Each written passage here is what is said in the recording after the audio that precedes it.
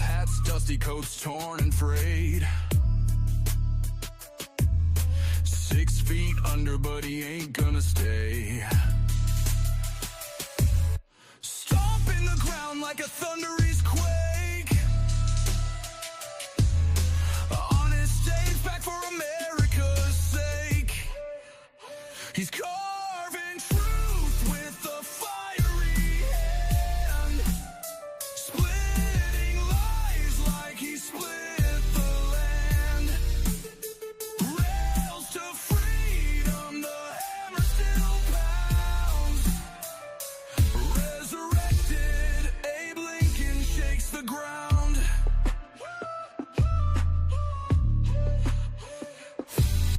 Bloodstained history sees it all.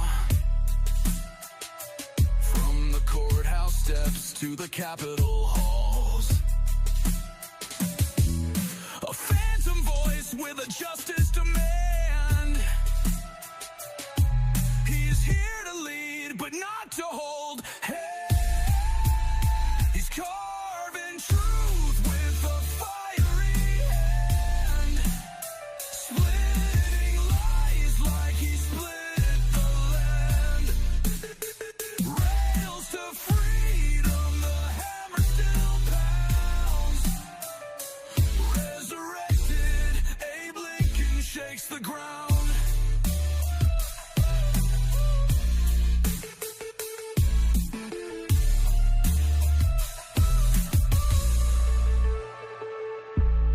The beard of wisdom, the eyes of wrath, dragging this country down a righteous path. Chains will shatter, lies will fall. Honest Abe Shabble standing tall. He's carving truth with a fiery hand, splitting lies like he split the land. Rails to freedom, the hammer still pounds. Resurrected, Abe Lincoln shakes the ground.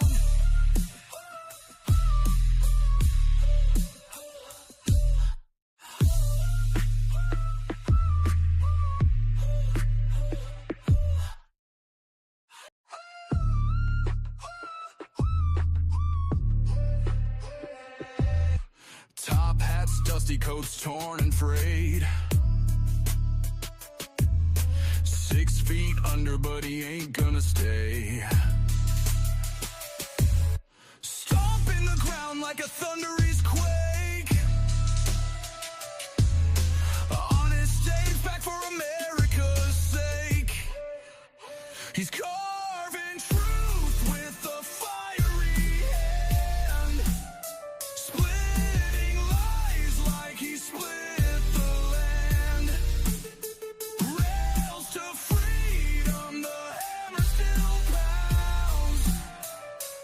Resurrected, Abe Lincoln shakes the ground.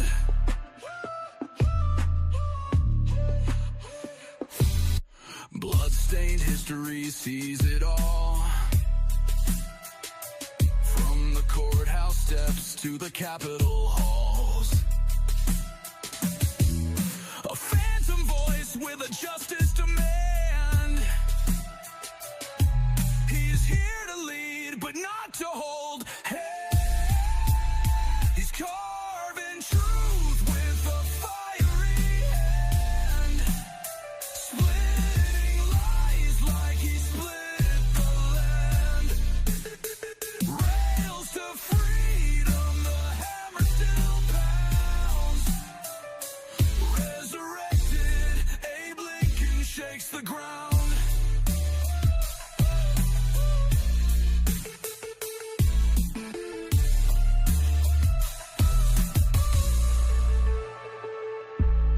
The beard of wisdom, the eyes of wrath, dragging this country down a righteous.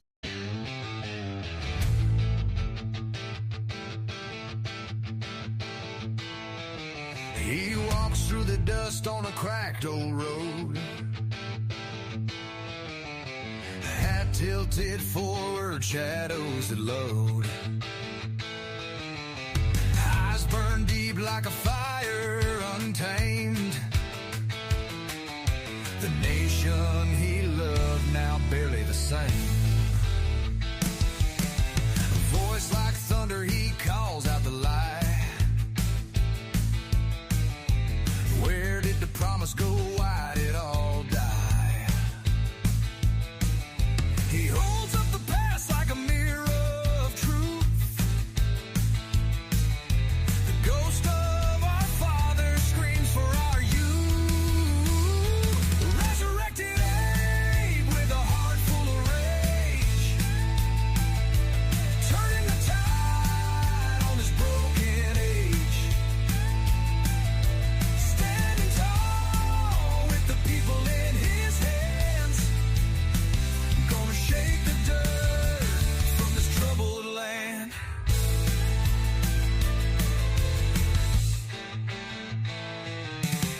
He sees the greed that's carved up the soul.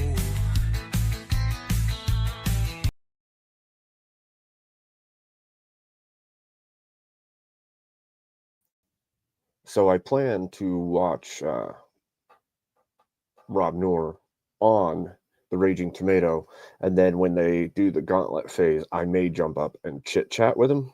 Sounds like he wants to obliterate the lefties who jump up to cause a problem against him after the fact. So I'm checking like multiple streams at a time and ready to jump in and stream mine while on Tomato as well. We'll see if that actually happens when we get to that point. But it should be a lot of fun either way. And I plan to do like an interview with Rob in the near future. So that would be pretty cool. So we'll see how it goes. She should be kicking off here any minute if she hasn't already.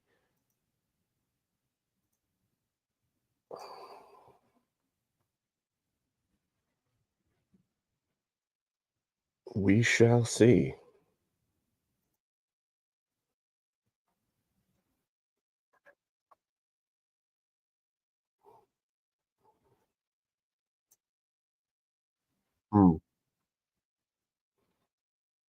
I'm just gonna go ahead and feed this straight to my screen so we can all know what's going on, because I'm watching it as well. Here, let's do this. Share my screen.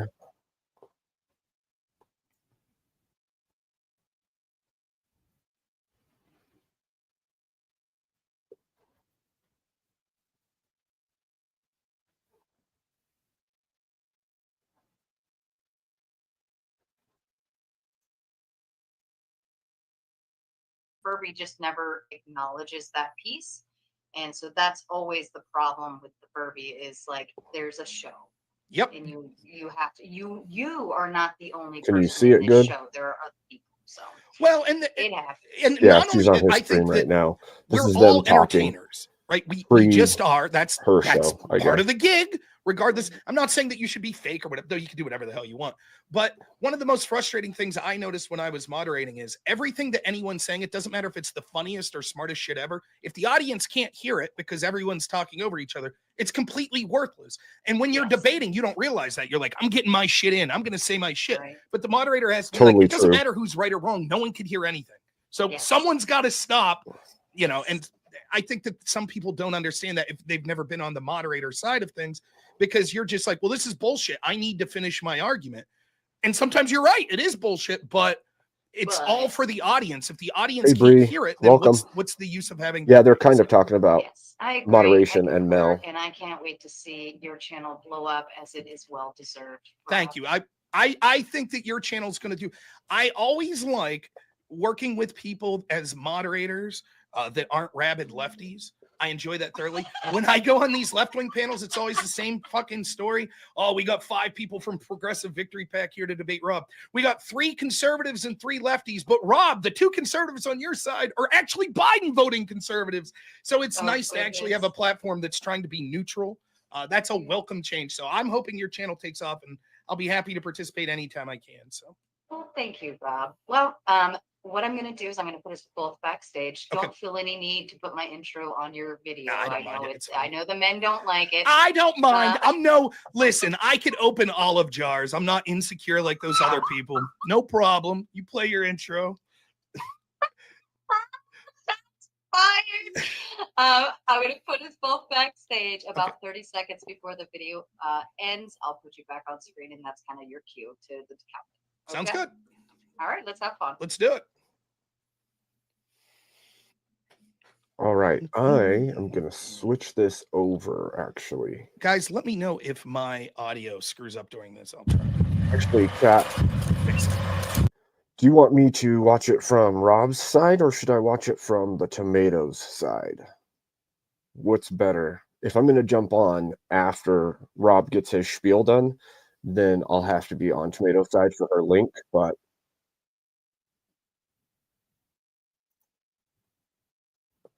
I guess it just depends on what we think here.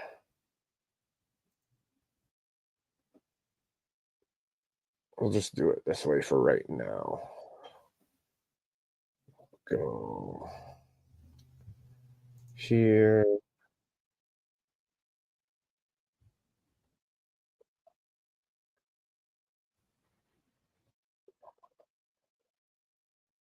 All right.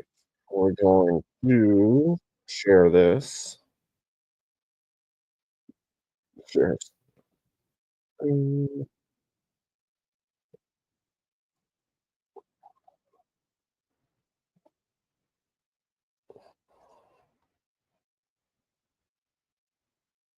Tough kid. There we go. I can handle On the tomato side.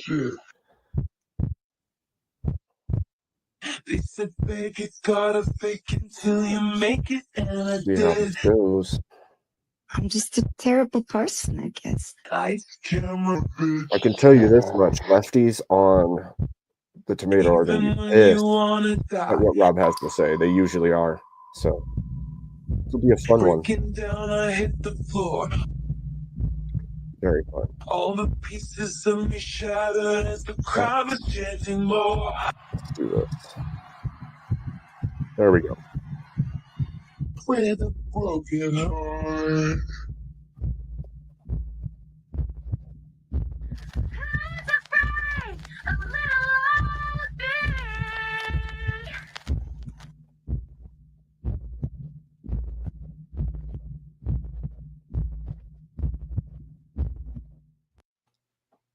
And good evening, ladies and gentlemen. Welcome back. I am Sarah the Raging Tomato, bringing to you live Throwdown Thursday number 822 or something like that. I don't know. I feel like there's been so many of them, and they've Her all gone sound is so weird well. this time.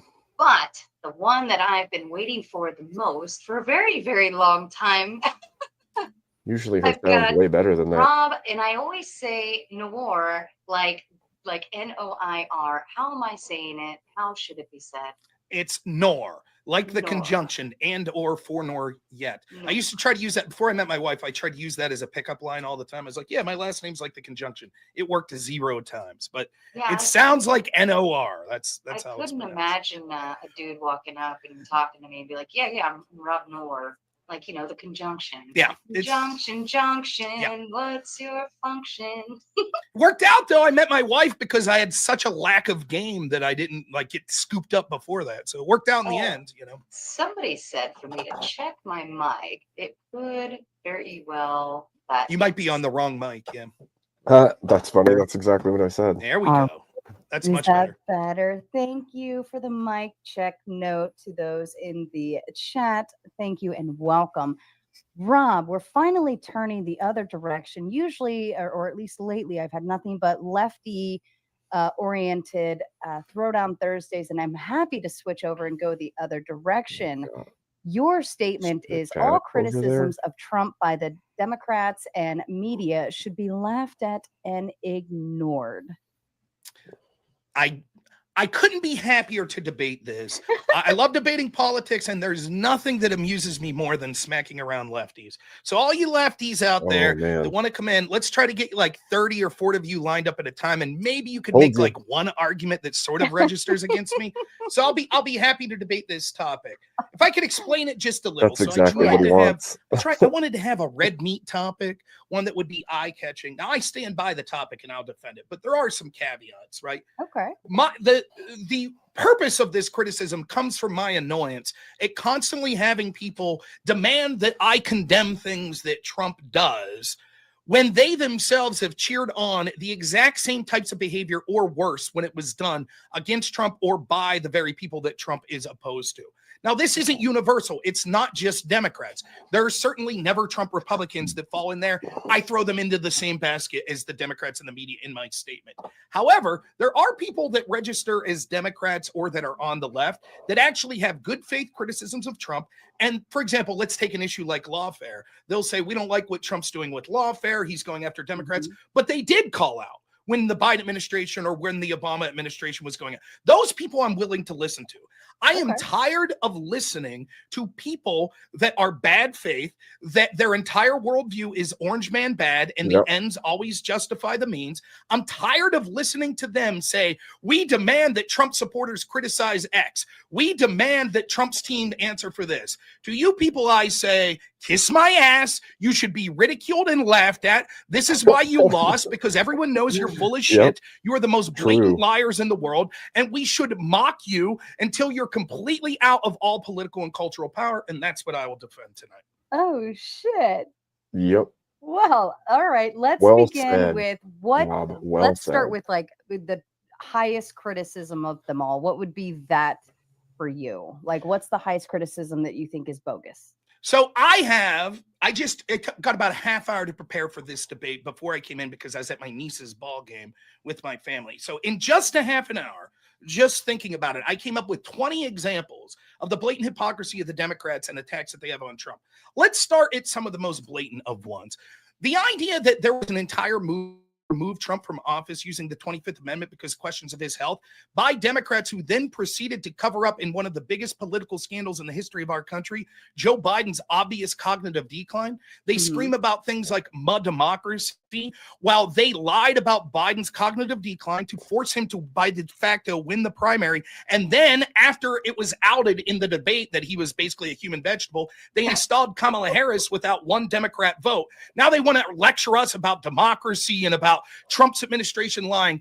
Every single person, whether it be at the top levels of the Biden administration, Jill Biden, Kamala Harris, Pete Buttigieg, whether it be media people like Jake Tapper, or whether it be the little piss ants that I debate on here, these lefties that lied about this cognitive decline that was obvious for every American who saw even one video of Joe Biden to see, none of them should be trusted for any political opinion that they ever have for the rest of their lives. They should be mocked and ridiculed. I don't care if their opinion's correct. Actually, we think tariffs might be bad. I agree with you. I think tariffs might be bad, but I don't want to hear it from you, who is willing to gaslight and lie to us about the most blatant of things. So these people should rightfully be ridiculed and shamed only if they have contrition and humiliation where they beg for our forgiveness and explain why they falsely believed that because the ends always justify the means and Orange Man is bad and is a white supremacist or this and that. And so we had to lie to you, but we're shamed. Please forgive us. Maybe then I'll listen to them, have some sort of criticism, but they won't do it. I agree. Does that come into kind of a whataboutism, though? No, because if you're pointing towards the Biden concept, right? You mentioned Biden obviously being kind of in a vegetable state during the debate, and whether that was being called out or not. Isn't that? I mean, could it be considered that? What is whataboutism, right? First off, a lot of people use the term whataboutism in sort of like talking about legal troubles and things like that. Oh, you're saying that just because Joe Biden had mishandled classified documents, that's whataboutism to talk about Trump. No, our English common law is based on the concept of having equal application of the law. So whataboutism is actually not some flippant criticism or flippant escape that they'll have you believe.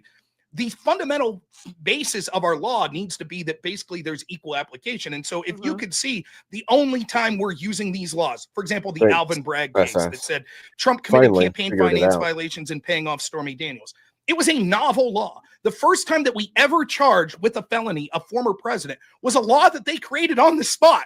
And a law that's basically broken by everyone who runs a campaign, some sort of campaign finance violation. They turned it into 47 felonies. So when it comes to legal matters, the whataboutism thing's just a joke that excuses their bad behavior and the double standard that they issue. But when it comes to the specific of like Joe Biden's mental health, it's not whataboutism. In fact, quite the opposite. I'm willing to have conversations about Donald Trump's health. Absolutely. Okay. It is not sufficient for me to say there must be nothing wrong with Donald Trump's health because of the issues with Joe Biden. What it is the people that are demanding that that's a big issue, who themselves covered up, I'm holding them to the standard that they deserve. So I will listen if someone comes in here tonight and says, Rob, I have questions of Donald Trump's health, but let me show you evidence of how I was making these criticisms about Joe Biden for years. I'll say, absolutely, I'll have that conversation with you. I will not listen to the people that blatantly lied, and now they're trying to gaslight you and saying, actually, we did call out Biden's health, and actually, there's no evidence that source, what's your source that Biden was cognitively declined? Those people could kiss my ass. They're not worth my time. They don't live in reality. They're bad faith, and it's not worth engaging with them. Okay, that's fair. So Good you're call. saying if they acknowledge point Well A, then said, you're willing to Rob. Well talk said. about point B. Absolutely. And you can take this down the line of all sorts of criticism. Now, the irony is that, like, I'm not going to deny that there are people that are Trump supporters that are sycophants that will never criticize anything he does. That's terrible. But the bigger cult is the people that hate Trump. The truth of the matter is most of the lefties that we see tonight that'll be on this panel, I just have a hunch. Most of the ones that I've engaged with online, you know what their central core political belief is? It's not that they are maybe not a socialist or a Democrat socialist or a corporatist or a centrist or whatever. They probably are those things that they claim. I But totally more do. important than any of those core values Okay. is orange man bad. And so they're willing to throw out every value set they have to go after Donald Trump. So they'll do things like this. They'll say, I can't tell you how many times I've had this debate. We'll go through a rabbit hole of what about obstruction of justice of Donald Trump when he told this guy, Nada, that was his assistant, to move boxes. Oh my God, that's obstruction of justice. I'll say, what did you say when Hillary Clinton's team destroyed subpoenaed evidence? That is blatant 100% obstruction of justice. Did the FBI charge anyone? No. Were you okay with that? And you know what they'll say often now? They'll say, yeah, okay, I guess they should have charged Hillary. But they didn't. My criticism isn't with Hillary Clinton. It's with the FBI that engaged in the double standard. And so now that you're saying the FBI should have charged them, but the FBI didn't, are you willing to admit that there's a double standard at the FBI? And of course they won't be. They are willing to sacrifice any individual politician because they're not supporting an individual politician. They're going against a politician. So if they have to bury 50 Democrat politicians to take down Donald Trump, they'll happily do it. But what they won't do is take these criticisms seriously in real time. Just like with Russiagate, when you had people like me out there saying, like, this is all horseshit. They told me in real time I was a conspiracy theorist. Yep. And then once it turns out that I was right, what do they say? Well, it was a long time ago. Time to move on.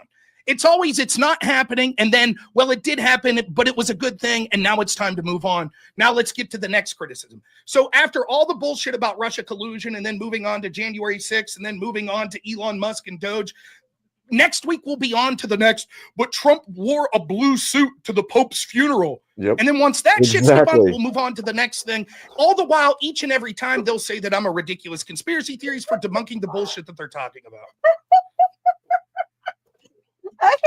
I hope I'm riling people up to come on. I really hope. I can't wait to wreck some people tonight.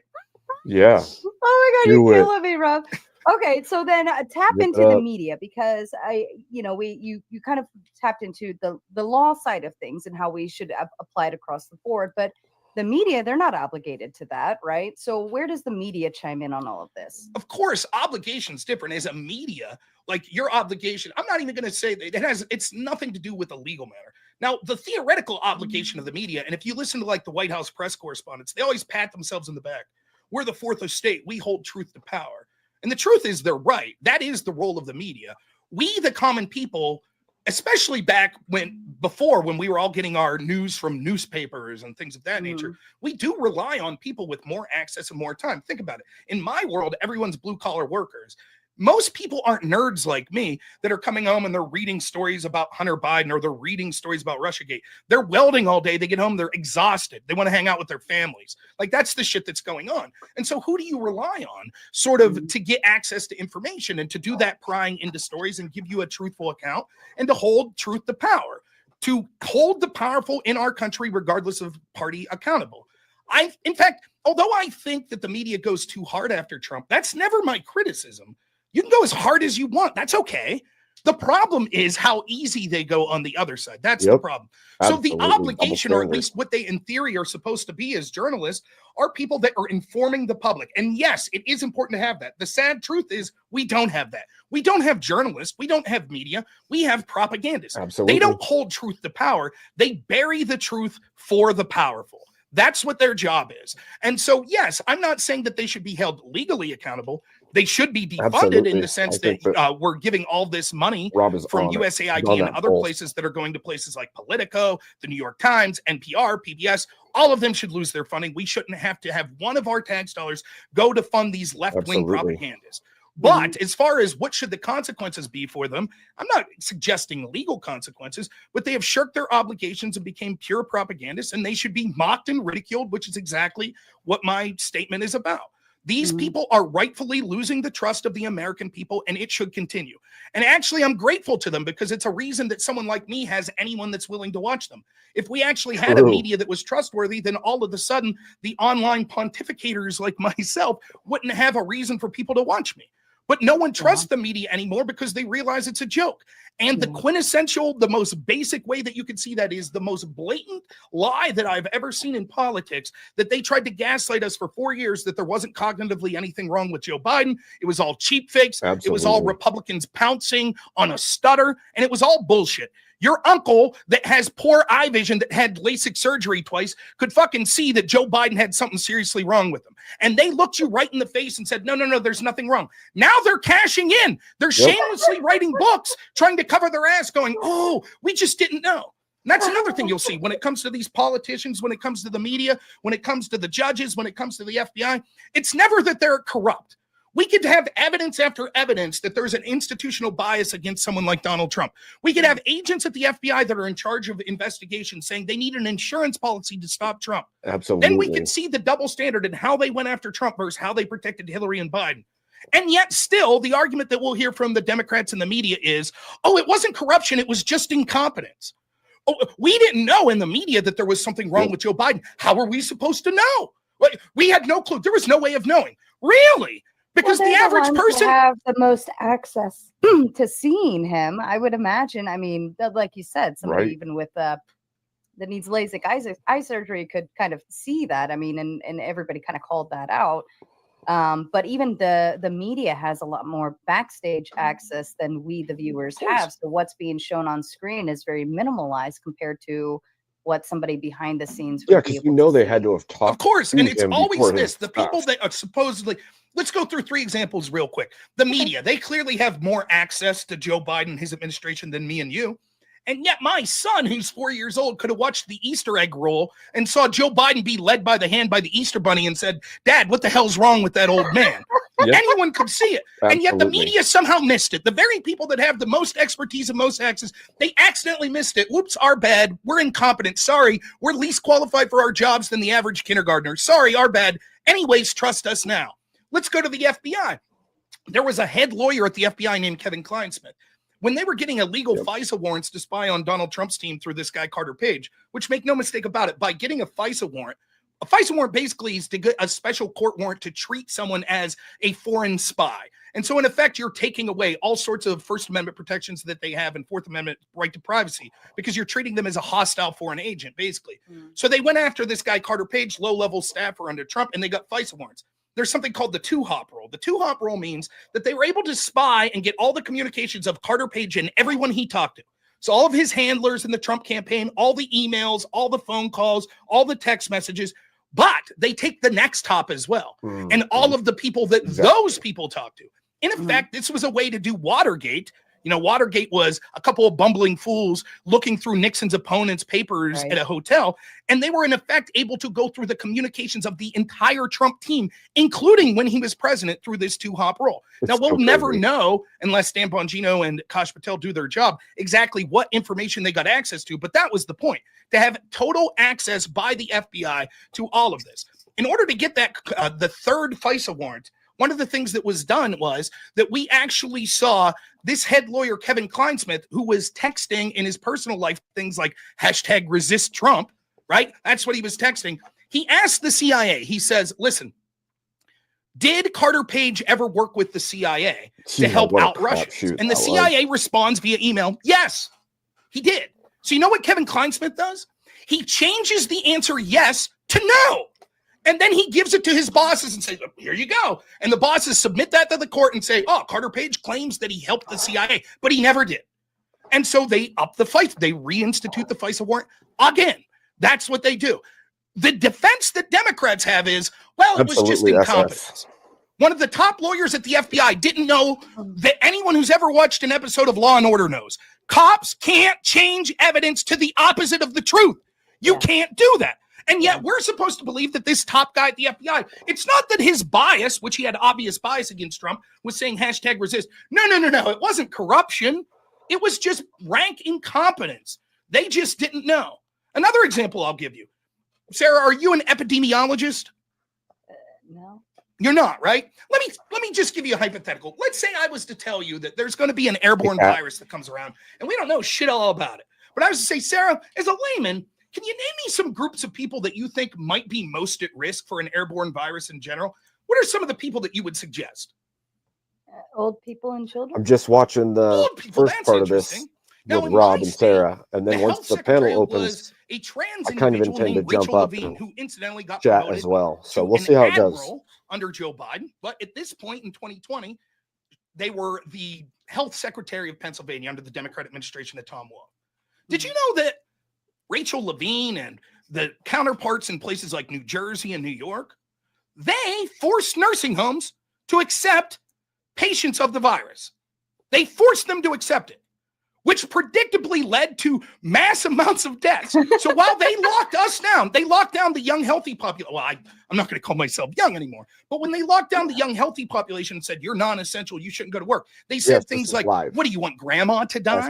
You want grandma to die? Meanwhile, they were forcing grandma to have a new roommate that already had the virus. And then she was dying. And what we're told was, well, they did the best they could. They were experts. They were doing the best they could. And yet you're not an epidemiologist, and you knew right out of the gate, well, the people we should protect first are old people. But somehow the experts, it's not that they're corrupt. It's perish the thought. It's just that the very health experts that we are supposed to rely on for being the smartest are actually dumber than the average person that's ever watched an episode of House. And like every damn time it's, oh, they're not corrupt. It's just incompetence. So nothing to see here. Anyways, trust the experts. Trust them next time they come around. So that's where my anger comes at with this shit, because we're constantly hectored and lectured that we have to trust these people, and it's just incompetence. Don't worry about it. It's just that the media didn't know any better, even though they have more access than you. You know, even at that, incompetence doesn't fly. Right. Yeah. If you're a heart surgeon and oops, I cut the wrong valve. That's the problem. It does fly in media. See, lawsuits come out of stuff and like often that in all government. The time. If you're incompetent, you are in trouble. So, were there consequences for the incompetent? No, and that's. I say this all the time. Let's concede it. Against all logic, let's say you're right. It wasn't anything to do with corruption. It's just incompetence. Let's concede that, right? You would still fire their asses. As us, practically, think about this, right? If the FBI doesn't know that you're not supposed to take evidence and change it to the exact opposite of what it says, if it truly wasn't corruption and it's just incompetence, isn't that worse? Like, yes. Say the FBI gets evidence that's like, oh my goodness, Al-Qaeda is about to launch an attack. And they go, we're going to change that evidence to say they're not going to launch an attack. God. Wow. That's somehow a defense of the FBI. In many ways, having corruption, at least you know what to deal with corruption. Incompetence in many ways would be worse. Yep. And yet routinely, the Democrats and the media use this as the excuse. Oh, it's not perish the thought that we would ever be corrupt. So you have Jake Tapper out there today going network to network going, oh, somehow we missed it. Somehow we ridiculed all the Republicans that said they saw something with Joe Biden. It turns out they were right. How were we to know? We didn't know what to do. And it was like, obvious and they knew. How is that a defense? It's bullshit. It's clearly bullshit. They did it to protect Biden, and now they're trying to save their ass. But even if we accept, why would we ever listen to them again? If they were so easily duped this time, who's to say they're not going to be just as easily duped? I don't even know how you could claim you didn't know. If your mechanic is intentionally driving up the cost of your car every time you go, that's bad. But if they're just incompetent and they blow your engine every time you take them, is that any better? But that's the argument the Democrats make. Okay, well, so let's flip the responsibility around then, right? So if I continue to take my car to that mechanic, and even though they destroy my car every time and make it worse, then at what point does the accountability fall to me? So how would we in After the first turn? time, you would be freaking putting a Um, lawsuit in. I mean, obviously, I feel like there should be consequences in place for incompetency, but where does the accountability come back to the trusting of it, That's if that is possible? You're It should have been absolutely right. One of the instantaneous. biggest complaints I have with people on my side of the ledger is how they look for validation for these very people. So you'd have someone like Bill Maher that in 2018 or 19 said that he was cheering for a recession or a depression because poor people having to pay more would be worth it if it meant stopping Donald Trump. And yet you go to X and you find the big right-wing accounts. They can't wait to be like, look what Bill Maher said today. He defended Trump. He had dinner with Trump. This happens all the time. The very people that have been antithetical to everything surrounding Trump or the people that support Trump, they're the ones that constantly are sought for validation from Republicans and the people that support Trump. In fact, even Trump himself, how many times is he going to learn before he goes out and does these interviews with like Maggie Haberman at the New York Times, who then's going to spin it in the most negative light, and Trump's sitting there holding the bag like, what happened? I thought we had a good conversation. So yes, I you're think right. that's There has just to be as some bad because responsibility. then you're just For example, let's take this issue. How many a times will we sycophant see at that the that point. polls are wrong, almost always in the same direction? There were polls that were suggesting that Kamala Harris was going to win Iowa by 11 points. We were told that the pollster that did that was like the best pollster that knows about Iowa. She got devastated there. That pollster has quit their job.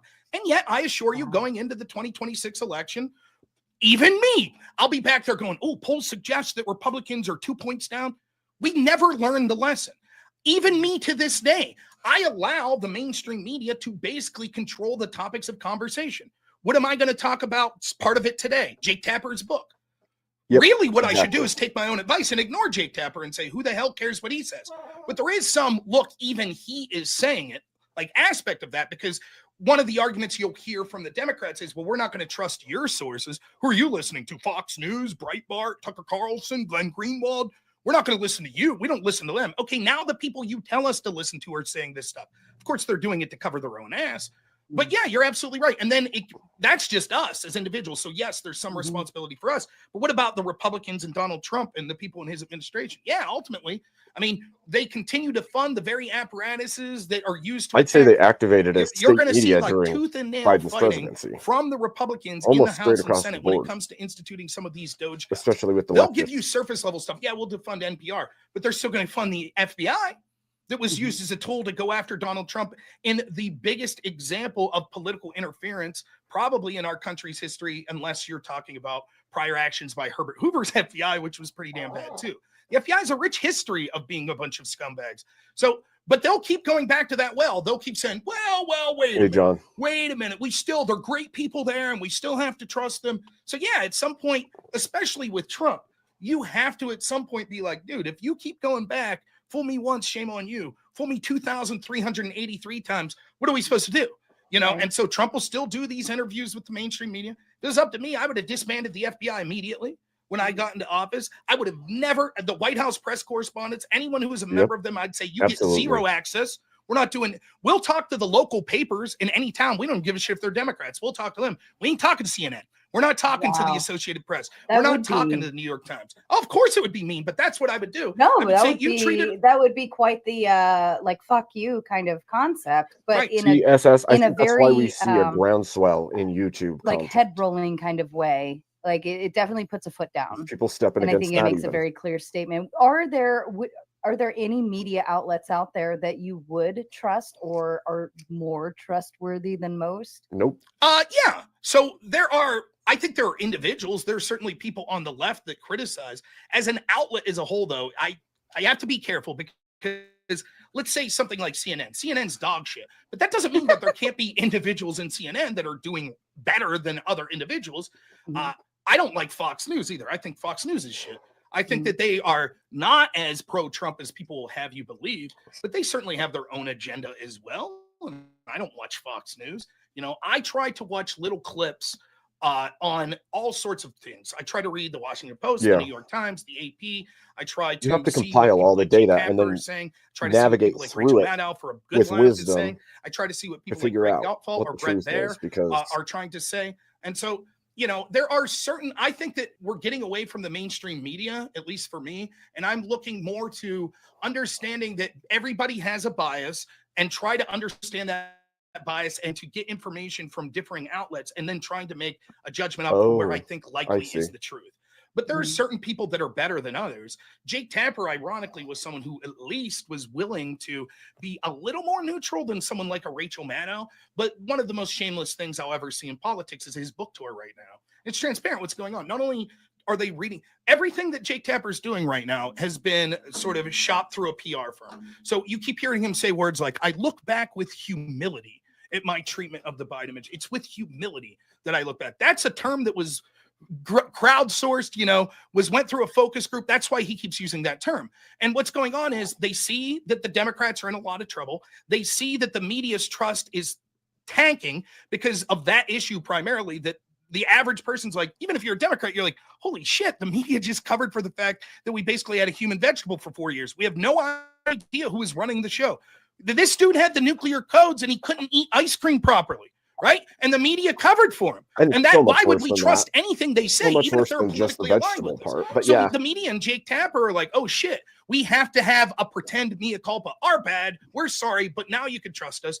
And so they're doing two things. One, they're scapegoating Joe Biden. And here's the other thing. If you're with these institutions, whether you be Republican or Democrat, as soon as you outlive your usefulness, they will bury you. They will scapegoat you. And the Biden family is about to find out. They're going to get the blame for allowing Donald Trump to win in 2024. And it's something I've been saying since the onset of the election season. I was like, listen, Joe, if you're listening, Biden, before you go to bed at 3 p.m. here, just understand this, that they're going to bury you, man. They're going to bury you. They're going to blame you for this loss if you lose. And so it would behoove you to come out now swinging. Yeah, because be like, look, here's where the skeletons are buried. But he didn't do that. And so now they're going to bury him. And, I take no pleasure in saying that not only is he going through cognitive decline. Listen, for those who don't know, my previous job that I'm just wrapping up here was working with adults with developmental disabilities, autism, all sorts of stuff. So I know I'm hamming it up a little saying he was a vegetable, but I actually feel bad as a human being for him. And certainly with this metastasized cancer that no doubt they were covering up as well. Yeah, I feel bad for that as well. I do. But they're going to bury him. They're going to put all the blame on him and say it was him and a couple of handlers around him and shame on them. And now that they're gone, you can trust all the rest of us again. And then the second thing that they're transparently going to do is turn it against Trump. So you can already see Tapper doing this. He says, oh, well, yeah, these questions about Biden's decline, my goodness, we've learned our lesson. What about Trump's health? That makes a lot of sense. Why don't we know more about that? Right. All of a sudden, your curiosity. And if you remember on this issue particularly, there was a lot of talk in the first Trump term of removing him for the 25th Amendment because supposedly he was crazy. And there was talk of, who was it? Rod Rosenstein, who was like interim director before Chris Wray, I believe, after James Comey went out. There was all these rumors that he wore a wire, or he was going to wear a wire, suggested it, and try to get Trump saying crazy shit so that they could remove him using the 25th Amendment. And then all of a sudden, you remember, like, Trump's doctor came out and was like, yeah, he's got a clean bill of health. And Trump in his Trumpian ways, best cognitive test ever. They said I'm going to live to like 200 years old. He comes out and he's saying this like brash bullshit. But the media was like, this is absurd. This is a cover up of his health. What's going on here? And then human vegetable Biden walks in and they're like, ho hum, nothing to see here. Oh, those are cheap fakes when you see what looks like him stumbling around in front of world leaders. That's just a cheap fake. Don't believe that. And then as soon as Biden loses, they're like, oh, yeah, this dude was, everybody knows that this dude was out to lunch. And it's so predictable to watch them. And everyone could be wrong. We all have biases. You have a bias. I have a bias. I'm going to be wrong about shit all the time. Like, that's human nature. The key is to try to shrink your bias to at least be somewhat in objective reality. But when you see people that are willing to lie to you about the most blatant of things, why would you ever trust them? Yeah. Like, if you see someone, if you have a camera in your house and your house sitter, you see them like smashing into your jewelry box and taking it. And then the next day you call them up and they show up to your house and they're wearing literally the necklace that your grandma gave you. And you're like, hey, man, I think you stole the necklace. They're like, no, I didn't. Yeah, here you are on tape. No, that's not me. Why would you ever believe that person again? It's such a blatant lie. You have them dead to rights. And it's not as if you said, well, I think that Biden did the best for the economy ever. I think that's a bullshit statement, but at least that's defensible. You're like, well, that's sort of an opinion. And, you could massage data to say one thing. We're not talking about a lie like that. We're talking about the most blatant of lies, and they've done this all the time. They tried to get Joe Biden himself ran on the claim. He said the reason I got into the election was Trump's the fine people out. Yeah. Basically, that Trump said, So stupid. people that are fans of that Austrian painter are good people. There's fine people on that side. Trump never said that. He gave 3 speeches after Charlottesville, and all 3 times he condemned white supremacy. And yet they kept going back to that well. More questions, more questions, more questions. And finally, frustrated because he's supposed to be doing a talk on his economics. Oh, by the way, here's another thing. Unlike Biden, Trump like freely talks to the media all the time. Yes. So he's doing one of these wheeling and dealing like, yeah, let's talk about my economic plans. Mr. President, why won't you condemn, Nazis? Sorry to say that. Why won't, or what's the word they told me to say instead of that? I can't remember. Well, we'll call them instead of that word because it'll probably come up. We'll call them bad red shirt guys. How about that? Why don't you condemn the bad red shirt guys? Why don't you condemn, the white supremacists? And finally, out of frustration, Trump's like, look, it wasn't all there. There was good people and bad people on both sides, and then he, a sentence or 2 later, is like, clearly I'm not talking about the white supremacists, the red shirt people. I condemn them and I rightfully should. Yet that was it. My friend Andrew Wilson's going through the same thing this week, where they take a 20-second clip of him saying something out of context, and they just are like, bam, bam, bam. Then when I talk to people on the left, they're going to be like, I saw it. I saw it with my own eyes that Andrew Wilson said that. I saw Trump say that. I saw Trump say to drink bleach. I saw it with my own eyes. And then when you painstakingly go through and you're like, no, that's bullshit. Let's go through the entire context and the entire quote. Absolutely. And the other thing is, I've had that exact same. That we have to, with Trump, we have to ignore all of the context around it. We have to pretend that we're just like automatons. Like when Trump's frustrated in front of Axel, I think I'm going to try. We'll see if I can get in. Hillary Clinton's private server, if we have, and then all the emails got deleted. I guess if we ever want to see them, Russia, I hope you have those emails so we can see them. Now, the joke's clearly Hillary's team got away with it by the FBI deleting subpoenaed evidence. We're never going to know what they said. And so he's like, but we know that our foreign adversaries, no doubt, were trying to hack her. So I guess that's the only way we'll ever find those emails.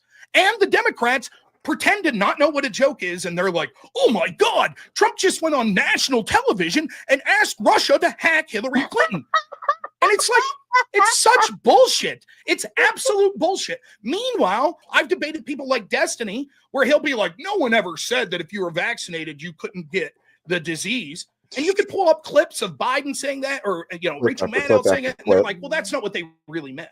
That's not what they meant when they said those words. Yeah. Right. So it's always taking what Trump says either absurdly literal, even when it's you can't say he was hyperbolic, or they can like be ignoring hyperbolic. all sort It's of ridiculous. context around it. And while they're willing to be as charitable as possible when it comes to the other side. Do you? Does this make you question the media more along the lines of pre-internet, pre-independent, like people like us, content creators and so on and so forth? Because I feel like, for me, I'm not a news watcher, but if something big's going on, I'm not going to Fox or CNN or whatever to get the original of whatever they're saying. I'm going to somebody else who, like somebody like you, who would break it down and say, well, here's what they're saying, but X, Y, and Z and X, Y, Z. But we didn't always have access to this kind of stuff. Do you have more fears of what could have been thrown out into the media, like in the 90s, early 2000, before we had people able to call it out? Yeah, absolutely. I mean, we grew up if you believing lived the news through was true just the year 20, all through the 90s, right?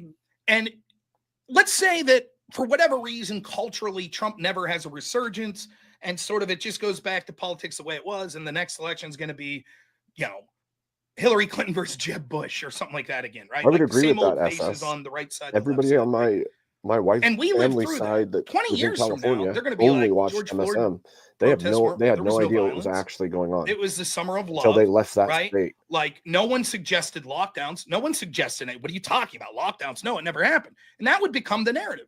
It happens to us in real time. You could live through something, see it, and then the media is so rapid. There's so many stories, so many outrages, one after another, that you'll forget it. Even someone like me who looks at this stuff all the time, I'll be like, oh shit, I forgot about that story 5 weeks ago. Yep. And how many stories have we forgot about? And the narrative's just rewritten.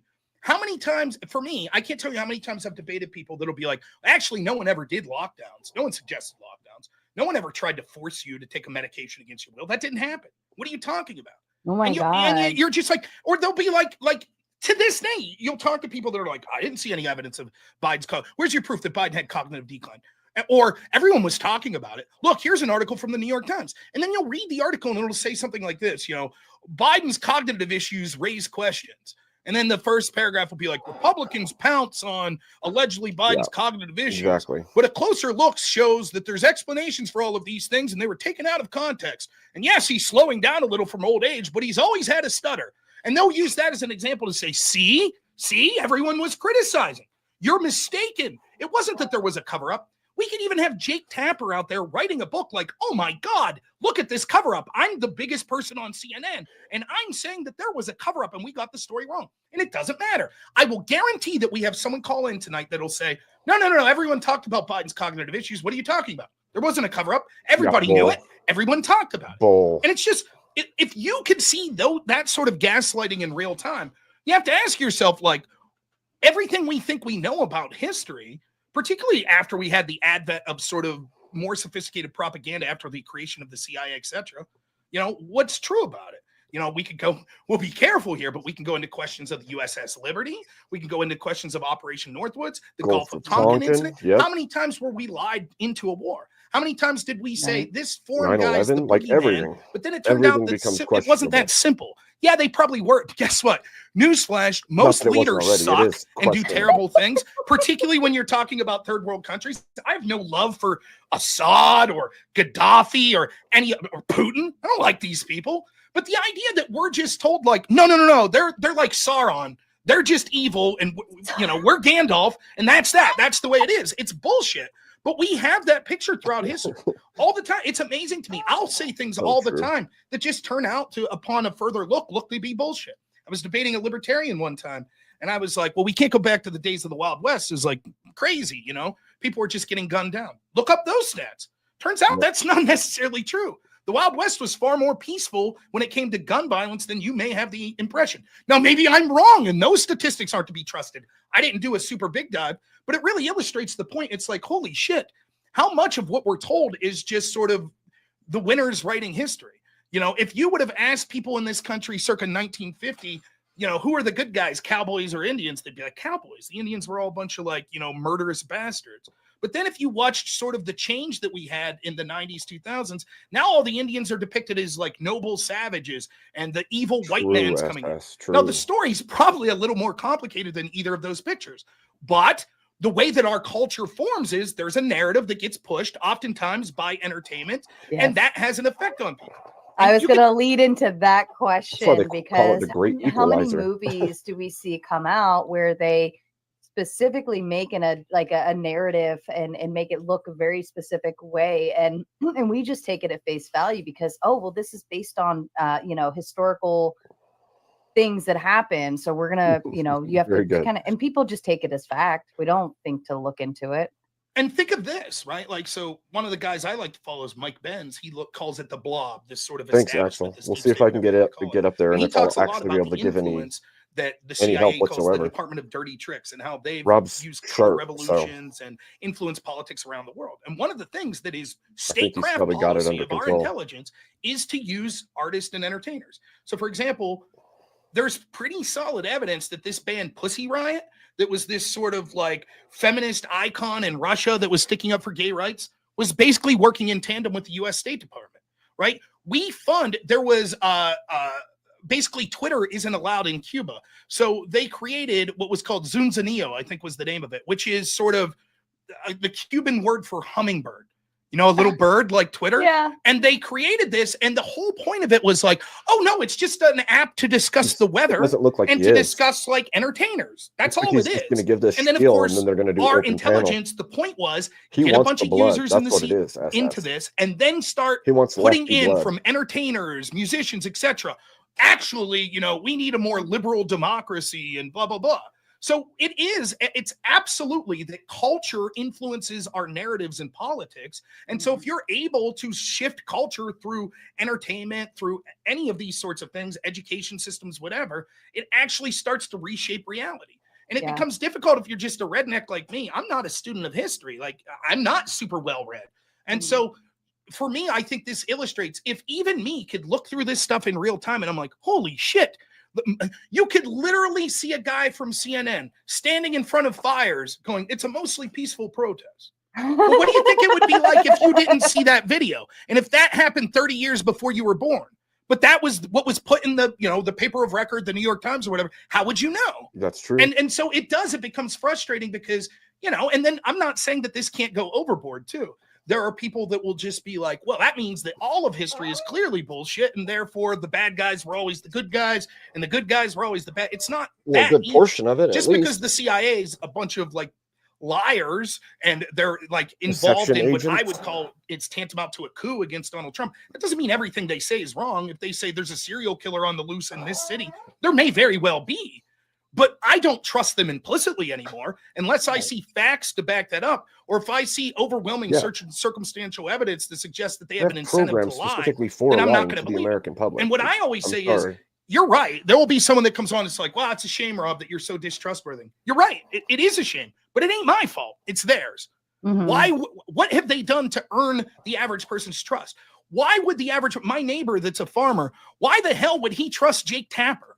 Why would he trust the experts on the pandemic that said, hey, man, you can't go to work. You can't go to your daughter's wedding. You can't go see your grandma in the nursing home. But Black Lives Matter could go march. They could do that shit. Why would he ever believe those experts again? And all these people saying, well, it's dangerous to not trust the experts. You're probably right. That's not our fault. That's the experts. Mm-hmm. So, I mean, what can the American people do then? I mean, with everything, I do feel, just my observation and kind of making my way around through the internet and panels and YouTube and all of these things, I feel like more people have opened their eyes to the idea that the media is nothing but a bunch of lies on screen with maybe a little bit of truth sprinkled in here and there, or even more so if they have a specific narrative to push, like the headliners read a very specific way and the details are kind of finagled in such a way where it's like, oh, well, that sounds terrible, or that sounds great, whichever way they want it to spin. I mean, what do we do as the average people? What can we do? Well, I think a lot of it is that you have to ask yourself what makes sense. And it's just going to get no one's going to want to hear this answer.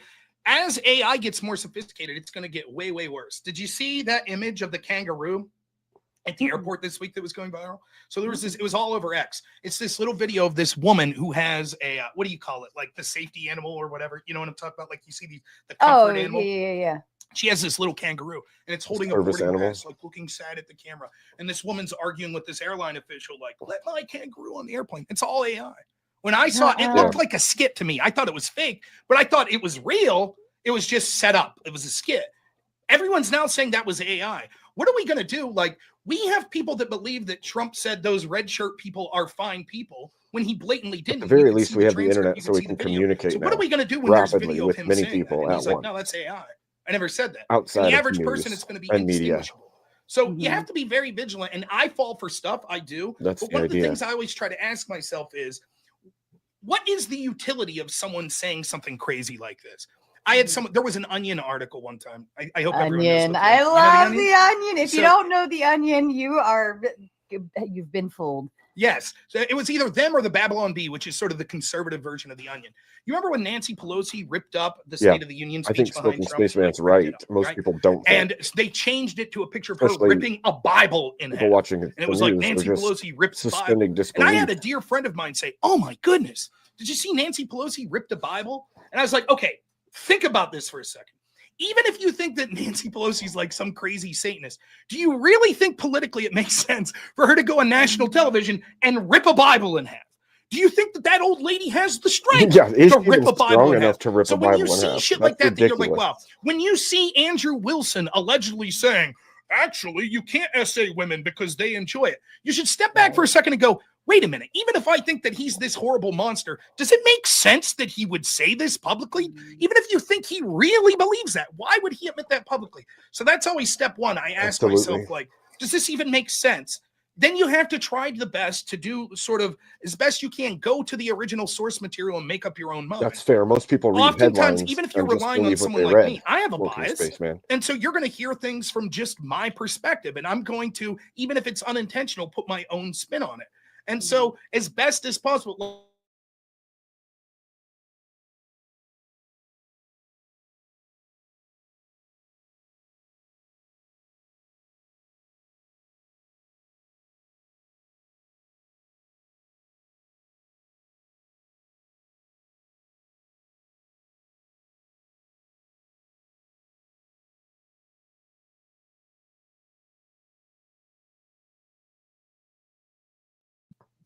come through to your best conclusion of what that means. Sorry, I'm And so, having a connection you can error watch right a now. debate. Who won the debate? Well, if you don't watch it and you just listen to Rob Noerr, it's going to be like, oh, Rob says Trump crushed this debate. But if you didn't watch me, you might say, actually, I think Trump lost. But you're influenced For the record, nobody wins a debate. The chat always wins. I thought you were going to say, for the record, no one watches Okay, you. I'm I was switching gonna over say, to oh, a shit. different coming for the throat here. One But yeah.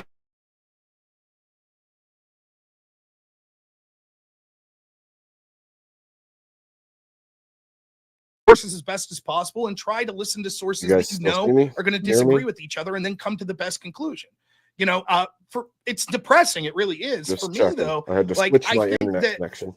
I've started to realize that although it's not always true, a lot of times if you try to be charitable and you use your gut and you try to you hear someone make a racist joke, try as best as possible to be like, is there another explanation for this? Was it really racist? All right, good. Perfect. And so if you start under that assumption as best as possible and then try to use your gut, that's the best I could come up with as opposed to. He says the exact same thing I was saying earlier. You just have to go through all the I know people are going to be like, Rob's going to be a hypocrite and navigate. He's about to be very uncharitable for with some wisdom. And listen, I can't wait to get to this panel because I got 20 examples with sources I can't wait to throw in everyone's face. So good man. You're about to see that I could be quite uncharitable if I want, but I yeah. have good reason. Good. I've been waiting for Rob to go for blood. Living through these because he's a man that can actually speak with the speed. Is it okay? So fluent. What I gather is that the average American probably lacks critical thinking skills.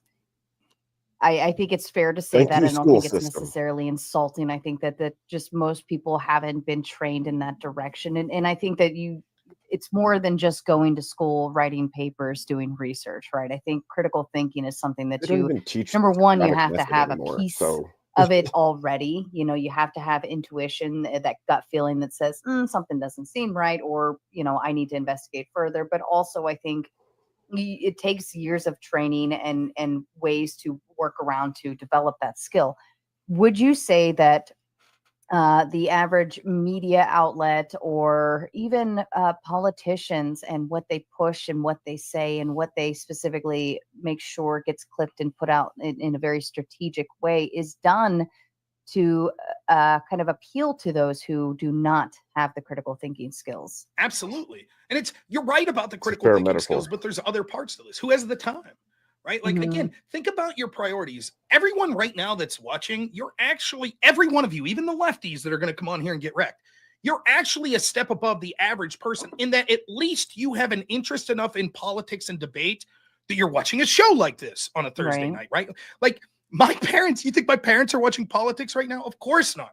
They're probably having dinner right about now, talking about how they're going to pay next week's bills and the things they have on their agenda and, how Aunt so-and-so is doing and stuff like that.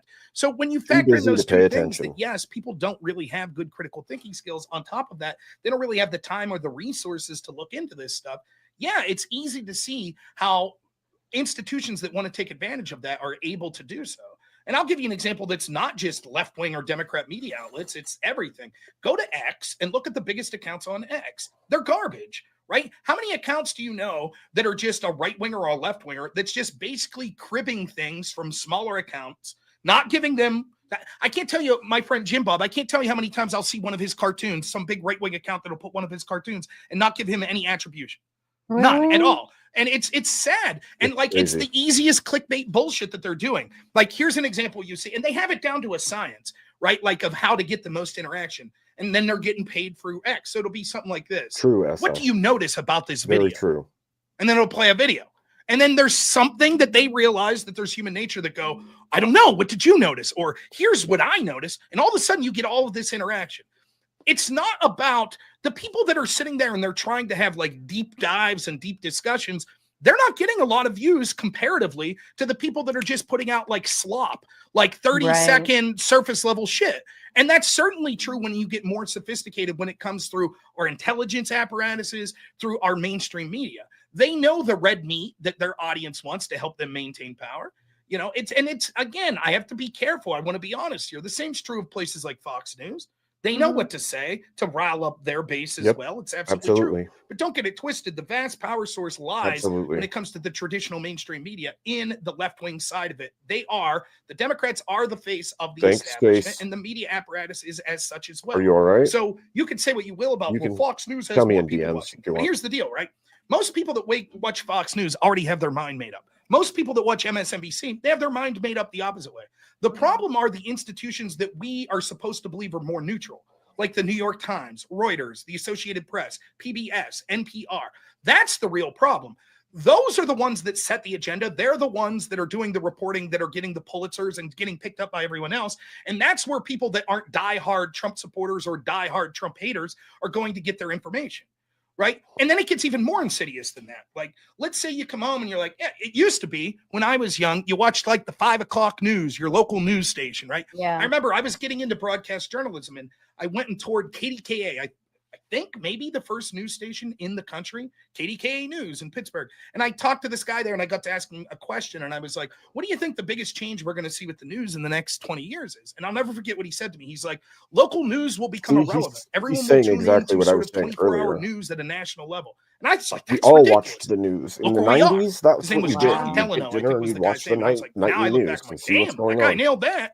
And when you see that, right, you start to understand, like, there's a market for this. There's only so many stories that occur. And so they're all packaging this story in a way that's sort of identifiable with the people that are consuming it. And they're putting this spin on it. But let's say you get tired of that. You turn on the 5 o'clock news. Shit, I don't want to hear this. You're getting everything from this establishment left-wing perspective. So you're like, you know what I'll do? I'm going to turn on a late-night comedy show. Let's see what Stephen Colbert's about. Oh, same left-wing spin. Let's go over to Seth Meyers. Oh, same left-wing spin. Let's go over to Jimmy Kimmel. Oh, same left-wing spin. You know what? I think I'll turn it over to sports. Oh, all the athletes have the exact same political view. Yeah, I'm tired of this. I'm going to turn on a movie. Oh, all the actresses and sort of the direction that most of these movies go. Same sort of bullshit spin. It's everywhere. It's all consuming. And by the way, this is why there's such a movement to indoctrinate children. There's a reason. I don't want to make this debate about this, but there's a reason. There's a reason that drag queens aren't reading in nursing homes. Instead, they're reading to children. There's a reason, right? Because they want it everywhere all the time to never escape from it. They want this indoctrination to be complete. And so it's everywhere all the time. And people check out of it. And I don't blame people. Like, why do you want to hear this shit all the time? Even me, my audience gives me shit. I'll say, hey, I have a 4-year-old son. I'll say, hey, we were looking through Disney Plus today and we found the new Buzz Lightyear movie and we watched it. My audience be, why the hell are you watching that shit? That's LGBTQ agenda. And it's like, yeah, you're probably right. But what am I supposed to do? Not have any entertainment in my life ever? Because it does. Yeah, it gets to a point where you can't escape all of it, and you have to be selective at that point. You know, like you just have to accept it. So I will say this as we get closer here. I will say that the one thing to watch for everyone that argues this is they're going to say, that's just whataboutism. That's whataboutism. That's what everyone's going to say. It's whataboutism. No one wants to be held to the standard. They're all going to paint me as this person that never criticizes Trump. I criticized Trump. I was offered a job through the Trump campaign in 2020. It was a small job, Rob just to run sort of the local county level shit. Paid like $20,000 a year. They told me I had to end my social media channel to take it. I said no. Within a week, I was criticizing Trump every day because I thought that he was embracing lockdowns, which was absurd. I criticized Trump for his absurd spending. I criticized him for the meme coin. I criticized him for bombing Syria. I criticized him for, I think, having Israel have too much influence on him.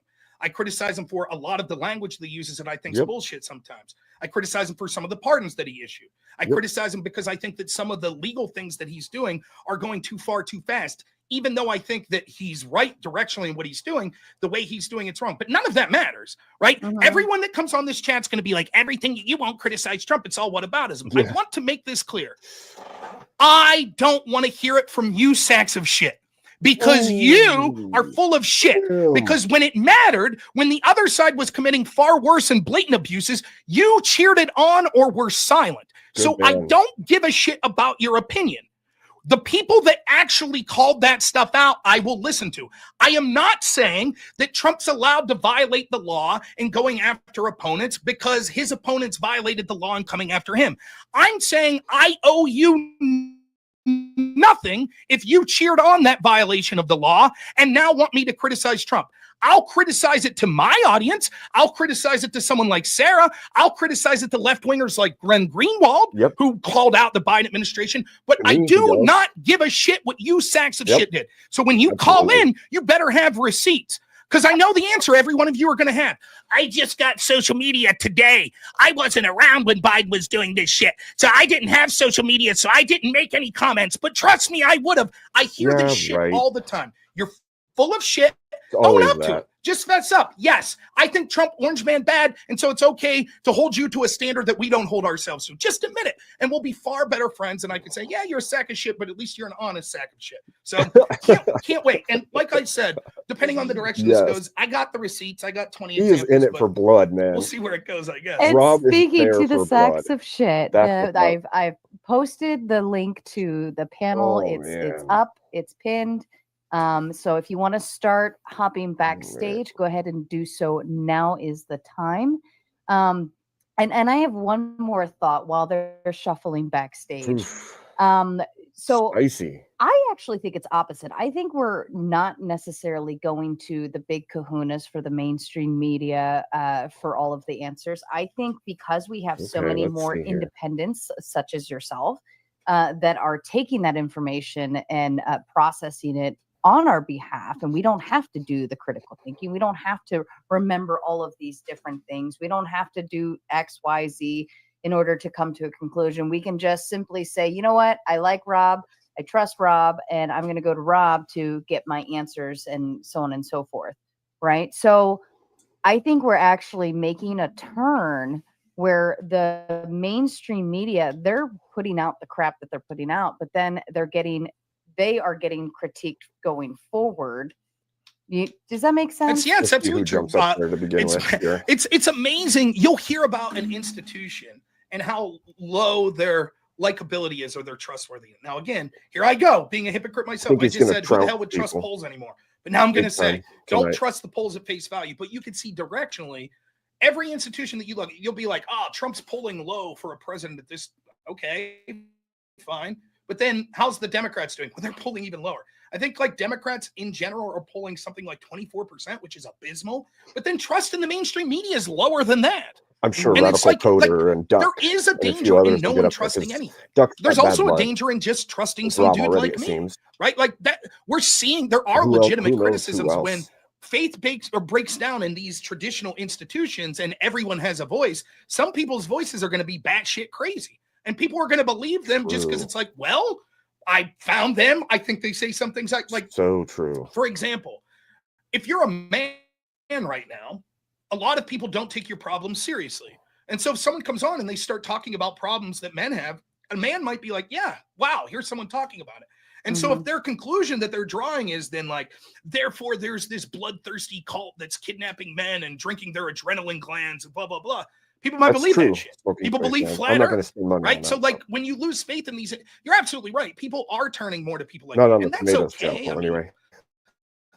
Not only should you turn to me, you should give me all your money as well. I'll happily take it. I'm a capitalist, right? But you know, it's okay. None of us have time to fully look into everything. You know, you do this in your life all the time. How many people out here are mechanics? I'm certainly not. I have a mechanic I trust. Right. The mechanic might get real in depth and be like, here's exactly what's the problem with your car. And I'll be honest, I'm like, yeah, dude, whatever, what's it going to cost to fix it? Right. And so a lot of this is like this with the media. I'm just saying it's cool to do that. That's fine. It's even cool to be like, I trust Fox News. I trust CNN. That's fine. I think I have good reasons why you shouldn't. But like, you should try to balance that out at some point. Don't blindly trust anyone. Hell, I don't even blindly trust myself. And so, it's like, you have to realize that you shouldn't just blindly trust people, but when someone gives you, and particularly institutions give you reasons over and over and over again to distrust them, then you should not trust them based on blind faith alone. And that's where we're at with the media, with the Democratic Party, and that's certainly where we're at with our institutions like the FBI. That's fair. I think that's fair. And I'm looking forward to the idea of being able to have a trickle down effect of where people actually source their information. Because, just like the Andrew Wilson clip, right? somebody else could come in and say, okay, let's break this clip down and actually back it up and see what's actually being said, right? So we actually have people out there who are honest providers of information and say, let's look at this holistically.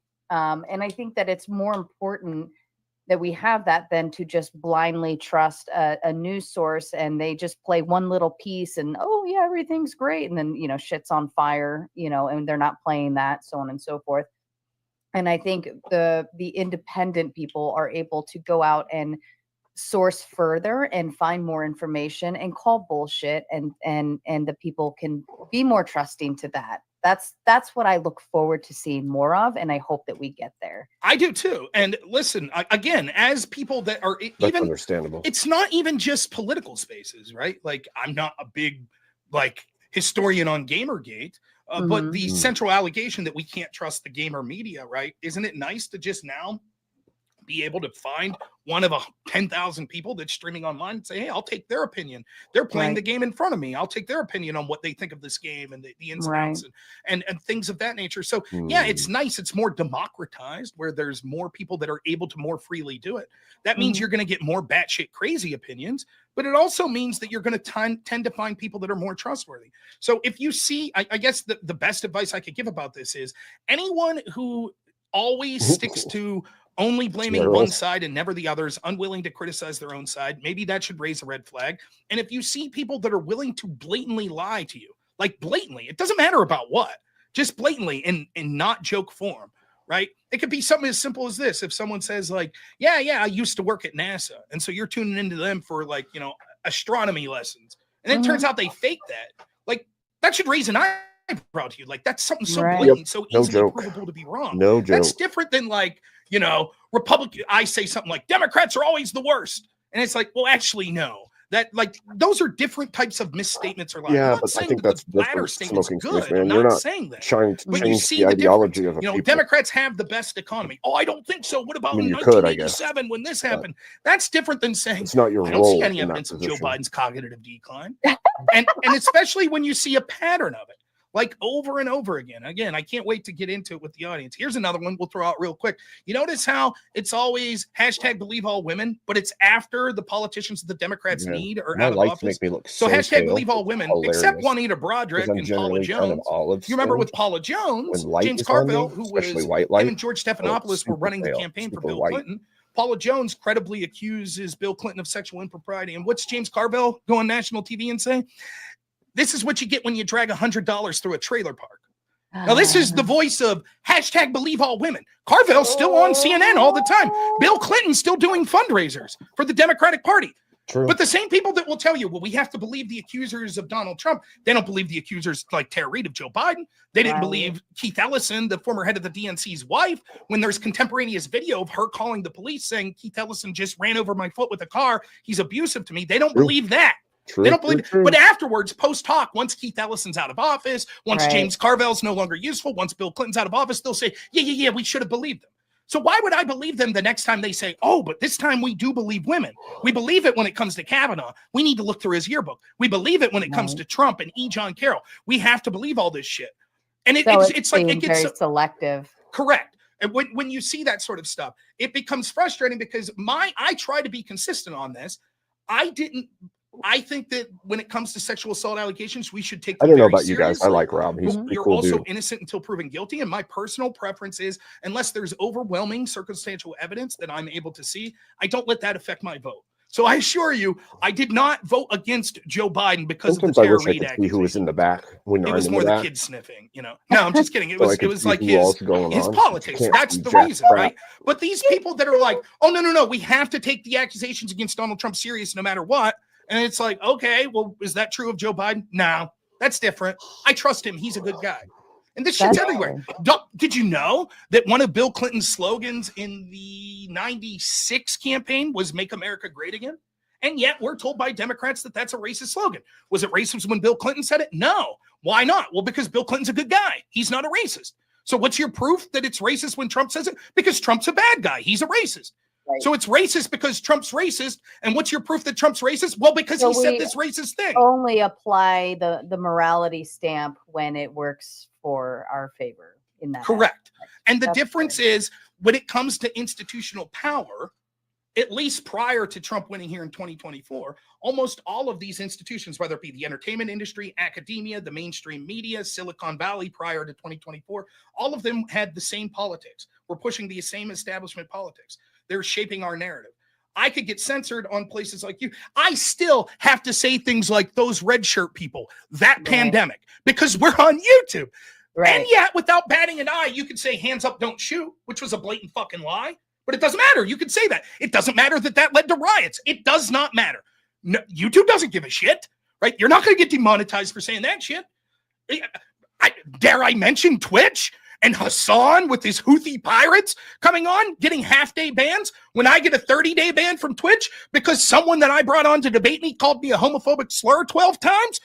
So I get a 30-day ban, and the person I was debating gets a 7-day ban. So, like, the institutional bias is crazy, particularly from institutions the higher up you get, like the FBI. And I'm here to tell you, you might say, but Trump's in charge now. Trump ain't shit, and neither was Joe Biden, and neither was Barack Super Obama. bunked. It's these Super bureaucrats. They're the real power in Washington. The people in the executive branch that you've He's never heard of absolutely that right. run all these institutions. Those are the people that are enforcing all of this shit. Those are the people that are reaching out to social media saying, we think you should censor these stories about Hunter Wild. Biden. We think you should censor stories about the pandemic and the origins of it. We think you should censor about election malfeasance in 2020, etc. Yep. Those are the people that are actually the movers and shakers. And when they're almost all going in the same direction, targeting people like MAGA supporters and Trump and his associates, that's what the unique problem is. Fair enough. Let's go through. We're going to go through just a couple super chats, and the panel is filling up backstage. So if anybody else wants to hop on before we kick it out, we've got some good ones back there. Jess Gerald with his 5-month membership says, half a year I've been watching Sarah, and I want to strangle spurging panelists. We all do. It's fair. And every night I go to sleep wishing that my pillow was. How about spurging guests like me? I also spurg out. So But you spurg. Okay, good there's spurg. a difference in the way you like. You are very respectable, though, right? I give you the time and space to talk because I know you have something important to say, and you're very intentional with what you're going to say. You know, there is a difference, a big difference. Yeah, there's a difference. And just coming in with a power, big 10 for sure. preemptive question for So every quickly, liberal too. on panel tonight. I hope you're all listening backstage. What is the woke right, and can you define it? And James comes in with his membership for my friends, everything for my enemies, the law. Yep. Rude mud crab. Sarah's glowing today. Did she get some? I got some coffee, and it makes me glow. There you go. What's the chat think? I don't care. Bach says people over party and policy over people. And Jess says, but Rob, what about my feelings? My feelings is going to be a strong argument tonight from the panelists, I think. True. Even Lord says, That woke funny, right Russia got the bullshit. only Ugh, Syrian it blows my doctor, mind, Assad. actually. Mm-hmm. How stupid know. that move was. Assad is a doctor. He was the leader of Syria, and he was pro-Russian. Oh, fair enough. That Brad with the Big 10, I had to take advantage of the opportunity to make a bigger super chat than just Gerald. Shots fired. I want to see a competition now. Back and forth, please. Thank you. Chuck sending in the maters. We love you, Chuck. And JB with the Big 5. People with insane motivations have no problem assuming others are equally insane. I think we're Sure. all crazy. I don't know about you. Crazy, but not insane. Crazy in a very sane way. Yeah. To what degree? To what Yeah, degree? yeah. All right. They're all hanging out backstage. So we're going to bring everybody on and we're going to have some fun. Rob, are you Here we ready? go. Yeah. Another prediction. I think I'll be the most attractive person on the panel. That should be pretty easy, especially if it's lefty. So let's see. I don't know. There is one back there that Ooh. I would put money on that he does look better than you by far. Mm. He's a good looking dude. He's a very good looking dude. Here we go. Oh, great. Who that is.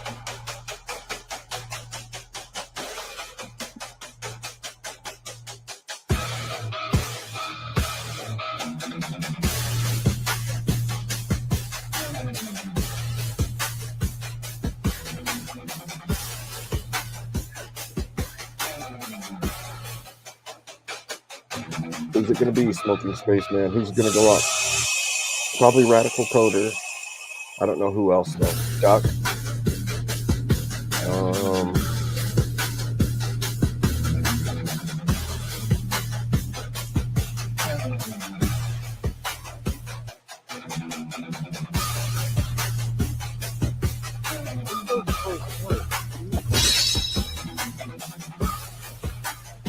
Yeah, Duck's been getting around everywhere, dude.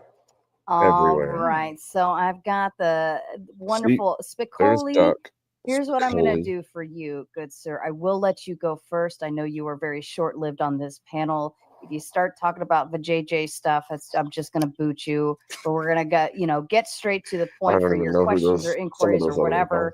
But outside of that, rules to the panel. You know how I operate. I don't care if you have something to say, but if you're going to say it, don't interrupt somebody else to say it. Please be kind, mannerful, and to the people in the chat, if there's anybody up here that you don't like and you want to boot them, well, the power is in your hands. $1 a minute, starting at $5, 5 minutes. You can happily boot anybody you'd like to the back, except for Rob, because he's the guest of the evening. Fun. So, all right, Spicoli, I'm going to let you kick it off, my Real darling. quick, before Spicoli, was it Soy Pill that's more attractive to me? I saw that think picture of him flexing. I think that Duck Damn, is semi-intelligent. I got to hit the I'll gym, train you, so Rob.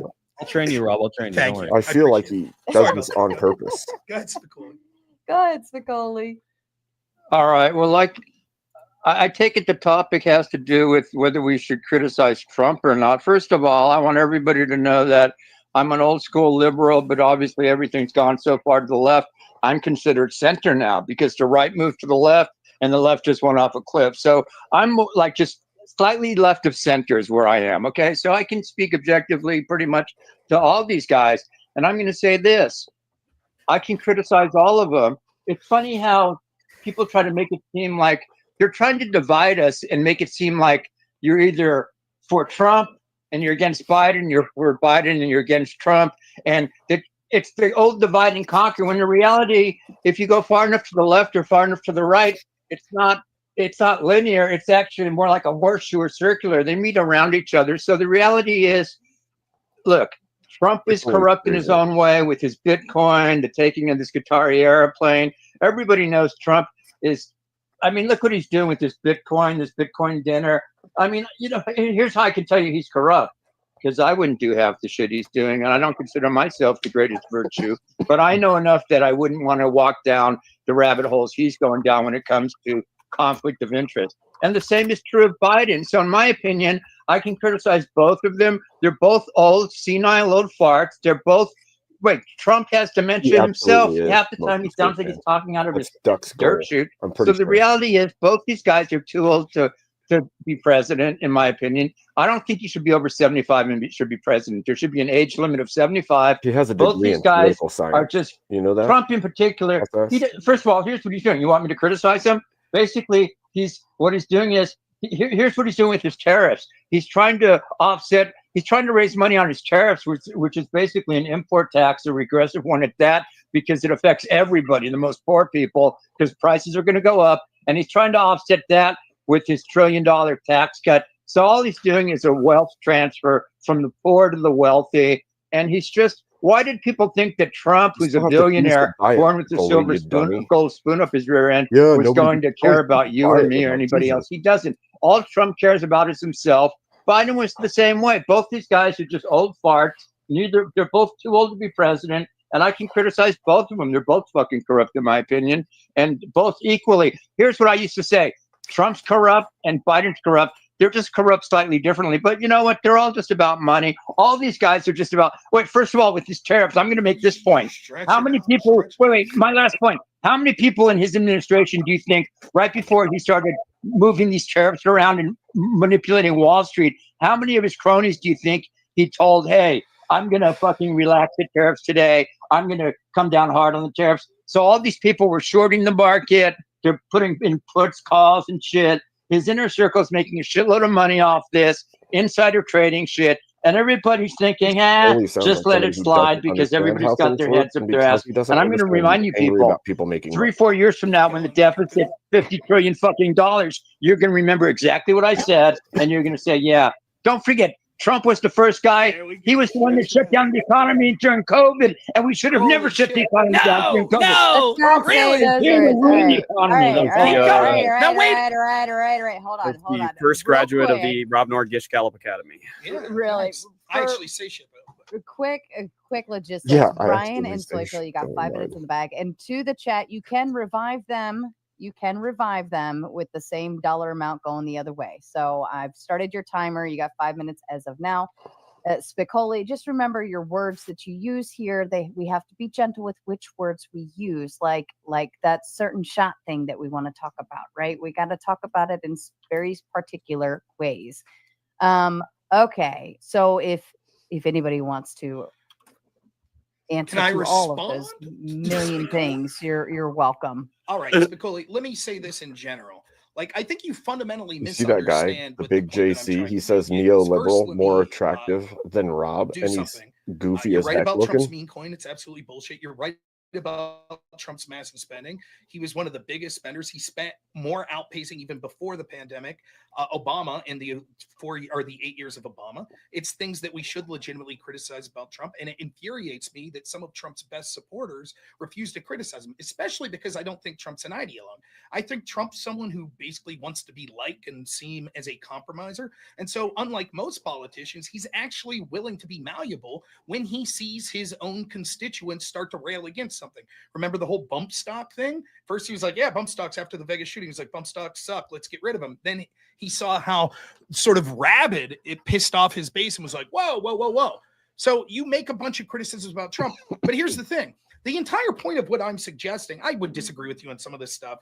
You said a lot there, so I don't know if we're going to go through each specific thing. But in general, a lot of the criticisms you have, I share as criticisms of Trump, particularly like the meme coin shit, the spending. Like, yeah, it's horseshit.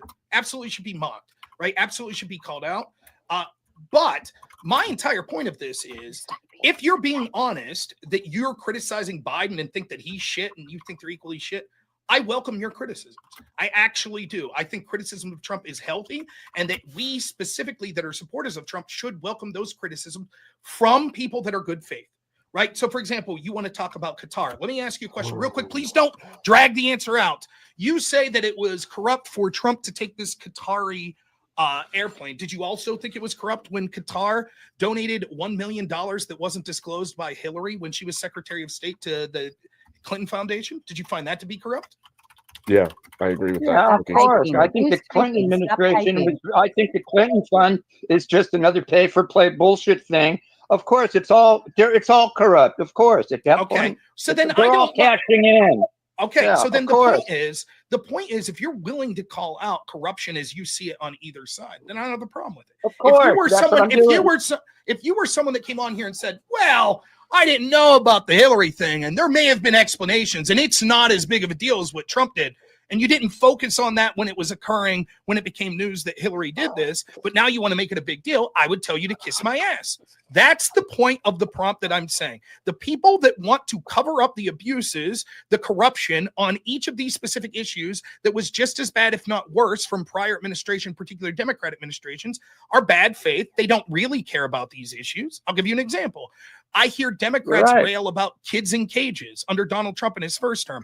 Kamala Harris and Joe Biden said that it was a human rights abuse that there would be any kids in cages. And yet, within 3 months of the Biden administration, I think it was 3 months, there were more than 2 times more kids in cages. Where was AOC? Was she taking photo ops, crying outside the cages? No, all of a sudden, dem kids in cages didn't matter. F dem kids, they deserve to be in the cages. So why would I listen to now if people want to talk about kids in cages again under Trump when they were silent about it for 4 years? Those people could kiss my ass. That's the point I'm making. So, Spicoli, I'd be happy to talk to you anytime about legitimate criticisms you have of Trump, because based on what you've said, if I take it at face value, you're willing to criticize the other side when they do these sorts of things as well. And so we can have a discussion. But the point of my prompt isn't people like you. Wait, let me make a point. I'm not looking at it from which side I'm on or who I agree with. I'm looking at it if they're doing it wrong and I don't agree with what they're doing wrong. I don't care if they're Democrat, Republican, right wing, or left wing. To me, if you're doing something corrupt, it's like a guy, an umpire in a baseball game.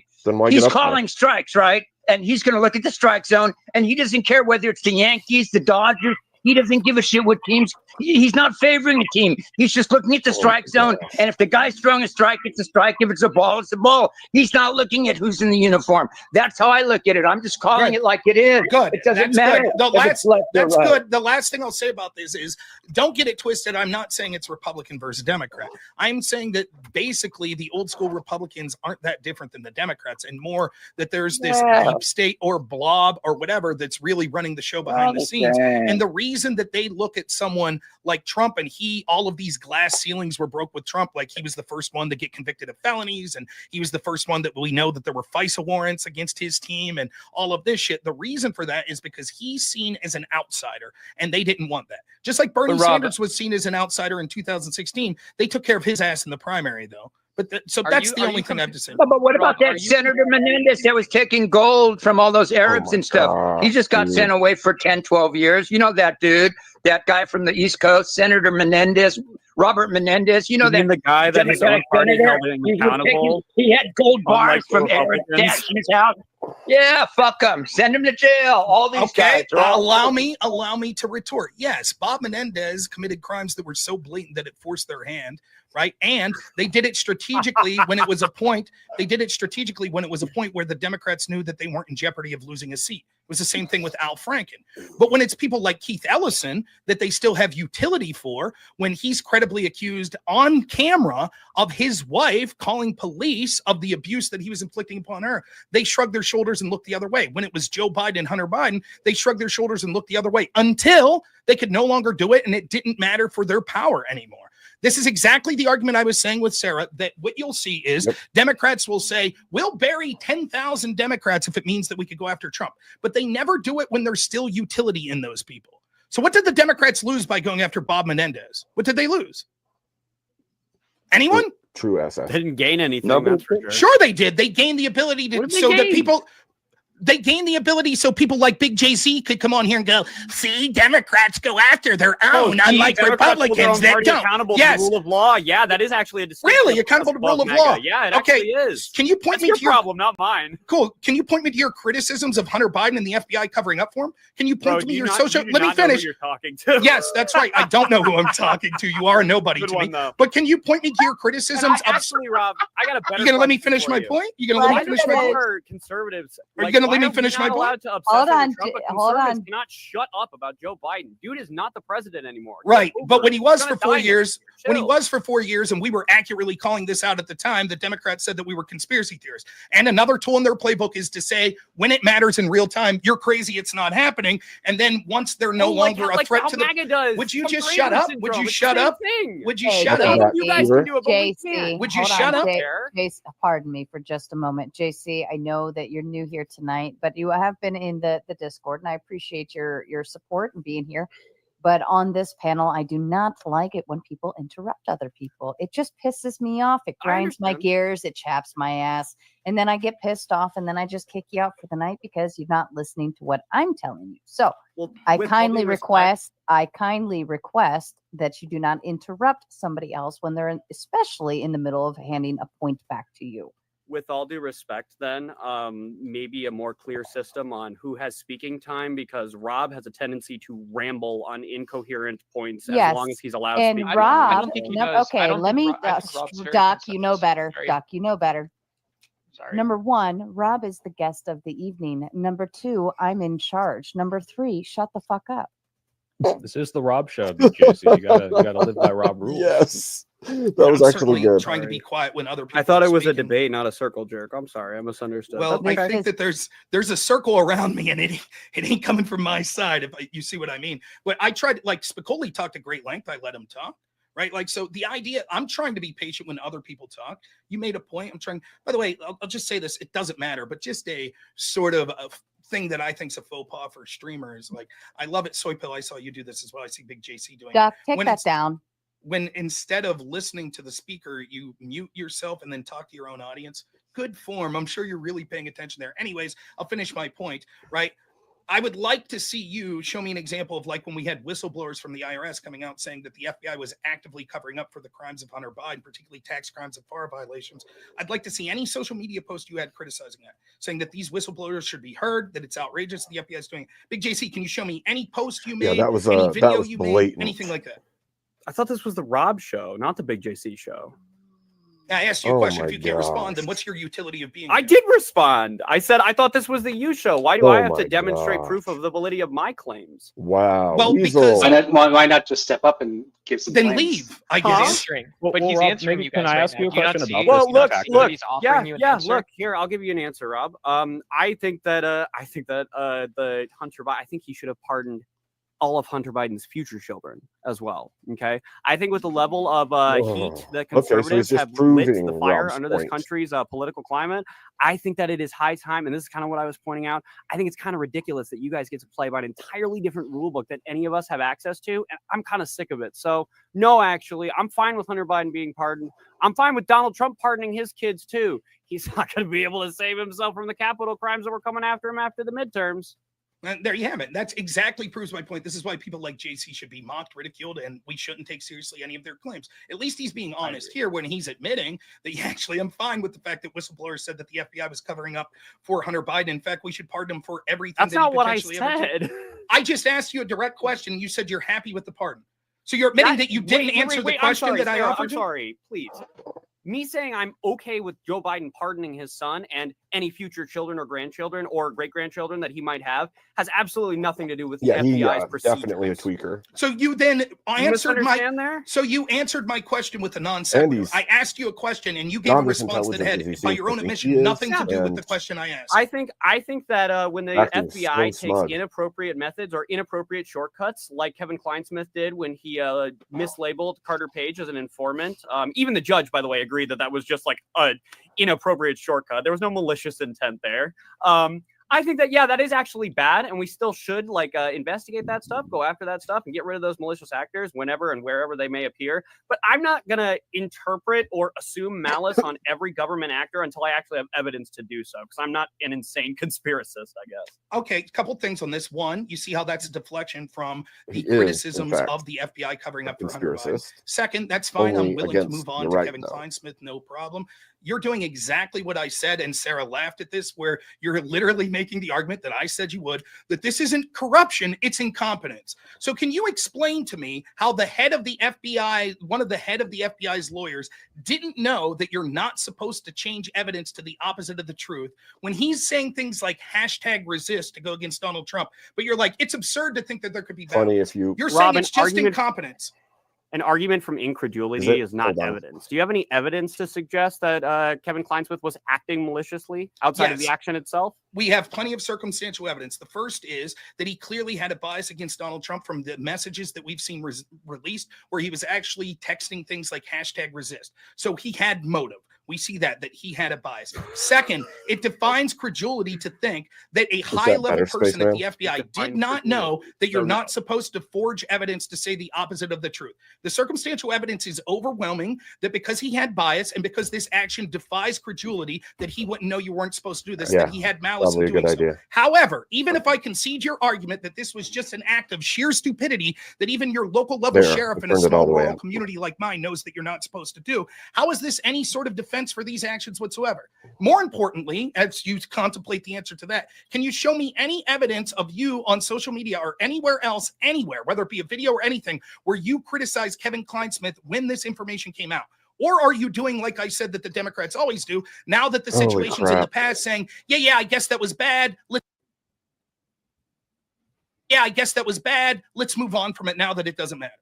Okay, And before you answer back, allow me to interrupt for just a moment. Rude Mud Crab with Big Five. Neve is breaking up with you. Bye, Duck. And to solidify Duck in the backstage, Godzilla came in with another 5 my saying, gosh. "Stay out, Duck." And Sarah, then Duck is your Drake. moneymaker. This is great. Like I've not seen you make this much money off of one person before. Duck's the trooper, man. Oh, And Duck, for the audience, Duck's going to stick up for me more than most of these lefties, which is ironic because he's getting the heat. I'm on my good faith arc right now, Rob. Nothing but True. good faith tonight. Draco with Okay. another 5. You love Later- Duck. Later, Sure, Ryan, go sorry. find the tooth. You got plenty of lies. And then Carl Anderson with 2. But what about Biden? Weak ass answer to question. Clearly, I can respond to that. Clearly, you're missing the entire. You're missing the entire point of what I'm saying. You give any criticism of Trump, and like Spicoli did, I just went through and was like, I share a lot of these criticism. I'm not saying what about Biden. I'm saying if you're the type of person that was fine with these sorts of abuses under Biden or any other Democrat politician, and now you want to pretend it's a big deal when Trump did it, we should not take you as good faith, because clearly you don't care about the issue, or else you would have addressed it when Biden was doing it. Fair enough. Can I actually ask a question about that, Rob? Because that's like the question. Can I answer the 2 questions that Rob asked me? He asked me 2 questions. And well, then Soypill, take it away, please. You guys, as long as Sarah's done reading super chats. Yeah. Well, I guess I'm actually out, right? Do I have to I'm going to let you ask your question, and I'll give you a couple minutes. Because I came in to really just ask these 2. The first one is the more important one, which is like, I understand what you're doing, Rob, where you're like, I don't want to engage with people who have this like faux pas, like, you know, hypocriticalness that allows them to not call out their own side, but then only ever like give into their side. Because I have seen people who are like, yeah, I'm only ever good faith when it benefits me. And I understand that being frustrating, but like, don't you think it would be more beneficial to, especially for these people who may not know the You're exactly right, I think that's exactly what it is. If you stand up for Rob, then when you go back to the spaces, I would actually be like, hey, oh, you know what, that is corrupt, and I do agree with you, Rob. But by refusing to engage with people who didn't call it out in the past, you're preventing yourself from building those bridges and potentially even convincing them that that stuff is bad. I think you absolutely could. I mean, you clearly know a shit ton about it. You bring it up in like every single debate. Like I said, Duck has a degree in political science. How do I know what? No, because I don't watch the debates. I just know that you bring it up in every debate. How do you know that? Because Pisco and Econoboy tell me like, because you've heard people that is right. You're starting to see a little problem there. You haven't seen first source information yourself. You're relying on. And I haven't. And I'm not. And again, I'm not here to specifically talk about it. I'm just like the whole tactic, because this is like the whole thing, like the first interaction we had, where I was like, oh, this is silly, right? Like if I hadn't. And don't get me wrong, I act out, like, dumber than I am talk about it now. Time, but like I understand. I understand what you're doing, but I think that you can absolutely like have more convincing arguments. If you just say like, look, I think you're being hypocritical here. I'm going to make my point about this. After I've laid this out for you, can you then show me that you like why you disagree, why you do agree with me, or like have I changed your mind? Like I don't know. I just think it would be so. 2 things. You're the dude that faked the Photoshop. Yeah. That was you fucking loser. So Soypill, right? Like when we were going through this, Soypill and company were real mad that Trump put a tweet out where he quoted Napoleon and was like, if you're saving the country, you commit no crime, something to that effect, right? And I had all these leftists clutching their pearls like, Rob, I demand you answer for this. And I'm like, dude, if you just lived through the lawlessness of the Biden administration, I could talk 6 ways from Sunday of it, and you didn't say anything about that. I don't want to hear you clutch your pearls now and demand that I answer for a mean tweet that Trump made. It's bullshit, right? Soypill here, then, after I already agreed to talk to him, and I was going to have a conversation much like I'm having tonight with this panel, he instead photoshopped a tweet, which I took in good faith, saying actually I did call out Biden. And so what was my response? Real quick, you asked me long ago to say it, and I did tell you I don't have these tweets. You know, like I didn't say this in the past. And he said then I refused to engage. And I was like, well, that's silly. And that is when I F12'd and edited the text. What happened when you would engage? Well, then you did engage, which I did engage. But the problem is, Rob, like that thing, like the thing that I had to fake, it didn't exist, right? I hadn't called that out in the past, whether or not that was because I was engaging at that moment as a content creator, or because I didn't even see that story, or didn't care about it, or I disagreed with your take on it. I still think that you can have that conversation. It's very important to have that conversation. Well, you like, stop it at the moment, like right, like I think that. 2 things, right? One, the first thing is, right, like your argument of what would be better for me for pragmatically for my side is just that your opinion. I disagree. Sometimes I engage with people, sometimes I don't. It's my personal preference on when I enjoy to do so. So that's number one. Second, I don't take in good faith that you're legitimately trying to help me help people understand it. I don't. Big JC is the one who's typing also. And the clacking, he won't even mute his own mic, and the clacking makes noise over everybody. The utility is that you understand by allowing the focus and the control of the narrative to be on people that were bad faith and didn't give a shit about the issues you're talking. Let's make it real simple, like the kids in cages. That you would say, oh, just because these people cried about kids in cages under Trump and then they ignored or defended it when it was under Biden and it was 2 times as worse, but now that Trump's back in office, they want to talk about kids in cages. Strategically, you should talk about kids in cages again and explain. No, bullshit. That's their form of controlling the narrative, particularly on these spaces. I'm tired of giving in to lefties that have all of these. Call them out for that. Let me finish. That have all of these institutional advantages on platforms like YouTube, where they're not getting demonetized, they're not getting algorithm manipulation against them, they're not getting censored for talking about certain topics, right? And so given that, I will choose to talk about who I want, and I will talk to the people that are more malleable, including audience members of people like you, Soy Pill, and I'll explain in good faith why these issues are corrupt that I'm talking about, but I owe you nothing. And your opinion that I owe you something is not, it means nothing to me. And I think that there is more utility in not allowing people like you to sidetrack and control the narrative by assuming that you're arguing in good faith when clearly you've shown an example that you're not. That's what I think. Well, I understand that, but I think you're really limiting yourself from the conversations that might actually. Thanks for your concern, Mr. Photoshopping a tweet to talk to me. I keep telling you, it's not Photoshop, dude. It's F12. Last thing, Sarah, and then I'll just head off the bed. You don't even have to kick me in the background. I heard you say, because I wasn't listening until the very last time before you jumped on, why aren't they reading transgender story hour, drag queen story hour to people in old folks homes? Like, correct. You know, people in old folks homes can read, right? Like the ideas. Like, they also do. Like to like read to kids is like it's a reading time. Like they Guess don't. What I did. They might play music for old people, and they actually do. They do like burlesque and drag. Were you ever in the Boy Scouts? Was I in the Boy Scouts? Yeah. No, I had. I was in the Boy Scouts. Guess Guess what we did? We went to nursing homes and read.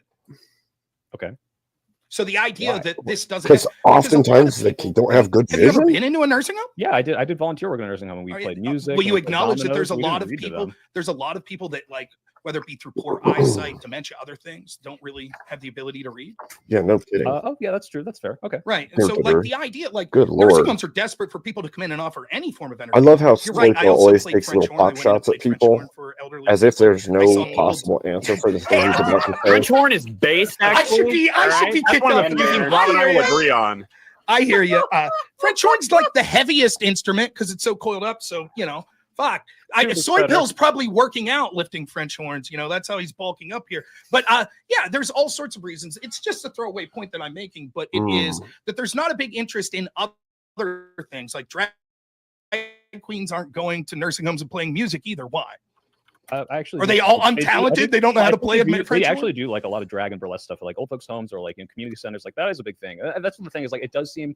This is where I'll leave off because like we could talk about this for hours. But like I think I've heard you say a lot of stuff, Rob. Where I'm like you're like the target audience for why I made my YouTube channel. I'm like your understanding of this is I think clouded by like a right wing narrative that I think if I had enough time we could just talk through it and be like, oh, like I think my take's reasonable enough that you would understand it. And I don't trust you. I don't trust you. Don't. I know you Photoshop shit to lie to get involved in conversations. So I don't give a fuck what you. Well, first of all, Rob, that was just the Twitter conversation. It had nothing to do with our debate, to be clear. But second of all, it's not Photoshop. I keep telling you, it's F12. I don't give a shit what mechanism. Oh, what do you mean, bleach bit? Like wiped it with a cloth? And I didn't have to tell you, and I told you because you said I was good faith, and I actually felt bad about it. So that's right, because I wanted to engage with people that were good faith, and then you admitted actually I'm bad faith. Well, no, I was like, let's clear the air and let's set the record straight and let's start from scratch, right? That's what I tried to do. Here's some advice. Thank you for your advice. I should talk to. Let me give some to you. If you're actually interested in starting a YouTube channel so you can have good conversations with me, who's the target audience, then maybe the first interaction we have shouldn't be you F12ing and faking an image to enter the conversation in false pretenses. So why don't you reflect on that a little before you offer advice to other people on what their conversation should be like? I tried, Rob. Let it be known I tried. Okay. You were in that debate with me regardless, were you not? Well, until you left. Well, yeah, because I'm not, dude. You're so fucking stupid. You come in and you're like, basically, I chumped you out. Ha ha. At the beginning of the debate, what you expect? Started off saying, "I'm here with this stupid motherfucker who doesn't know anything." I was like, "Okay, well, let's clear the air," because I actually did want to have a conversation about something completely different. Okay? Do we need a debate? Wow. Like not tonight. No, not sir, I'm tonight, genuinely interested in like night. talking about some of the things that Rob does have grievances in a way that I think that he would understand. Like I'm actually, I'm trying to be nice. Rob, I'll take you to the gym. I'll buy you a beer and we'll talk about some Democrat stuff. Okay. Like I'm actually trying to like reach out and build a bridge here because thank you for that bridge. I think that I definitely need to work to get my back fixed, but I do appreciate and burn that bridge. What I'll say to you is, no, thinking about it, I refuse to engage with you in a one-on-one setting because I think you're a sack of shit that manufactured a tweet in order to get me to enter a debate in false pretenses. And then let me finish. And then you announced it at the beginning of the debate in order to sort of choke me out. So go fuck yourself. Rob. That's man, I wish that was what happened. But I wish that you wouldn't have been a bad faith sack of shit. But you were. I mean, between the two of you guys, I'm probably more on your side, Rob. But I love Soy Pill. He seems he's always been reasonable. I would totally debate him and have a second, right? Because he always actually don't push Rob out of the way. All right, good, Rob, don't let him Oh show. my I love Rob. gosh. Try to steal his spot. I will stand side by side with Vibe Rob is on any way debate, too. right? But I'm just saying to Rob, He's too innocent I for this, actually dude. think that soy pill is also a good faith debate. Way too innocent. That's All right, for let this. me ask you this real quick, Vibe. Let's say you're doing Before some sort of do, you. Before Yeah. you do, just No, mild Soy Pill's housekeeping too because it's snide for driving that. me fucking nuts. He'll dude. act Who friendly, the but fuck he's is not typing? ever It's gonna. me, and I'll leave when I answer my questions from 15 minutes Well, ago. you can hang out We're backstage building bridges, while JC. everybody else is bitch. trying to actually have a fucking conversation. That Just guy, word dude. to the wise, panel rules Holy 101. You're crap. gonna sit on Rude panel, and I ass. understand. Yeah, there's other people talking. We have to wait. We want to talk and chat, and so on and so forth. Fucking mute your mic. Yeah, you It have a ain't that button. hard. For God's Thank sake, you, you Jeff. have a mute button. I'm about to get kicked. Do you mind if I say one thing before I get kicked Can I again? just real quick say this to Vibe? Like, just to answer this, let's say that you were like, hey, I want someone who See, used to be the a thing is, Vibe firefighter is because more I have a disagreement that I'd like on to the talk right, about them but on for my some channel. reason, And I said, yeah, I used to be a firefighter. he's too innocent. He's And then like, I come on your show and you're like, thanks so doesn't much. It's see the really bad nice to have faith someone that was a that's coming firefighter from here. And Soy. I go, actually, you fucking idiot. I manufactured that evidence. I was a firefighter. Still interested in talking to me? Wait, Rob, can I explain exactly what happened from my perspective? I don't. You tell can me- try. I don't No, give no, a shit. no, maybe you don't give a shit, but Let just for the us record, do it. okay? This is what and I want to happened. answer it. Okay, if I Well, hold can. on, wait, vibe, because this is irrelevant, right? Because like, I mean, it's not irrelevant. That's similar to what happened, but not really what happened. But Rob, let me clear the air here. Like, this is what happened. Wick said, "Do you want to go on this panel?" I didn't even know you were on it, by the way. I agreed to that panel. You agreed to that panel separately. Now, this tweet was completely adjacent to this. I tweeted, I saw you reply. I forgot it was Lactoid or someone replying about, "Hey, I think that, you know, this thing is not so bad, but I'm not going to criticize that because of your ideology of like, hey, I want to call out people who actually have been calling out their side when they're bad. Otherwise, I'm wasting my fucking breath. Understand that, right?" And so I said, you know, hey, like, don't you think it's bad, like in general? And we didn't have a history, right? We don't know each other. And your immediate reply to that is, well, Yeah, unless I exactly. know that you called out Joe Biden when he was corrupt, then I won't engage. And I saw that as bad faith. I was like, this is weird to me because I thought we could just talk about Then it. Like, why you would don't you know want to me, I talk don't to know me you. if you thought I was being bad faith from the outset? Well, first of all, I engage with any bad faith actor because I'm like interested, at the very least, interested in like hearing what they have to say. But I was like, okay, that's a weird tactic. Like, and I explained this in the reply. I was like, look, I don't have that. Like, I can't show you this because I didn't say it. Like, but isn't there still a conversation to be had? He said no. So you double down, said no, I don't want to do that. And so I was like, well, So what if weird. I, you know, Soy fabricate Pill some is silly so evidence? Let's see. Like, well, then he talked to me, and you did, and I appreciated that because you were true to your word. You did. You said, look, thank you for showing me, and then you gave your opinion, which is what I wanted, and I was like, that's great. And then in the debate, you were like, you're the only reason I'm here to have this good faith conversation. That's fair. And I That's unironically, That's not I was quite like, what I said. well, something about that, right? And I was said like, that oh. my strategy in this debate was going to be similar to what it was tonight. To say that, and let me give my version of what happened then, Sure. right? What happened for me was I have all these people that I'm debating regularly on the left. When I told out and was like, look, here's, you know, Joe Biden, Merrick Garland's sending the FBI to collaborate to go after angry parents at school board meetings. This is terrible, blah, blah, blah. These people say, no, it's not a big deal. But then as soon as Trump says words, not actions he's taking, that's not what people are criticizing, words. He said this tweet. He said, oh my God. Now, I personally wasn't a big fan of the tweet. And when I talked to Lactoid and I talked to Ryan Mullally, who's a lawyer who's more centrist, I had whole conversations with him. It's like, actually, I'm not a big fan of this tweet. Let me explain why. I don't think it's as bad as what people are saying, but here's my legitimate criticism of Trump saying this, right? But what was happening was I had all these people that I interacted with in the past that I knew had no problem with lawfare that was being directed against Donald Trump. They did not give a shit, even if it was illegal, like illegal FISA warrants and spying on Trump. So I don't owe those people shit. When those people start adding me and they're like, oh, what do you think about this tweet? My answer is, fuck you. I don't care. I'm not going to talk about Trump's words and tweets when you defended or were silent about the actual actions that his opponent took that were far graver than just these words, right? Now, in the context of that, you jump into the conversation by your own admission. You're saying that you saw that there was some sort of interaction. So you knew what I was saying about this. You're like, oh, well, what about me? Well, you answer to me. I say, did you jumped in the middle of the conversation where I was making a point. I'm tired of these people that are bad faith because they were okay when Biden did this shit, demanding that someone like me answer for just a tweet. So I asked you the same question that I was asking all these other people I knew. And you were like, well, maybe first you said no, or you didn't answer. And I was like, then I'm not interested in talking. Then you fabricated a tweet. And I was like, I was in the room with my wife. I was like, fucking, hey, someone answered. Like, yes, I could have a good conversation about that. This is great. So I was excited. My plan going into the debate, I didn't know you were in that debate with Wick, but hosting. But my plan going into it was I was going to approach it like this: like, fuck you guys. I have an opinion on this tweet, but if you guys were okay with what Joe Biden did, I'm not going to sit here and all of a sudden have to answer questions about what about Trump's mean words. Trump's mean words suggest he may do what our actions did to him. Fuck you. No, I don't care. That's how I was going to approach. But I was excited and changed my strategy because I knew at least one of my opponents was good faith.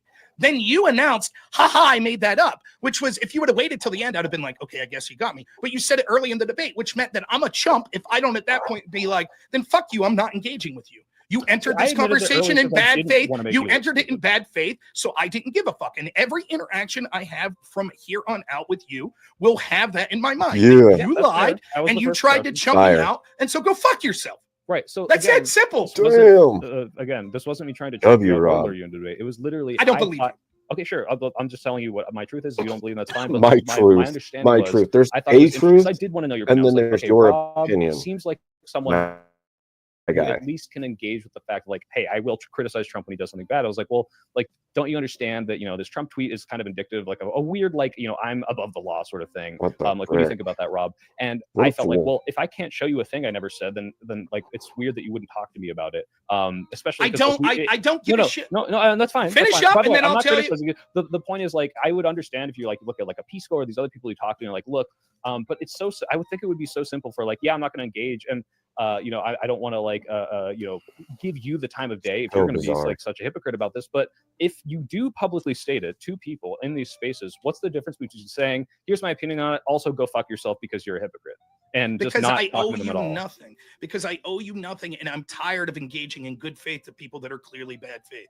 And particularly when it comes to mean tweets, I don't give a fuck. I don't think it's an important topic anyways. I agree with that. Smoking space, man. That seems very legitimate. You want to give me advice? My advice to you is, if you want to have honest conversations. But he also wants to people, argue like a teenage son who doesn't know any better, and then so say them early enough into the debate. He just comes across as a fool. And I just want to say, I don't believe a fucking word you say. If you steal $10 from me, and then you're like, I find out you stole it, and then you're in my house next week and $10 comes up missing, I don't care how sincere you seem to be when you say, trust me, bro, I didn't steal the $10 this time. Once a thief, always a thief. Once a liar, always a liar. Go fuck yourself. Can you understand, though, like, why I said no, it fuck yourself. I don't give a shit to even attempt to understand like, you. Oh, hey, JB. Like, I'm not even attempting to understand you. All right. Done talking. F yourself. Done. All right, but we're still here. But I guess not. You're there, but I'm done talking to you. All right, Rob, I tried.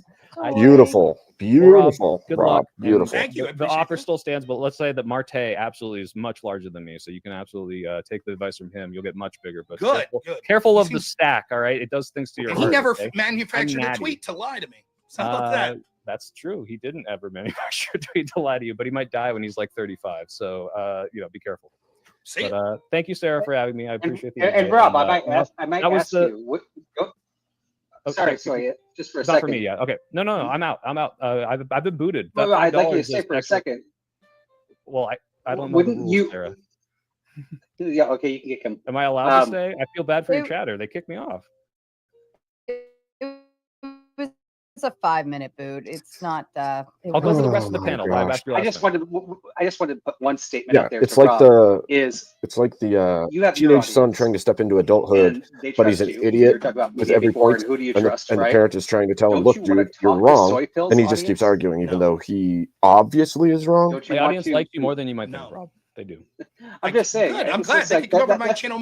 I don't want to watch just someone that tried to chump me out and lied as a pretext for having a type of conversation with me. Well, let me say this: like, I would never blacklist you for using AI during debate. I wouldn't blacklist you for engaging in something where you like frame something in a dishonest way, because I still want to hear what you have to say, and I think you should extend that out. Oh, I think that's a load of shit. I don't give a shit what your opinion is on why I should. I think he's full of it. And then, haha, yuck. Announced it at the beginning of a debate where you got me to think he's absolutely full of shit. I did that excited to talk to you because I thought you were good faith, and then you bragged about being bad faith. Go fuck yourself. That's why I told you, because I felt bad that was the reason you. I don't give a shit what your explanation is. Why would I believe you when you entered the conversation? It doesn't matter. I'm just letting you know what I think, and you cannot believe me. Right, and I don't believe you. I have no reason to ever believe anything you say because our first interaction was you entering in, fabricating a tweet. I think it's funny you see all the people that are lefties yeah, muted thank you, Sarah. talking to Appreciate their it. other Everyone, guys. friends. Good night. Joy, have a wonderful evening. you. Sorry it didn't work I out. wouldn't have even remembered Okay. that it was him if he didn't announce it. But now that he Oh, announced it Rob, again, you I'm see me in your dreams. Don't lie. I do not. Oh. So I think Maybe I'm also I do. supposed to be kicked for 5 minutes. I just wanted to say like one thing. I mean, first of all, I think using AI during debates, I would never shame you for that, Rob, because I don't think it's a bad thing. Do I think the way that we use AI can be criticized? But personally, as a neurospicy Why is ADHD Brian- guy, it oh, really helps wow. me collect my Welcome thoughts. back, So Brian. I'm in big favor. In fact, I'm actually going to read something I organized here using ChatGPT. So is my issue Brian with so Rob is that he louder machine than guns out 5 everyone claims per minute, talks about the emails, Russia, Biden's memory, and he's Hear hoping that? you I won't turned it dig all the way into any down one and of he's these. now the same If you volume slow as it everyone down, else. they actually each fall. Well, maybe we'll get to that. Let me Why do read they my whole have thing him first. cranked? But I think if you do slow down and go through each one of these, they tend to fall apart. The FBI didn't charge Hillary because there was no intent. The Mueller report confirmed Russian interference and obstruction. Biden's memory, the media did report on it, but Rob floods the zone with half truths, just like Trump does. Who, Hi, by Ben. the way, he talks about Trump's mean words. Trump doesn't just do mean words. He also signed more executive orders in his first 10 days than he did in his entire first year, which is not about governing. He's trying to overwhelm the people. Rob mentioned the Overwhelm accusations the against Trump, people? or against Biden, excuse me, but from Tara Reid, but he What the- fails to mention that Trump was found civilly liable for Brian Brian is also a spaz. digitally raping her, actually, which it's kind of a weird thing to leave out when you're talking about sexual. You say essay and then use the R word. Just Yeah, my bad. I That's all apologize. right. I already Yeah, used one word I shouldn't have. So Hosting a it's reverse weird now. invasion. I also- usually don't take those. I will yeah, also say I believe sometimes it's in context too. Yeah, I think so. yeah. You're okay. I Just try gotta to be safe. Yeah, that's I all try to play by those rules, but I think you're right. The context is important. But I also want to respond to Jess Gerald. I responded to him in chat as well, but he asked about the woke right, and my opinion of the woke right is that it's kind of an identitarian movement on the right wing that hijacks the language of oppression to punch down. It's basically like I think Darwin Ryan is for actually identity becoming a politics. troll. It denies His hair looks harm, like the attacks troll dolls the from when we victim, were and- kids. It attacks and reverses the victim and And offender. his cheeks And, are in my starting to opinion, puff he's out. transparent as all hell. But I believe I'm Very supposed to be strange. kicked out for 5 minutes. Well, So leave him stay because we'll do this real quick if you only got a couple seconds because the audience rightfully doesn't like you. I actually like you. Radical. Slowly. I do like talking Ryan. Radical Coder. So you'd be surprised. it's so fun. It's I fun to do get like jammed. Your audience Ryan. likes me too, Radical Rob. Coder comes to And- my channel. He's like he's a fan. He's a hate watcher. I like it. Right. So let's. I go would through also have these- a beer with you, Rob. Well, thank you. Let's go through these one by one. Right. Like we'll start with one, and if we only get through one, that's fine. You say the reason that they didn't charge. I you have the recently thing was pulled because up. you I'm didn't waiting. Have intent. Is intent necessary in order to commit that crime? I probably I could believe so. Yes. get in if Well, I isn't it true actually. that gross Give me a sec. negligence wouldn't require intent, but that could be part of the statute in charging? Part of the standard? I think you'd have to.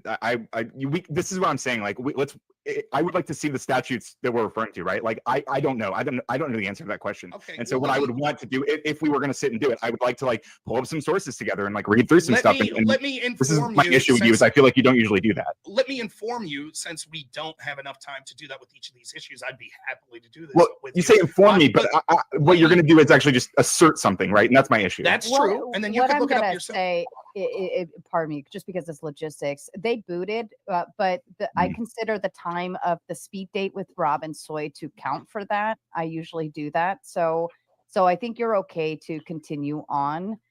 One sec, guys. I don't. See I'll any make other this point in for case you. someone boots you again. I'll make this point quick. Like James Comey actually changed his original statement, said she was gross negligent, but because that was the language written within the statute that they were considering charging her, he changed it. But fuck, let's say I'll be honest with you, Radical Coder. I didn't think she should have been charged.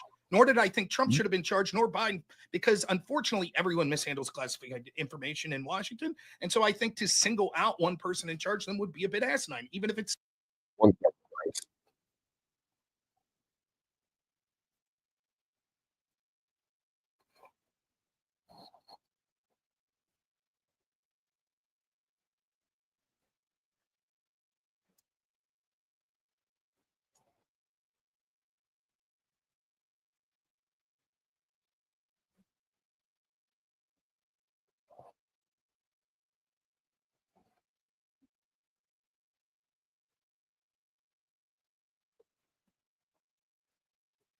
the FBI didn't charge them, when my argument is the FBI is engaged in a corrupt double standard, and your proof that she didn't commit a crime or her team didn't commit a crime is, but the FBI didn't charge it, is further evidence to me. It is blatant 100% that it is a clear case of obstruction of justice. What do you think would happen to you if the FBI subpoena, or if Congress subpoenaed evidence from you and you destroyed it after you received the subpoena?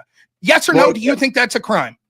Well, I don't know. And so this is kind of my whole, again, this is my whole thing. Like, I think these are interesting questions. And I feel like most of us probably don't have like a good, really solid understanding of all of the topics that we've touched on right here that quickly. And I think it would be more interesting, and you should do this more on your show. You should dive into the evidence regarding these things and actually explore. I mean, I've watched a bit of it, and it seems like you talk a lot, but I don't see you reading a lot of things about these things. And I appreciate the stuff you talk about. You know, I find it interesting. I think you're an entertaining guy, but I'm really someone who is about learning. Like, my whole meme is like, learning is radical. And I just really think I would really like to hear more substantive, like, educational pieces from you, because I think you're a smart guy, and I think that you could dive into these things really in a really interesting way. And I think dived into these as they were occurring in real time. Like, maybe I'll dive into them again. I take your suggestions on what I should do with my channel with a huge grain of salt. And what frustrates me, it's very similar to the, I don't see evidence of Joe Biden's cognitive decline. You can't even admit basic truths. So I know that you're full of shit, and I'll explain why. But I never argued against that. Please, as you jump to, but Trump, under Trump, I'm not going to respond. Right? Like, as you I never mentioned Biden's cognitive. Well, I did, but nonetheless, here's the point that I'm going to try to make. When you talked about Trump, and you said, oh, the reason that they were charging him was because they requested stuff and that he didn't give it back, and that's why. And I'm like, yeah, but Hillary's team did the same thing, right? In fact, they never did get it back. And you're like, yeah. And I'm like, so isn't that a crime? And your answer is, I don't know. So you already said that you think it's a crime when Trump did it, but when Hillary does it, even her team does it even more blatantly, you're like, well, I don't know if that's a crime. That's how I know that you're. I think she might have done it more blatantly. Please let me finish. So that's how I know you're full of shit. And so it's not worth for me to sit here, because as I go through it, like, you're going to be like, just like furiously Google searching any out that you can, and you're going to be like, well, there's exceptions. It is blatant. They got a subpoena. They deleted the subpoenaed evidence. That doesn't mean Hillary ordered it. But someone on Hillary's team did that. The FBI knew that it was this guy, Paul Gambetta. They knew it. And they said, well, instead of charging him, we thought it would be a long, drawn-out legal battle. So what we did instead was offer him immunity. And then he said, guess what? I did it all myself. I had an oh shit moment.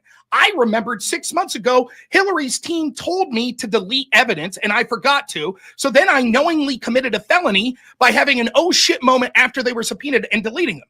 And then the FBI said, but you met with Hillary's top attorney, Susan Mills, like 2 days before you deleted it. What was that conversation about? And you know what Paul Gambetta said? I don't remember. And the FBI said, good enough for us, all wrapped up in a nice neat bow. We have to take Rob's word for all of this stuff. Like, he's narrativizing so hard about all this. And I doubt anyone on the panel actually knows all the facts about the things he just fired off, right? And Rob himself, I would assert, or I would suspect rather. So yeah, I really think that's a thing to take away. If you're a fan of Rob, what I encourage you to do is like slow down his stuff and like just really go point by point and explore it yourself. Like I'm trying to do this more. I'm trying to slow down and explore this stuff, because I think it's really important to take our time when all this stuff's happening. How about this? And you know, I got a list of 20 off so fast, you know. I got a list of 20 things here. How about me and you? We'll set up debates on each and every one of them. We'll go 4 hours through each single one. How about that? I would love that, Rob. I think let's set it up. I'll be happy to do it. And I will guarantee, as we painstakingly go through it, and you're forced to admit that everything I said is true, you're going to be like, yeah, but. Maybe. We'll see. Well, I guess we'll find out when we do it. I'll reach out to you on Discord, Rob. We'll talk about it. Sounds good. I'm happy to set it up. Ryan, you got 15 backstage, and your mic. I'm probably just going to bounce. Okay. Your mic, though, I don't know if it's like too loud or something, but it is peeking out. I tried to hit you in the private chat. I didn't want to interrupt. It's okay. It wasn't the worst thing in the world, but just so you know. All right. Say goodbye, Ryan. Nice seeing you, Cody. Bye, everyone. Take care. Yeah, you too, bye. Bye. And if you'll all just allow me to get through a few super chats and do some logistics. I'm going to go to the restroom. I'll be here a bit. Sure, take your time. The gauntlet is officially open, and I will be redirecting you all over to there here in just a few minutes. But if you want to get ahead of the raid to the other channel, just go ahead. The mods will be dropping the link in the chat. Thank you, Uncle Guns. I appreciate you. Okay, so we got a lot to get through. Noerr with the Big Ten. Out of all these lefties ganging up on Rob, Soy Pill is the only one of higher caliber intellect, referring to Soy's debate with Andrew. I still think he lost that one. Yeah, I do agree. I think Soy is a very intelligent young man, and I think he's got a lot of uphill battles ahead of him. But I do find that he is quite smart, and I think he will make his way through. Jess Gerald, of course, thank you to you. JC was put in the back and solidified with the Big 20. So much so, JC actually left. If he wants to come back later, he can. I think that time has run out. Cool B1C with the Big 5, who steals my content all the time. I don't appreciate it. Jumping on the screen every 10 minutes to say 2 words is not going against the stealing content rule. Now that we've seen the panel, which one was the good looking one? And to my reference, I was referring to Soy Pill, of course. And Chuck Evan. with the Big 10. Evan just sits here so quietly, he knows it. Chuck with the Big 10, Ryan and his Soy 5, each 5 in the back to think about it. Of course, that happened during the I think everybody's been removed at this point. JB with the Big 2, Rob Giz, Vizzini from the Princess Bride vibes. Inconceivable. Yeah, I do sound like that guy. It's true. IC Spin with the Big 2, Raid from I believe it's the Drunk Debunk show. Thank you for the raid. We appreciate that. Evan Lord sends a Big 5. Soy proved he had the low integrity and that can alienate honorable people like Rob. Lying to someone and publicly mocking them is very dishonorable. Rob, you're welcome to chime in a little bit more. Yeah, I mean that's all. Soy seems like a likable enough guy. And someday I'll probably again. I didn't even remember that was the dude. I talked to him the other day on your show after he did a panel with Rachel Wilson. I didn't remember it, but that sort of thing pisses me off, especially because I was so excited to talk to someone. I was like that Spicoli guy. I know people were probably like, "Wow, he's droning on." With I actually like that. I like someone that's like, "Hey, I got some fucking criticisms of Trump, but guess what? I offer those criticisms to anyone, regardless of party." I like talking to people like that. So I was so excited to talk to him over that. I was like, wow, this is going to be a good discussion. I can't wait to do it. And then him for right off the gate to be like, oh, I think that fucking tweet, ha ha. And then expect me to what? Sit there like a bitch? I don't need Soy. I don't need him. Like, I don't need his audience. I wish them all well. I hope they do come watch me, but I don't need that shit. I'm not going to be bitched out in that sort of way. Kiss my ass. And the fact that the moderator Wick wanted to make a big man moment out of it, he can kiss my ass too. But I do wish them both well. I have no personal animosity towards them, hoping that they get banned or that they have unsuccessful lives. So he looks like a happy guy. He seems decent. I wish him nothing but the happiness. But until I choose on a whim to want to talk to him one-on-one again, he can go fuck himself. That's how I feel about it. I think that's I still fair. I still want to throw it in there. Sorry, sir. Mm-hmm. Yeah, go ahead, Beth. If you don't mind, I mean, I still think that Soy is he might have been catfishing you on that to engage with you, but honestly, like when I look at people like Soy Pill, I want to engage with his audience, right? I can engage my audience, and they're gonna love everything I say. I want to engage with the people that do not love what I say. And that's why when I originally spoke up, I'm like, hey, give this guy a chance. I've been on panels with him before. He's been pretty good faith. I'm not as big as you are, right? So like he tried to lose weight out of you. What? I said, I'm trying to lose weight, you know? Yeah. But no, I'm just saying. I know what you're saying. I'm just saying. You want to talk to that audience, not your audience. I don't. I'll talk to that audience. I don't want to talk to Soy. Let me say this, Vibe. Let me put it in a way that maybe you'll understand. When you go on Tinder and you get the big-breasted blonde that you're going out to dinner with, and it turns out that it's a 60-year-old fat old man, right? You might really want to talk to that fat old man's friends, but I don't. Fuck them. They catfish me. Hit the bricks. That's fair. Yeah, and Harvard with another 5 to say, I didn't even know about this prior, so I tricked Rob in bad faith. Apologize for assuming he was a good faith actor. Do you think that that's like something that you would say as a full-on character? I mean, would you hold it? I mean, obviously you're holding it against him all the way, but would you believe that that's something he would do all the time? Yeah, I have no reason to trust him, just like I wouldn't have reason to trust someone who steals from me to let them back in my house. Now, I'll be honest with you, eventually, and probably not that long from now, I'll be like, shit, yeah, I'll talk to Soy again, but it'll be at my whim. And I'm never going to believe when he says, well, my motivations are X, Y, and Z. I don't believe you. I just don't. So I'll choose to talk to him when I feel like it, but I don't need him. I hope his audience can appreciate that I'm not wishing ill on him or not wishing ill on them. I would be happy for them to hear the things I have to say, but there are plenty of other left-wing streamers just as interesting who haven't engaged in bad faith in that level, and I'll talk to them instead. Eventually, I'll Rob, let I it didn't go, even but I choose not to. I didn't even see. I didn't even see what Soy did. I didn't know what he was doing that was dirty to. I will dig sum with it up in Bobby 30 Norland. seconds. Trump had a tweet where he quoted Napoleon and said, if you're saving the country, then you can't break the law. A bunch of lefties that I've interacted with over and over again on X was like, see, Trump, what do you think about this, Rob? What do you think about this? I said, screw you people. You didn't care when Biden operated above the law. So I'm not going to listen to you complain about Trump's mean tweets. If someone could show me that they were actually talking about potential law breaking under Biden, then I'll talk to them about my honest opinion about Trump's mean tweet here.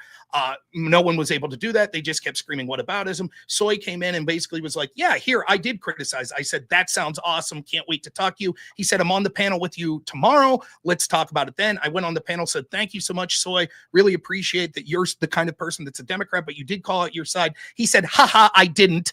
I F12'd and made that fake tweet. Haha, how about that? I said, go fuck yourself. I don't want to talk to you. You're And gonna I'm have sorry to for run- swearing I- so much, Sarah. I'm I'll have to going to cut it review back. the I'm sorry. footage. Stop I'll have to fucking review the footage. I cussing, didn't Rob. understand. That's it. That's the Yeah. best I can explain it That was without freaking follow. relitigating the whole thing all night. Yeah, I think that's Kinda a tough. fair assessment, especially if if you're coming to engage in good faith and then somebody kind of blindsides you like that. I think that's fair. Speedy Lee with the Big Ten, the machine of bureaucratic democracy is on a path to destroy all that is sacred. A bad king would be easier to overthrow than this nightmare. Any thoughts to that? Yeah, I agree. I think that the bureaucracy is the problem. It's the unelected people, right? And that's where the power base is. If you want an example of this, the first bullshit impeachment of Trump, right, where you had all these people from the State Department, and they kept saying over and over while they were testifying in that impeachment, Trump went against our foreign policy. Now, Trump is the elected leader of the executive branch. He actually sets the foreign policy. People voted for his vision. And yet these people that are underneath him and are supposed to listen to Trump to set the agenda, we're like, no. We don't like the fact that Trump is going against our agenda. And that's the truth. These people, any politician that said, that's why I wasn't big on throw Hillary Clinton in jail. And I actually think that there's criticism to have of Trump that he ran on that promise. I don't mind like vocalizing that I think that was bad, that he shouldn't have ran on that promise. Hillary will come and go. Trump will come and go. But the FBI is here to stay. State Department's here to stay.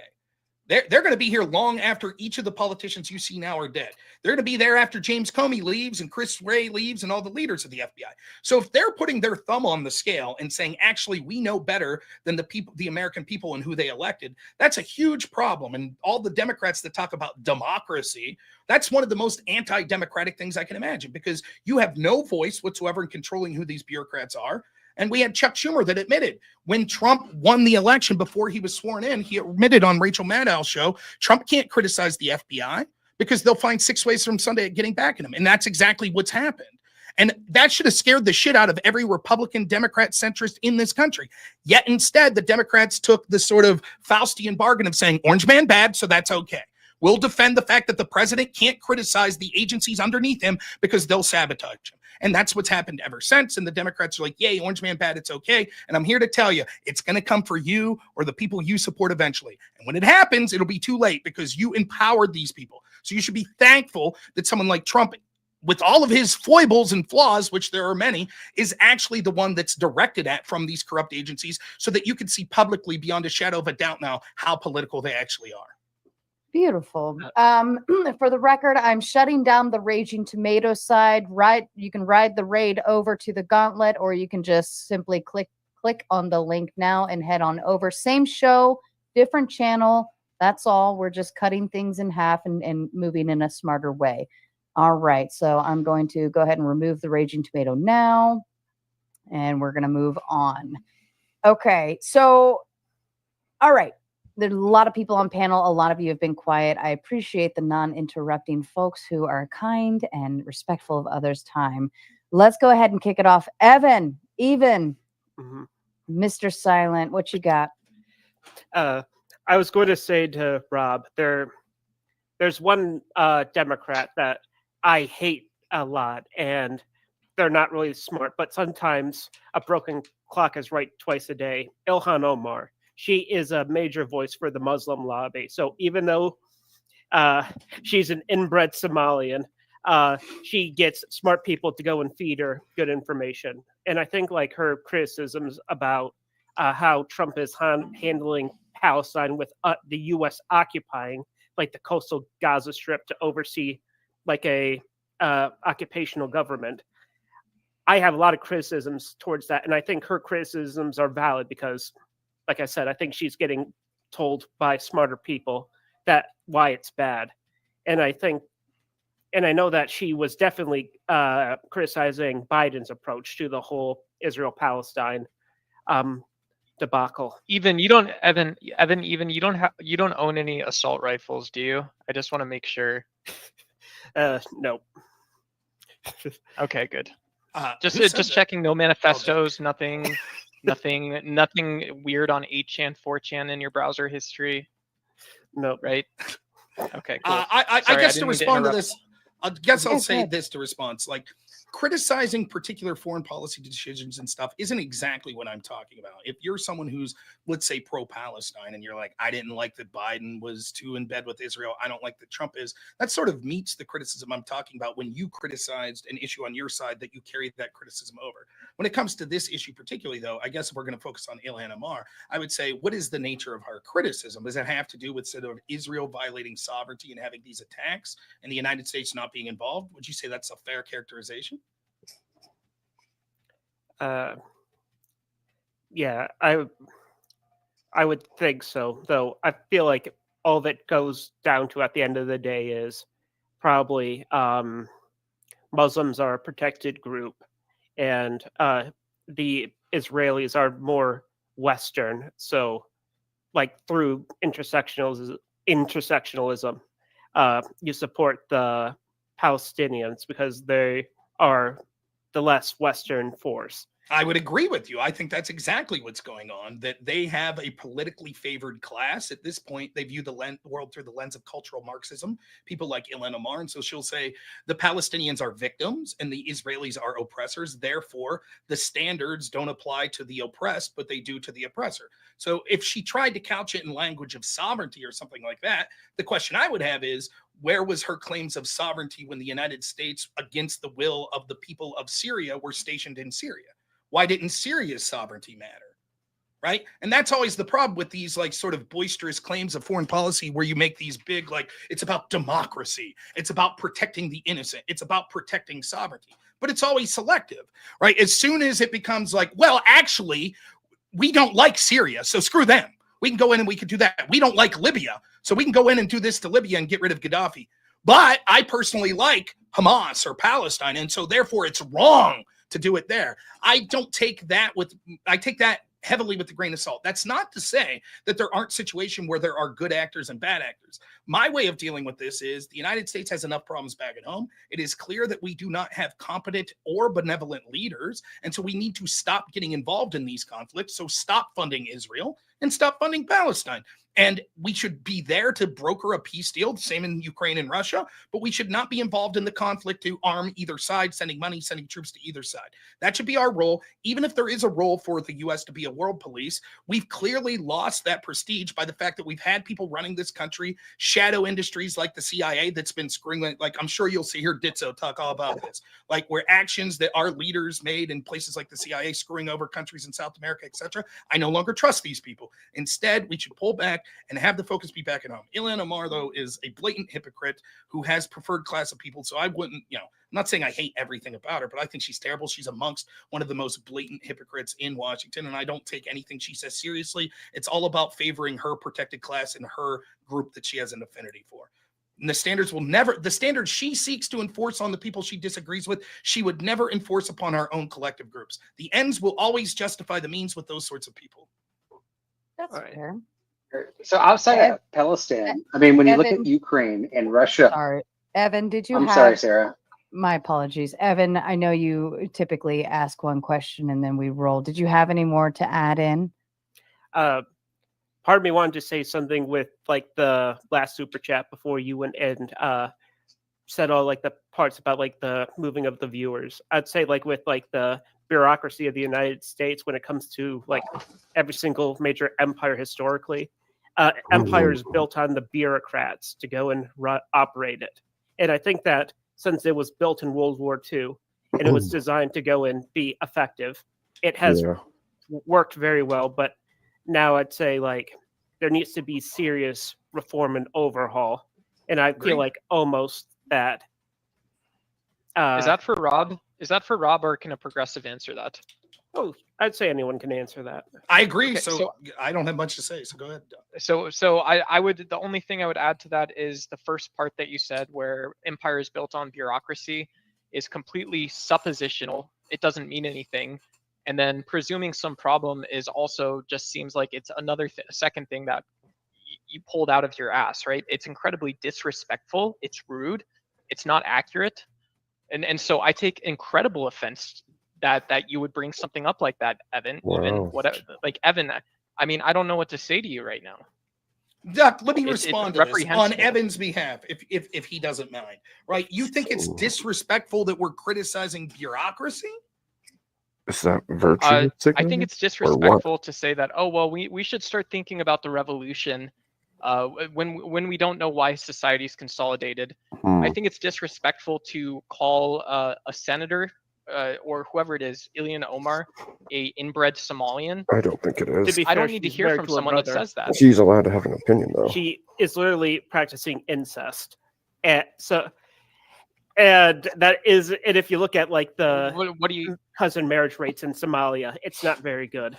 Just a quick question to Rob in regards to that criticism of bureaucracy. Thank you for having me. Sorry, I just wanted to jump in real quickly on this.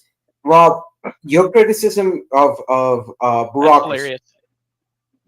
is it applicable from the local small point of reference to then the statewide to then the federal wide? Worse is Would you jail criticize fees in the to make a same way the president bureaucracy point. of a small county that they're fucking up in the Yes. same way that you are That's a criticizing good question. the federal It sense? seemed like Sure. a fake A virtue type bureaucracy thing going will on there. tend to have similar problems that I'm talking about, no matter how small they are. I don't even have to take it to government. Your bureaucracy Or in maybe your it's Burger King what you would that work classify under as- is going to be corporate Who knows? I bureaucracy. don't know. Oftentimes it is sluggish. It could be corrupt if it's left unchallenged, much like any other hierarchy. However, I think the more localized you get, whether it be through companies, whether it be through governments, the more local you get, the more that it becomes reasonable to the people that are watching to be able to see these things, and the less total control that they have. The problem with the bureaucracy in the United States is that it's so entrenched and so massive. In fact, someone could correct me if I'm wrong, but I think that by the numbers, we have more people that work for our government than any other government in history. Is, I believe, an accurate statement. It is so big, so massive, has so much power, and has such a lack of transparency that it warrants more criticism than my county bureaucracy that has 4 people that work for it. And I'll say kind of like for like the county example, a lot of the times it's like people are voted in because they're popular in their county, and then they hire people who are competent to go and do the job. And if you go and take that from like a small scale and move it up, like all the people who are actually capable of running the government, they all go and they talk amongst each other. They all go and do favors to go and get things done, like grease like the wheels. And Squeaky wheel. at the end of the day, like the actual ruling of like the government is completely inefficient and just, and it doesn't even follow like the democratic process. It's just This doesn't moving sound one like it's figurehead with citing. the other. This isn't citing if any I may- research on how government works. This is absolutely unacceptable, Evan. Like, I don't know if this is like a homeschooled argument or something like this, but this isn't coming from someone What? who knows anything, who's done like any research, right? Have we not spent the last really solidly since the 1960s studying democracy? We have. The U.S. If government I'm- has spent probably billions of dollars studying democracy. Probably tens of billions. That's Maybe why we hundreds of become billions even more studying of a democracy. bureaucracy Wait, than Ditso, ever let me, before. Ditso, let me respond to this real quick, Hmm. right? If you're offended and say that like we're out to lunch, like criticizing unelected officials that are really running things, I have a simple That's your question word, for you. offended, Rob.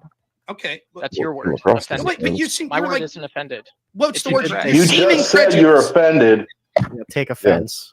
I mean, Yeah, that's what I What? thought you said, but whatever. It seems that that's the impression you're given, even Doesn't if you make didn't sense. directly use that word. I have a simple question for you. Who was running the country for the past 4 years? Well, what's the date today? How about during the believe- prior yeah. administration? How about that? So who is running the country? Correct. Yes. Well, I mean that's Who not a coherent indeed? question. So the Sure, it's executive was coherent. Does everyone administering else on the panel understand the question? Yes, I do. Everyone understands the question, Rob. Yeah. So then but it's who- Running the coherent. country- What is So- there an ontology for the country? Oh, Yes. Jesus. I listen, I'm just some dumb redneck. I know What? you like to use $10 words. My question is, who was the people that were actually making the decision and how the governance occurred in the executive branch? The ontology of the Biden country is irrelevant to that had- question. So Biden would have had an administration, and there would have been, we're guessing whatever the equivalent of like executive bureaucratic leadership at every agency. Okay, so Biden, Biden we're now was the seeing even president, from no? prominent Democrats Right. was so out to lunch that basically there was a shadow team that was really running things. And when we look at policies that are massively unpopular, such as the porous Right. southern border that left in something like 12 million illegals, who would you be to get offended that the American people would say, wait a minute, this wasn't a decision that we voted we for. shouldn't be. This was actually unelected bureaucrats that shouldn't we be didn't raising money even the know way that because we we were do being lied to to about run the people president's in health that office. were the people that were making this Especially when decision. you think of all That the seems to be a So, significant problem with Rob, bureaucracy. people Rob, but hurting you Can I feeling ask the floor for a objectively upset moment? and that's splintering outward. or That any other that thing thing's that rather one than thing's ability to political splinter parties. outward is totally different than asking what's actually like the 400-year journey or history of the United States. I don't know why you don't see that the way that I do. Hold on. Can I jump in there for one Yeah, second? go ahead and jump in. Doc, you Is it got 5 in the you? back. Real quickly, Rob, you and I can agree that criticism to bureaucracy is a needed element in democracy, in the republics. You need to criticize those who are elected as well as those who are appointed to the positions that are managing the country. But at the same time, you have to be extremely careful because you know very well that the use of criticism towards bureaucracy is a political tool to enable authoritarianism, to enable dictatorships, to destroy the functionability of a republic. That is also the Damocles sword that function has. Now, in the course of the history of the republics, of the modern republics of the last 200, 250 years, bureaucracy has been shall we say it in a colloquial way, a necessary evil. And I say that in a very colloquial I think sense. it's a need even. Why? Though.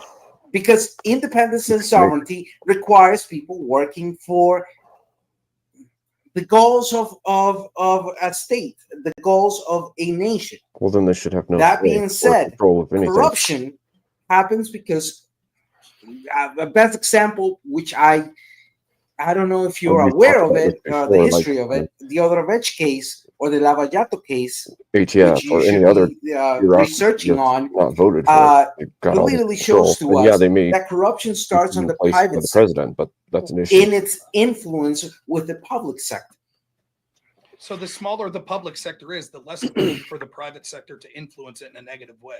Furthermore, your sort of Damocles argument, please, I said here quietly, your sort of Damocles argument makes no sense. So for example, I could turn this question to you. I could say, let's say that we have what we could look back in retrospect and say was an objective racist police department, maybe in the Jim Crow South 1930. And we say, this department sucks. They're clearly targeting African Americans. And we both agree it's disgusting, despicable, something that should be avoided. I could say, but Ditso, did you know that mobsters use these same sorts of arguments to disparage the police so that they could go out and commit more crimes? So we have to be very careful about criticizing racism in police departments. True. I mean, this is a nonsense Got it. argument. You're, of course, right that any sort of criticism you can make on any form of government could be taken to an extent that would help people that want to be corrupt in some other aspect engage in that corruption. Always. But that's not what I'm doing. I'm pointing out specific things that I see are obvious evidence of corruption. Now, you should know this because previous conversations I've had with you show that you're quite capable of pointing out actions that the CIA's taken, particularly in South America, where you have an affinity for, where you think those actions were corrupt. And I bet if we really delved into it, you would say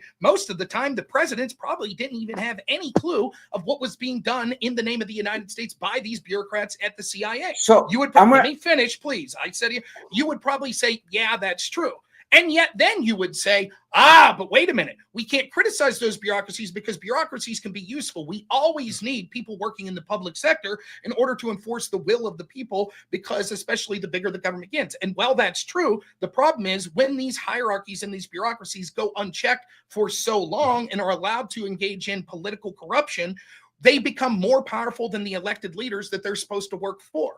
And they certainly aren't engaged in the will of the people in the United States. The best and easiest example I could give for that is it is massively unpopular to have the porous border that we had under the Biden administration. It wasn't Biden himself that was making those decisions. It was people behind the scene doing it. It did not matter that the will of the people was almost unanimously, like 80% or so. Hey, we don't want this shit occurring. So much to the point that even Democrats, even Hispanic people in the United States voted against this shit. And so I would say to you, the idea that we can't criticize that bureaucracy or we have to do it in this specific way is nonsensical. You know that the bureaucracy is corrupt. I'm pointing out the specific ways that they are. And I feel that your criticism's just a general, but we have to be careful because people can take what you're saying and we go should too absolutely have the freedom Rob, to after the machine call gun out that any you did, let's bureaucracy, just address this real honestly. quick. Hey, One. before you start that, can I just ask, can you hear me? Because I just want to test my volume. Yeah. Yep. Yes. All right, cool. Okay. Go ahead. So let's address this machine gun point that you made. So you and I can agree, bureaucracy and the criticism towards bureaucracy and its actions is a necessary action. That it has the dark side in regards of how it's utilized, that it can push forward authoritarianism. And I'll give you an example. Why did Hugo Chavez win the elections in 98? What was his basis to win the elections in Venezuela in 98? There were the same basis that Trump won his presidency on the first term. You know, drain the swamp. The problem with bureaucracy. Yeah, because people And hate it enabled to then. Let me put it this way: when you hear those type of things, and those type of individuals arrive to power, they become the Robespierre, just like what happened in the first revolution of the French Revolution. That's the interesting because outcome. we which see what happens when this. Hold on, I'm not done yet. In the second aspect of the on the conversation is, and I try to approach these things with grace. Changes that happen in society, especially on the judicial level, which means legal level, tend to happen 2 steps behind of what society is pressuring for those changes to happen. And evidence of that in the history of your country. The matter of fact is that you had 103 years, 104 years of an apartheid nation after your civil war, and that the change of that civil, the civil rights movement happened before the legal even took place. So let's be real on how democracy functions and how the changes on judicial levels happen in that sense. Okay, now, just to keep going. To conclude on this, I was going to make the point real quick.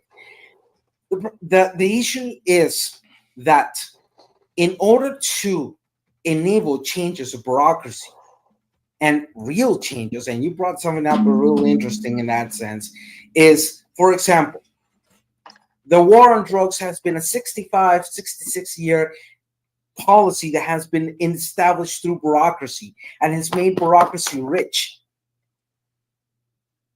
And today, this is just what we were that bureaucracy is killing people, the CIA, and it's creating a whole effect. ATF, in fact, all of it is that same bureaucracy how the money that has gets poured sustained the into all of those bureaucracies. problems of irregular migration to your country, and it's your country's fault at the end that they fucked up in every single level. The DEA, the FBI, local sheriff offices, everywhere. So right now, a Trump administration comes and says, we're going to put tariffs because Guys, of where fentanyl. are we going here? So this the is point- Ditso. Now, I admit This that I is talk at great never-ending length, but I actually spiel say a over lot. here. It's not a This is criticism of crazy. Ditso in this What sense. the- Like, Ditso is speaking like his fourth language because he's fucking smarter than me. I'll give him that. I can only speak redneck and yinzer. So I totally understand that you're not saying as much because it's your second language. That I get. Let me answer your points in reverse order real quick, though, if I can. The point that it's the United States' fault, not totally. There's certainly criticism to be made about countries that you have an affinity I think for. that guy and lives in strongman South leaders America, that have used maybe? their people and got in bed with the CIA intentionally to get these leadership That's positions. at least However, that's in what, general, I what do the agree with you. picture These Rob is bureaucracies like the painting CIA when talking did do to a him. bunch of evil shit. That's why I'm criticizing your criticism, my criticism saying that could lead to authoritarianism. I think you should be quiet respectfully on this point. The second point that you made was sort of this point that's like, yes, but when there's political will and people want things to happen, oftentimes it takes 10 to 20 years or some length of time for an actual political action to happen. That might be true, but you're using that cleverly to disguise the actual criticism I had on this specific point. There was no political will, nor was it the status quo to import millions upon millions of illegals. That wasn't an argument. It wasn't like, oh, that's something that had been going on and it took 2 decades before people could vote their way. That's something that bureaucrats did because they saw an advantage in doing it, and the people abruptly spoke at how pissed off they were about it. So your point's sort of nonsensical there. The first point, I'll just ask you a question real quick, and I would appreciate if you give a concise answer, hopefully not drag on for 4 minutes. The question I'll ask you is, can you name me any criticism of any function of government that theoretically, if taken to the extreme, couldn't be abused by authoritarians? There isn't one. There isn't one. Everything could be abused. Yes. Can you name me any criticism Especially of when any it's given the type cover of of government bureaucracy. function that, if taken to the extreme, couldn't theoretically be abused by authoritarians? Okay, the question is not making much sense, but You want me to explain the utility of it? let me Well, and you look at Steelman, the name, it says Steelman, your question to see. I asked you to be Evidently, that's like concise. his channel Now let's or you his not be concise. study. Here we No, go. no, no. Let me just, Steelman. Are you asking me if any criticism towards bureaucracy taken to its extreme point can always lead to authoritarianism? Is that what you're asking me? No, that's No. not what I Am I asked. I said, is there Okay. any hypothetical criticism of any government function that couldn't theoretically, if taken to an extreme, lead to authoritarianism? You're not understanding, so I'll explain the utility of the question. You're making a criticism that's basically inevitable in any type of criticism that we could make about any type of leadership ever, which is, but you have to be careful, because if you criticize in this way, what can happen is bad faith actors could come in and then use that as an excuse for authoritarianism. Which is But I always could the say case. that about anything. In fact, I could That would always actually be the say case that every the time. criticism you're offering of me, that be careful criticizing bureaucracies, because theoretically a strongman leader, fascist, could come in and criticize it. bureaucracy to Right. ride in on a wave of populism. I could say, but the counter to that is a corrupt bureaucracy could make the very argument you're making, Ditso, to make sure that there's not reform in that bureaucracy by scaring the shit out of people, saying, if we challenge the bureaucracy, we'll have a strongman fascist. You see how this becomes circular? Your criticism is a criticism that's literally able to be made on literally any criticism of any government function. Yes, you're right, theoretically, that bad actors could take any argument to the extreme and use it to justify bad actions. So you're basically saying nothing, is what I'm saying. So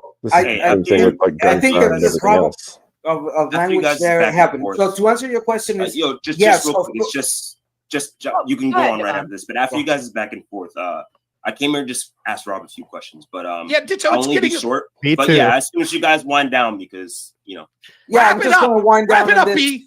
Yeah. Rob, I think that again the language barrier is in that sense. So to answer your question is, of course, any criticism in regards to bureaucracy can lead to authoritarianism. It's such a The weird point I was point trying to because make any was this not could work in any direction. we just should like not Rob is saying. criticize it, Doesn't make a or lot of sense to even in make the that way claim. the when we criticize, coño de la madre, habla mejor inglés, mierda, estoy perdiéndolo. When you criticize it, It can cause bad shit. you have to know how to establish those criticisms, because at the end, that Damocles sword, or esa espada de Damocles, Damocles Damocles sword. I got you. Damocles sword, is the problem that generates when the criticism is based off not actual facts, but just the offset feeling. Okay, So I just got Ditto. I really don't want to do this to you. It's not my show, but I think there's a lot of people that want to talk. You could call in anytime. Sure. We could have this conversation. No, I'll just generally answer this and say, but your criticism fails to me because I'm giving specific examples of why I'm criticizing the bureaucracy. You can't find one example that I've talked about tonight that's incorrect. No, I wasn't going into your examples. I was going on in a general sense. At the end, you and I agree. Criticism of bureaucracy is a necessary step in democracy. It has its dark side, correct? And when those criticisms are made, evidence is needed.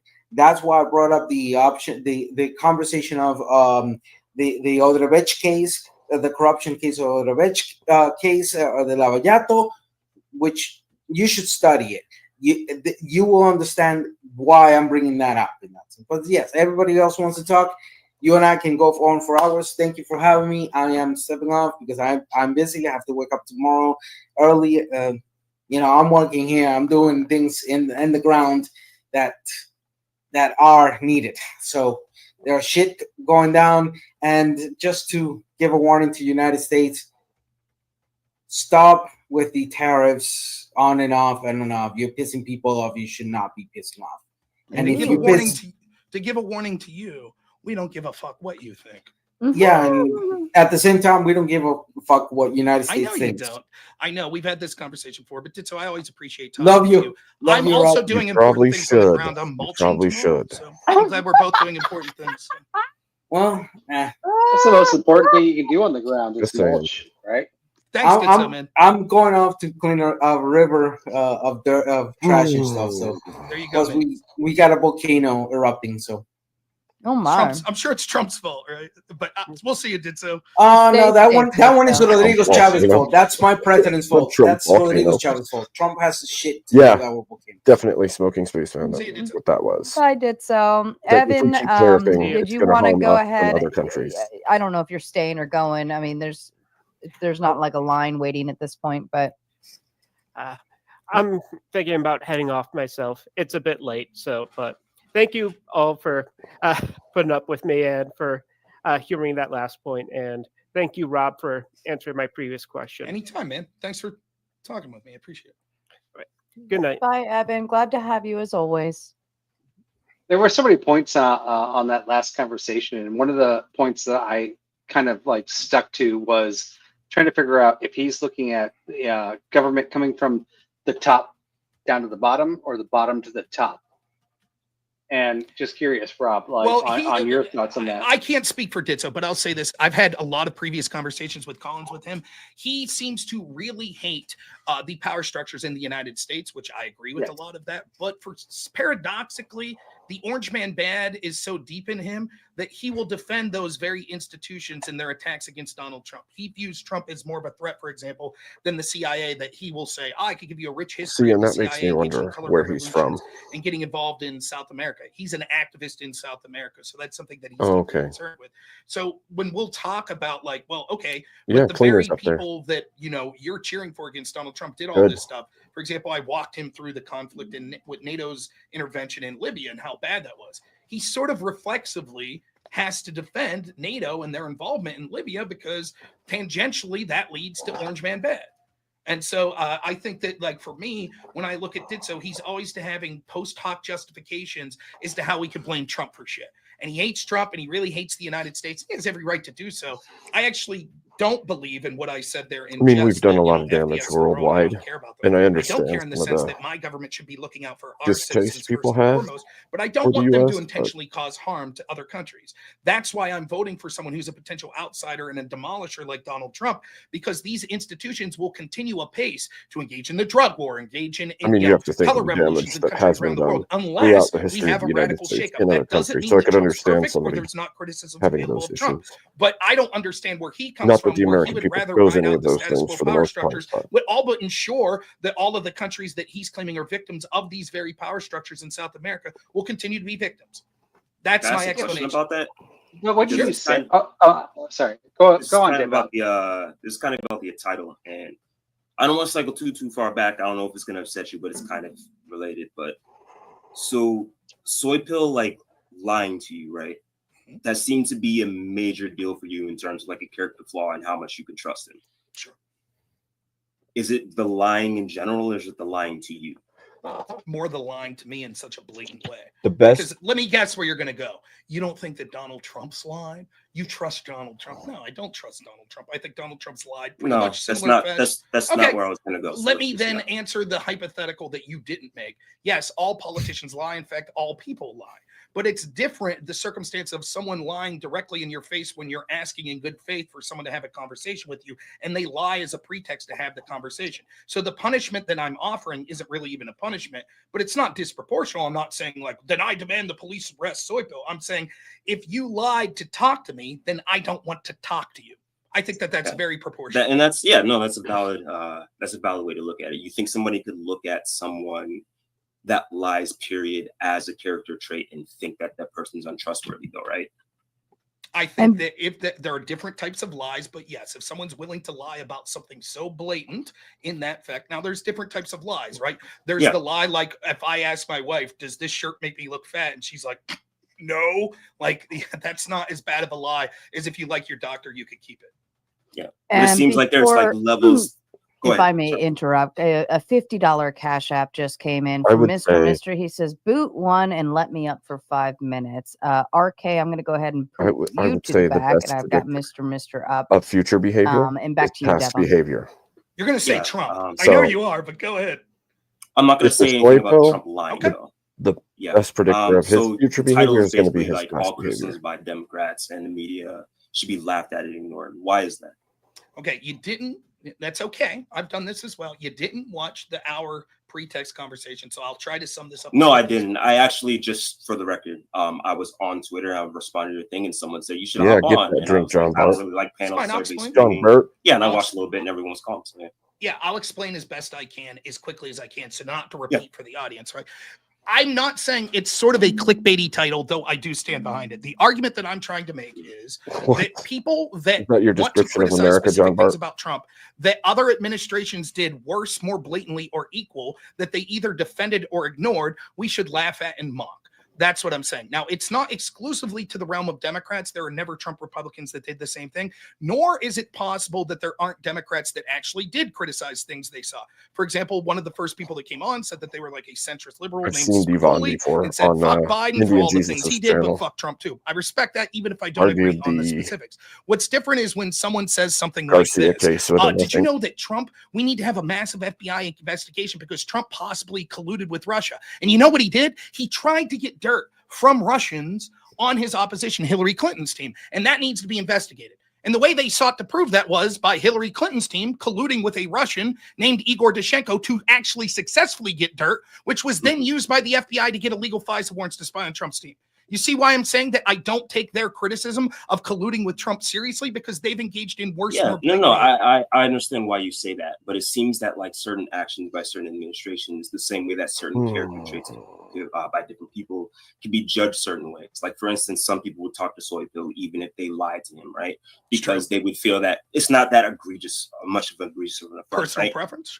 Yeah. Well, I As think when it was you a felt big that was defend something stronger, because right? I think the bigger piece is not necessarily just talking to him. It's participating and engaging in a debate. So if somebody comes in bad faith on a debate, then you have no steady foundation to believe they're going to do it the next time too, right? So Yeah, that which is valid. Very true. Yeah. Right. I don't Like, even for think that example, it's Devin, real valid. quick, I would, let's say hold on, that- just real quick, just for the record, my name's Davon. Sorry, Avon. My apologies. But I don't want to get too far off track, Rob. You could bring that up real quick, but I just want to stay. I mean, course. you My brought mind up is a little it's interesting that you came on to talk about like this sort of a little bit of personal drama thing. I'll just say this though. No, I didn't come on to- I used that if we have word this on big this, conversation, right, and the topic is the reason you're talking to me is I say I'm a former Biden voter that's now became a Trump voter, and so you're like, I'd like to talk to you, and we get halfway I through a heard your conversation, firefighter, man. and then I get say. it. Well, You that's make a amazing. firefighter You seem metaphor. very intelligent. You know exactly where I'm going. So please continue. No, I didn't say I know where you're going. It's all right. You know what I'm saying? The audience knows as well. I was trying to clarify for them since you already heard my explanation, but continue to ask me about it. So I was trying to clarify in a more simple way. But clearly, you know where I'm going. So proceed. No. Oof. Just to be clear, I understood your reason for not. Well, then why'd you listening to overtalk? Soy Bill, and I understood your Then what's the firefighter question? reference. You gotta let me talk, bro. Stop I just said proceed. Okay, then. So my question is about the title, and I think that there's a little more. I understand it's a little more clickbaity, but I have watched your content, and it seems that you don't necessarily understand why people could come to the point where they're criticizing Trump more than they would criticize another administration. And it seems like it's a matter of the same way that you would criticize Soy Pill about a certain thing that you feel like is a strong character trait. That's some quite the people may outside see that perspective he's Trump's got. character traits or certain things that he does just are a little more dangerous He than must what you would miss say the the intro Democrats to do. this. You understand actually. that there could be sort of like a difference in the way that we analyze certain character traits or actions by someone and say, I'm judging this person harsher because of this thing, right? Because Yes, like I I said, understand that people's personal preference are they can do things. You understand that I have free will to say go fuck yourself. I don't give a shit if you sit there and I've said about 5 times. I said about 5 times. You have to listen to me talk, Devon. You got it. You have to listen to me talk, right? I know you think you know what I'm going to say, but you got to listen to me talk, right? All right, go ahead. Buddy. Okay, cool. So I have the right to say He did no. the I'm same not going thing to when he listen to this. If debated it's something Indian so Jesus. blatant as, for example, you want to talk Just about, kept well, talking actually, over we have a him. problem with Donald Trump's health, and you didn't say anything or defend it or feigned So ignorance that you couldn't strange, see so the cognitive decline of strange. Trump, then I don't give a shit to hear you talk about Donald Trump's health. I'm talking about all of these specific issues where I see, and I understand the orange man bad crowd's going to say, but we just subjectively know that Trump's worse. My response to that would be this. That would be fine if you criticize this sort of behavior with Democrats and said, I just think that Trump's doing it worse, though. But if you didn't criticize that sort of behavior with Democrats, and now you're like, well, I was silent on that, but I think Trump's over the threshold, then I guess I would say, then I'm not interested in talking to you, because the better explanation is that you just hate Trump and you were willing to overlook these types of shit because you didn't really care about them. All you really care about is going after Trump. But if you'd like to take a specific example of something that you didn't think warranted criticism under the Biden administration or the Obama administration, but you did think warranted under Trump, I'd be happy to go through a specific example with you.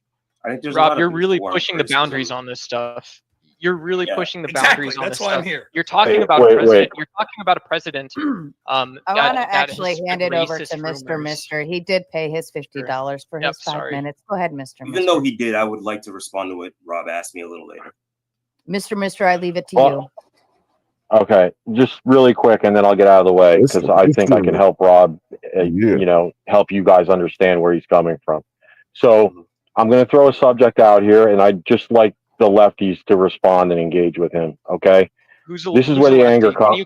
Mister, can you clarify? Oh my gosh, Doc, you don't know that you're a lefty? Doc, Well, shut if you, yeah. Go ahead, All Mr. right, anyway, We put RL in front of all all our right, names. just hold on a second. Jesus Christ. Okay, so the January 6th committee, right? Can you start out by explaining why it is that was such a debacle and why that was a problem? And then I'd like to hear from them to Why defend it it. was such a, in terms of like a steel man for maybe someone who like feels that way about it. Well, I'll explain it in this way. No, I'm just asking what were you asking? I'm asking because he knows what I mean by just bringing that up. And the reason why I'm saying that is because when he talks about how things happen under the previous administration that were egregious, this is one of them.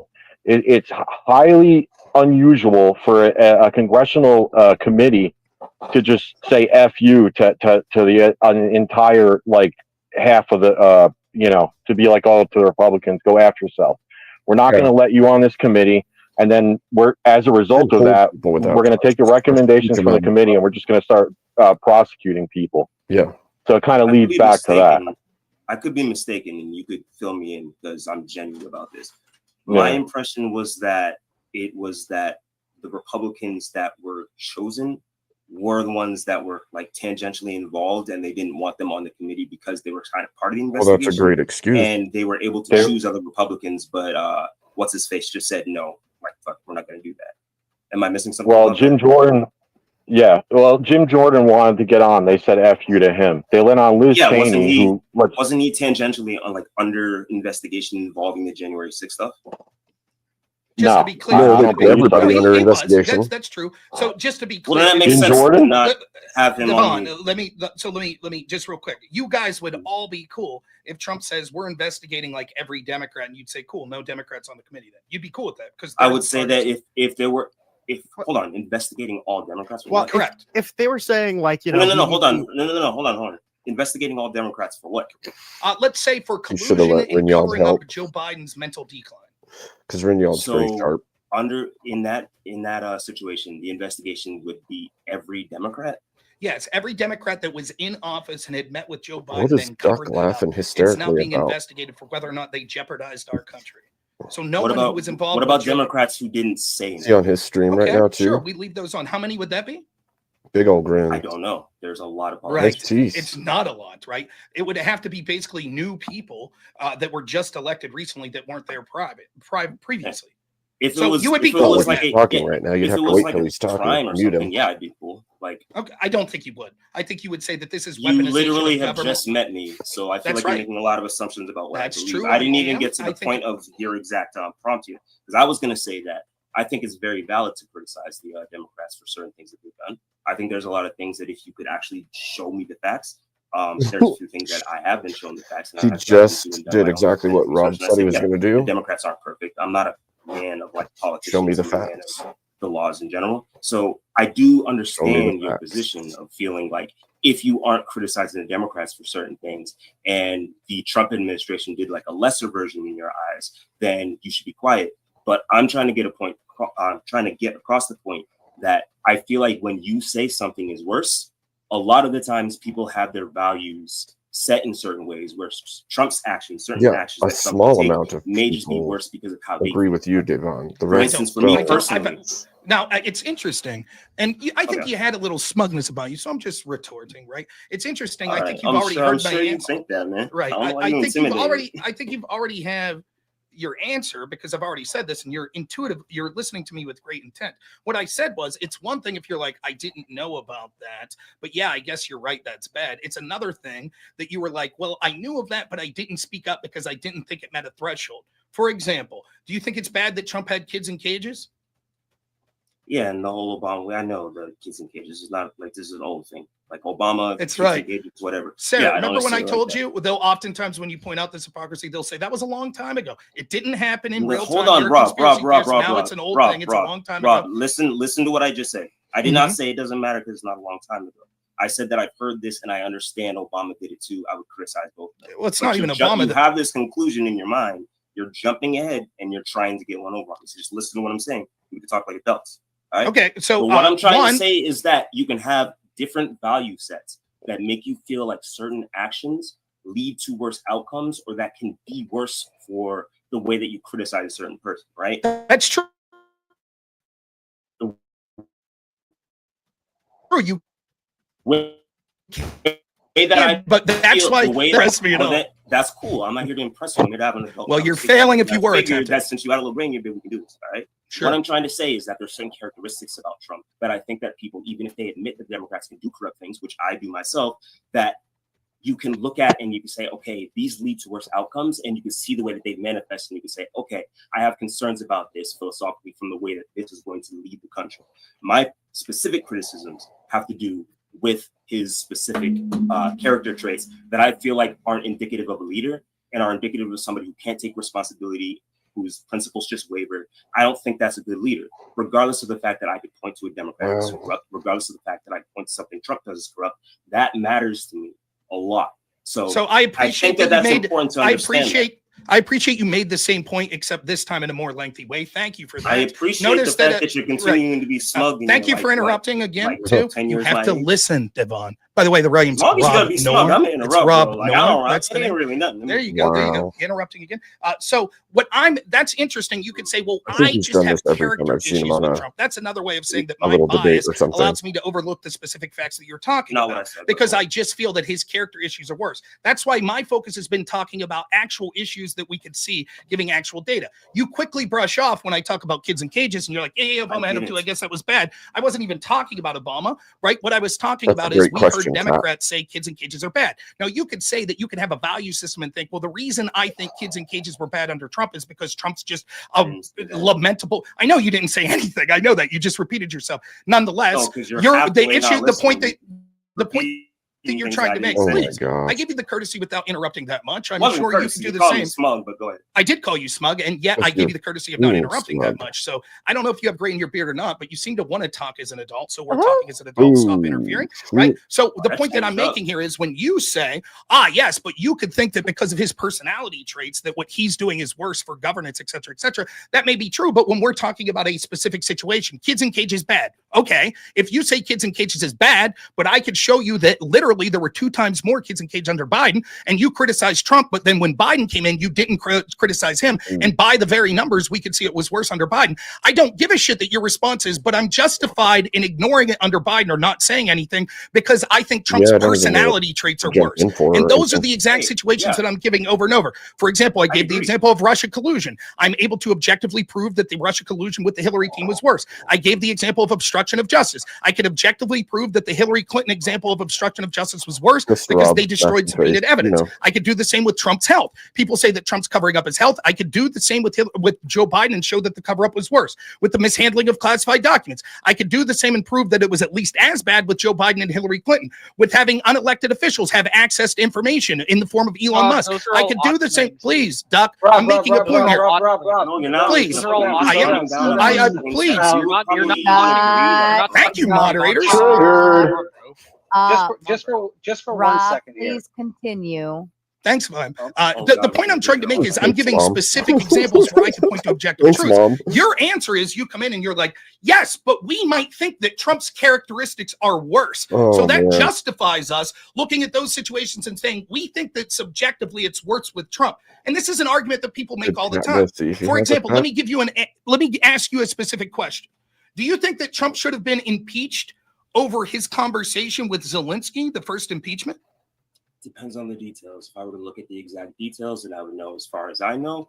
If it wasn't exactly, because there's 2 different narratives here, right? Weird There's one actions, where it was like for it sure. was a sort of like a bribe, a quid pro quo. If I could look at the details and see that, and it does lead to that case, then yeah, sure. If not, then no. I think there's a lot of things that happen to Trump that shouldn't actually happen to Trump. I I don't know actually, what that's about. because I'm the kind of person Strange. where it's like I don't like to speak on things that I don't know of yet. The judges halting the tariffs, at first I was like, because I'm a Democrat, obviously I had the intuition to be like, oh man, they got him. But I wanted to be fair and say, I don't know if this is something the judge can do. Maybe I should look into that. Maybe I shouldn't speak on it more. So for one, I just want to say you got the wrong one because you're making a bunch of assumptions. But what I'm trying to say is not that he has personality traits. What I'm trying to say is that there are character traits that carry over to the way that he carries himself in office. And I think that those things historically, even in the What's media the that we food watch, thing he's like doing? even in movies, like you can see it with like a Mr. Krabs type character. When you have those certain character traits, when you have a history of being this way and being sort of self-serving, and when that shows in the way that you act, when it shows that you can't take responsibility or accountability for certain things that you do, when it shows that you want to surround yourself with like dick suckers like Kash Patel, who wrote a book about Very him odd. being the king. Like, bro, when you have that sort of mentality, there's a lot more that you can look at and say, maybe this warrants more criticism than some regular politician. Yeah, he's corrupt and like, system to get him out, the system will check him, whatever. I just feel that those certain characters, I understand that you need to filibuster, but just let me finish, all right? I think that those character traits are important and indicative of a leader. And I think that it's unfair to say that because you don't hold like the certain weight of certain things, or because you didn't criticize certain things, which granted I will, I think that it's unfair to discard the way that people see character traits of a leader and someone who's running the free country and someone who has that responsibility and just say, oh, it's laughable that they're criticizing it. I just First, think that the equivocation that you say, I didn't say personality traits, I said character traits, proves sort of the sliminess that you're trying to gauge. Can you explain to me the no, difference? you're not between, fully please, listening to what I'm please, saying. let me, I know the need to filibuster, Devon, but can I you know answer you my do. question without going on a filibuster style argument? Can you explain the difference between personality trait and character trait to me? Okay. They're both the same thing. But can I? Thank you. Like, can I expand on No, that? I gave you a long chunk. I gave you a long chunk of time to answer. I do appreciate. You wanted a that yes or no question because you didn't and want you me to answered explain myself. You wanted to come. You did answer. What you did was because you just got to talk for a nice 2-minute period, right? You got to talk for a nice 2-minute period. I asked a yes no question, and now you want to talk for another 2-minute period to explain. You just gave the answer. You said that the fact that I said that was personality traits that you were talking about was that's somehow erroneous. That actually what you're talking about is character traits. Cool. It's you admit that it's the same thing. So I do understand. Now I'll finish my point, and then you could answer when I allow you to talk afterwards. I did. You gave the answer. I'm satisfied. I'm satisfied with the answer. Now I'll proceed. I'm not satisfied with the answer. I don't give a shit if you're satisfied. I don't give a shit if you're satisfied. I asked a question. If I keep saying answer question and you go off for 5 minutes and I'm like, okay, I have another question. You go off for 5 minutes, then it seems evident that I won't get a chance to say anything. So you answered the question. It shows that this was an equivocation that didn't matter. It's an equivocation that didn't matter. So you're basically just quibbling over nothing, right? And what I'm talking about is if you're saying, yes, if I look at certain situations and I can see that it was contemptible under Joe Biden, then I would criticize it under him and I would criticize it under Trump. That's not the criticism I'm making for people in issues like that with you. Now, the reason that I asked specifically about do you think that Trump should have been impeached? You actually gave the answer that I was looking for and said, well, I don't know, but if it was a quid pro quo, yes. Now, I'll ask you another question and we'll give you like 10 seconds to answer so you don't filibuster. If I was to argue that it was a quid pro quo, do you think that would be impeachment? If I was able to prove, don't give me a 10-minute question and then tell me I only got 10 seconds to answer. Let me answer the way I want to answer so you understand. I'm uninterested in you filibustering. You seem to be someone who's concerned about filibustering. Well, because I thought that you would want to have a conversation in good faith. Instead, you just want to filibuster because, as you've already admitted, you don't know much about these specific situations. So maybe you should educate yourself before you're talking about these sorts of things. In fact, you didn't even watch the beginning of the debate where we hashed through all of these things. Nonetheless, I'll presume to answer for you since you're incapable. Yes, Rob, if Trump engaged in a quid pro quo, then in that instance, I would think that that would be something that's impeachable. Well, that's interesting because the quid pro quo that was alleged of Trump was something that's very vague at best. It wasn't a specific quid pro quo. And yet Joe Biden gave a blatant quid pro quo, which he admitted to on tape, where he said, I told them, you're not going to get that $1 billion loan from us unless you fire the prosecutor who's looking into Burisma. Oh, by the way, the company that Joe Biden's son was on the board of directors on. And son of a bitch, they fired the guy. So that's an admitted quid pro quo. Now that you know that there was a quid pro quo by Joe Biden, should he be impeached? So I'm going to answer in full. Do you guys remember the days when Rob actually debated? It wasn't that I said that there was a difference between personality traits and character traits. What I said is that character traits that manifest in certain actions and the way that they act in office. I think that Trump's inability to take accountability as a leader is a manifestation of a character trait. When you say it's just personality traits and character traits, it's not just them alone. It's the manifestation of those traits. But you wouldn't let me finish that because you wanted to talk for like 5 minutes. I don't know why. Secondly, to your second question, as far as the quid pro quo goes, I do know a little bit more information about the Biden one. In terms of him saying that on tape, from what I understand, this was just the policy of the United States. You can dig into all of the Burisma stuff. I'm not really like a fan of Hunter Biden. I'm not even going to defend him on that. But in terms of that being a quid pro quo, I don't necessarily see it. Can you show me how that's a quid pro quo? Yeah. Well done, Kate. Yes. While Rob goes and cooks that for 5 minutes, you'll have to sit in the back and listen. Well done, sir. Well done. I can answer that. I can answer that easily. I could prove that it's a quid pro quo because Joe Biden literally admitted to the quid pro quo.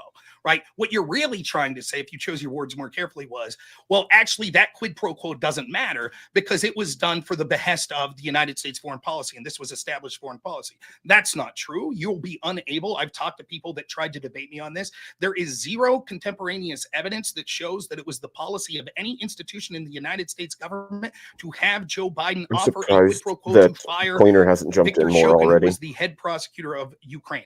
You will not be able to find. In fact, I could find you audio evidence of one of the bureaucrats that was on the plane on Air Force Two on the way over and said, wow, while we were on the way over, Joe Biden came up with this idea that he would offer a quid pro quo.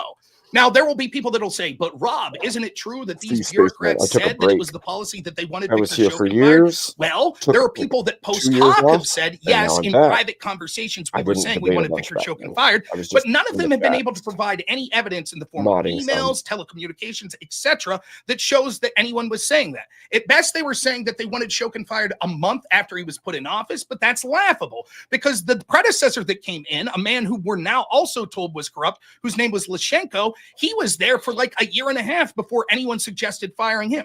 Oh, by the way, one of the first things that prosecutor did when he came into office, he dropped the case against Burisma, which then there was celebrations abound when the leader of Burisma, Zolchevsky, who was Hunter Biden's boss, came back celebratory like a conquering hero to Ukraine.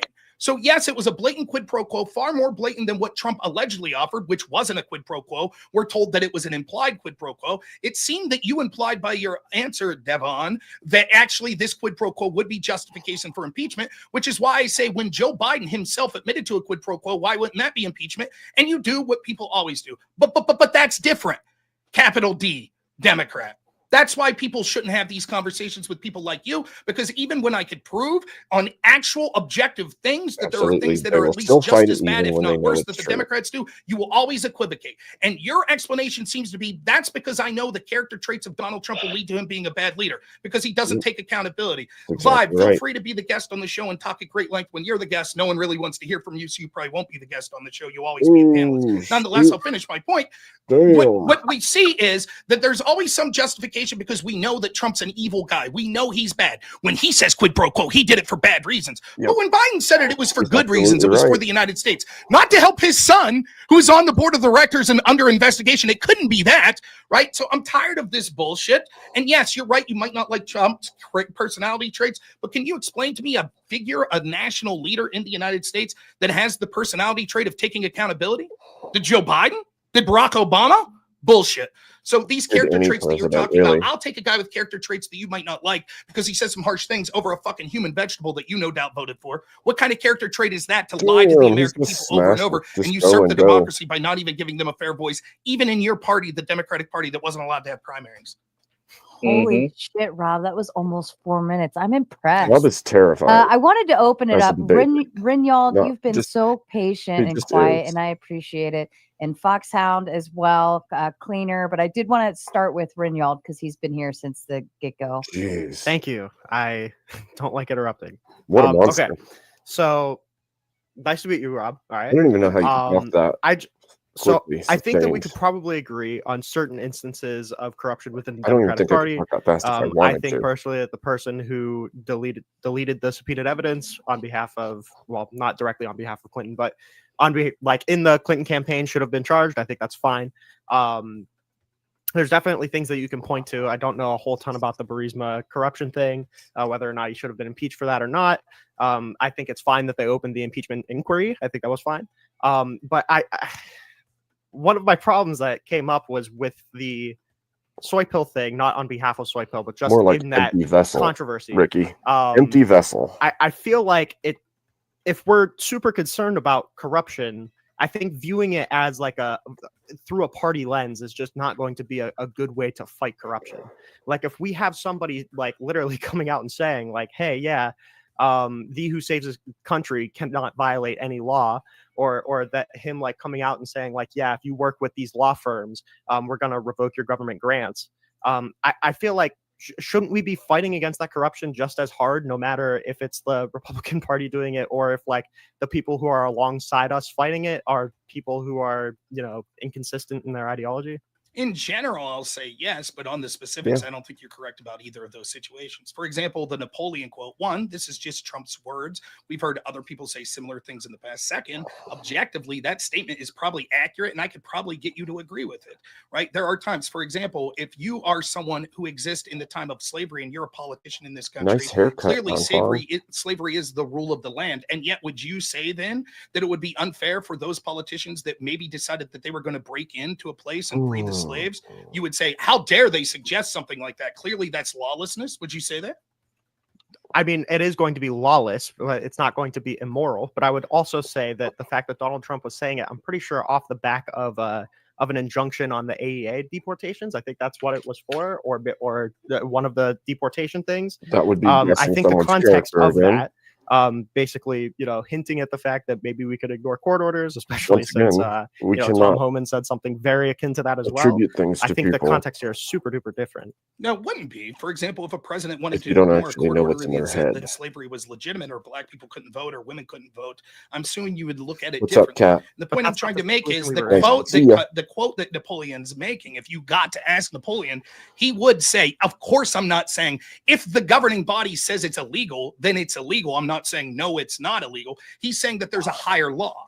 There's a higher authority, a moral authority. And so I Morality. answer to that higher authority. And if that means breaking the lower authority of the governments of this country, then I break no law because I answer to God's law or to the moral Yep, authority. Now, I that's actually exactly didn't like right. the quote by Donald Trump, It's but a the idea that terrible this is thing to something that we say, need but to it objectively makes push sense. back against is nonsensical. And I guess my answer to you would be this. Yeah, I've criticized a lot of things that this current Trump administration's done. I'm not interested in hearing from it for people that cheered on evidence of corruption in the previous administration. Did you For find example, him, Kat? you seem to be Or someone who's not quite even doing studious on anything? politics, at least enough that you're talking Maybe about he's things here. recently. We just don't Did know you it. push back against the fact that because Bannon and Navarro violated a subpoena that they were jailed? Did you push back as that was a political attack on people associated with Trump? Did you push, and follow-up question, did you push back on trying to disbar a bunch of Trump's lawyers and piercing attorney-client privilege to attempt to go after them? Did you push back on that? So, I mean, Yeah, in Rick, regard yes, to he the was Bannon walking, Navarro thing, talking I know you pointed this out in the beginning, but I only really started following for this election It's fair. because I just, I'm Mhm. 21. This was the first election that that's I could not vote fair. in. I'm sorry. Yeah. So, this is the first election I could vote in. So obviously I'm going to be paying more attention to this election than, past elections.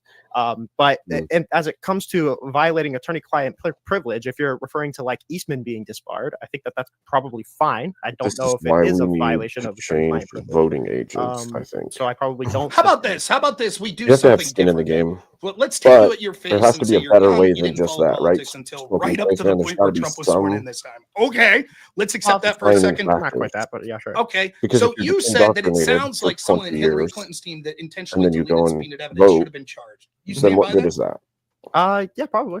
Okay, so would you say the fact that the FBI didn't charge them shows that there was a double standard by the FBI? I don't know if it would show a double standard by the FBI because I don't know if we can lump FBI agents to guilt the entire FBI. But I would say, right. yeah, probably there was a double standard there. Okay, do you think that double standard is worse than, say, Trump's mean tweet about Napoleon? Yeah, probably. Okay, so you're starting to see my point. Like, even if I forgive you and say, well, you just didn't focus on any of this is because you're young. The people in the Democratic Party, the media, et cetera, that want to hyper focus on things like this, that had no problem with the fact that the FBI went after Trump like a rabid dog for things like obstruction of justice and literally let Hillary Clinton's team off the hook for something that was far more blatant, to even to the point where you admit, yeah, that's a double standard. The FBI should have charged him. Can you start to see why I don't take those people seriously when they talk of issues of corruption? Kind of, but I think also the problem is like if we have an interest in fighting corruption instead of fighting for our political party, we would probably be like standing hand in hand with those people anyway to try and fight against real corruption that exists within the executive branch. I do stand in hand to hand with the people that are legitimately trying to fight corruption. I do not stand hand in hand with the people that are selectively only going after Donald Trump because he's seen as a political outsider in the FBI, which is far more powerful and dangerous than Donald Trump or Hillary Clinton or Joe Biden or Barack Obama. That's an institution that could do far more in putting their thumb on the scale of our elections and interfering than anything Russia could ever do. And yet our entire country stopped for 3 years while we investigated Russia collusion, so it was so serious. But now I got to listen to the same Democratic media people that cheered on the Russia collusion hoax, that cheered on going after Trump for obstruction of justice for classified documents, who's sitting there knowingly that Hillary Clinton's team deleted subpoenaed evidence and the FBI left him off the hook. I do not stand hand in hand with those people because those people aren't interested in fighting corruption, as the evidence shows. Those people are interested in Orange Man bad and holding a double standard so that they can take down the Orange Man. Fuck those people. I don't stand hand in hand. I mock and ridicule them and say, call them out for the corrupt bastards. The only two other does result in less corruption to stand hand in hand with those people, even if they are bad faith in pushing against real corruption from Donald Trump. Don't you think that would be a good thing? No, because it won't, right? One, even if it would, it wouldn't, because if we have unequal application of the law in this country, and this is an argument people try to make to me all the time, right? Okay, you're right. The FBI was fucked up. They never charged people for FAR violations until it was Trump's campaign manager, Paul Manafort. But now they should start charging people. Okay, cool. We have blatant evidence that so many of the Hunter Biden really violated FAR. So go after him, right? Well, the The FBI didn't. leftists You'll be are like, so well, but young. still, isn't it better to go after one corrupt? No, I mean, they do because what it say results as you is age, you unequal become application of the law, more and the conservative corrupt as get you more age. That entrenched because seems all it really means is they're allowed to be odd. corrupt with impunity, How many and anyone that's 20-something? considered an outsider to them will say, they'll say, show me the person and I'll show you the Fourscore. crime. So no, it's absolutely against the Fourscore. very tenets of what our legal system should be, which is equal application of the law. If the people that are 7 enforcing years. the law are intentionally allowing corruption to occur from one side and intentionally looking under every single nook and cranny to go after corruption in the other side. No, it's not better that, well, at least they got corruption on that other side. And that's even when you further then look at even that's accepting that it is actual corruption they're going after Trump's team. Most of the time, like with the Russia collusion shit, it wasn't corruption. It was bullshit. And they manufactured it all knowing that it was bullshit and coming from Hillary Clinton's team, and they hid that truth from everyone. So no, I don't trust those people now when they say, trust me, bro, this time it is legit corruption. Can we So agree quick that question here. We've got a new voter here, right? A brand new voter. He's asking what to vote for. Would you say, Rob, that the most important election is the presidential election or your local elections? Do you start building community locally and growing it to society, or do you just all show up for the presidential election? You should get involved in I don't local know if elections, anybody and in needs many ways to it has just more of a yet. direct influence. However, there are certain things at the Rob's national just level that trouncing may people, impact you so in more significant ways. It's not as cut and I dry as agree. one time we've been seen. For example, if we have a federal election that says, hey, I'm going to force everyone to lock down, if the president theoretically did that, then it would be small comfort that you voted in a good way in your local election. But you are right tangentially that you should not just be focused on national politics. You should be focused, and you actually have far more ability to influence your local election. And in many ways, that has more direct influence over your life. Yes, and ultimately, does not the local elections influence what the national elections eventually will be if you're focusing on your local community first? It can, but there's certainly you could draw a line to that, but that only goes so far. For example, if every local election came down to a way that was a populist on the left or the right, doesn't matter for the sake of this, right? But there's $500 billion that are put into the presidential election. Probably the side that's getting Agreed. $500 billion would outweigh, well, what about your school board election? Everyone had a good school board election. But yeah, you're tangentially right. I'll go even further than that. Even your local elections are more influenced by culture first. Yeah, I don't know if- Politics is usually downstream of culture. And so if you have I don't know cultural if Rob shifts, needs that will oxygen. first affect your local elections, and then it'll start to affect more like state elections, I which think he then runs on in turn liberty. will affect more national elections. But yeah, you're Exactly. directionally correct that like there seems to be a downstream effect. I would say more upstream effect, right? Because I mean, ultimately, Who cares what right, direction your people- stream's going? But no, I see what you're saying. Yeah, no, I mean, ultimately, if you focus on your local area, right, and you're doing those electives, and How much to you get your kick duck states for and 3 you months? get your governor, all the people that you elect That's are funny. basically going to be the same people that are pushing for who's going to be president, right? Yeah. This is a weird tangential line of question, but yeah, like what Well, you're trying it to say is because you should he vote said locally. Agreed. He's a new voter, right? And I'm Okay. trying to teach him to vote. Vote locally. And, the worst thing ever is for people only to vote for president. Agreed. Right? They should True. vote Well, locally. that's not They the should worst pay thing attention ever. to everything. I think Well, slavery no, was worse than that, but you know. Well, everybody shows up And- for presidential elections, but they do not show up for their local elections, right? Just That's a wanna- really important thing. Read Sorry, a Sarah. Go few ahead. of these. Timbo with a Big Ten. How much for Duck to be kicked for 3 months? I put the math. In the chat. You're welcome to hit it if you really truly want it. But sometimes, just like Oh right now, my I'm just gosh. keeping Duck backstage That's because, funny. well, I'm He's sparing very all of fast. you.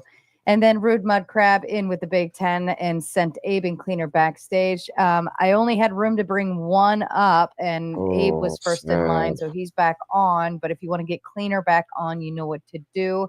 And then, of course, Rude Mud Crab sending in the love for the tomato. I appreciate that. Rinyald, I don't think you were done. I do want to hand it back to you, but before. Before I hand it back to you, I just want to say I am going to go check on my daughter real quick. Rob's in charge, so you're all fucked if you get stupid. Okay, Yeah. so I'll be Don't back kick in me, just. Rob. I'll just shut be a- up the whole time. I'll leave you talk the whole time, Renyal. So It'll no just be a conflict few of interest. You're good. I like you. Well, I like the panel's been fairly mild tonight, so I'm not like too afraid to step away and leave you in charge. But I'll be back in just a few minutes. Go ahead, Renyal. So yeah, I agree that there's going to be a problem with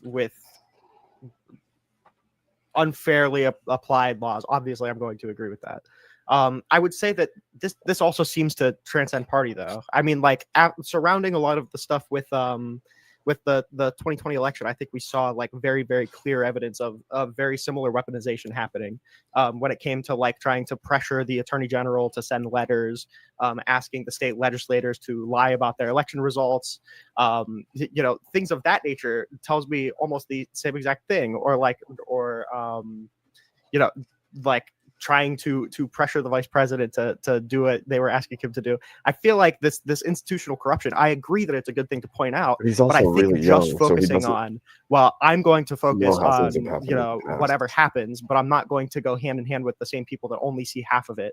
I mean, think that's you could going read to about it, I be guess. not an effective way to address corruption.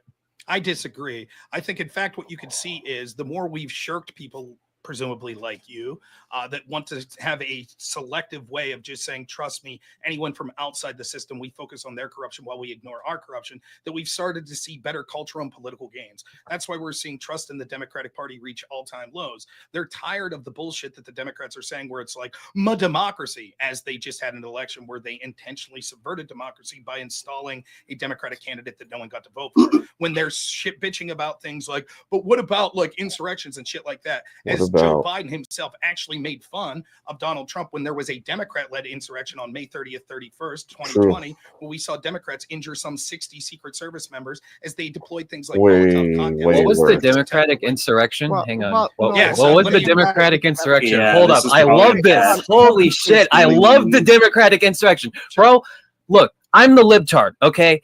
I won't even go so far to say that January 6th is a actual, quote unquote insurrection when you talk about the fucking definition. So if Jan 6th isn't an insurrection, what the fuck is the liberal fucking BLM insurrection? Please tell me. I want the details.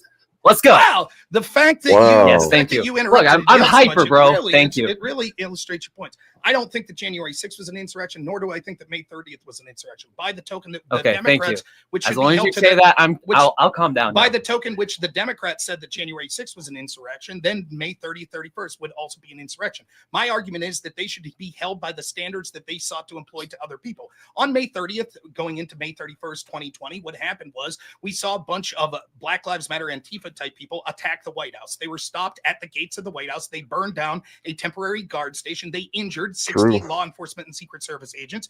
They were That's a rowdy ass protest. Holy shit. That's a rowdy ass fucking protest. But what about that as an insurrection? Let me finish. Well, the At the same White thing with House? the rowdy ass protests of January 6th Yeah, wasn't thank an you, thank insurrection you. either. Now, the point that I'm trying to make is, but we had to have the largest FBI investigation in history to go after January 6th. We tried So to far. keep Trump off. Please. We tried to keep Trump off the ballot because we said that that was him How engaging in an snarky. insurrection. And yet, when May 30th happened and they literally took it so seriously that Secret Service that was being injured moved Trump to a bunker, Democrats not only did not call it an insurrection, they not only did not demand large and FBI Whose call was it investigations. to move Trump Please, to a let me bunker? finish. It was the Secret Service. Please let me finish. But they actually made fun of Trump. Many of them did. And before you say, prove it, who made fun of Trump? Not 2 weeks later, Joe Biden was quoted as saying Trump needs to go back to his bunker.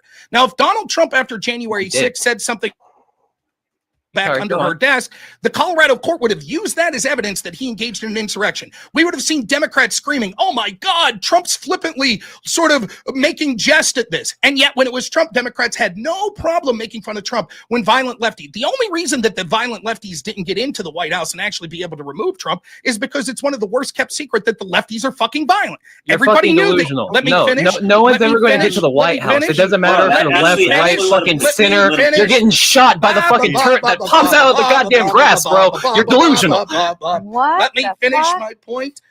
Avius, I'll finish my point here. The reason that they were Thank unable to you, get in bro. was- There are so many people that say my name incorrectly. You know, I respect you for that. I'll shut the fuck up now. Davon doesn't like my name pronunciation, so at least I got yours right.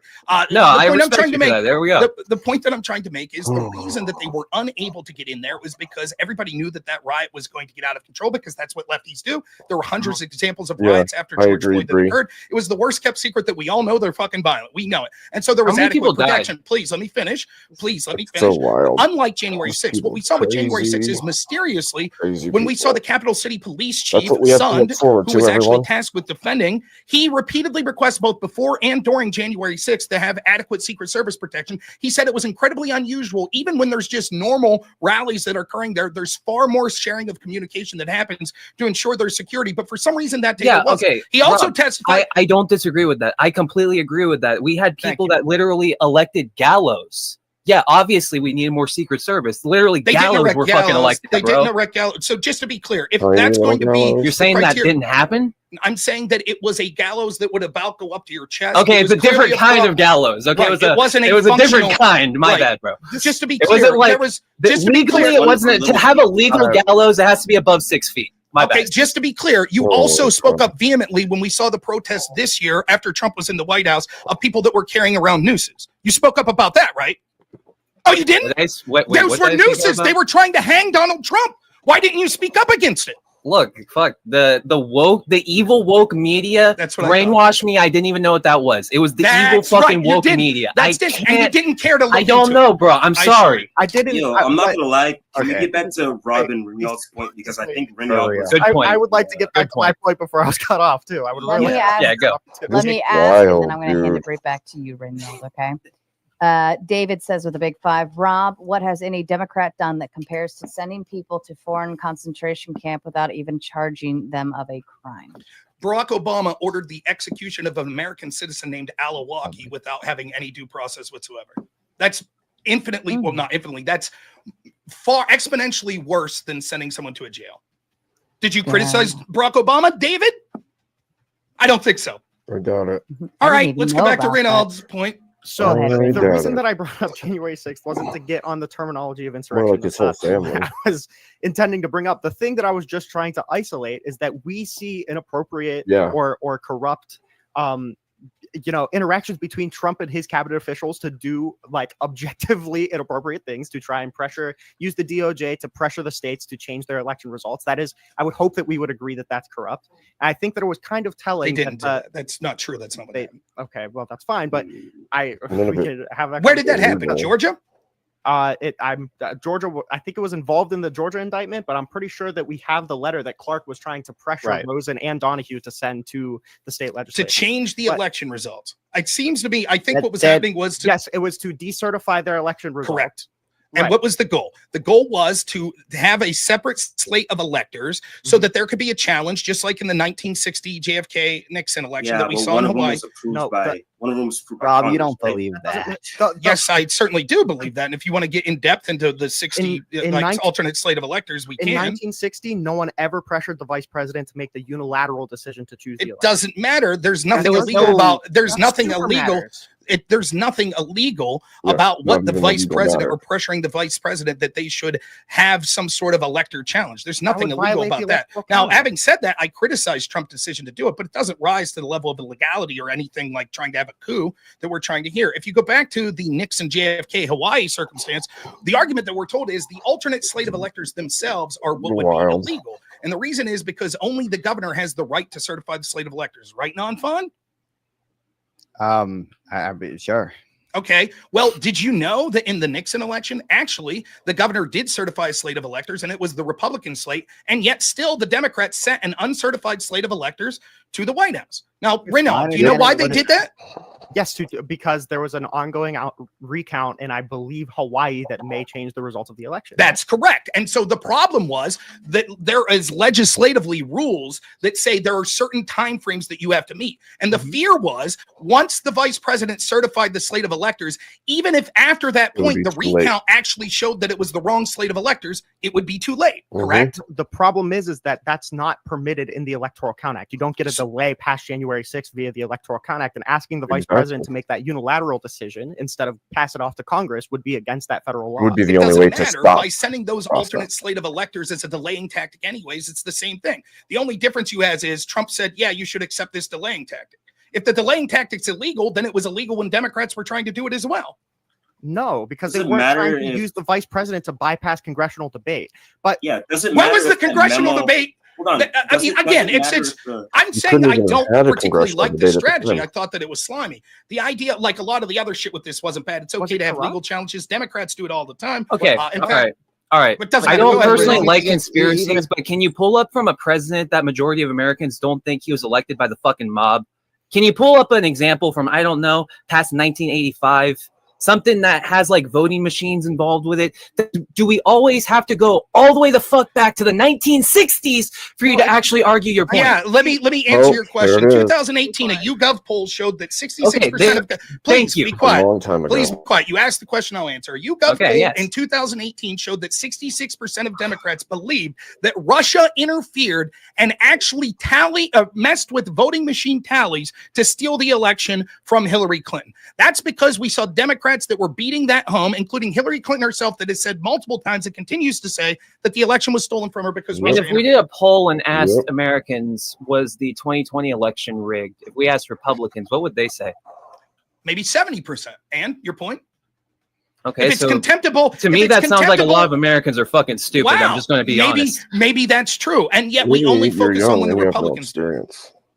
I'm not Rob, focusing that's a on serious either side. question No, about I think it's dumb Okay. when Democrats focus on Russiagate, and I think it's dumb when Republicans focus on 2020 election. Only you Okay. can Both of say these things can be true at the Steve, same you time. I'm libtard. arguing against the 2020 election focus I'm or gonna- the I'm gonna January just 6th shit. I'm going That's to what I'm talk. doing. I say one more thing real Rob, quick, and then sure. I'll leave. Yeah, go ahead, Um, Reno. I want to say it was kind of telling that our bar for success in fighting corruption was unpopularity within the Democratic Party. I think that was a little telling.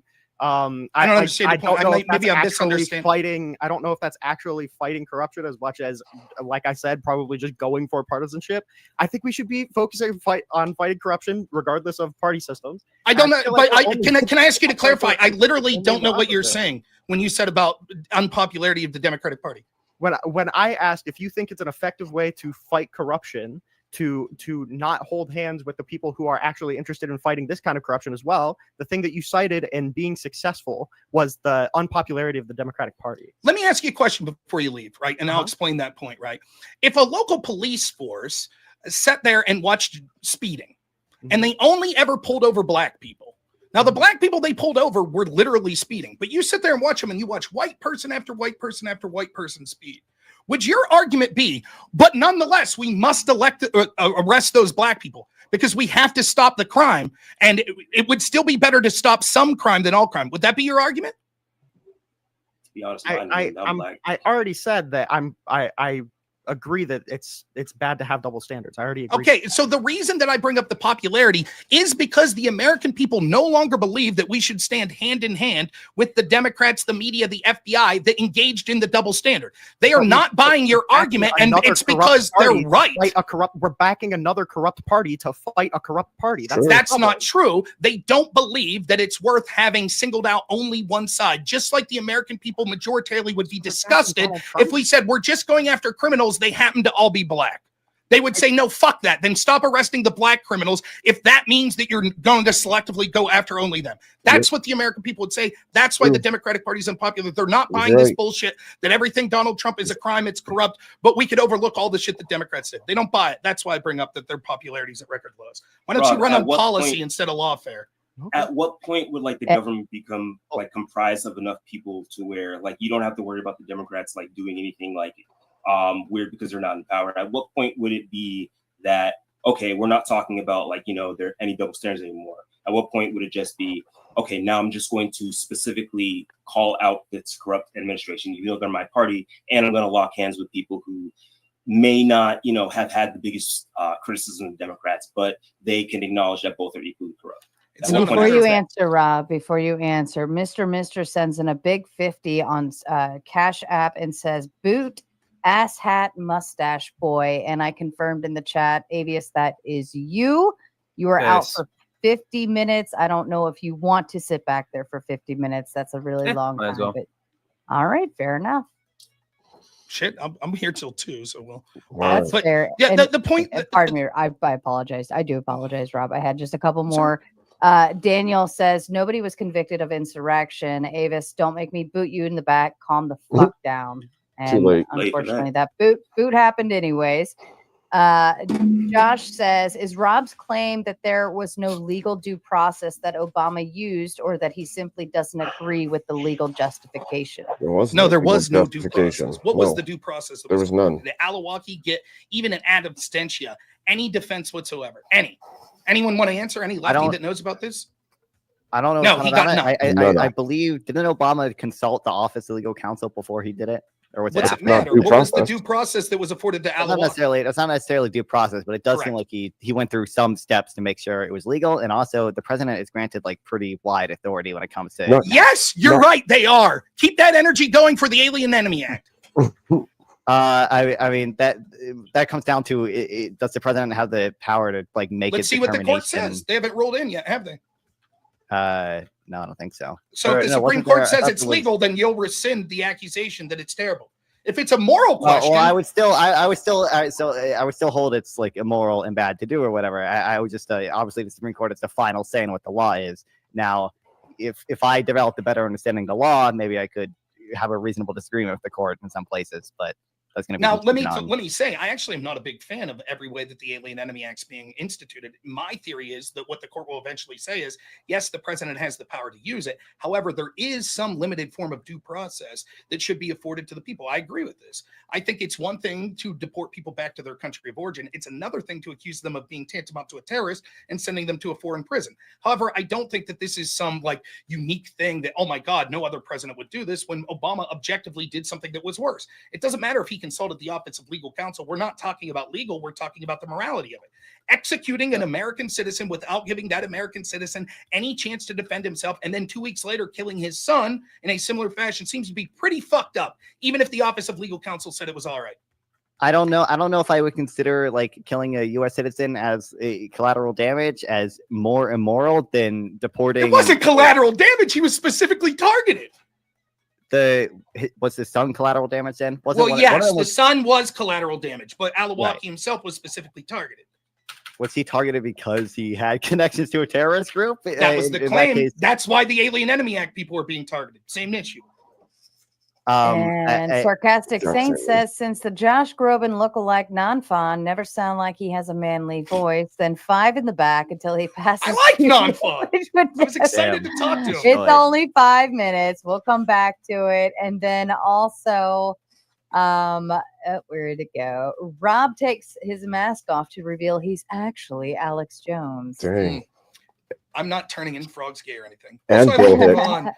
I like Devon too. I like people who are actually fucking arguing with me. That's fun to me. So let's get back I to do Devon. too. I do And too. then- And like, I honestly like, I watch you, Rob, and I kind of like you. Like, this go back and forth. Like, I give You're you a lot of man. I credit know for you can being handle the good. fucking chirpiness. Yeah, It's yeah, fun. yeah.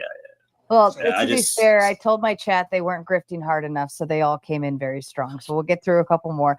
Another new account with the Big Five. Avis, was Chaz sedition? Yes or no? If anybody else has an answer to that, you're welcome to. Any of the lefties? I would say that it meets more From the the little definition of bit- January 6th does. From the little bit that I've heard, yeah, probably.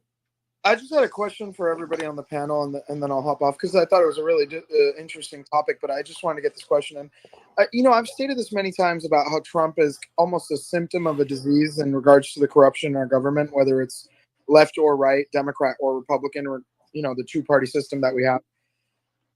Sorry if I'm lagging out, but why do you guys think everybody is so vehement on blaming this guy Trump for all the problems?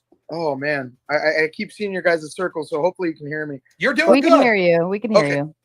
But why is everybody so vehement on blaming Donald Trump, whether he's incompetent or not, for the problems in the American system that really allowed this void for him to come take advantage of?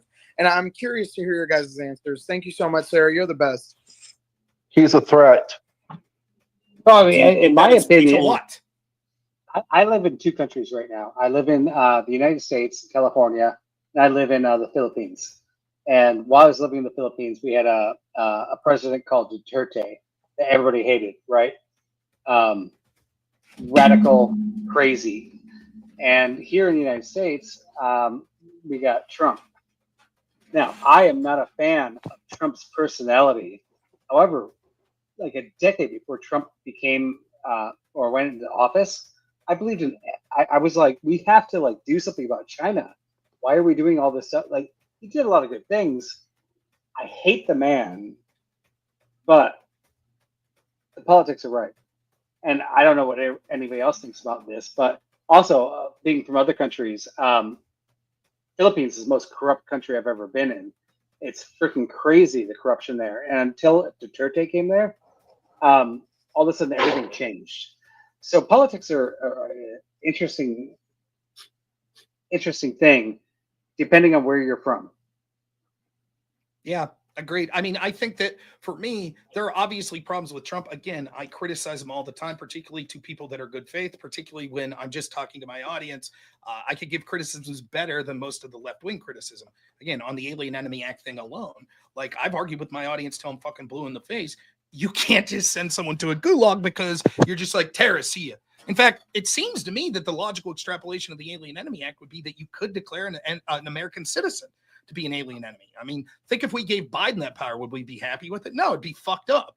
So I criticize that. Now, I think that ultimately the Supreme Court's going to weigh in and say that there has to be some form of due process. And it turns out that there was a little more due process than people think. But the problem I have is that we've had this system that's so systemically corrupt for so long, and that Trump's sort of a demolisher. That's what he's doing. He is, in fact, the symptom. He is what happens when your government is ran by people that don't give a shit about the constituents. So finally, someone comes in that rightfully or wrongly, they think this guy's going to fucking shake shit up. By the way, this is the same reason that people like AOC are going to get more power in the left.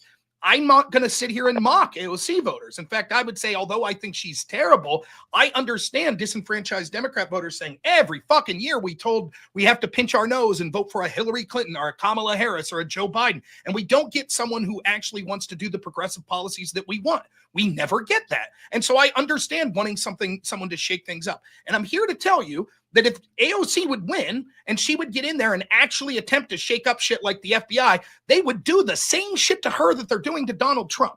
That's what puzzles me, that the same people that have talked about like systemic racism or systemic corruption in our institutions will, at the drop of a hat, all of a sudden back those very same institutions because Orange Man bad. Up to I can't think of something more dangerous than lying about Joe Biden's health, right? And the shit that happened like that. Or the fact that Chuck Schumer announces like the president can't criticize the FBI. They'll fuck him over. And I'm sitting there looking at like my reasonable Democrat friends like, holy fuck, did you just hear that? And they're like, and then we watched the FBI illegally spy on Trump. And we watched the lawfare over and over. We watched people like Letitia James run on the promise of, yeah, I'm going to arrest Trump if I get elected. And then as it was all going down, one bullshit case after another, Democrats went, yes, yes. And the American people said, fuck you. They said, fuck you. We're tired of the lawfare. Rob, do you mind if I ask you a question? You know what? I have a question, Duck, and most of the time you tend to run on into shit that has no fucking point whatsoever. So can you just shut your fucking hole for a minute? I have a question for you, Rob. So, to approach the prompt, right? Would you also give the same appeal to Republicans talking shit about the Democrats as well? Like you kind of laugh at them as well, and like if the media was backing that shit up. So if there is a Republican that only focuses on corruption with Democrats and ignores that same similar type of corruption, would I give them shit? Yeah, absolutely. I think that there are Republican figures, like this is why I've looked at people like Sean Hannity as a fucking joke. I think like it's clear that he's just a cheerleader. There's a lot of people on X that are like this. That You are think just Benny Johnson is one of them, right? Who? Benny Johnson? I don't know as much about Benny Johnson, but yes, it seems that he directionally is going. I can't sit here and claim, though, that I've seen every tweet. Hannity, I know a little more about. But yeah, there's definitely people you see. Like, I'll give you an example of someone that's not Trump all the time. Ian Miles Chung. Ian Miles Chung is just Elon Musk's little kiss ass. He's going to say everything that he thinks Elon Musk wants him to say. And you understand why? Because Ian Miles Chung's job is getting clicks on X. So why not suck up to the boss? But why the fuck would I take anything he says seriously? Because I know that he's not telling me what he really believes. He's just saying what he thinks his daddy wants him to say. Sometimes that's criticizing Trump's. Oftentimes it's not. So yeah, I view them. However, what I would say is, okay, Nice. Good job, Abe. However, what I would say is that the institutional power that has been the problem in this country for the past 30 plus years has been enshrined, and it is all hegemonic and against outsiders like Donald Trump. And they're far more dangerous than Trump or Biden or Obama or Kamala Harris or any of those individual politicians. And so when I see, for example, Doge showing how much like corruption and fucking politicization there is, like we have the National Endowment for Democracy, for example, that is writing articles trying to convince the government of Poland that they should arrest the previous party that was in power because they're populist. One of the reasons the National Endowment for Democracy, this is our taxpayers paying for this. One of the reasons that they give is because those corrupt fucking populist people in Poland in the former administration, they pushed for mail-in voting during the pandemic. And we all know the push for mail-in voting was for corruption. Meanwhile, back home, they told us that we should be censored if we criticize mail-in voting. That's the shit that I'm talking about and the power that these institutions have. And so I'll take someone that's an outsider, a demolisher, and before people say, well, bullshit, you're just a big Trump sycophant, I am on record and was absolutely dead fucking serious about this, despite the fact I hate socialism. Without batting an eye, I would have voted for Bernie Sanders in 2016 over Jeb Bush. Because at least I thought he was somewhat of an outsider that had pure convictions that he actually gave a shit about people. That's how I felt about it. I don't believe that anymore about Bernie, but that's how I felt at the time. Fuck it button says with a big 5, what does the process do for illegally entering property? Nice thing to do would be allow you to leave in one piece. Liberalism is BDSM. What's It's a complicated DSM-5 is sort of like the medical, I forget, it's like the diagnostic medical journal, BDSM of mental disorders, right? Specifically. Oh. BDSM's clearly the sexual stuff. Yeah.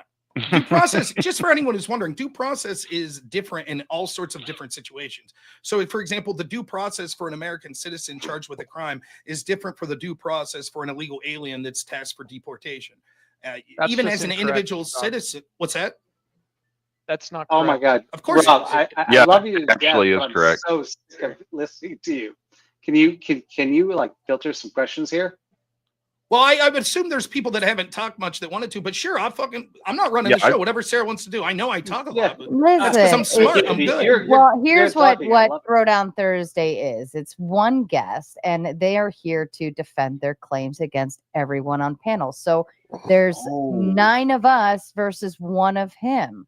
Right? That makes sense why he was talking so much, bro. I thought it He's was got just a like great radio voice. Yes, I wish I had his raspy voice as well. You saying I'm ugly? Really I don't good have a at like face for TV? interjecting. He's got that power. But thank you. I know Rob is the guest star. We are guest panelists. Yeah. We are guest That's panelists, the differential. He's the guest star. Rob, hoping. do you So, have? Rob, I had a second question. Oh, let him Whoever go. wants to go, I don't care. yeah, I had a second question, and it relates to what you were talking about earlier with how overreaching our government has currently gotten, the federal government at least. So when our forefathers first came up with the conception of how government would work, we had like the county level and then like the city level, state level, all that, right? Going all the way up until we get to the federal level. Do you think that there's been a meandering of the federal getting all the way down to the county level instead of the counties handling their own shit? The federal government is instead handling county shit, where it's like hyper specific. It's almost like it's making laws for 2 people in a county instead of like the actual way the federal government should be handling things. Yes, though there is one small caveat, but you're absolutely right. The one small caveat is there are certain things that should be the purview of the federal government that they shirk the responsibility to the states. Like the federal government should be the government that's tasked with allowing who's allowed into our country.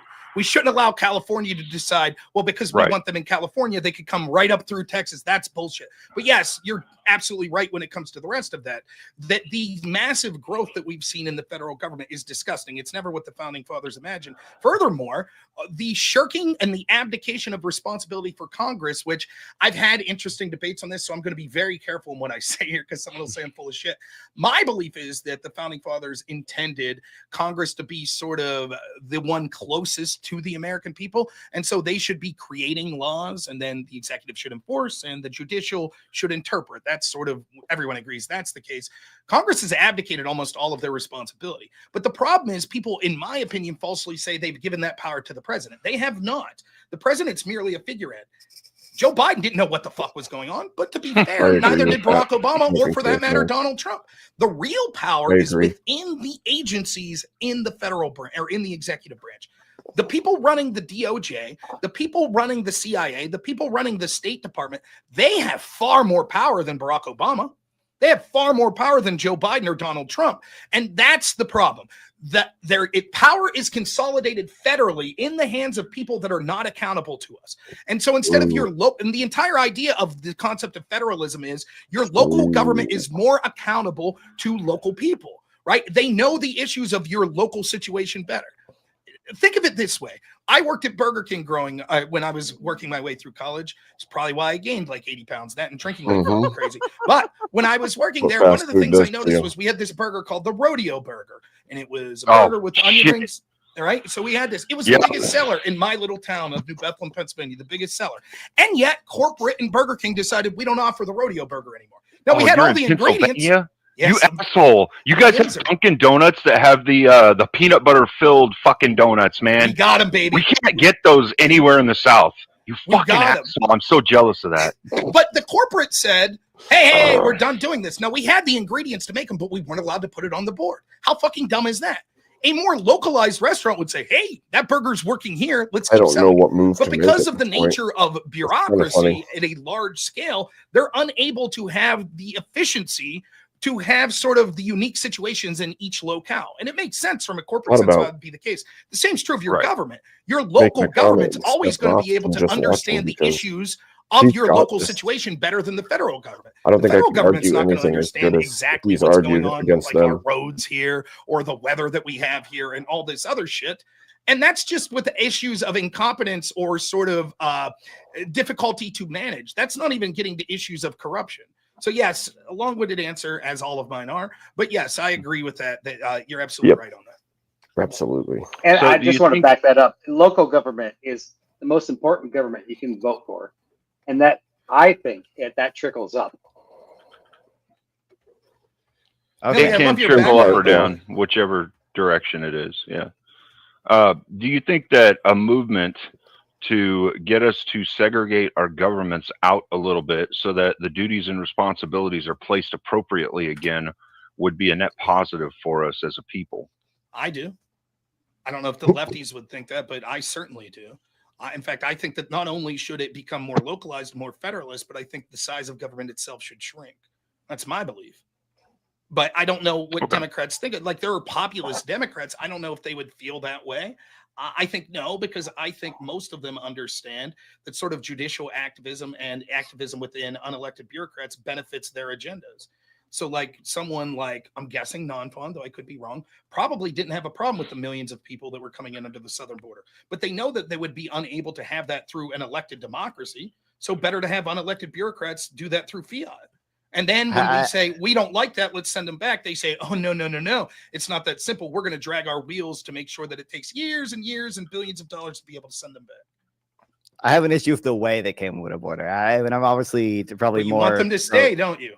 Well, I'll get to that, but I'm probably more pro-immigration than most of you guys. So like I'm probably okay with like the aggregate number of people who came over. I think it's bad that they came over through a fraudulent.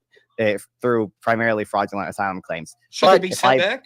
So let's say, I mean, some of them probably, but basically because I don't have a huge like issue with them. Like if I believe most of them here are like benefiting the U.S. and it would cost a lot of money and probably lead to a lot of infringement upon rights, like we've already seen with these deportations, then it's probably not a net benefit to do deportations.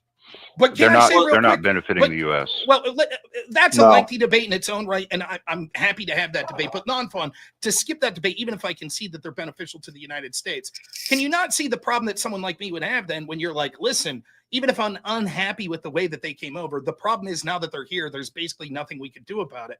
Do you understand the problem I have with this bureaucracy then, where it's like they do shit that they know doesn't have the will of the people and they have no accountability. And then when you try to fix the mistake, you have to throw your hands up and go, well, it'd be too hard to fix it. So I guess we just roll with it.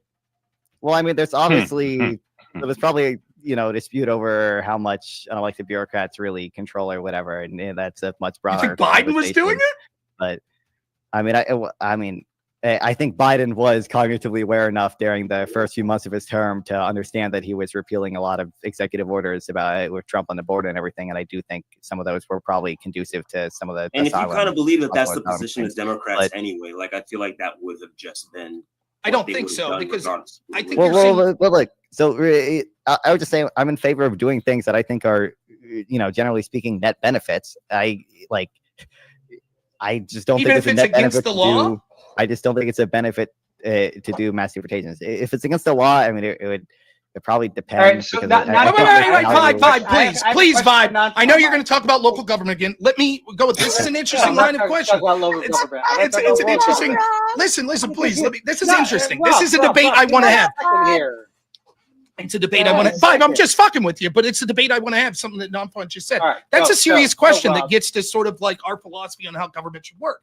If it is objectively a net benefit, if you're absolutely certain that it's a net benefit, is it okay to allow the law to be broken to have this obvious net benefit? In some cases, the obvious answer is going to be yes, but I'd be concerned basically about the potential for, for corruption and future encroachments on a law. So even if it let's say hypothetically, it would be a good thing for the Federal Reserve to lower interest rates. Well, if the president tells the Federal Reserve to lower interest rates, that might be a net benefit in the short term at least. But I'm just generally don't want the president to have the power to set interest rates. So I'd be concerned about basically future corruption and future. Okay, but fair enough. But you do acknowledge that there is a point if something is of clear net benefit, objectively a net benefit, but for whatever reason through corruption, bureaucracy, whatever, this just can't get done, that you would be okay with breaking the law in order to have that net benefit that would be able to benefit us all. Yeah, I mean, quite obviously, I'd be okay with breaking a law to end slavery. That's okay. So then 2 points I have real quick. One, you have no problem with Trump's quote, Napoleon quote, then. That's exactly what it's saying. And secondly, that's exactly how me and Trump feel. Send these fuckers back home.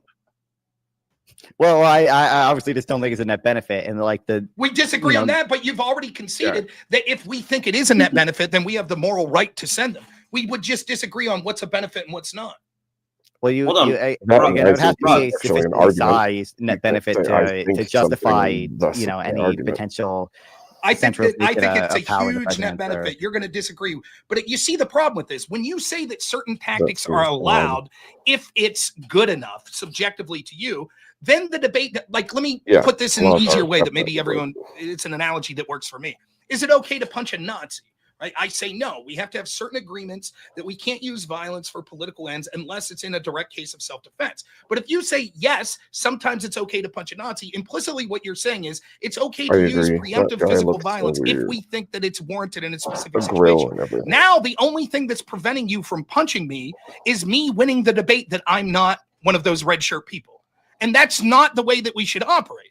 So if you're willing to concede that, yes, if someone can prove that it's net beneficial, then they can ignore the law. I agree That's with that. exactly what Trump's argument is going to be. Now, I don't think he's doing it yet because we're going to see what the Supreme Court says. But if he would just violate it and say, look, here's all the fucking evidence that we could outline. And the American people, it seems, agree with Trump that they want these illegals deported, then what leg would you have to stand on? You've already conceded the moral high ground that if it's a net benefit and these people believe it, then why shouldn't democracy be enacted?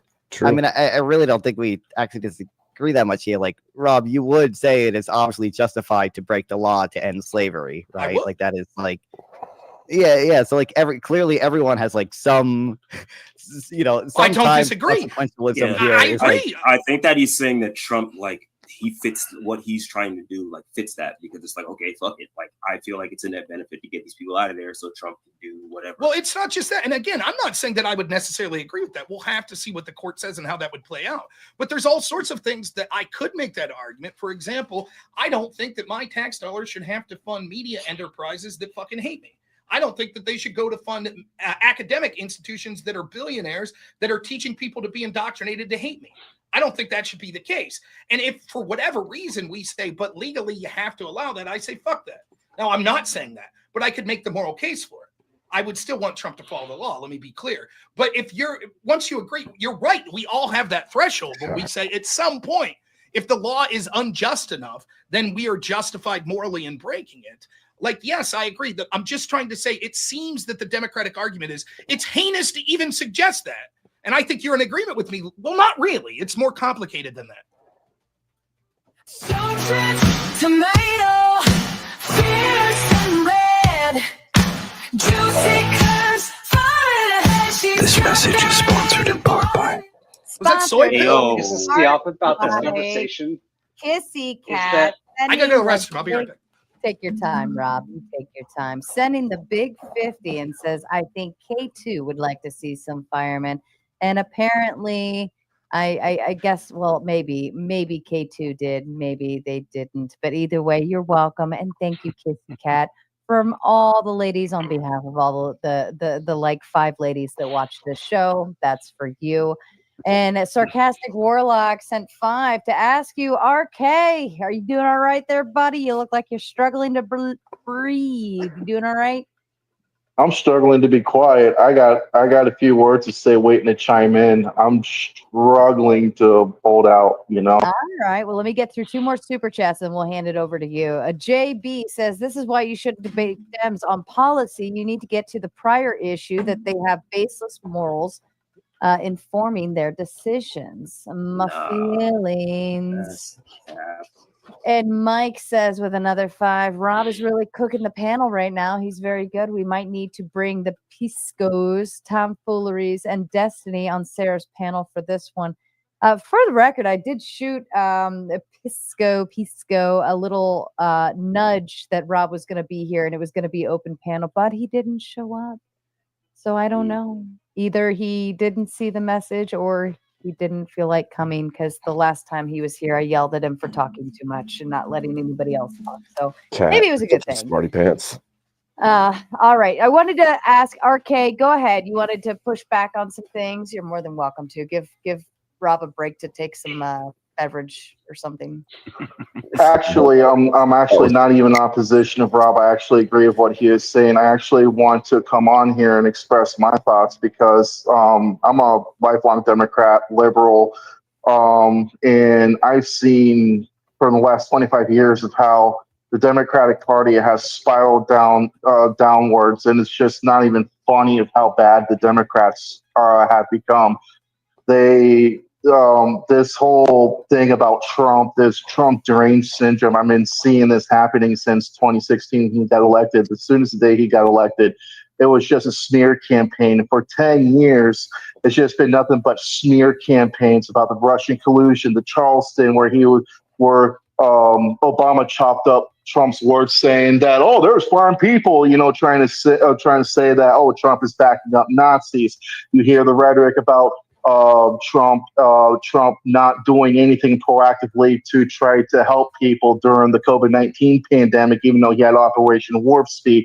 They call him racist, but there's First Step Act. You look up all these little certain things, and these leftists are just getting pissed off because they're running out of arguments. In the last 10 years, the left has made more enemies than they have actually made friends. Look at Tulsi Gabbard, look at Joe Rogan, look at Elon Musk, look at Matt Taibbi, Matt Schellenberger, the list goes on. And these guys just don't get the fucking hint to that what they're doing, their platform is not fucking working. Also, the Democratic Party has also pushed out moderates. Anyone who speaks out against the institution of the Democratic Party. For an example, when you speak out against Kamala Harris about her being appointed and not being elected by the constituents of the DNC, automatically the leftists are going to have an argument. You must be racist. You must be having fear of strong women. And it's just absolutely ridiculous. The left is going to continue to go downhill, and the left is going to continue to be at this rut that they're in right now. And the fact is that they have a very high level of negligence of thinking to themselves that if Trump is overreacting now, then why is it so that we're here now? And with the border situation, the reason why that there's mistakes happening where people are actually being deported from this country that don't need to be deported is because Biden let about 20 to 40 fucking million people come into the country. 2023, a sheriff in Butler County, Ohio, even had a press conference saying that, hey, We just got from the National Police Conference, and the FBI has informed us that there's more red flags of a potential terrorist attack than pre 9/11 era.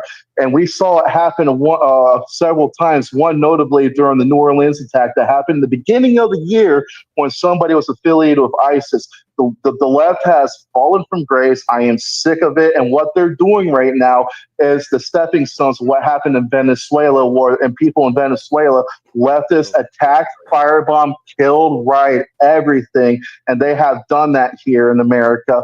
They want to destroy America. They think what they're doing is good, but they don't even realize what harm they're doing to themselves. That's all I got to say. I know there's some people, I'm tired of this shit. I really am. You know, you're making those kind of liberals are making my kind of type look really bad. You know, like liberalism is very important. What we're referring to is what we're discussing with is the neoliberalism, progressive liberalism. Those two branches of liberalism are the fucking cancer, and it needs to be eradicated. The version of liberalism I'm referring to is liberalism that gave the country the independence to liberate from a tyrannical monarchy in England, and also it gave the French Revolution the beginning stepping stones to throw out a monarchy so they can have, the French Revolution really did help shape modern politics. It's been perverse, and it's just downright disgusting that the left just don't give a fuck about facts. I'll leave it there. I apologize. Did you say you were left from the beginning and then you totally switched? No, I'm still center left. I still uphold values of liberalism. I do. I have a liberal mindset. The problem is that when I speak on defending Trump, for an example, that they say he's a fascist, I'm thinking, okay, first off, what the fuck do you consider fascism? Because I'm a history guy. I look up at history, and you can't bullshit me on history. And when I hear people say fascism about Trump, it's the same smear campaign. It's the same tongue, different voice from 10 years, and I'm sick of it. I'm not MAGA. I voted for Trump, and that's another problem. It's an axiom that the left has at this point, that anyone who voted for Trump is A, a fascist, and B, a MAGA, and that's not necessarily true. And you seem to hear these people on the panel that, who are trying to make that false affiliation with, it's like a false paradigm that these people are willing to do. And whenever you're trying to correct them, they just, first off, they can't shut up and listen, or two, they can't get with the program and understand that what they're thinking and what they're doing is not working. They lost this. Look at the election, for an example. They lost the presidency, the House, and the Senate. This is the second Republican trifecta, and the first one was during Bush when he first got elected in 2001. There's a reason why that the election happened the way they did. People are just sick of it, and I can go on and on and on and on. And frankly, I don't give a shit how the left, the radical lunatic leftists think about what, it doesn't really matter. I align with Rob what he says. If you're not willing to call out the bullshit in your party, but yet you're willing to call out the bullshit with Trump, I don't want to fucking hear it. I'm with them because look what have they done the last 10 years.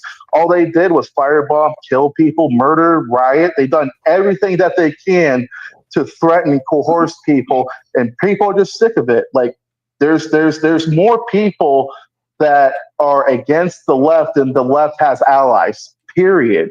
And this is I get what you're saying, dog, but I feel like the people that you're describing, the people where it's like they're unwilling to call out who's corrupting their party, from I guess looking at it from a balcony perspective, even though I am a Democrat, it just seems like society's just getting like that on both sides. Like, it feels like one administration comes in from one side, the other side goes crazy about certain things, and they paint them as extreme. And then the other side, or they fumble because no administration is going to be perfect, and it's going to be easy for the opposition to sort of point these things out and be like, look, they're doing you wrong. The other one comes in, it's the same thing. I feel like the problem with this is that it feels more of like a cycle than it does feel like just one party is being this way. Like, for instance, my experience with a lot of MAGA people. Personally, me, I understand that there's reasons why people voted for Trump this time around.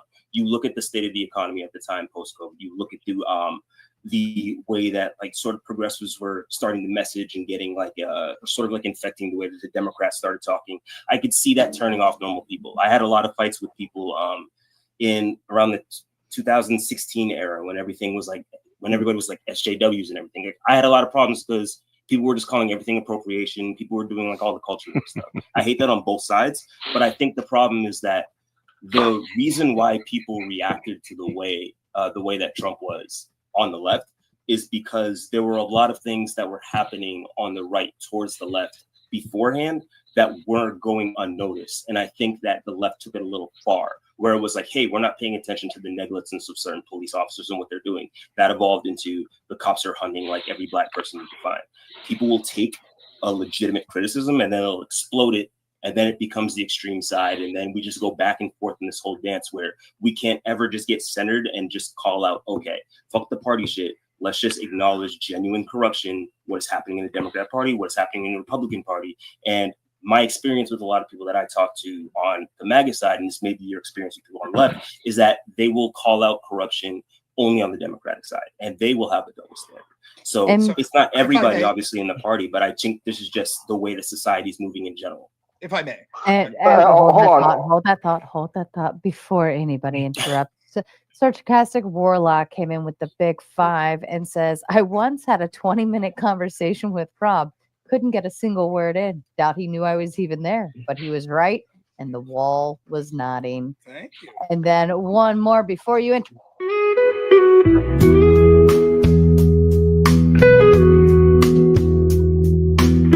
This message is sponsored in part by... Shout out from K2 to Kissy Cat with the horse girl video. You're welcome, Kissy Cat, on behalf of K2. You're killing me. You're killing me with that shit. Hold on. I want to talk to Devon for a second. Because he said a couple of things that I want to touch up on. Now, Devon, don't mind me asking. If it's too personal for you, you don't have to answer this question. How old are you? I'm 32, turning 33 in end of July. Okay. So you're a little younger. I'm 36. How much of the Bush years do you remember? You remember 9/11, but do you remember how much of the Bush years do you remember? I was in middle school and elementary school, so I don't remember. Okay. So to what you're talking about, like both sides, calling each other out, back in, after 9/11, the post 9/11 era, this is when the last time the Republicans were radical. You listen to Fox News, Glenn Beck, Sean Hannity, Bill O'Reilly. They were feeding this narrative. They were perpetuating this narrative that was from Condoleezza Rice, Dick Cheney, Bush. It's like, you're not a patriot if you don't support the war in Iraq. You're not American. They really weaponized the tragedy of 9/11 and used it to pin it so they can try to influence. It's like flag propaganda. It's where you create a problem and then you use that problem to justify whatever you want to do next. And that was to invade Iraq, And I lived in Florida, I lived in Florida, and Jeb Bush was the governor, which was the brother of the president of the United States. And when I said I don't support the war in Iraq, I don't like the president because, one, this, that, the third, I got sent to the principal's office. No joke. I got sent to the principal's office because I spoken out against, I didn't like Bush, because the argument was that you need to respect the president. He's having a war over there to prevent the terrorists from coming here. They defended, everything that Bush was doing because of X reason. Now, I'm not sure if you're going to agree with me on this one, but I personally feel that the reason why Trump got elected there's two things.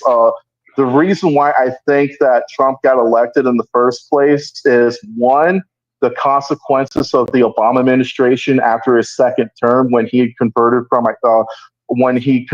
identity politics, and two, he got elected Sorry, because you're talking about Trump 1, why he got elected in his first term? No, there's two. This is my personal opinion.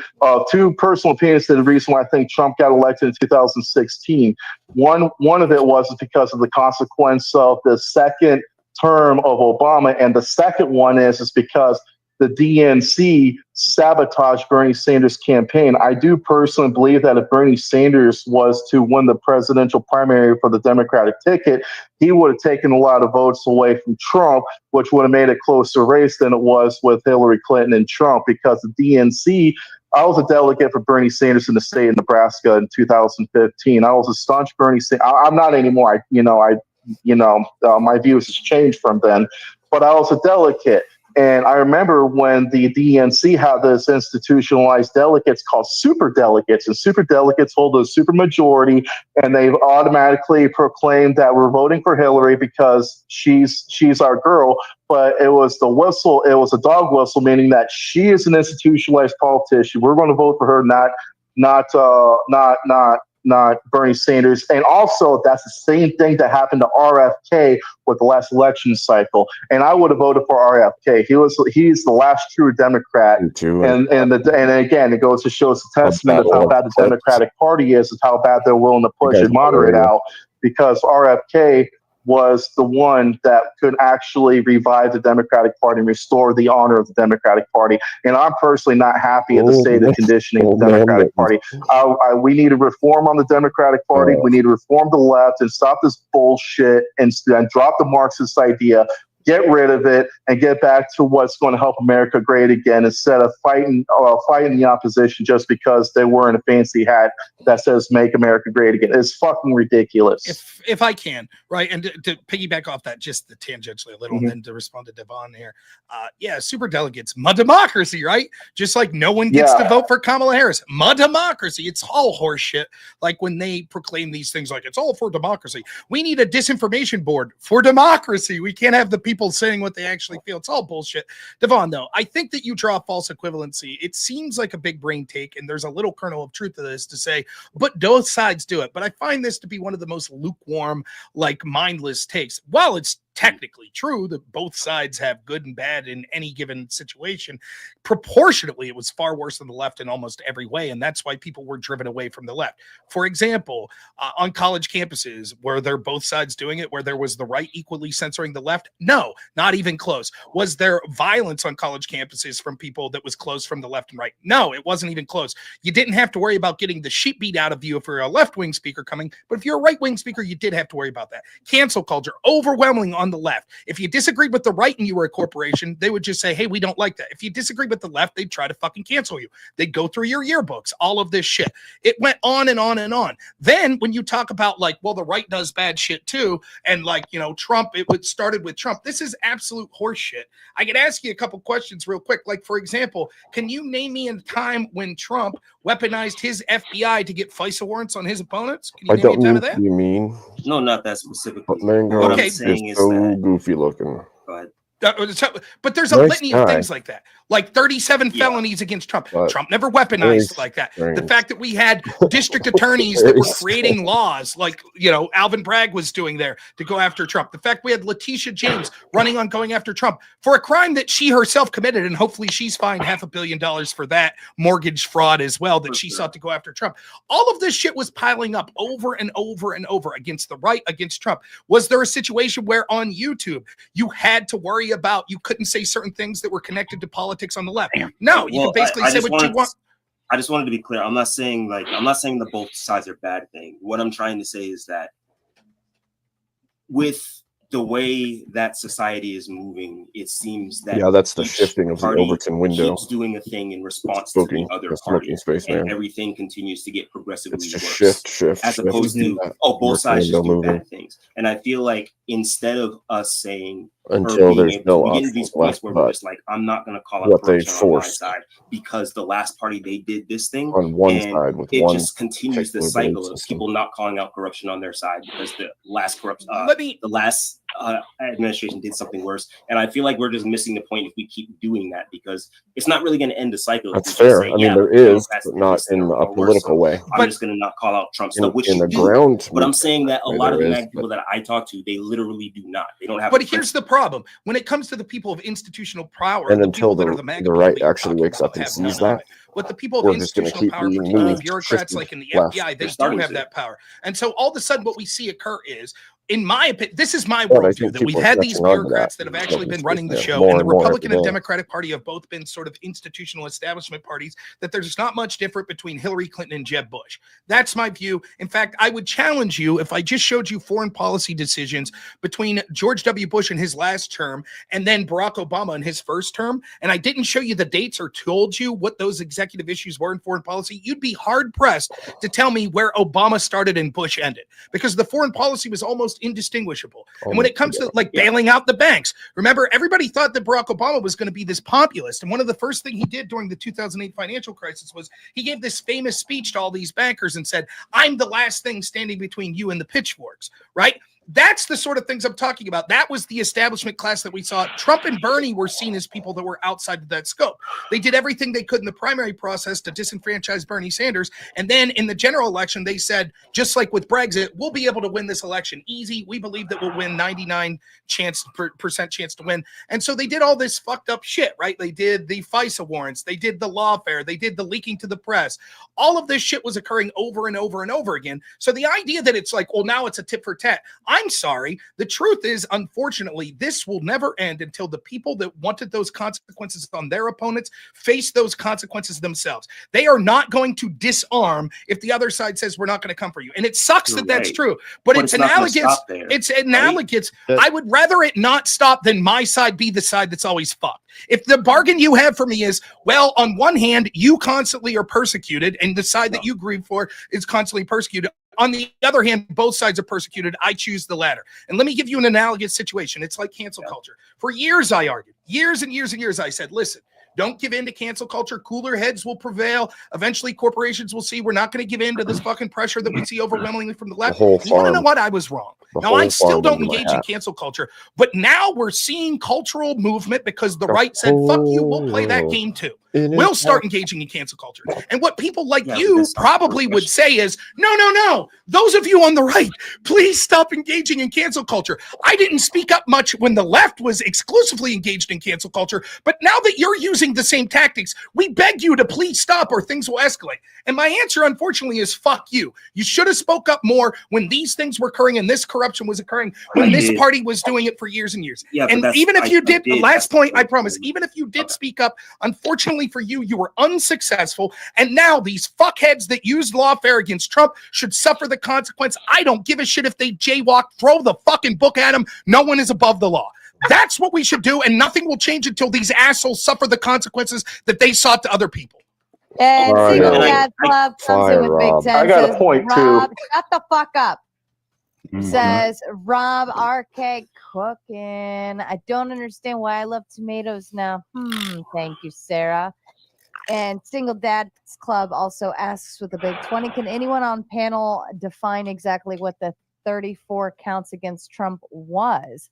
Judge Merchan also disallowed exculpatory evidence and instructed the jury that there could be no hung jury. Is that justice? Oh, that's a good point. Real quick, just before we get into that. No, you have to either answer the question or don't. Well, I'm tired of everybody switching No, gears. sorry, I just and didn't know. I'm I asking not I to switch genuinely gears. just didn't know. I didn't. Literally just said, can anyone on panel define? Is there It was anybody? falsifying business records in commission Yeah. of the crime. 34 the times, right? 34 counts against Trump was lawfare. For each, It was like, law It warfare. was past statute of limitations. That's what. Well, he was just at. It was law warfare. To define the thing. I like that's not a. So I haven't done a ton of reading into it, but I've done enough reading to know that the crime that he was accused of was falsifying business records in commission of another crime, which is the thing that elevated it to a felony and able to be prosecuted past the like ordinary. In the spirit of this question, to Devon, or wow, your mic is totally screwed. Dan? Guy who just talked. Sorry, but in the spirit of this question that the chatter asked, Non-Fawn Devon or anyone else who may be on the left that would like to field this, do you think that was lawfare, or do you think that was a legitimate case? Is that the one that was brought forward by Alvin Bragg? Yes. Yeah, I wasn't really too big on it. Once I like read it initially, I was like, this is probably just some like bullshit shit. So I didn't really. So the question I have, which is fair, go ahead, Non-Fawn. I'm sorry, I asked you. Sure. I don't think it was lawfare in the sense that a lot of people on the right seem to think it's lawfare. Like, I don't think this is a like top down, like Biden directed initiative or anything, but I am skeptical that he would have been charged if his name wasn't Donald Trump. I'll give you that. And the point I'm trying to make without getting too afield here is the first time in history that we've charged a former president and front runner for president who happened to be of the opposite political party of Alvin Bragg was a bullshit charge that even the Democrats on here admit, like, yeah, it's kind of fucking stupid. And they broke the glass ceiling on that. They were like, fuck it, charge him. And so can you really be surprised when Trump gets in office and is like, okay, motherfuckers, game on? And it should be game on, because none of the Democrats stood up and were like, what the fuck is, in fact, they ran on that. They said 34-time felon, 34-time felon. So, hey, you reap what you sow. I don't want to hear the crocodile tears. Yeah. That's the way it's got to be. I Can I understand ask that my last feeling, question? but I guess just real quick, I just want to wrap that up with Rob. I think my thing is I'm coming from less of like a political end and like offering something philosophical here, right? I feel like this isn't getting us anywhere. Like, I'm big on the human race surviving, and I see the way that this happens back and forth, where it's like, well, the Democrats did this, and you kind of just did that thing, right? Where it's like, you know, the Democrats did this, so they this party should reap what they sow. Okay, at some point, this is just going to be a downward spiral into the point where the next, like even now with like Trump, you talk about the bureaucrats and everything. A lot of people don't look at the fact that he's putting in people who are literal sycophants into his administration. Like when I say Kash Patel wrote a book about him being the king, bro, like you could shake your head. You could shake your head. And I'm not even saying that's the most case extreme with thing. every president. Barack Obama called. Hold on, wait. Hold on. Eric Holder said he was the wingman for Barack Obama, the head of the DOJ. Hold on, stop. Yeah, hold on. This is someone that was elected, and help me out here. Did they like sycophant? Were they a sycophant for him, and like before they got elected, and then he got elected, and that's what happened? Eric Holder certainly was. Okay, what did he do specifically? You said he was a wingman. I'm actually genuinely asking. He announced that as the head of the DOJ, which is the boss of the FBI, so a station above Kash Patel. He said, "I am Barack Obama's wingman."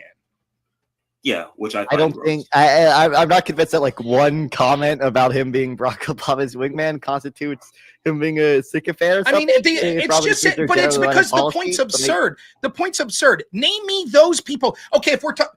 Correct me if I'm wrong. Real quick, we'll go through this. Sycophant would mean that they're always going to bow down and be yes men, basically, to the elected leader. Correct? That's what we're talking about with sycophant? Not just that, but it's just like idol worship in general. Like, cool. Why does the idol worship matter? Why does the idol worship matter if the practical application is they always agree? Is if it's because they want to keep their job or because they worship them as an idol? What's the difference if they always agree? They probably have some respect to something like the Constitution over the president. I'm not. But forget if both of them always agree 100% of the time. One does it because of idol worship, and the other does it because they want to keep their job. What's the practical difference? Why does their motivation for why they're always yes men make a difference? My issue is that I feel like the general public could look at this thing and be like, yeah, that doesn't make any sense why this person would do that. And then you see the sycophant in office like actually agree with them a lot of times. I feel like an administration where there's no sycophant and they're able to also like be like, yeah, you probably shouldn't do that. I agree with the general public would just be a better dynamic for me. That might be a better dynamic, but I would make the argument that Joe Biden had far more sycophants because every single person in that administration could see that Joe Biden was a human vegetable and didn't say a fucking thing. You don't think that there's like a heavy amount of like Trump dick suckers that ended up getting sure office, and Biden like dick suckers and Obama dick suckers. Yep. As much they suck. Yes. I'm gonna stop saying that. They did that as much like in public as the Laura Loomis, the Dan Bongino. That's politics. Kamala Harris. Listen, Kamala Harris said that she believed the accusers of Joe Biden. She said that Joe Biden was basically a racist because he was against forced busing. And just like that, when she was picked as VP, she said, he's the greatest. I'm with him 100%. That's fucking politics. That's what it is. You're identifying a problem that's fair, that you don't want a bunch of yes men around, but that's what it is. Everybody's kissing ass when it's the president because they want to get promoted. They want to be the person that's seen. I'm not saying it's a good thing, but you're isolating a problem with Obama or with Trump that you could name about literally the past 4 presidents easily. Okay. And so I just don't get what you're criticizing. I think that this goes back to the idea that I don't think this is sustainable regardless of what side's doing.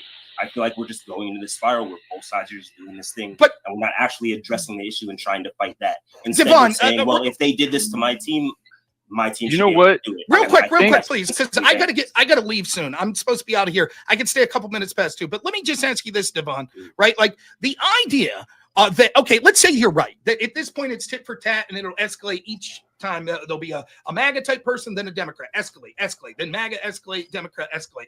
If Trump came into office and said, you know what, I'm going to pardon all these Democrats, my DOJ is not going to go after any Democrat, even if they're breaking into ICE facilities. Nope, we won't do that.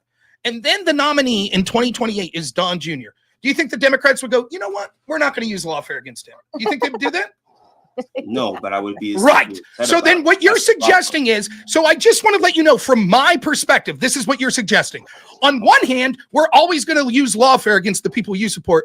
But alternative is the alternative. You just conceded that, yeah, if it's Don Jr., they're going to use lawfare against him. Yeah, again. But I said I would disagree with that because I think that's part of the would you cycle vote for that Don I'm Jr.? speaking out against. Would you Would vote I for Don Jr. then? Jr.? Yeah. In that world, or would you vote Democrat? That depends on a whole host of factors, not just Okay. Okay, so if you're acknowledging that you have this big fear that there's going to be this constant escalation and tit for tat, and you're acknowledging that even if the one side said, nope, it stops here, and the other side you absolutely knew was like, fuck that, we're going to keep rolling, give me the circumstance when you would vote for that side. Oh, I'm sorry. Considering that the administration is like openly going to like attack him, right?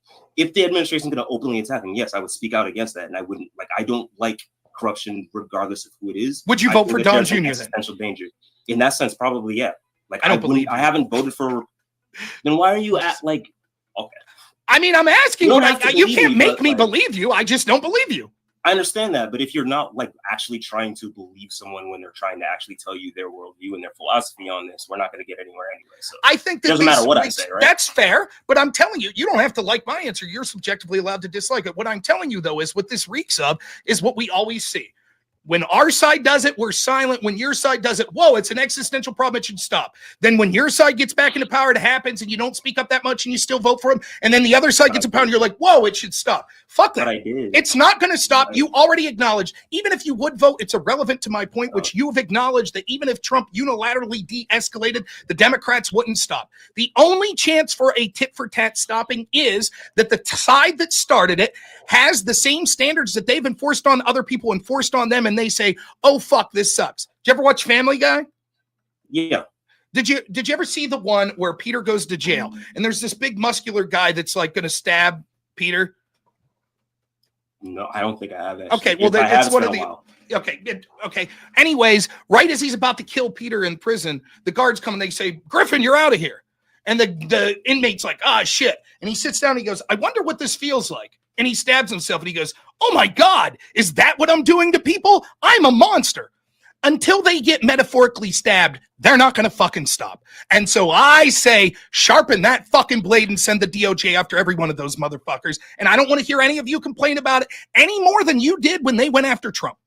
You both admitted that you thought that charge was basically bullshit and the Albert Bragg case. So line them up, baby. Yeah, that's a me. question that's that not, actually that's leads me into what saying you're one talking side, about. I'm not holding one side to the same standard, which is what you seem to think that I'm doing. So I have a question. Did you vote for real quick? Did you vote for Did you vote for Kamala Harris in this election?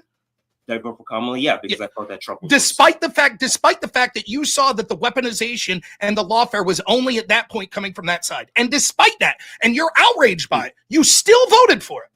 Yeah, because I weighed factors like my economic situation. That's right, and you would weigh those factors again in 2028, which is why I said I don't believe that you would vote for Don Jr. However, I would criticize the administration if they were to act a certain way towards. Your criticism means jack shit to the effect that you're still going to vote for it.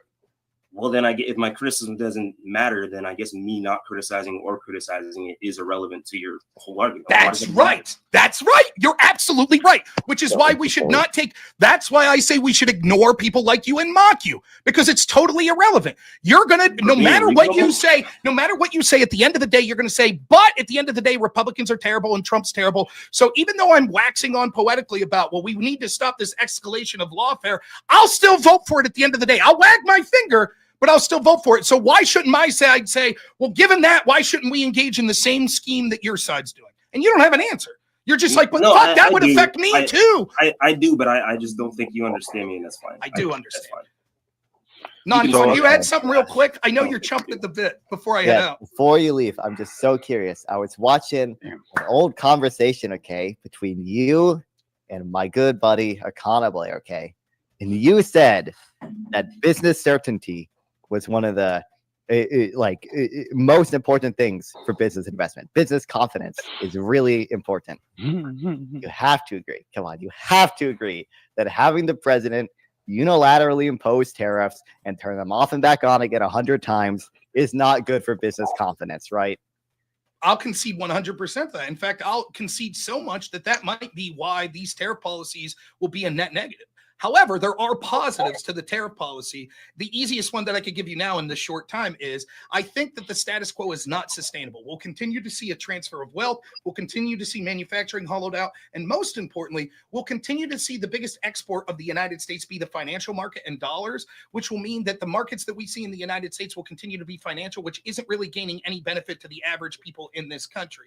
And that means that we'll continue to be reliant on countries that we look at like our enemies, like China, for simple things like not just general manufactured goods, but actually things that would matter if we ever have a conflict with them, like ammunition, or things like, God forbid, we ever have a pandemic, like protective equipment, that we then accuse China of being the country that started this pandemic, and then paradoxically say, but we rely on them for the protective equipment that we need to treat it. And for simple things like simple pharmaceuticals, like antibiotics and things like that. That shit's not sustainable. And eventually China's going to surpass us. And the very corporate interest in this country that we're fine with selling out manufacturing in the middle class in this country will just take their business elsewhere. They won't give a fuck about the people of this country. So something needed to change, and it needed to be radical. And so I support the fact that Trump is trying something. However, to your point, trying something doesn't necessarily mean it'll end up beneficial. It may end up worse. Things could get worse. I hope that the tariff policy of Trump has a short-term effect of business confidence being harmed, but will ultimately lead to better trade deals that then in the end would mean manufacturing has a better chance to come back. And we understand that the idea of exporting dollars as our primary export is something that's negative. That's what I hope. But if not, if those trade deals don't come and Europe holds out and these other countries hold out and say, well, we think if Democrats take over in 2026 or the courts will intervene, et cetera, so we're going to hold out, then I absolutely think that the benefit would far be outweighed by the lack of business confidence, because there would be a huge uncertainty in the United States and people don't want to invest. Last thing I'll say on it, though, a far bigger example of uncertainty of business is when we could say, oh, you know what, by the way, your business is non-essential. See you fucking later. Why would I ever open, say, a restaurant in this country when I know that the government could go, you're non-essential, see you later, and I lose all the fucking investment I put in? That was a far bigger attack on business confidence that, although there is blame to go for Trump for this, by and large was largely committed by Democrats, especially Democratic governors. And I bet you didn't speak up against that loss of business confidence. I mean, I'm not convinced that that was a significant driver of business confidence during the. Wait a minute, wait. Let's say you own a restaurant. You own a restaurant. The government comes in one day and says, you can't be open now. You're non-essential. You don't think that would shake your, quote, business certainty and business confidence? No, I'm sure that had, some effect, obviously. But I also think the uncertainty from the pandemic itself was probably almost certainly greater. There were a lot of places that closed down. 50% of small businesses will never. It was definitely an overreaction. Yep. Anyone else before I go? I know I'm being selfish, but hold on, Foxhound. I don't think Foxhound has spoken this entire panel, so I turn it over to you. He looks like Mr. Beast. He's about to donate like $1 billion here. We're fucking Rob, I was walking my dog and just around my neighborhood, and some kids yelled out, "Mr. Beast," and I kept walking. So that's hilarious. I'm gonna show this to my son. Just edit out where it says Foxhound and just write Mr. Beast. We're gonna be like, no shit. But so really fast, I do have to attack you. Sure. If you took a jar from the whatever podcast and you tried to open it, it'd probably be really sticky or greasy. So let's grease your jar's lid and then see how you do. All right, second point, real fast. I'm just going to machine gun it. You're doing great. I think Devon here is probably the most open-minded and most actual sentient liberal that I've ever heard speak. So I feel like we're going to turn him. He's going to end up being on the right side. Maybe I shouldn't have talked shit so much, huh? Yeah, maybe a little bit. Number 3, I want to give Evan a gun immediately because Duck said he shouldn't have one.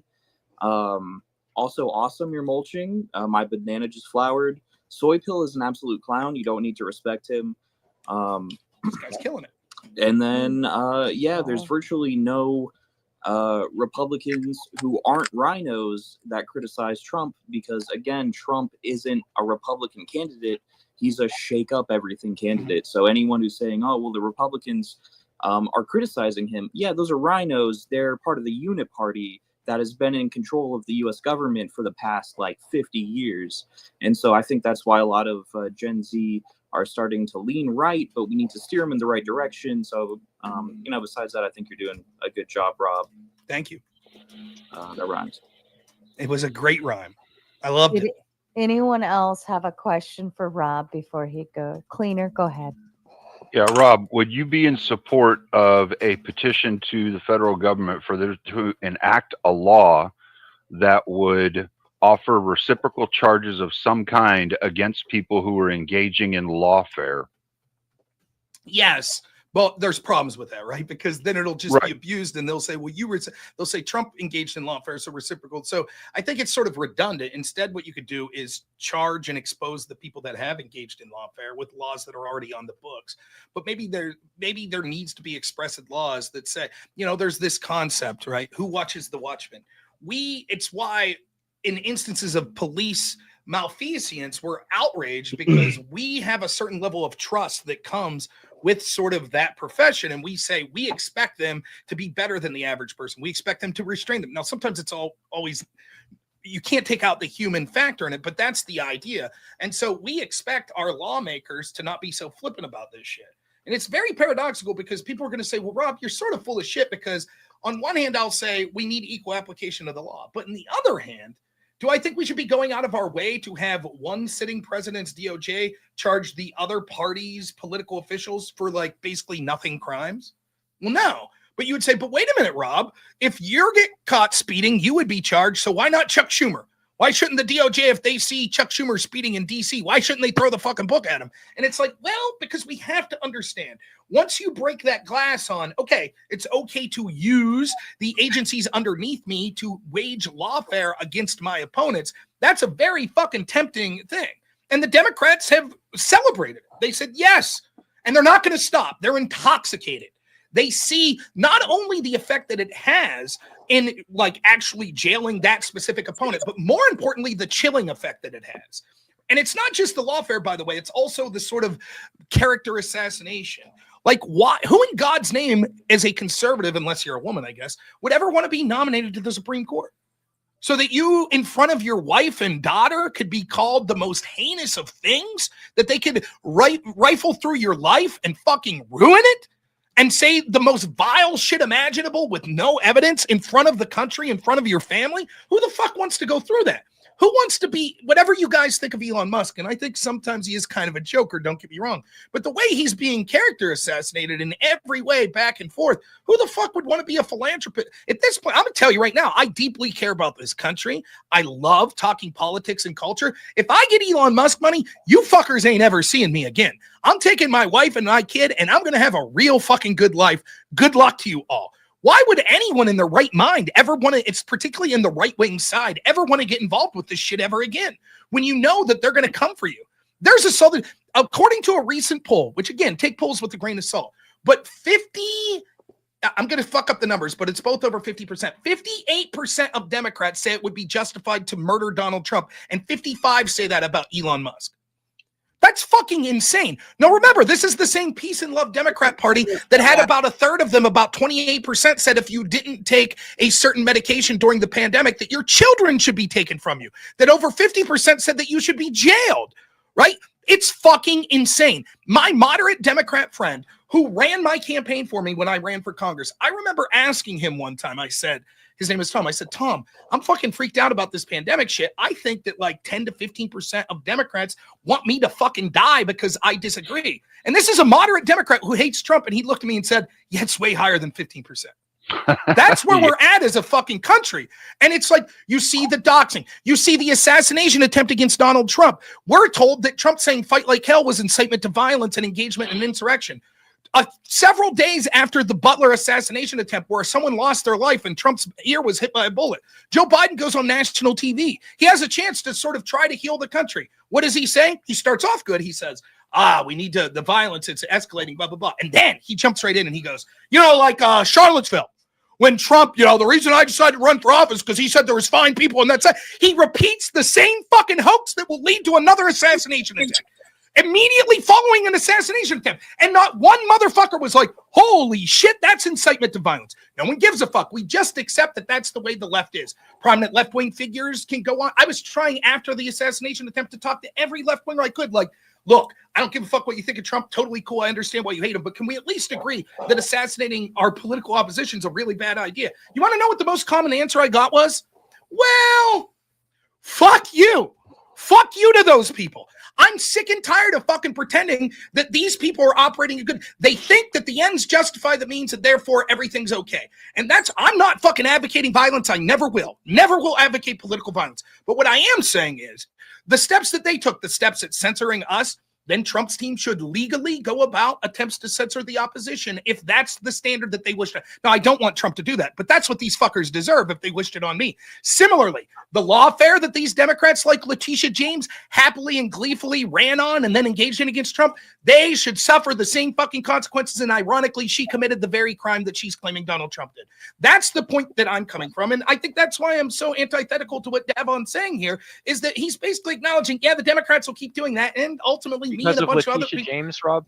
Well, it almost. Letitia James. Was it her, Fannie Willis? Yes, it was Letitia James. I have the quote if you want.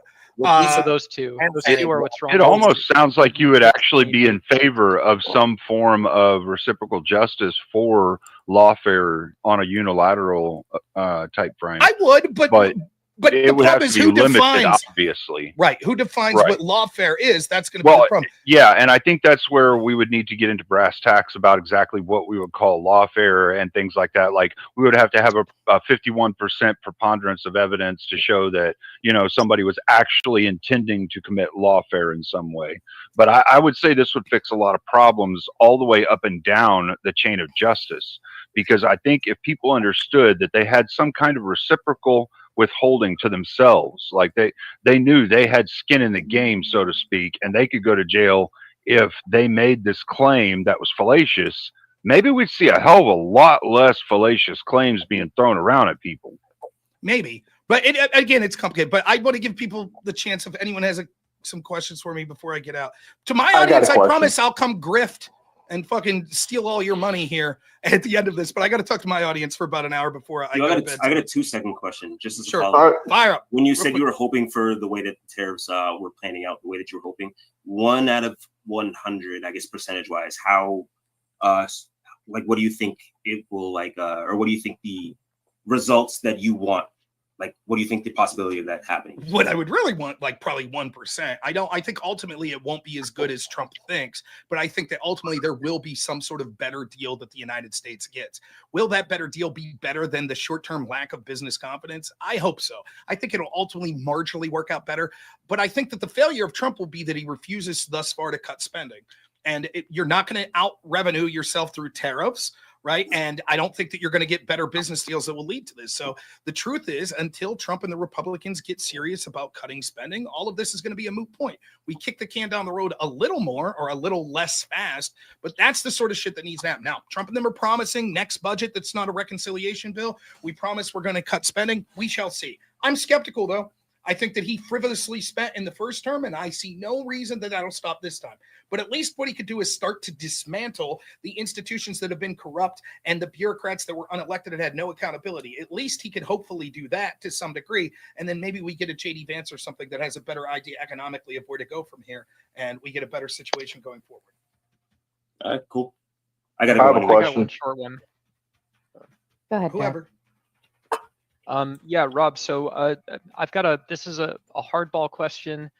So, you know, most liberals, progressives, I know, think it's, and a great show, by the way. Thanks for spending almost 5 hours, you know, with the Raging Tomato crew. But yeah, you know, most Democrats, I think of, you know, see things like long-term water security, long-term energy security, securing peace in the international you know, order, whether that is some form of multipolarity or whatever that looks like. I heard a lot of local politics, a lot of municipal politics, a lot of what's coming out of the wire on DC. You know, what would you say from that sort of like center right about, you know, these big audacious things that you know, Democrats want to see? Democrats have to see some of this stuff in order to really effectively work alongside Republicans for the future. Well, I don't think that those are the things that they need to see to work alongside, because I think even if there was a disagreement on EPA legislate or EPA enforcement of like Clean Water Act or something like that, I still think even given that, Democrats would be willing to work alongside Republicans for something that they would agree with, like child tax credits. I think Democrats will work along. The problem that there's not a working along, I think, has to do more with the stuff that Devon's talking about, which is this idea that there are character traits and just a general corruption that's coming from the Trump administration. And so we view them as vile fascist authoritarians. Therefore, we're unwilling to work with them on any of these things. But to the question, we agree on some of this, right? Because when we cut through some of the BS, we're able to have dialogue, right? When we can agree that both sides, when they behave badly, deserve criticism, like that, to me, that's one of those uniting things. But it seems to me that the recognition of risk in the United States is very different on both sides.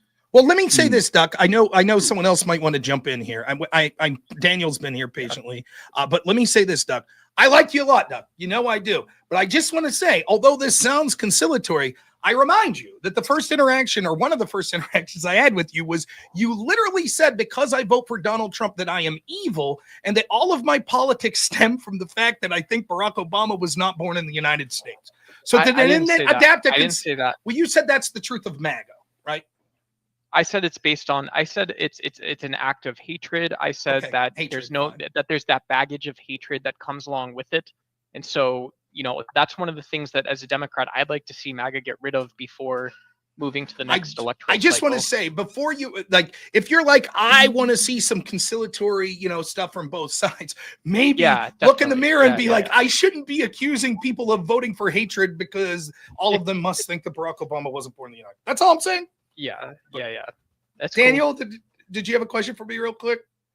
Rob, I would actually like to have a conversation with you at another time.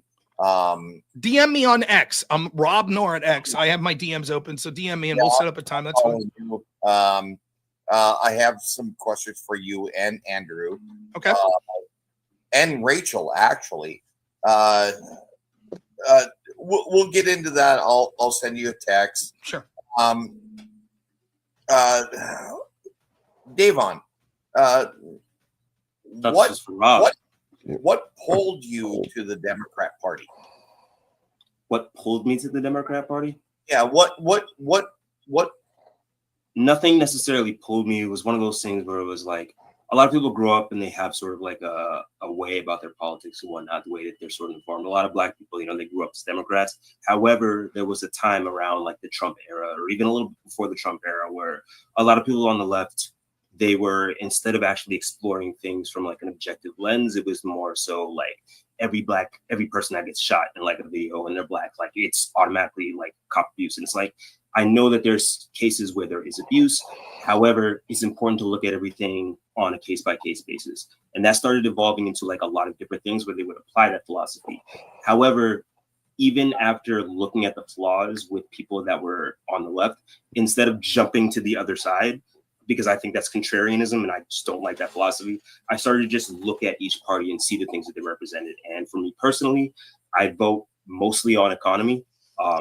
Being someone who's, not too well off and experiences a lot of people in my community that are like that, that's a major thing for me. So when I look at the economy, it seems that the Republicans seem to not do too well for my people or people in general, or the economy in a macro sense. That, and again, just the fact that like there's a lot of things about Trump specifically, and it's not just like, I think he's mean or anything, but philosophically, I look at leadership, and I think that leadership requires certain traits, and intuitively and action wise, I feel like there are things that could go terribly wrong if we allow someone like that with the amount of power that they're trying to consolidate within the executive. So Daniel, before you ask this again, does anyone have anything more for me? I do. Because I've got like 5 minutes max, and I think you guys. Can you guys not hear me? No, I hear you, but that's Okay. I got a question. Would you agree Trump is an absolute maniac? Yes. Okay. That's perfect. No, that's all I got. Rob. And love a that answer. kind compliment. We're gonna stop. We're gonna let Rob go. He's on his time here. Quite honestly, this was probably by far the easiest Throwdown Thursday I've ever had to do because Rob just came and rocked it and took over and did his thing exactly as needed. And he doesn't need to be protected. He doesn't need to be anything. He stands on his own ground. Thank you. And the compliment comes in from Carrie. Rob is on fire, by far the best political debate I've ever seen in a long time. Sarah, you got to bring him up on politics more often. Fire stream. And as we said in the beginning, I've had my eye on Rob for a very long time. Thank you. I appreciate it. It was a lot of fun. And I just want to say, even to Soy Pill, like I have my reasons for not wanting to talk to him, though I did. I agree with. So don't interrupt. I agree with why you don't want to talk to him. Thank you. But I just want to say I thank each and every one of you. Devon especially. I know I was fucking chippy there, but I'm sort of like trying to match energy and also trying to keep it entertaining. I actually thoroughly enjoyed our conversation. Would talk to you anytime. I feel the same about the rest of you. Ducks come on my show and talk. I think we have respectful conversations. So it was a lot of fun. I hope that I illustrated and presented my arguments well, and people could see, even if you're on the left, where I'm coming from. I would be happy to come back or to talk to any of you individually on Sarah's show or any other format. So, Sarah, I can't thank you enough. Every time I've interacted on your show, I've had an absolute blast. And I'm glad to see someone that's not a raging progressive victory pack lefty that's actually running these panels. I really enjoy it. So anytime that I can come back, I'd be happy to do it within reason. Like, I can't do it every night, but it was a lot of fun. But I got to go grift. And get some money from. I love that you gave us this time. I really appreciate that. I do sometimes feel like that you could could shorten your sentences a little bit more. But I could also lose weight. On your side. Yeah, I could think and speak as fast as you can, but I'm from North Dakota. I'm not that fast. Well, it's from policy debate. Policy debate, you talk as fast as humanly possible because you're trying to get as many arguments out. So when you debate the lefty, easy, Ben Shapiro. I'm faster than fucking Ben Shapiro. Come on. Slow down. I'm faster than Ben Shapiro. And now I do want to shout my channel out right now. Everybody shut up. Real quick, down. I just want to say my channel is Normal America with Rob Noerr on YouTube. I stream almost every weeknight at 10 p.m. and then as needed on weekends as well. You can also find me at Rumble at Normal America there on Rumble, and I'm on X at just Rob Noerr. So 10 p.m. Eastern time almost every weeknight. Come join. What's your channel again? I'm sorry. Rob is really great at. I'm gonna go check you out. They're linking that real quick, in we're the chat. Shut up! Okay. Shut the fuck up, please! Unsubscribed. Jesus fucking Christ! They are linking it in the chat. And ladies and gentlemen, just a quick panel refresher for you. When somebody's exiting the panel, usually it's the host's turn to say goodbye and have the final word with them. So please learn some fucking manners. Rob, thank you so kindly for coming, and we will definitely have you back. Absolutely. I think we need to spill out something with you and Ryan, Radical Coder, maybe. Something might start from that, but yes, you'll definitely be back a lot. And leave Duck talk about how awesome I am as I leave here. So thank you guys. I really appreciate it. We'll see you guys all Rob's soon. great with audiences. Bye. Thank you. Thanks, I Rob. appreciate it. All right, let's fight Boomer. Find my way out of here. Let's see. I'll kick you. Have a good night, Rob. All right. And you know what? Quite frankly, I'm a little actually tired, and we've got another busy weekend coming up. We have 2 debates this Saturday and Sunday night popping in. So I kind of would like to take my hour back and go to bed instead of doing a DGen power hour as we usually do. So I will go around the room. Everyone will have their moment to say goodbye. And we always run these. So there's always more room for you guys to jump on another panel another night. I'm glad we got a lot of new faces up here. So that's really exciting. All right, Mr. Abe Dinkus, Honest Abe, send us your final thoughts, please. All right. I would say the greatest predictor of future behavior is past behavior. And you can find me at Abe Dinkus. Thank you, Abe. Daniel, to you.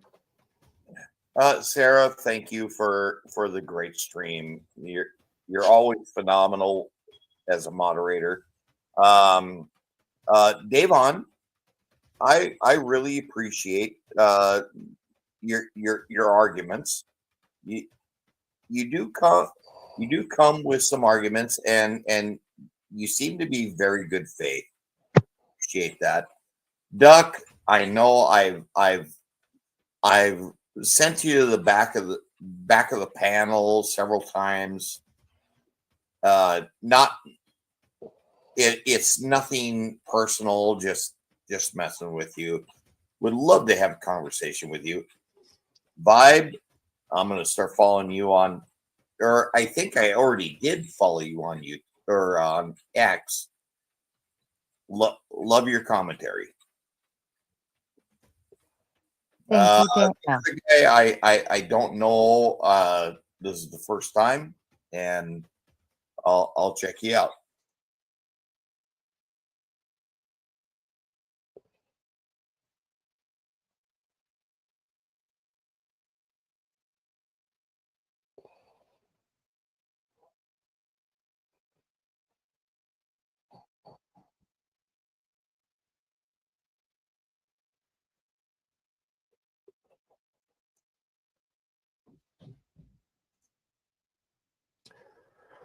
All right, sorry guys, hold on a second here. I'll bring that back up to finish this.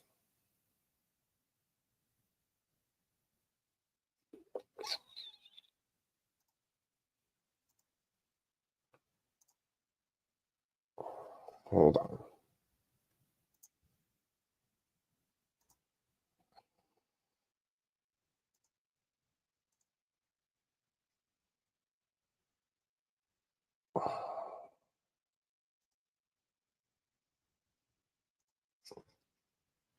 Someone that I'm not a fan of. However, the crime.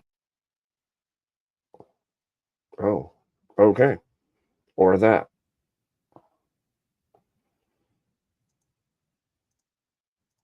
One second here.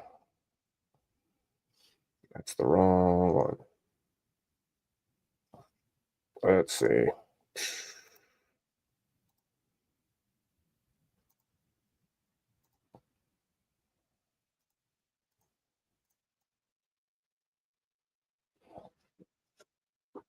Right.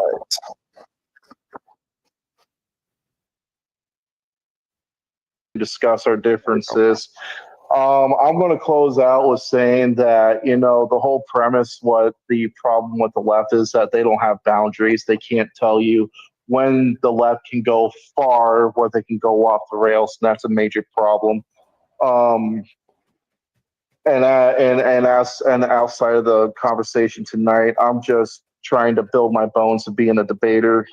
I've been observing society and seeing the status quo changing throughout the years, and I think you need more people in the arena to speak up the problems and what's going on in our general discourse, and I'm here for it. Once again, thank you and good night. I'll leave it as that. What a night. Fair enough. What a night. And Davon, to you. That was hard. I wanted to get words in, but I didn't think I was gonna be the last one, but very hard. Yeah, I'm to get a tired word in of living in edgewise. South Park. It That time. feels like that's become our reality. I'm grateful for being allowed on. This was kind of like the last minute thing. I just responded to someone on Twitter and whatnot. My homie Lutch in the Indian Jesus was on here before, and I've debated him a few times. He's cool people. Y'all cool people. Shameless plug. My name is Davon. I'm a music producer, actually. My client, the homie, is going to be in a movie with Spike Lee and Denzel Washington. It's coming out this year. A24. Check that out. And yeah, that's all.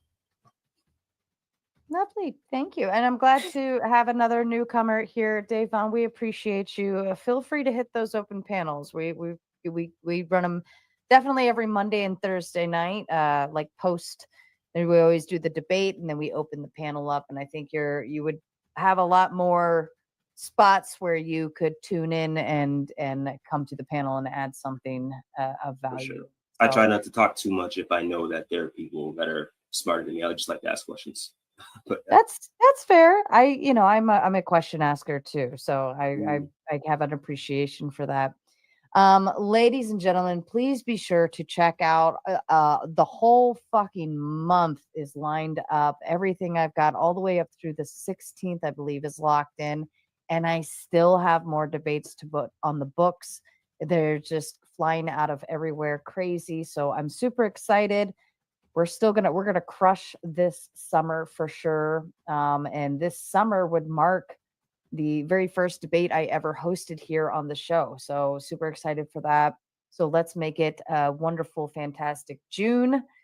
And then we are going to be raiding Chuck now.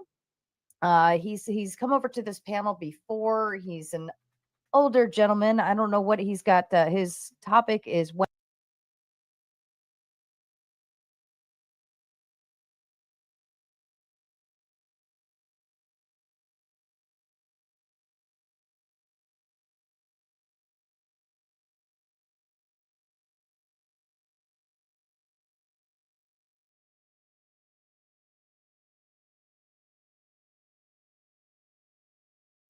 Oh, I'm going to go kiss my lovely wife. I will be back in a few minutes. I'm going to turn on some music until then. I'll be right back.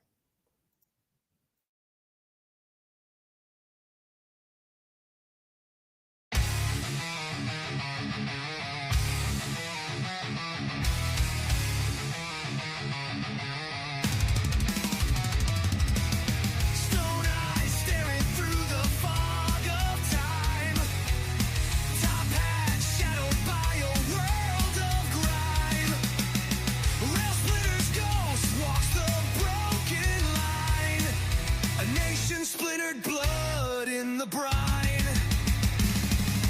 Abe rises up from the grave's cold chain, whispers justice through the roar of pain.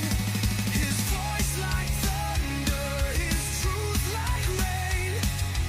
Resurrected Lincoln to heal the strain. Dusty boots on the cracked marble floor. Hands once split logs now pry open the door. Union's dream he won't ignore. Binding wounds of a civil war. Abe rises up from the grave's cold chain. Whispers justice through the roar of pain. His voice like thunder, his truth like rain. Resurrected Lincoln to heal the strain. He's seen the banners tearing apart. Fingers pointing blame with a hollow heart. No more silence, the mission's stark. He lights a match in the growing dark. From Gettysburg to the neon haze, he strides the highways through a fiery maze. With his words, he cuts through the craze, guiding a nation from its bitter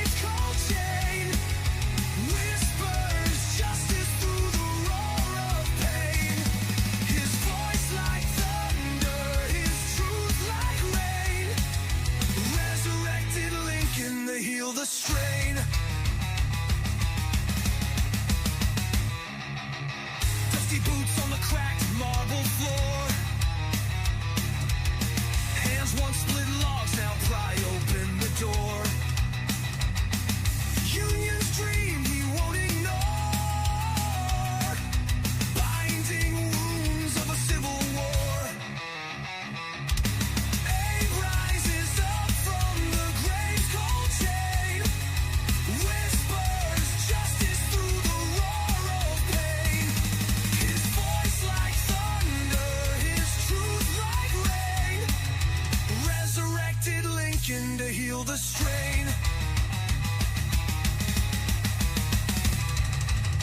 He's seen the banners tearing apart, fingers pointing blame with a hollow heart. No more silence, the mission's dark. He lights a match in the growing dark. From Gettysburg to the neon haze, he strides the highways through a fiery maze. With his words, he cuts through the grays, guiding a nation from its bitter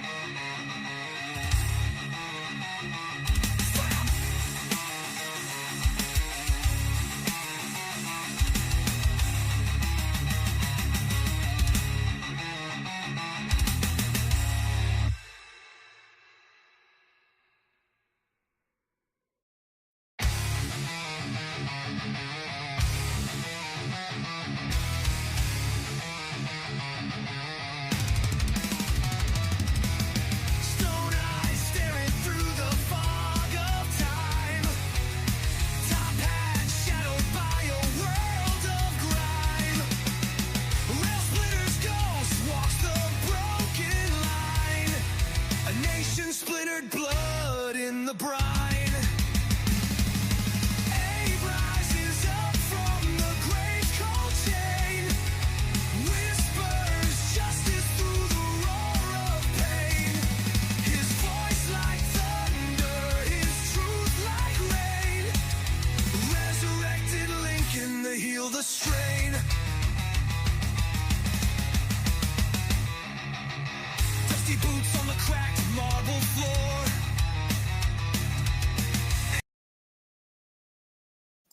All right, I'm back. Oh, goodness gracious. That was a long one, and didn't get to say much. Trying to abide by the rules of not speaking over people, but it made it impossible to get a word in because the second you start speaking, somebody else speaks, and then they take it away. So it makes it real hard to actually get to say anything. So even at the end there, I was trying to ask Rob a question, and boom, jumps in, boom, jumps in, boom, jumps in. And then on the last one, I go to ask the question, and Sarah says, okay, that's it. I'm like, oh, okay, fine, whatever. All good. So my question would be, how many people do we have in here currently? Who all's with me in the chat here? And what else is going on? I imagine there's a bunch of freaking streams going on right now. So, try and decide if we should go visit with Rob after that, since we've been with Rob the whole time anyway. Right? Do we know? What? You can't hear me? Can you hear me?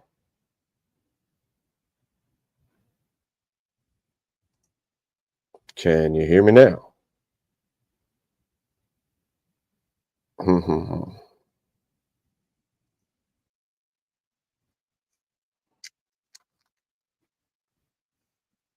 Okay, good. Who all's still here? Just you? Not just you, but you and who else? I meant. I'm obviously tired. It's been that was a long one.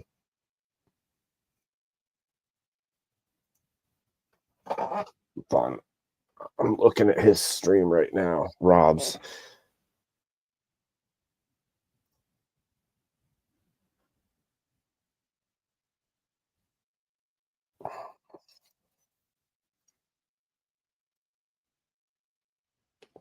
Hmm.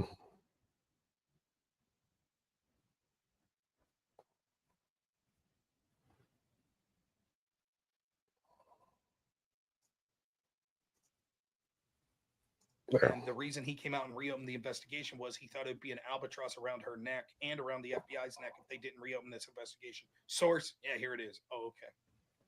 I'm not saying I'm perfect and right about everything, but I bet almost Looks like everything I claimed in that after that stream, that took me about Radical 20 to Coder went 30 over minutes to to his break down. chat. I'll guarantee that I'm right about 99% of it. Guaranteed. If I'm wrong, I'm happy to admit it. If someone proves me wrong I on gotta any of eat something. Hold on. but I hear these criticisms from people like Radical Coder all the time. For example, the other night, he did the same thing. I was on the panel. He says, I'd like to see your statistics that you're talking about detransition rates, blah, blah, blah. Guess who was right? Me. So Radical Coder made the ballsy claim. He said, I'm not the type of person to shoot my mouth off about, so he didn't use these exact words, but I'm not the type of person to shoot my mouth off about something without doing the prerequisite research. I don't just go on my gut feeling. And then wouldn't you know it, that's exactly what Radical Coder did. He didn't read any of the research. He went off his gut feeling, and then he proceeded to Google search and desperately find a study that I had read previously and done several debates on modern day debates about. Because I actually had read the literature before I made these statements, unlike Radical Coder. Isn't that interesting how that works? What do you think, Radical Coder? Did you pick the topic you want to talk about? Did I miss it?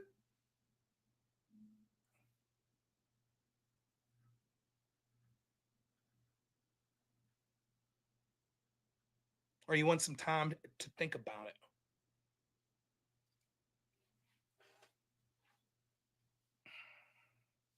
Radical Coder. That's the way it breaks, though. The literature did support what I said. I said that the literature showed that the detransition rates, if we didn't put kids through sort of these medical interventions, of the people that we recommended for treatment for things like gender dysphoria, was like, depending on the study, 80 to 95%. Once we gave them medical interventions such as puberty blockers, those numbers radically changed to about 90, depending on your studies, like over 90% that stuck with the transition. That's exactly what they said.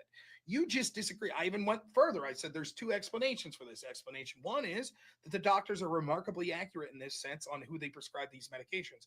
Or suggestion two would be that once you're on one of these interventions, you're likely to change from being almost certainly likely to transition back to your sex assigned at birth. But once you take the medication, something changes in you and you don't.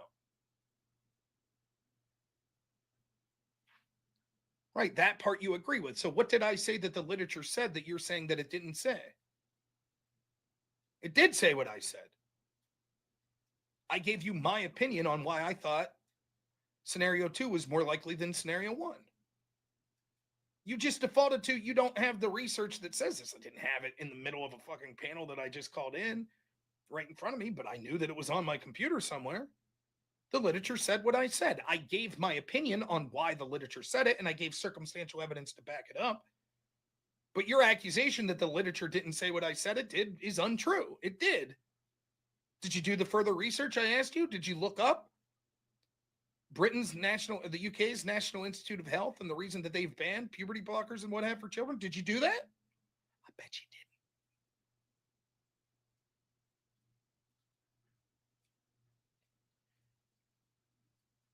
But you pick the topic, Radical Coder, and we'll do a debate someday. Who knows? Maybe you'll beat me. I wouldn't hold my breath. Illusory Truth says, I must go. This is a boring spurg. Sorry to disappoint you, Illusory. I'm sure you'll find far more entertaining content on, I don't know. What's a funny joke to say about this? You're probably going to jerk it to porn. I don't know.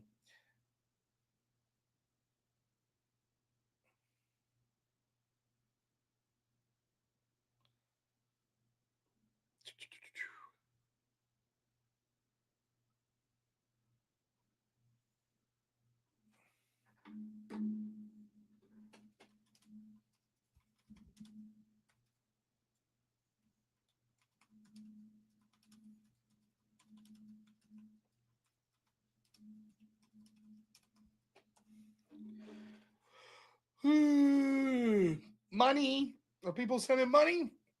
It's kicking ass.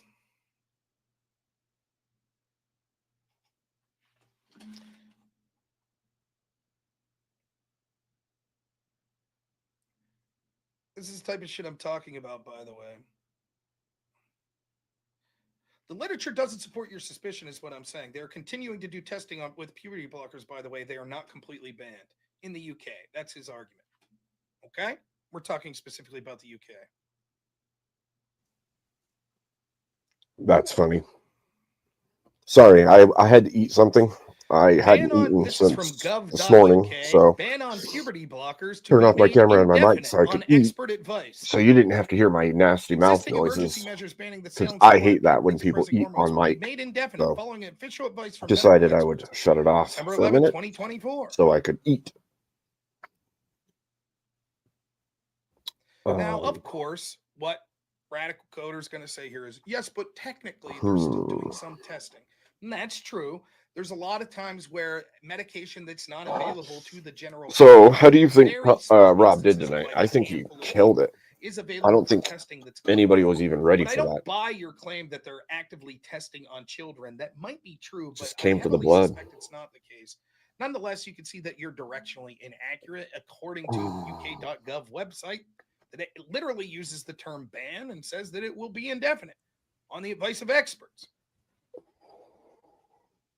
So again, when your criticisms of me is like, you rapid pace say a bunch of shit that's just not true, and every single time we go through it,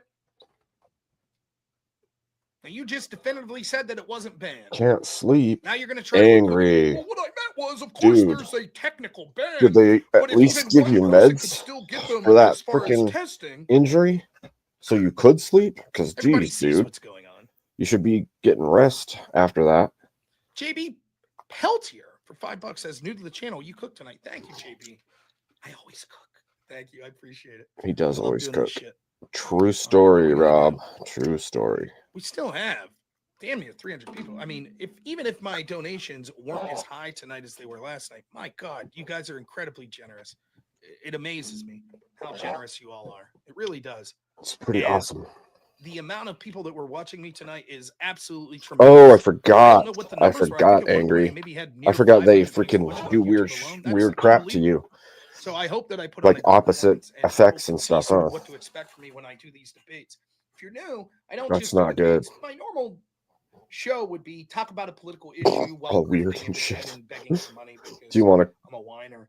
For chat? 2 hours. And Did then you we just have watch fun after the second hour. Those usually Tomato? start 10 p.m. Eastern, Monday through Friday. I do plan on streaming also Saturdays and Sundays if I'm at the home. However, I will admit, because I am a family man, sometimes we leave for the weekends, going to a zoo and getting a hotel, things of that nature. One caveat is my former job was working with adults with developmental disabilities. I put in my 2 weeks notice because of a situation that I can't really get into for medical privacy issues. I don't know that our company will be able to provide care for the gentleman that I normally work with, but we may be. And if there is a chance that next week is supposed to be my last week, if that gentleman is in the home, I unfortunately will not be able to stream Monday and Tuesday because of that. So you may not hear from me Monday and Tuesday, and if so, I apologize, but I swear this is my last week of employment at that place. And from What'd here you on think out, of this will Rob? be I my think Rob was exclusive just job. cooking the Only crap out of exclusive, people. streaming I and can't helping the even members believe some of in the all things related to having them dominate. argumentation, I guess, that people Lucas the Pan, use. always incredibly generous, gives $20. Says Based Rob W's all night. Four Thank you. score. Wrangler for $5 says Andrew Controversy demands his Welcome, allies to have Doom. movement against the false clips Welcome. released on social media. I did comment on an X post, but maybe we'll dive into that a little more. Now, tomorrow at 7 p.m. Eastern, I will be streaming with the one and do only this. Jake Rattlesnake, who another. You guys want to chit chat? Did you watch the grand Rob sauteing lefties?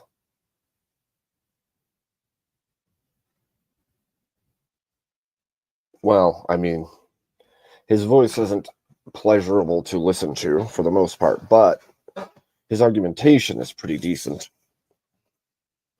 I can understand where you're coming from there, for sure.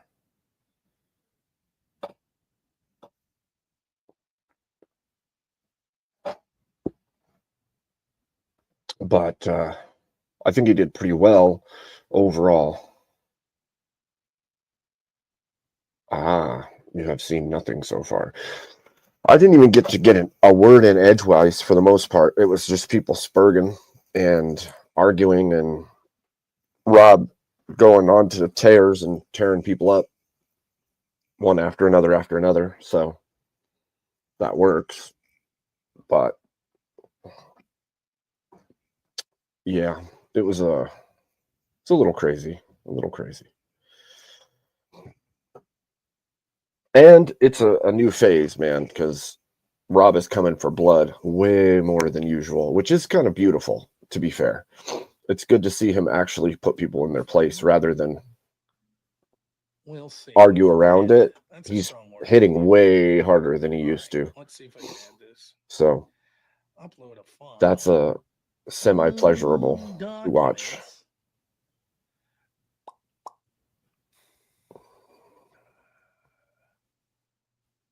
He is.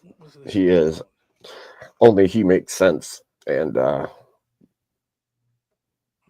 Destiny doesn't. So it's funny because I used to watch all of them way back years ago, and back when they were still coming up, basically. And Here's the link. say these guys are still progressing, and I think Destiny's just kind of stuck in a realm of darkness at this point. I don't know if Destiny's still growing or what, but I don't even watch him anymore. I don't even care to know what his point of argumentation is anymore. Not really.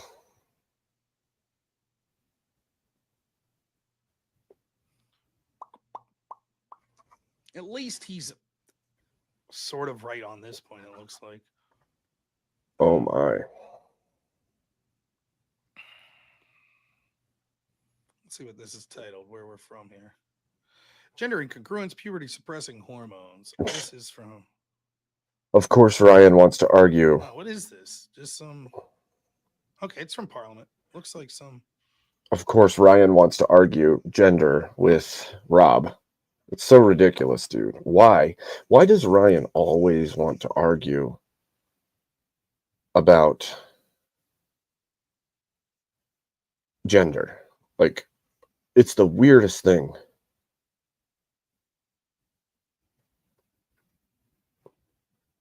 I don't know what that means. Organized insanity.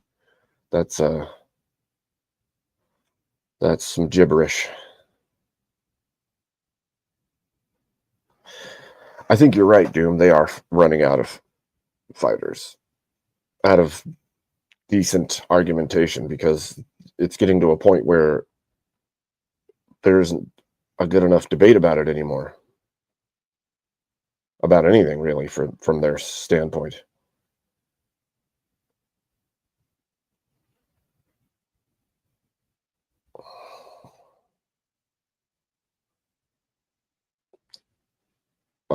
I don't know, man.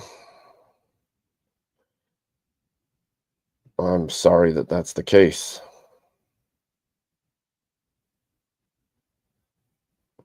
That's actually a really good point. And I don't know if you were here for that part, but like Rob brought that up about like Soy Pill.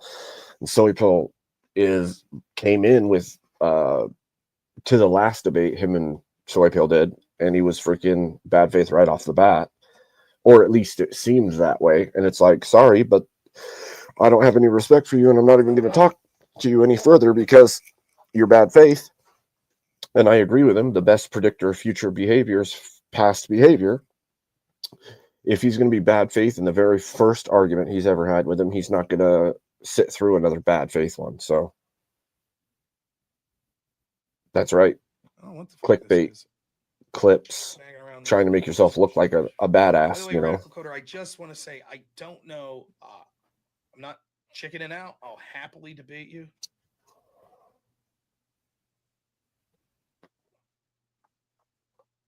But I don't know exactly. I do have some things planned soon. Thanks, Sarah. Put the time in, pay up. But I will happily debate you if you're willing. We'll just go on Sarah's channel. I think she'd be a good moderator. But I don't know that it's going to be anytime in the near future, like next week. It might have to take a couple weeks, particularly because I don't know what my work situation is for the other job. But I promise, man, I'm a man of my word. I said I'll do the debate. I'll do the debate. You pick the topic. Now, again, the only suggestion I'll make, and it's totally up to you. I did say you can pick from any of those 20, but some of them there's not a lot of beef to. Yeah. This is Ryan after this debate. Kids in cages. Acting We like could do a he 2-hour wants to debate on that debate if you want. Rob after that. It's like, dude, you are going to get trounced so badly. I don't see the point. But here he is in the chat trying to get him to Some of them, like set up a debate with him. insurrection. The only thing I can think of that he's doing is to bet you elevate Mark do himself. insurrection. I bet that's what you'll pick. Everybody likes a good January 6th business, huh? Remember, what I'll be arguing It's is funny. the arguments I made are correct within those. You can disagree with my interpretation of it, but I will be It's arguing wild. because you claimed that the claims I'm making within those meta argument or those subcategories of arguments that I'm misinforming my audience. So I'll be happy to I see agree with those. you, Last night's MVP. Angry Hector. Beaver. I agree with you. Single Dad's Club for And $10 I'm pretty says, sure like 90% of "For it the grift." chat GPT Says argumentation here's anyway. the So like, he'll say no, we're doing it too fast and rapid. although Coder Hector for $5 at his says, channel, he "Thoughts on hosts potential some kind of Muslim invasion debate happening in America that's already training thing. And it's like, I Yeah, I mean, don't get it. people of the Muslim faith tend to have more children than most people, though I think some forms of Christianity are close to keeping up with it. But certainly there does seem to be a proclivity to bring in people into this country that have radical departures from the culture that we normally have here. I don't have any hatred against a particular Muslim person. Oh my Let's goodness. not act like that. Feeling pretty pooped today. What the heck is that about? Incidentally, although I'm a Christian, I do believe there are people that I think could get to a sense of morality not through a Christian worldview. I think it's far more difficult. But that's that. Am I a mod in the Crusade chat? Yeah, I don't know if they made me a mod. They mentioned that they were going to.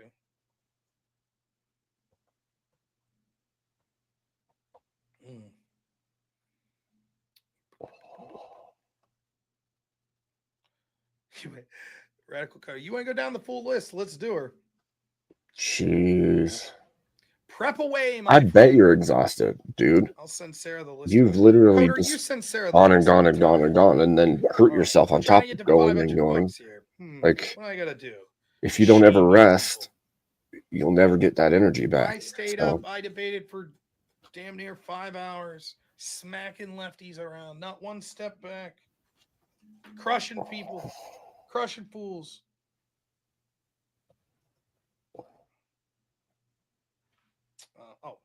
Actually, I can just send this through Sarah on X. That I can do. Discord always confuses me, but I think that shouldn't be a problem to send it on X. Discord is often an issue. I don't disagree with him. Okay. Can I do this?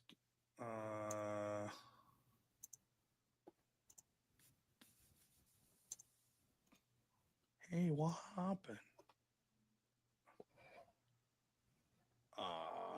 Huh? No, not cut. I guess all files. Oh, there we go.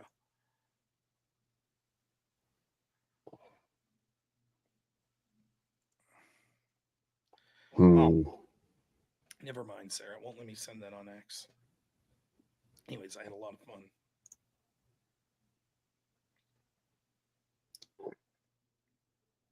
That's funny. Oh, no problem, Naughty Germ.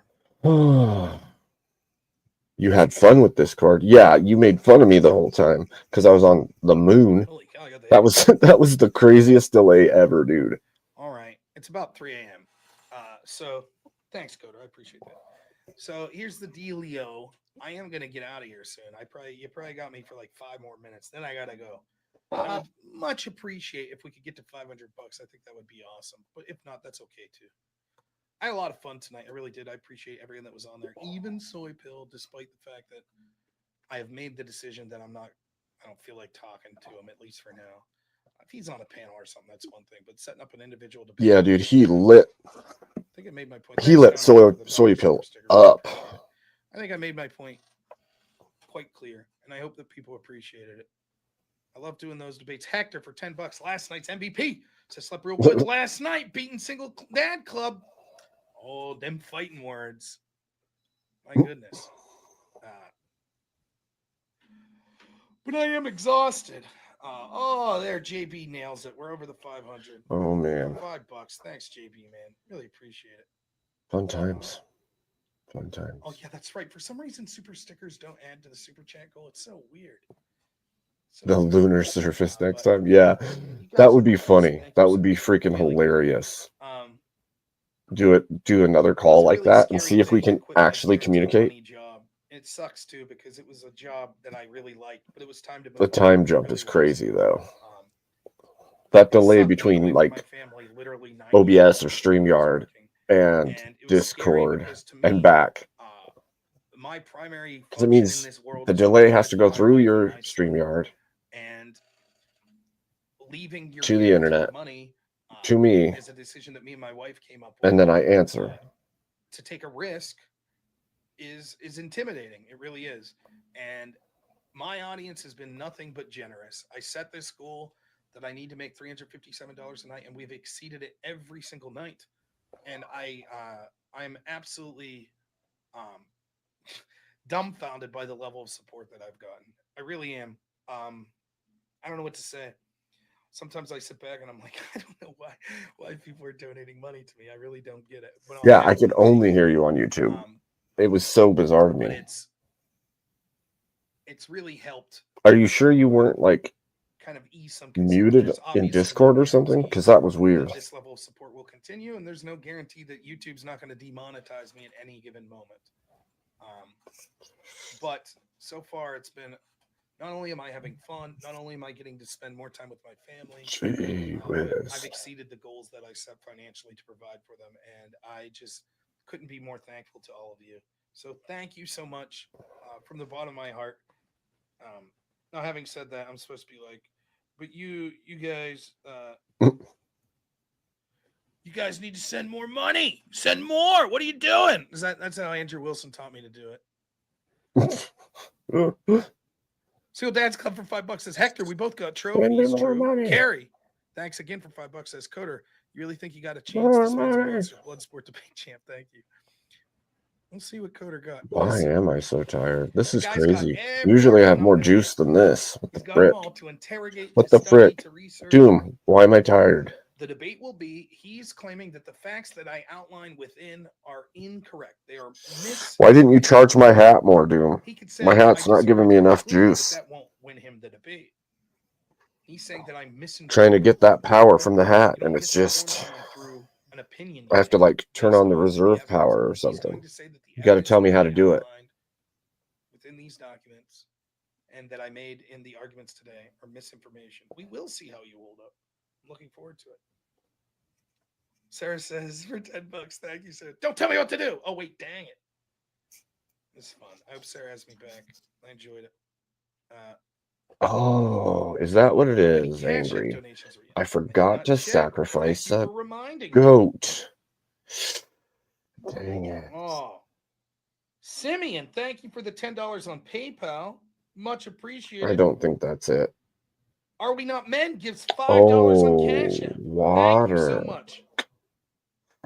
I forgot about that. By the way, got to have that HHO. I didn't see the period, and I was like, "Holy shit, $1,000!" Now, awesome. Just drink tea. Yeah, I was. Does that work? To host Germ. Some yerba tea. So tomorrow's 7 p.m. Let me double check this before I go. Is it yerba mate or yerba mate? Jake Rattlesnake. Friday, 7 p.m. Eastern. So early stream tomorrow night. Set your clock. 7 p.m. Eastern. Talking politics with Jake Rattlesnake. Smacking people around again. I won't be smacking around. Me and Jake will agree on most anything. Oh wait, what am I typing? I forgot what I was typing mid-typing. I'm That's glad you had easy. fun, Sarah. I really hope that I really am rooting for your channel, and I hope that I tried to up the intensity. I tried to chum people in that first hour. I know what I'm supposed to do as a good guest, so I hope that it worked out. I really was. I was trying to give some red meat, trying to be funny, trying to be provocative, but also trying to be truthful. Yeah, it's just, let's get that out there. If you want to donate in other ways, PayPal at Robert Noerr. Buy me a coffee, buymeacoffee.com/Rob Noerr, and Cash App, $. Does this guy suck or? Oh, wait, no, not that. You guys are the best.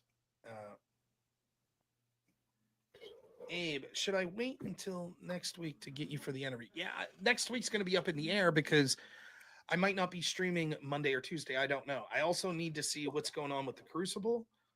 And so it's difficult for me. Next week's going to be just sort of the last week that I'm sort of up in the air with scheduling stuff.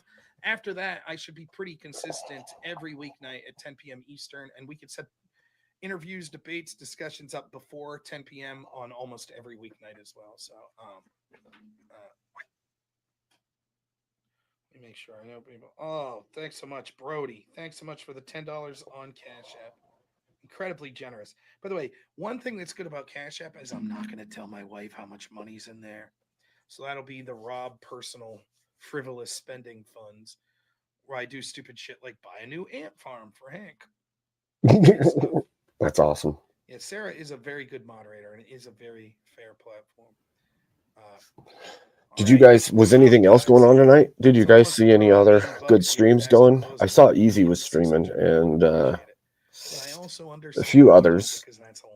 I was trying to keep track of the different things going on. Thank you, Sarah, for hosting. Thank you to everyone that donated. Thanks to everyone that gave a like and subscribe. I think. Remember, follow those links to my Twitter and my Rumble on the YouTube description. I will see you all tomorrow at 7 p.m. Eastern. Can't wait to do it all over again. Yeah, I saw Bricky was going too, actually. So I saw Bricky, I saw Easy, and random others, I guess. You put me onto them the other day. I didn't actually sub though. I should have and forgot to. Let's see. I think maybe we need a baptism. I think that's probably what we need. Don't you think so? I think a baptism might help me. That's water.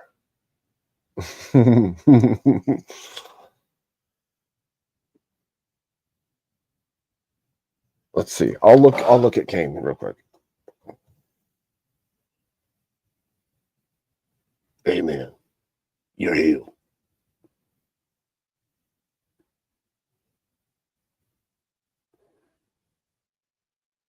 Kane's catharsis, that's right. What does Kane's catharsis talk about anyway? Oh, do panels or what? Oh, I see what you're doing. You want me to go on Kane's catharsis.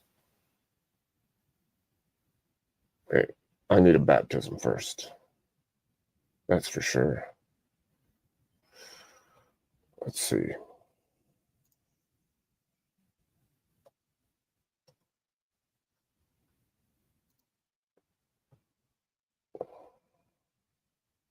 News and drama, huh?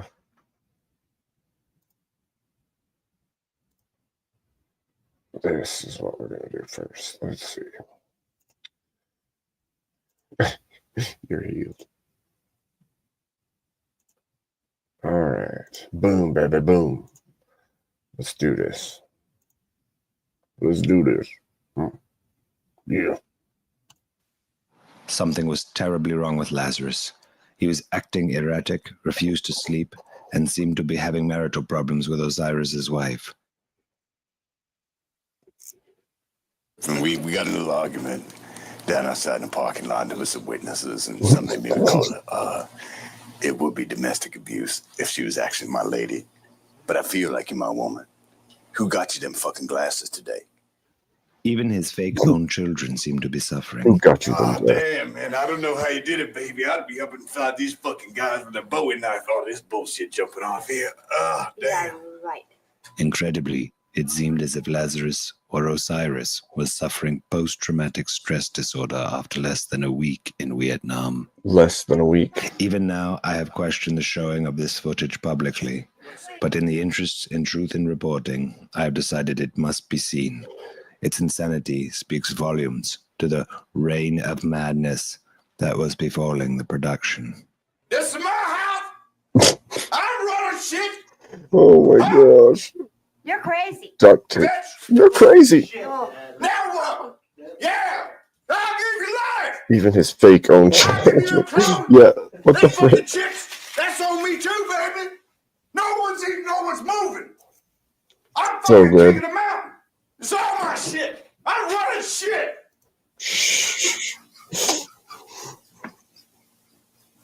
Lazarus's seemingly schizophrenic episodes were thankfully oftentimes brief, and Kat's love seemed to be the only balm for his troubled mind. Please don't do it. We've come into a bad time, I know. Think about it. Don't do it. Don't do it. Take the clip out, baby. Take the clip out now.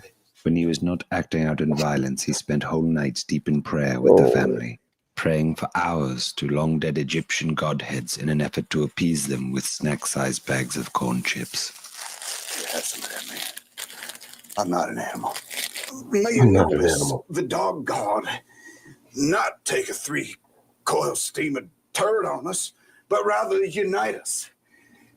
As we cross the river into the evergreen to the land of Tula. Tula, where the cosmic waters will unite us. Free of Cheeto pieces and all kinds of anger and resentment. Daddy's gonna go back on his meds. Anger and resentment. Perhaps bearing the brunt of Lazarus's unhinged religious zealotry was his youngest son Sterling. Lazarus spent entire days performing exorcisms and rites on his Entire body days. in order to free him of his so-called blocked spiritual journey. Entire You guys all days. focused up because this is key. Let me get rolling on you here so we know what's happening. Here we go, baby. Get your head under there now. This is vital. See, being the first son, right? That puts him right here in the lower chakra. Now that's shooting energy up into Daniel, verse 6. And this, of course, is a dream catcher. So all his dreams are being caught and he can't move on. And that's going back and forth and like that, like a spider web, which is, of course, connecting to the eye of Horus, which is a 70-70-77 is 0.001, which also goes up. That was the first time he ever swung a baseball bat. Now, what we got here is the baseball ain't hitting the bat because the seams are 17.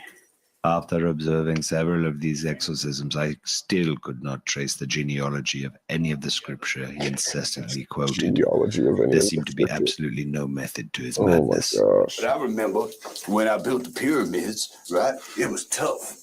It was tough as a motherfucker. You built the pyramids? Yeah, because we was hauling all the stuff up like that, but we did it all with sound, right? We did it with sound.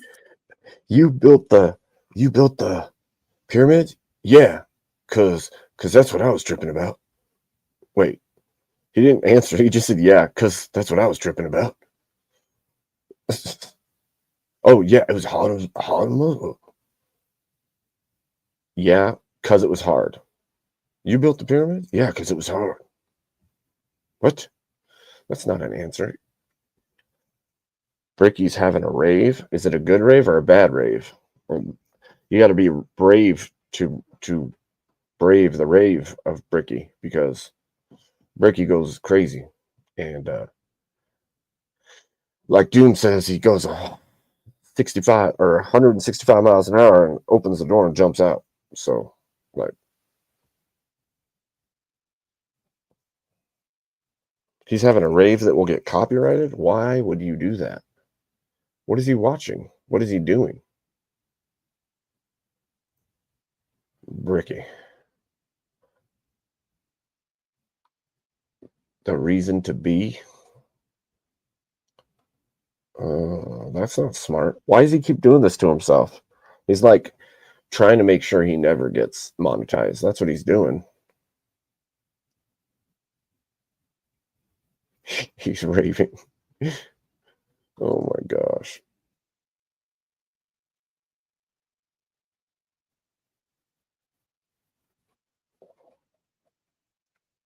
Oh, see, listening to Brain Banter's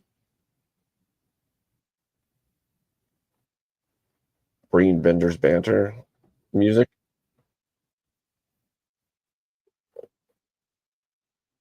That's weird. I don't know why he's doing that. That's just weird. That's weird. I know I'm weird too, but you know. Weird I have sound, to we call had him weird. blanket, and it came down like that. You know, that's what I I go was back. tripping. I have to go back. I gotta go back.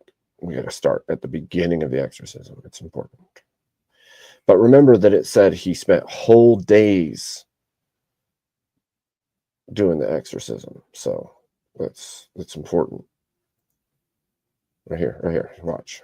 Listen. You guys all focused up Oh, because this is key. Writes on his religious zealotry was his youngest son Sterling. Listen. Lazarus spent entire days performing exorcisms and rites on his body. Entire days performing exorcisms in order to free him of his and rites. so-called blocked spiritual journey. You guys all focused up because this is key. All focused Let me get rolling on you here so we know what's happening. We know what's happening. Baby. Get your head under there now. This is vital. Vital. See, being the first son, right? That puts him right here in the lower chakra. Now that's shooting energy up into Daniel verse 6. And this, of course, here is a dream catcher. So all his dreams are being caught and he can't move on.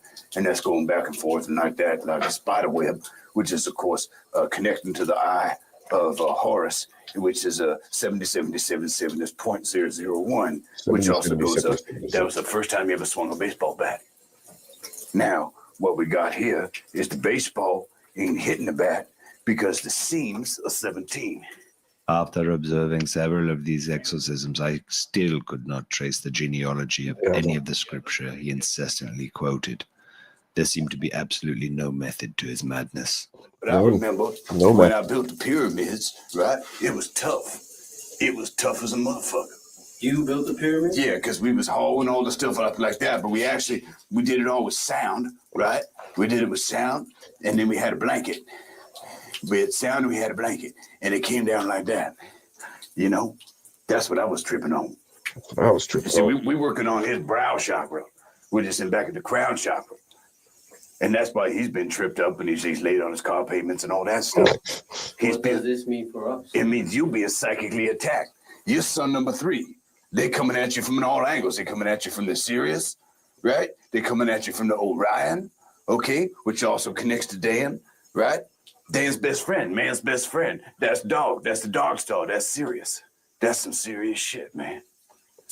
Now your mother, she's just a hoe.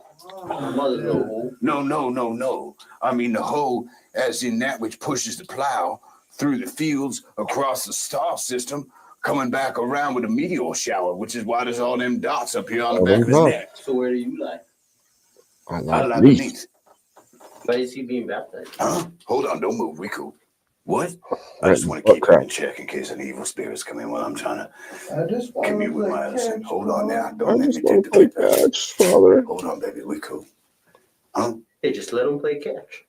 All right, let's go play catch. All right, let's go. You've been healed. As the days wore on, they became almost routine in their lunacy. Oh, I must confess that I too began to view this ritualistic nocturnal lifestyle as normal. At times, it even seemed fun, especially when Lazarus would loosen up a little. Why does the piece have to stay at 45 degrees? That's the question. Why? Why does the piece? Because drugs.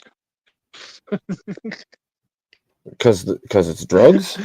I completely missed what you were saying. I just wanted to say that's drug. Oh. I just wanted to say that, yes. Oh, okay. Well, that actually makes a lot of sense to me. I don't know. You tell me. It makes a lot of sense. It usually is. It's perfect. Bro, most Hollywood actors are high as fucking heights when they're fucking doing shit like this, bro. True, very true. And it would make sense why he plays the part so well, because he like has to be really crazy.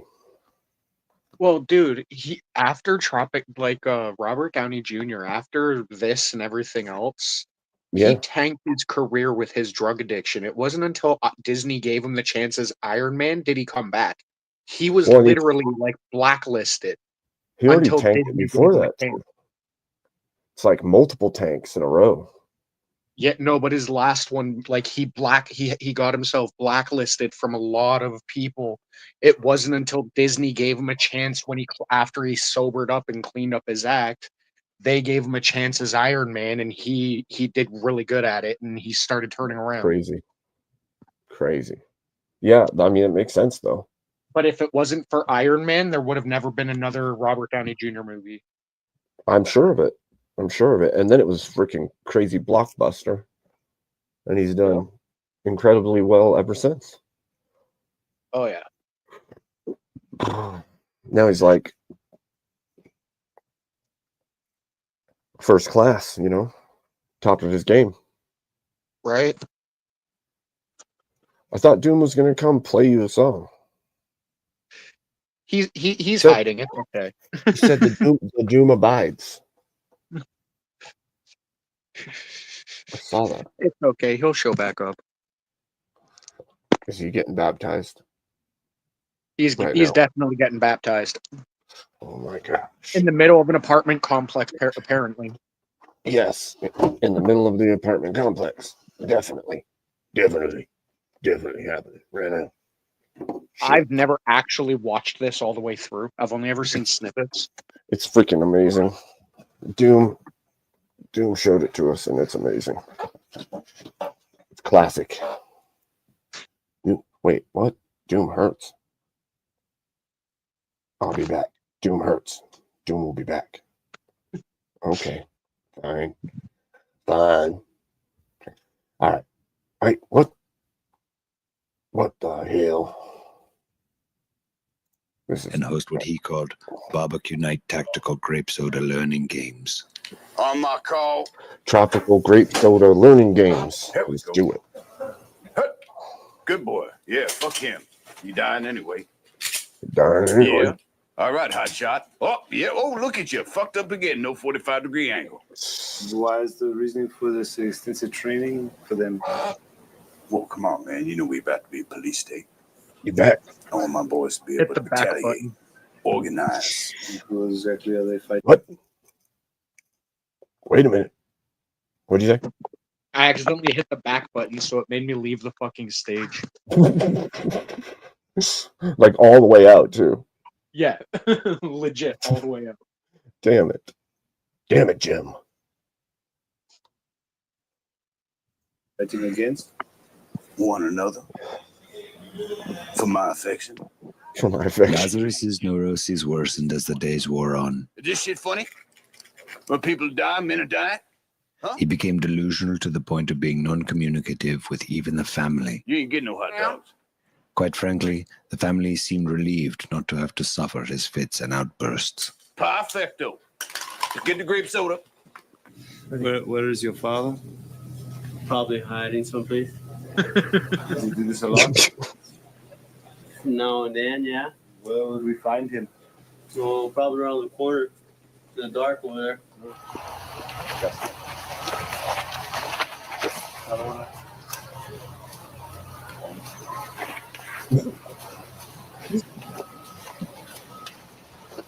Oh, man. Hey, bro. Well, it's kind of complex. You see, the VC, it's the messenger. And they got a complex underground system of tunnels here. So I'm just playing it cool, but I'm baiting them. Because I'm thinking they're going to come out and try to grab that piece, but I put a dummy load in there. So it's just going to backfire. And then I'll just go back and, Yo, he was obviously coked out of his mind on watch this, Dog bro. Bounty Hunter with the kids or something. Say that again? He was obviously coked out of his mind on this, dude. It's what it looks like. And then he's like super manic when he gets up and does the rest of this. It's so funny. It's so wild. The look in his eyes. Oh man. What? Less than a week in Vietnam. Oh my gosh. I just want to handle this first real quick. Well, I heard that.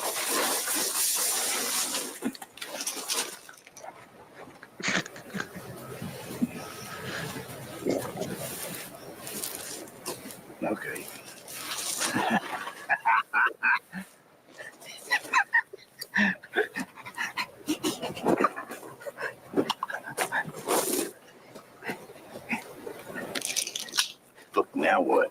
Yeah, I'm just running shit, man. In retrospect, I have no idea where I too began to lose my objectivity. All I know is that it was a week in time where all became lost, and I was grateful at the end of it when we were able to return to the madness of Vietnam. It's wild. It is so wild. It's fucking stupid, bro. It's so funny. How coked out do you gotta be to do that shit? Dude, good question. I don't know.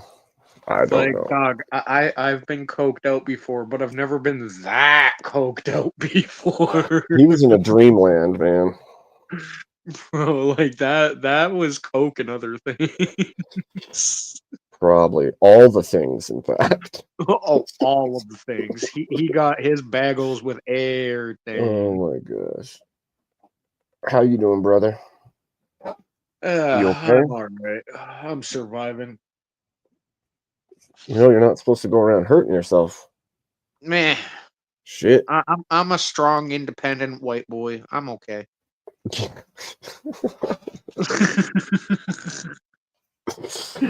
Well, you kind of have to be, don't you?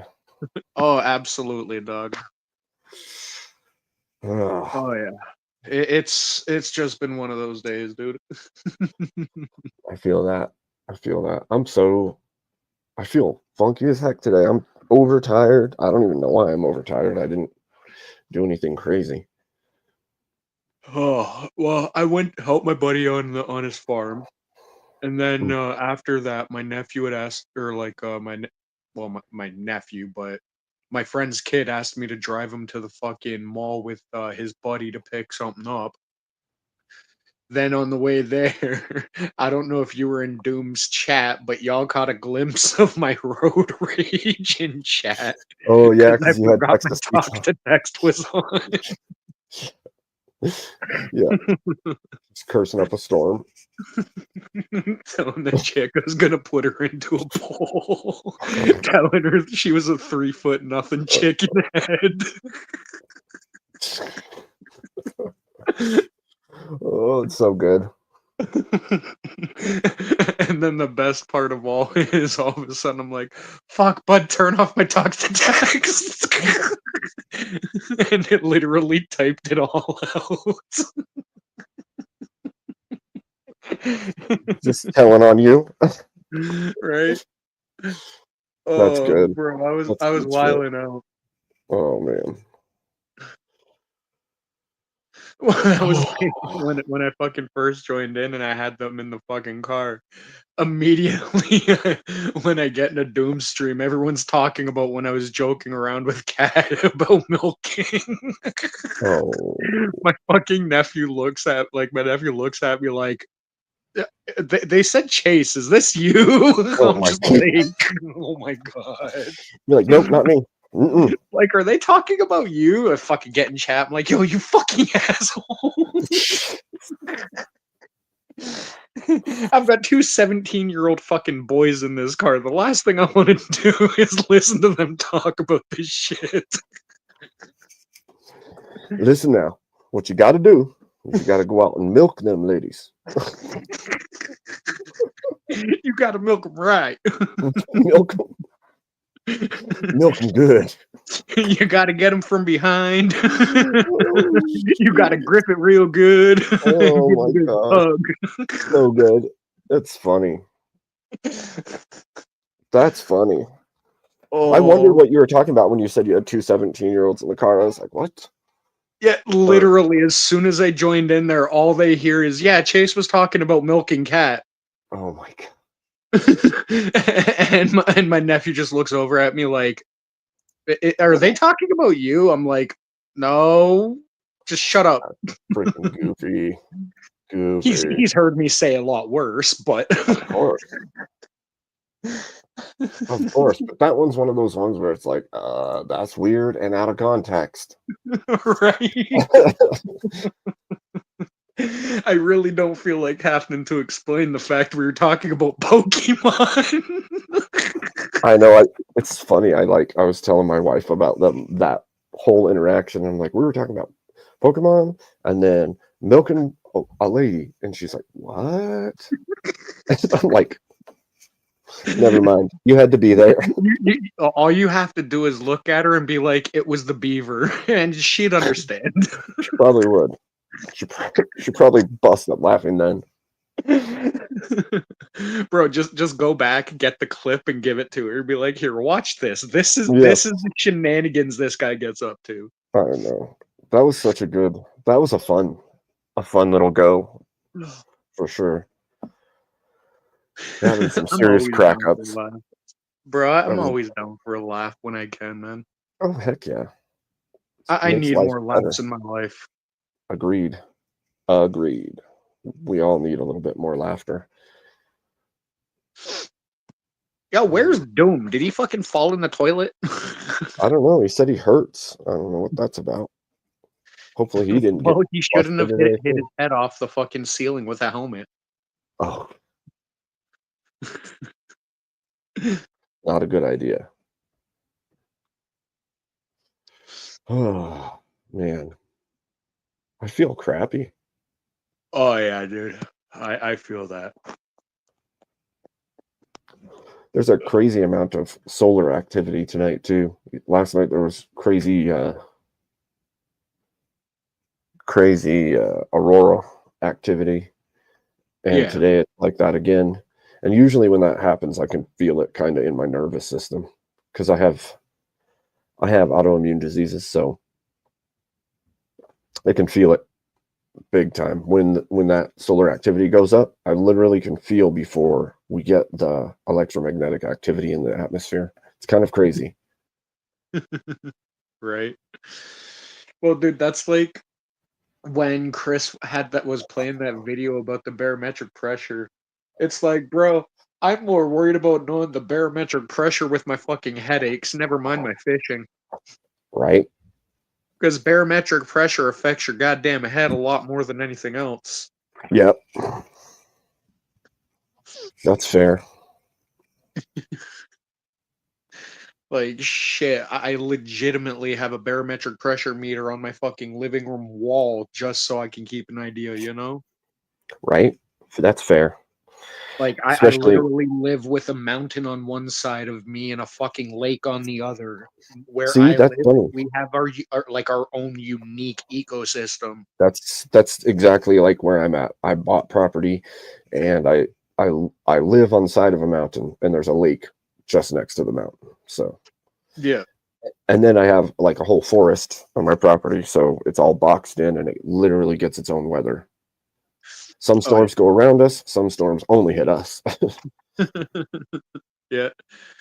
It's entertaining to say the least. Yep. That last big electrical storm we had here, a lightning bolt hit right across the street, shook our whole house like it was an earthquake. All the windows lit up. We're like, holy shit. Hey, Cat. I dropped a link if Kat wants to come up. Yeah, there. Yeah, Hello, maybe Miss Cat. he can answer a question about when the fuck this shit's gonna kick out. Right? She's the specialist. Bro, they gave me a script that I have to go get in the morning. I'm not getting it. They can fucking stuck on my left nut. I am not taking this medication again. Like, fuck this nonsense. I'll deal with it. Sorry, I couldn't. You what? I couldn't hear a thing y'all were saying because Oh. I accidentally had the YouTube stream playing and the StreamYard thing playing. So it was like double, but it was not at the same time. So it was just all. Oh, I hate It when was that happens. all. Yeah, so I was like, wait. It makes it impossible to know what's going on at all. Yeah, it's just like a sound inception. You're like, there's so much I don't know what to listen to. I was like, what's going on? What did you want to ask me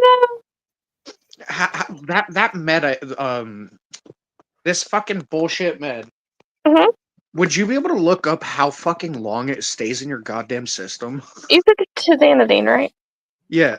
Well, we measure the amount of time a medication will be in your system with a measurement called half-life, which means how long it will take for a medication to reduce to half of its potency in your system. And the half-life of tizanidine is about 2.5 hours. So at 2.5 hours, half of it should be gone. And then in another 2.5 hours, half of the half should be gone. So it just is like a linear, like, it keeps reducing by half every 2.5 hours. Oh, see, it's getting worse as it keeps going. Hmm. You have Like infinity. this weird ass feeling is getting worse and worse. Oh I feel man. like my body is vibrating.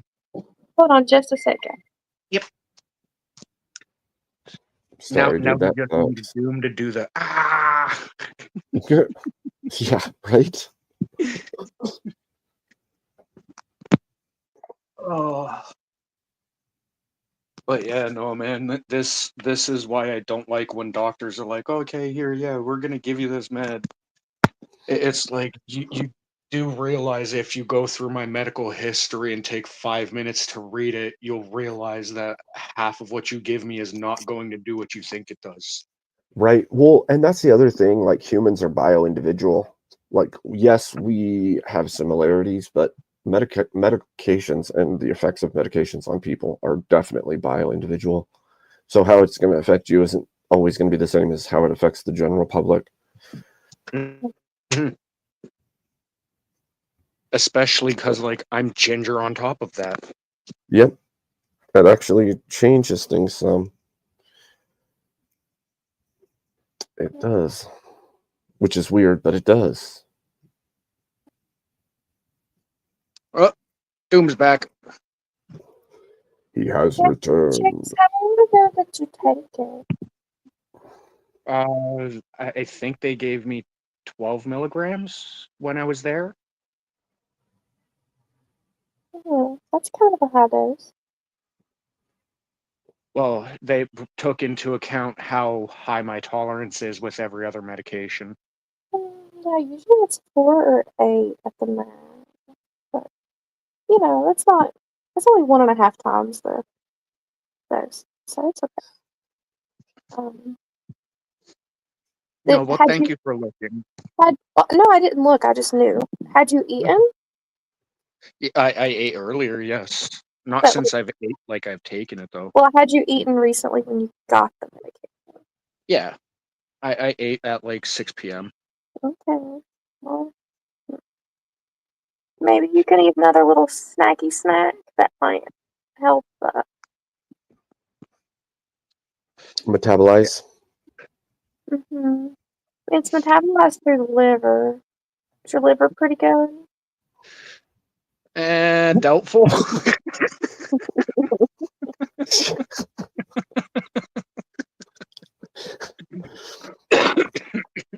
I'll put it to you like this. When it first started hitting me, I was literally about to hit myself with fucking Narcan just so I didn't have to fucking feel the way it made me feel. Ooh, I wouldn't do that. Well, most relaxers can kind of make you a little, like, feel weirder than, like, a narcotic, to be honest. Oh yeah. Oh, Because the way they work. Self-medicate. Because the way they work. So, tizanidine is a very sedating, very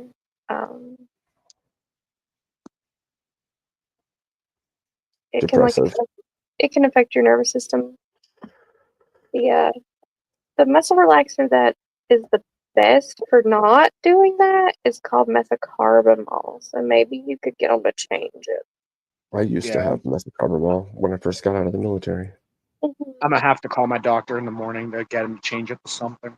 Yeah, see if they'll do. It's methocarbamol. I can send you the name of it. See if they'll try that one for you. Yes, please. Because I just don't like feeling like I'm vibrating through my skin. Flexeril isn't too terrible either.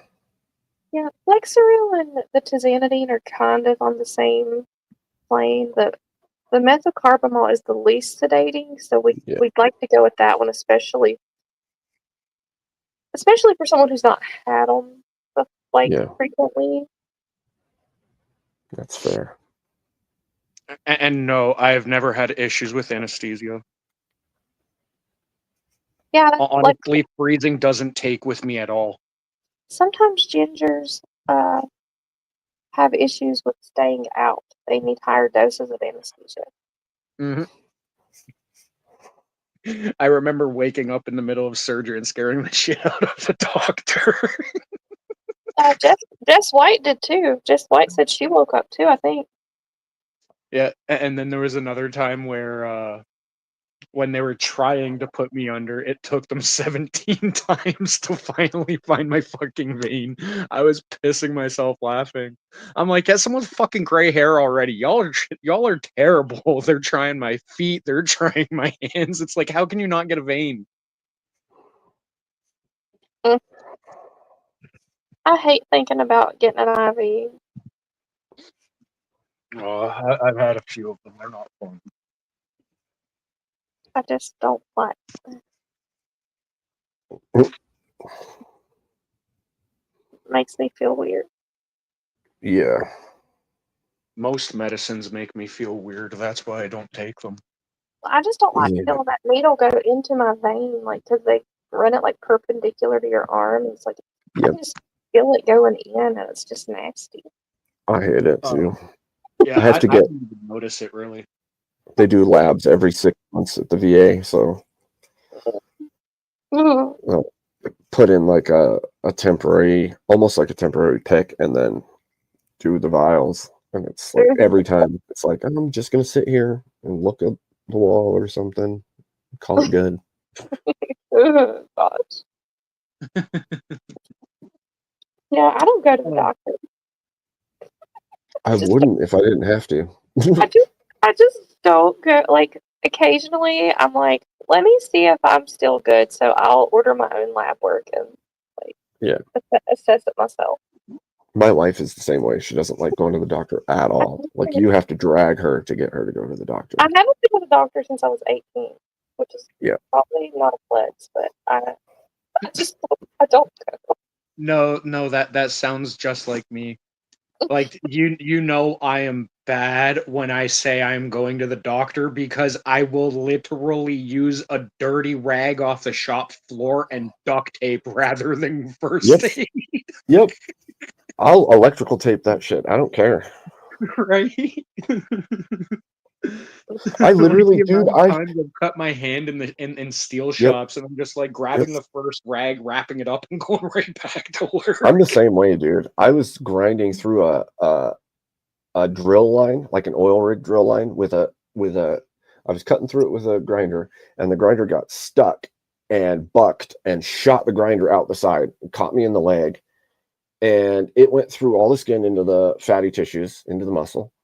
And I'm like in the yard, and I text my wife, "Hey, do we have any Band-Aids?"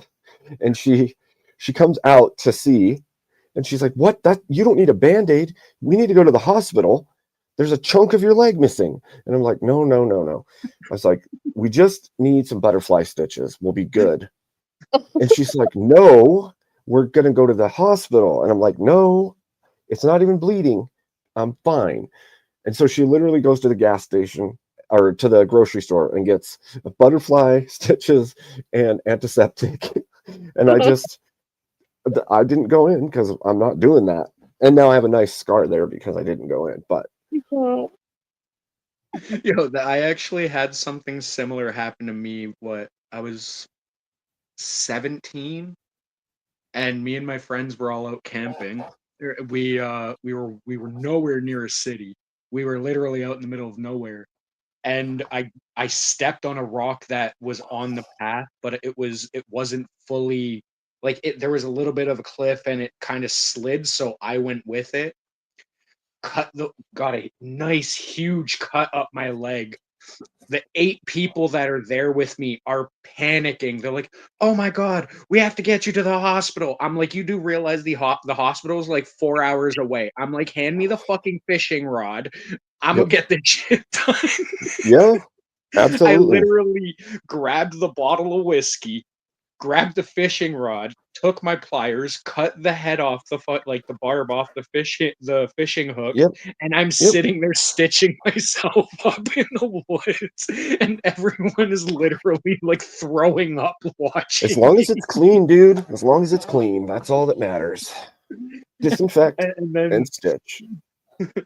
Fast forward like 6 hours, we go to the hospital. Like we finally get to a hospital because all my friends wouldn't just drop it. I'm just like, no, I'm fine. It's okay. They wouldn't drop it, so we go to the hospital. The nurse asks me, well, who did your stitches if you're in the middle of nowhere? I'm like, I did. She's like, what? She's like, the worst part is that's probably a better job than our stitching crew would have did. You do a damn good job when it's your own self you need to stitch. Just saying. Right. But yeah, I still remember two of my friends immediately as soon as I pinched it and I put the hook through the first time, just vomit everywhere. Oh my gosh. It's like, if y'all are gonna vomit, do not do it near me. I'm currently stitching up my leg in the middle of the woods.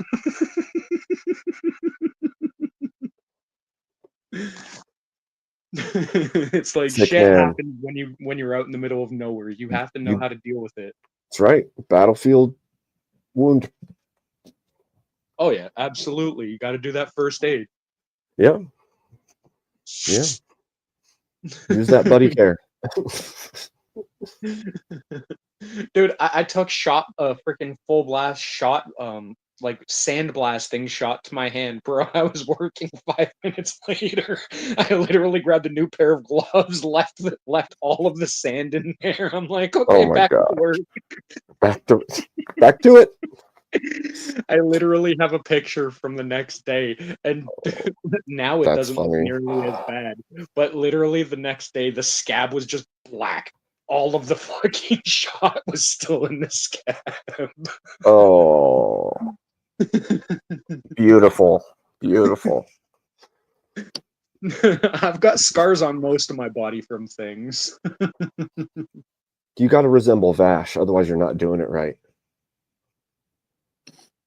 Who's Vash again? Vash the Stampede.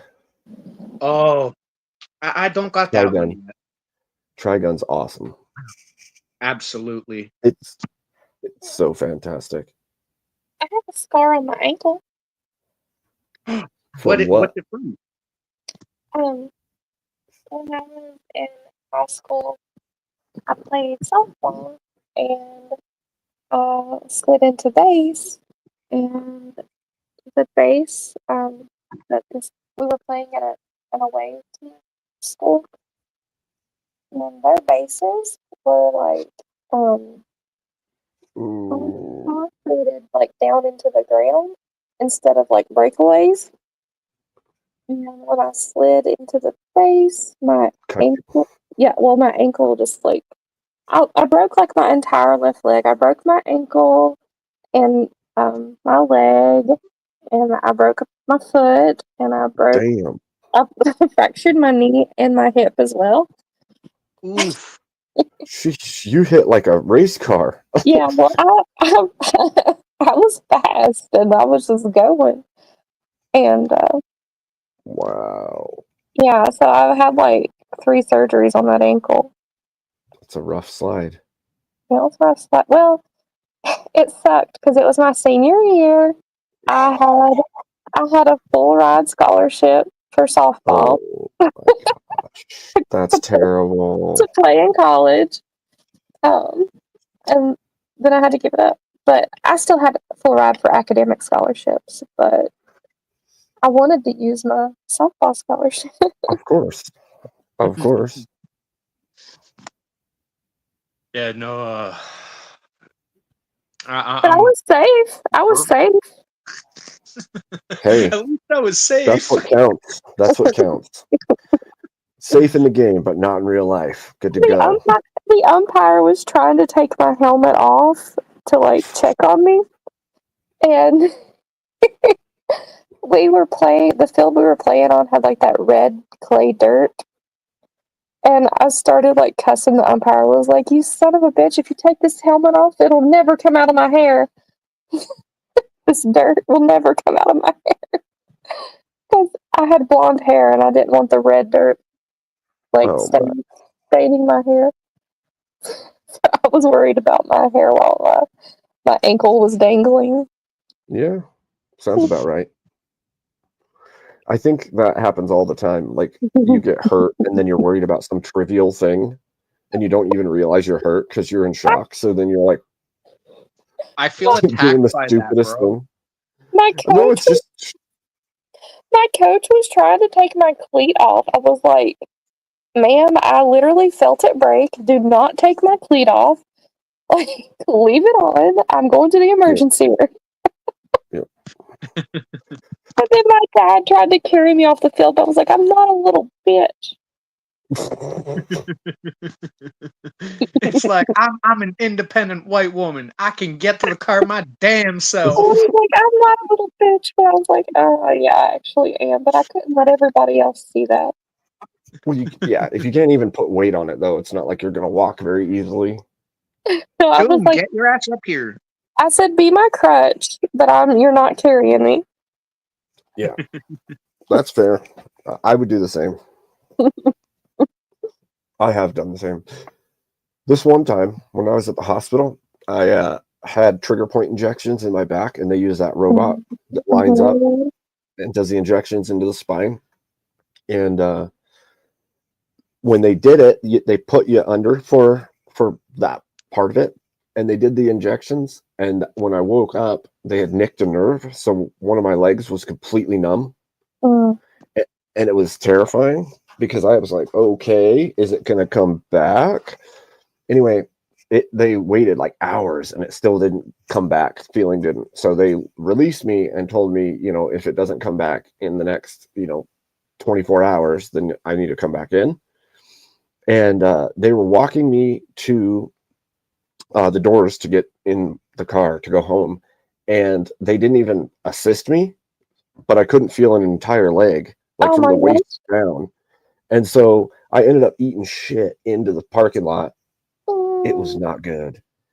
It was not good. I thought I was going to be all right, but I couldn't control it at all. Like at all. It's not like it was not like when it falls asleep. It was like I literally couldn't even control the nerves in that leg. They should have rolled you out in a chair. Good Lord. Shoulda. Yes. Kind of crazy. My mom is having those trigger point injections next week. I'm a little nervous. Yeah, I mean, it helped some for sure. Well, she had a spinal surgery, two spinal surgeries last year, but now the next vertebrae down has collapsed. So she doesn't want another surgery. That's not I'm good. so sorry, Kat. Fusing and stuff is terrible. Mm-hmm. They gave me options like that, and I was like, I don't even want to. I will let it heal and hope to God that it's good because Well, they didn't really give her an option. They said her doctors told her that the way her breaks were in her spine, if they didn't fix it or fuse it, she was at a very high risk for becoming paralyzed due to, okay. yeah. So they were like, you have to do it, basically. So she have degenerative diseases as well then? Yeah, and she has a lot of autoimmune disorders. She has like psoriatic arthritis and stuff, and she's on all these medications that make her bones very brittle anyway. We'll treasure all the time you have with her that you can, for sure. Mm-hmm. Yeah. I lost my mom about a decade ago now, and I didn't expect that at 30, but she had lupus and rheumatoid arthritis, and turned out she had bipolar and all this stuff, and just treasure every moment you got, for sure. I do try my best when I can do things with her. I definitely do. Yeah. She was forced into retirement. Like, she was literally sitting at her desk. This is when I was in Africa, and she didn't tell me it happened because she didn't want me to come home. Right. But she was at her desk working. She worked from home, and just suddenly she had pain shooting down her arm and down her back. She thought she was having a heart attack. And my dad took her to the emergency room. And they were like, no, you're not having a heart attack. They were like, you have a pinched nerve. Like, just nonchalantly telling her she had a pinched nerve. And she's like, okay. And she took the medications. And then, like, a few days later, the hospital called her and they were like, well, you have more than a pinched nerve. We were wrong. And they referred her, like, 6 of her vertebrae had collapsed. And she literally was doing nothing except for just sitting at her desk, and it just happened. People don't often realize with severe autoimmune diseases, your body goes into a weird place where it starts destroying itself to protect you, but it's not actually protecting you. It's just killing you. And I didn't even understand that until I started taking part and taking my mom to the hospital and everything else. And those disorders, like I have autoimmune disorders, and the truth is you have to balance yourself so much to keep it from doing damage to you that it's wild. The first one that my mom, well, actually the second one, because the first one she found out about having was Graves' disease, which is like thyroid. She went into like thyroid storm when she was in her mid-30s. But then the second one that she noticed, they don't even have a name for it. They've never seen anyone have this before. They're just basically just making an assumption that it's autoimmune. But she would just randomly wake up and she would have hives all over her body, like huge hives all over her body. Like they did allergy testing and everything, and no allergies. And then so she would have those hives on, like, let's say Monday. Well then, and that they would get in her throat too, and she would have to like take inhalers and stuff. But then she would wake up on Tuesday the next day, and everywhere that the hives were would be bruised. Yeah, that's not good at all. Did she ever test positive for lupus?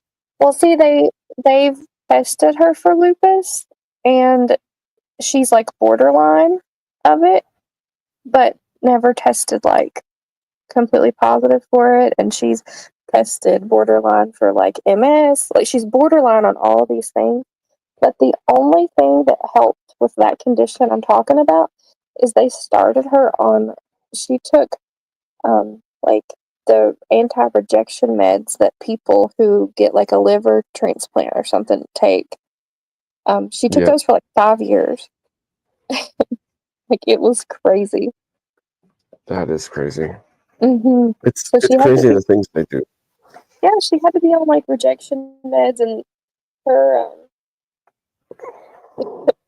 her doctor actually like wrote a study about her in his book he published. But that was, he's like, I've never seen this, and he was like very well known and is still a specialist that we took her to. I was like, who would have thought? Like she was literally on like full strength, full dose organ transplant medications. Yeah. Yeah, because the they only have reason I'd asked was with my grandmother, she had similar symptoms, but they were attributed to her lupus, so that's why I'd asked. Like except for her with when she would get like the hives or whatever you want to call them, they would last like 3 days, and then the bruises would last like a month. Yeah. Yeah, so people were like thinking that my dad was beating my mom. And like that's definitely not a thing that was happening. Right? So like my mom was like embarrassed to go out. She was like, people like she would have black eyes. She would like it literally looked like she had been beat, and it was crazy. No, that's insane. And she's like always been worried that I'm gonna take after her, but so far I've not had anything wrong with me so far, knock on wood, but I've been very, very blessed, very fortunate. Thank God. that's like me for the most part. My family was like super, super sick all the time. Like I have a couple conditions, like, but nothing major. Like my biggest issue is just a skin condition, you know? Mhm. Like when I had asthma, most of that cleared up when I had my tonsils removed because it turns out my tonsils were causing my asthma to be a lot worse than it was, and I just grew out of the asthma by the time I was older. Mm. When I was a kid, they had me like this. It's why I was so heavy when I was a kid. They had me on prednisone almost every week, Mm. which we all know is a fucking steroid. So I Yeah. was a mountain of a kid. Yeah. I was huge. Like, That's there's a fair. reason I got the freaking almost like I was over 500 pounds. Like, I was massive. Well, you're also like just a big guy anyway, Yeah, I'm definitely broad shoulder, typical man kind of built. and very tall.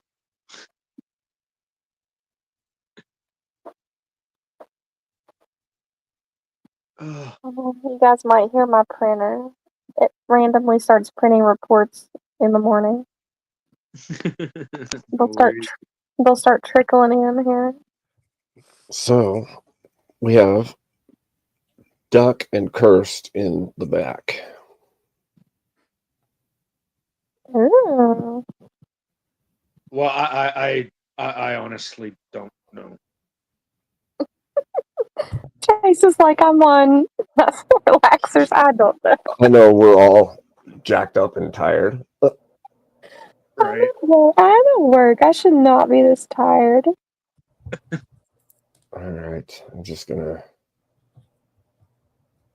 You're giving them, really do. giving I them a really chance. just want. Giving them a chance.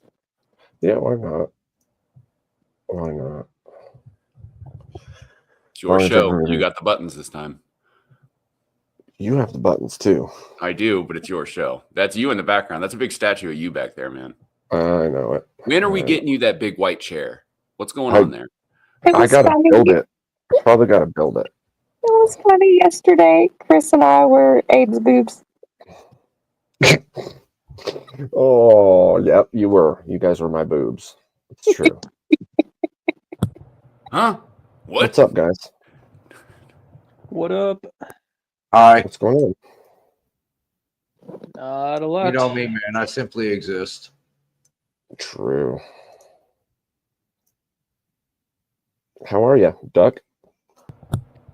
Good. I'm just bouncing around after the Rob panel. Yeah. How'd it go? I wished. I think How'd it it went go, Duck? decent. Did you win? No, I don't win anything on Sarah's show. But yeah, it's always fun. Sarah runs a good Like, I've panel never and been in like a good heated guests and debate stuff. like that before. I've heard that you don't know if you're winning or not. Is that right? Like in the middle of it, you just always feel like you're just nah. It's not until like after if you figure out if you actually did anything. It depends. I think Duck typically probably doesn't get much time to know whether he's winning or losing because people won't let him like have a chance. That's true. yeah, I think people that are actual like fans of debate, you know, and less so the blood sport. In my opinion, is the blood sport debate's really unpredictable.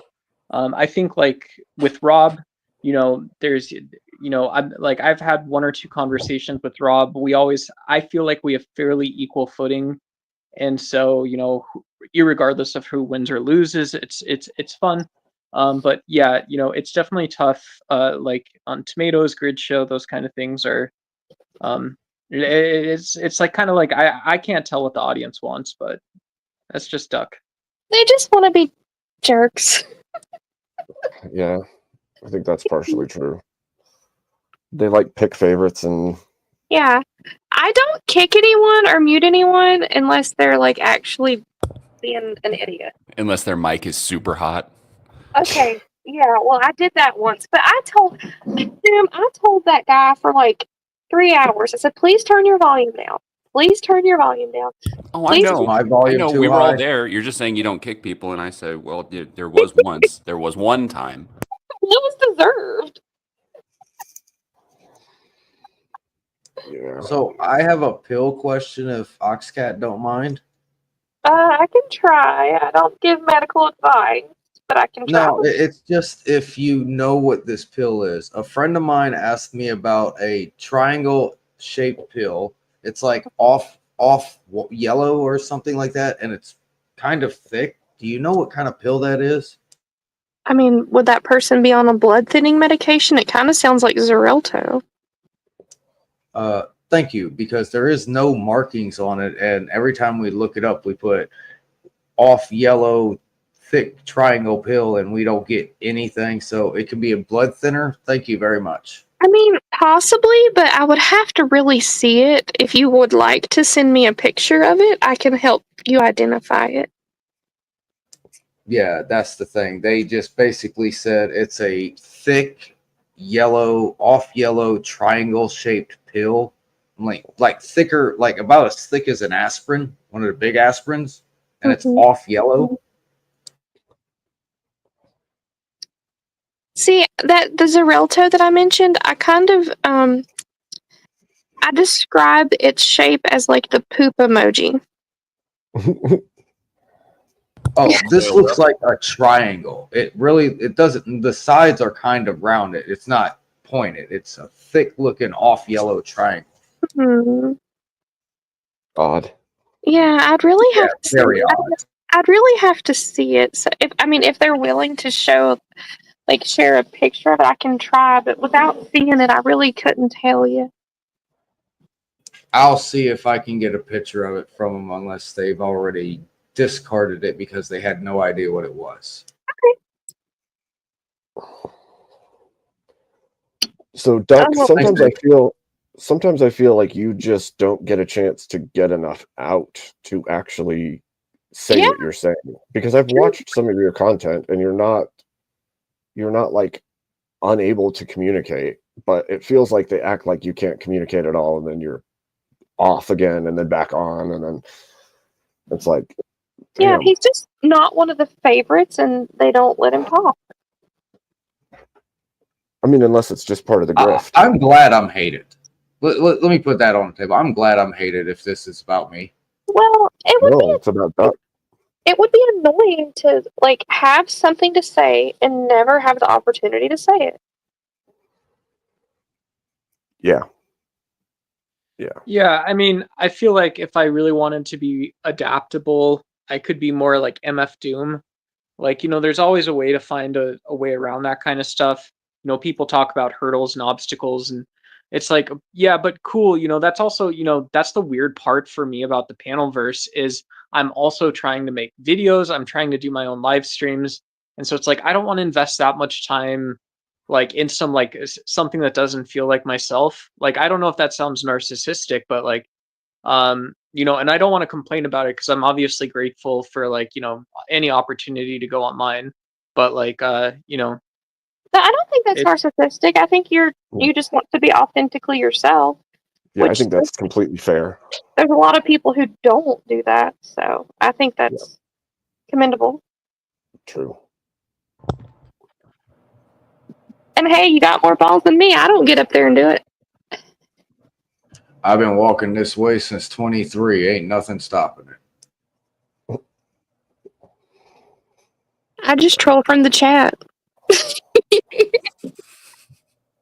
Screaming from down there. Yesterday, she was screaming in my chat, like, all caps. I was like, what the hell, cat? I was having a good day yesterday. I got good news, and it was fun. It was a good day. It was a good one for sure. We had a blast on panel too. That was hilarious. That was probably the funniest panel I've had in a while. That was pretty funny. Chase,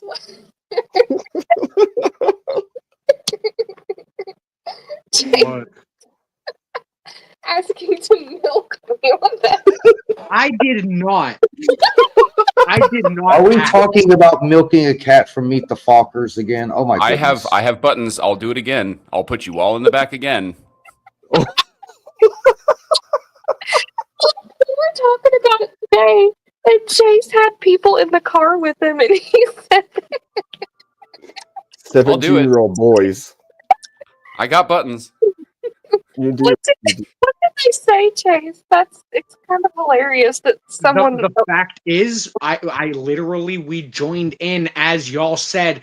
Chase said. They That's not fucking fair. looked at me and they're like, "Are they talking about you?" I'm like, So "No, good. just ignore them. Shut up." That's so good. Nope. That They wasn't ain't talking me. about me. Disavow. I'm not listening different to 7-foot 17-year-old beaver. kids talk about this shit. Different 7-foot beaver. Oh yeah, I've seen about 15 7-foot beavers. So if I see another one, it wouldn't be a phenomenon. Oh man. So I've seen a 6-foot red-necked cat before, but not you, Oxcat. But I'm just saying, I've seen that before. That was scary. I'm only 5'7", so I know it's not me. Oh no, this I don't- cat was like 6'4", 6'7" himself, and yeah, wow. I don't think I'm gonna be on VK this week. I got some stuff to do. It's my wife's birthday, so Oh, that's tomorrow. Happy birthday yes. to Mary Yes. Todd. Mary Todd. I was gonna say Miss Dinkus, but I Mary Todd sounds much nicer. Mary Todd Dinkus. Fair. So anybody want a funny laugh? I got kicked out of the Coliseum Bloodsport for getting off a panel so that nobody can pay for me to get off a panel. So I'm permanently banned from the Coliseum Bloodsport. That's fucking hilarious, dude. I'm not familiar with that one. That's crazy. Yeah, perma ban for not allowing currency to exchange. And I even said it before it occurred. And then whenever I noticed said individual pop in, I'm like, bye, y'all. And then I stayed there for a moment. And they're like, yeah, you're permanently banned because you're not allowing the exchange of currency. But these are my words. You know how they would have said it anyway. Grifter or something like that. Whatever grifting. You messed with the grift. I don't know these lingos. Like, yeah, that's how come I concede it with the sus question. Like, I don't understand that word. I concede. Never mess Yeah. with the grit. That's why I like VK. Speakeasy seems. I was on his show the other day. He was doing like the Jordan Peterson debate review, and like this was like 2 hours into it. It wasn't horrible, but he'd raised about $40 or so. And he still had a good attitude. He was cracking jokes. He was letting people talk. He opened the panel still, so like I get it. I sort of get it. I'm not full time streaming right now, but like I don't know, be cool. There's lots of if you've got like 8 people kind of pushing you up the hill, just let them keep pushing. Yeah, I don't man. know. There's levels to this shit, like. Yeah. You go well, I mean, there's just like because there's some people that are way more about the grift. There's some people that are way more about the hang. It's a spectrum, right? It's a spectrum. It's true.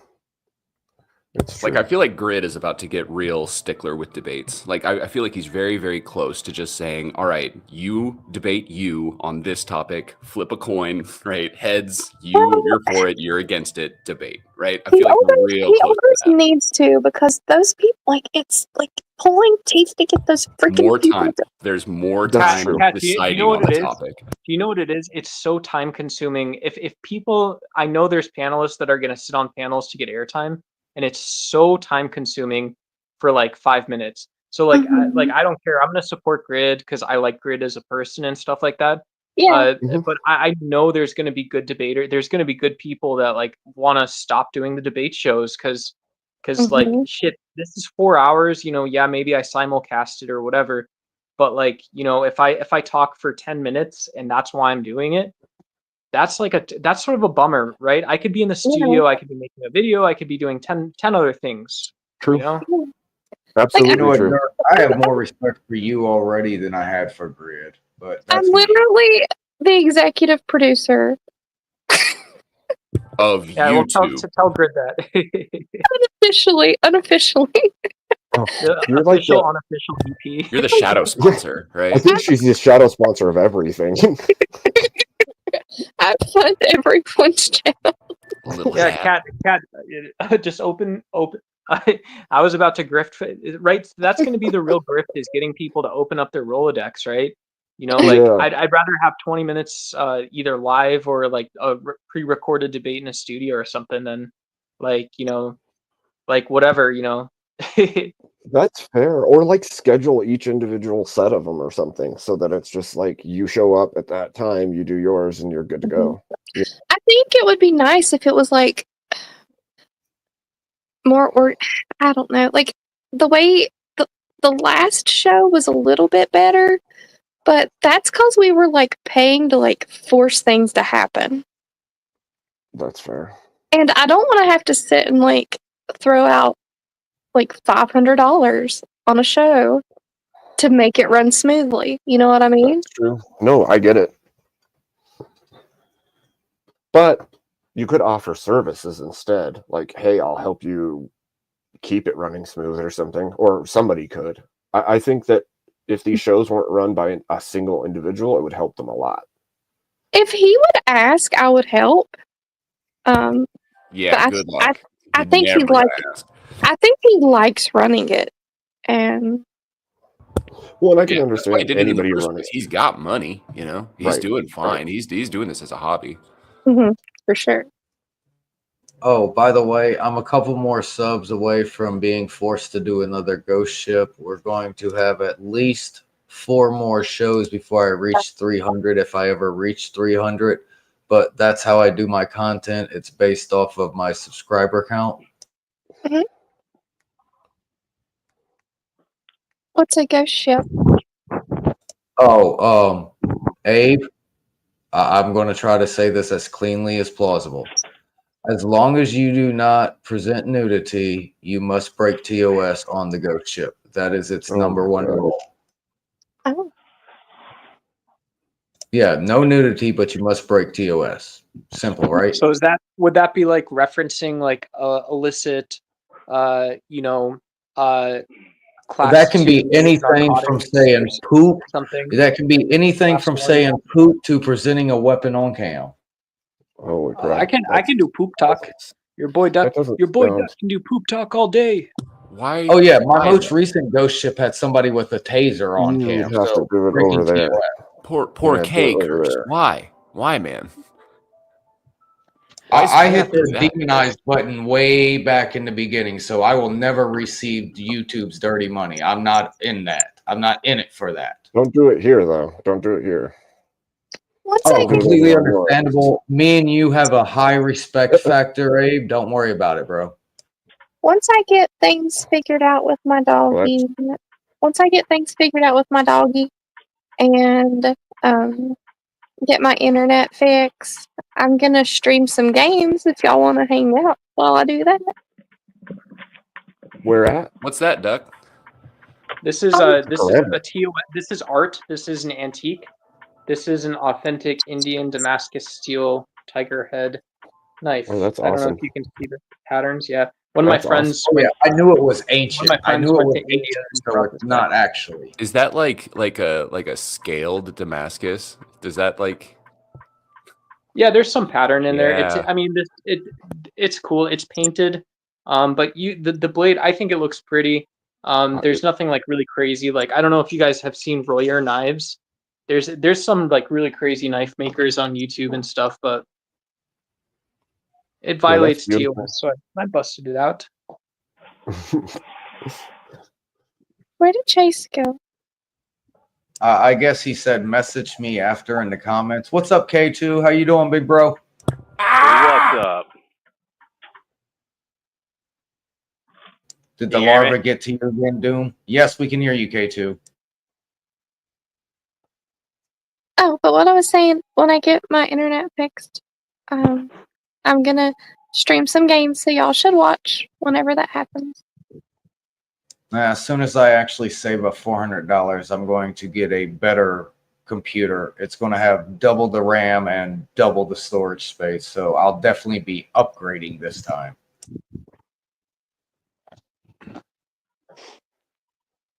How's it going, everybody?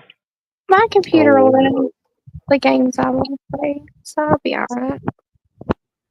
Yeah, I really demand more space. I'm upgrading to a 1 TB 32 GB RAM. I don't know what all that means. I'm just building a pink computer. It's for fun. She's probably Oh, gonna that'll have the be cool. lowest RAM. I'm going to build a Frankenstein one day. It's going to have like 10 to 20 TB hard drive with like 1 TB of RAM. I'm going to build Frankenstein one day. It's happening. I got on Etsy and was looking at like this girl had pre-built all of these PCs and they were pink and they seemed pretty nice. Like I don't know much about the computer parts, but like they ranged from like $3,000 all the way up to like $10,000. I was like, oh. Why do you think I'm going to take all these laptops and create Frankenstein out of it? It's going to work. I just want a pink one. I have a pink gaming laptop, but I want I really want another boy because I've had too many girls in a row and this one's a boy. Kat, what? You play PC games too? That's where like I think PCs get really expensive. Is Yeah, like when you're trying to play max graphics and stuff. Yeah, that's But- what I have a PC. Like I have a desktop gaming PC, but it's a few years old and it's not pretty. Like it's black and I want a pink one. Oh, nice. Yeah, yeah.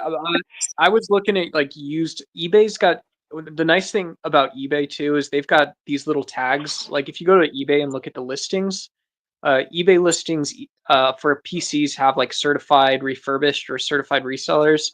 And so if someone's trying to get a PC on the cheap or something like that, that is like the someone with actual autism, not internet autism, I would say that is the autism way to go for PCs. Yeah. Yeah, Frankenstein will be a desktop. That definitely has to be a desktop. My only qualification is the color. Yeah, I love eBay for that, actually, for the fact that you can get stuff on the cheap and you can kind of sift through and find the decent quality depending on what you're looking for and still not pay through the butt for it. Yeah, Queen really turned. Go ahead, Ox. I'm sorry. I just like eBay because you can find obscure things there that like you can't find anywhere else. You'll just like my grandma wanted this specific Bible that was like it had illustrations from her favorite artist, but it had come out like 10 years before, so you couldn't find them anywhere. And I was like, let me check eBay, and lo and behold, I found the Bible for her on eBay just randomly. So it's just cool. Queen really turned me on to Amazon because I was window shopping a computer and I got really upset whenever it went back up to over $700. And she got right on Amazon and I told her the numbers to look for and she sent me back a computer that was like 3 something. And I go back and look at it recently and it's like $289. I'm like, I got to jump on this. Yeah. Yeah.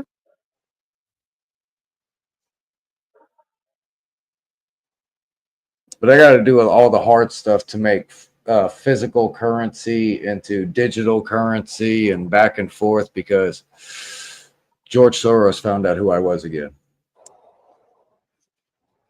Damn, did you end up sleeping today? Define sleep.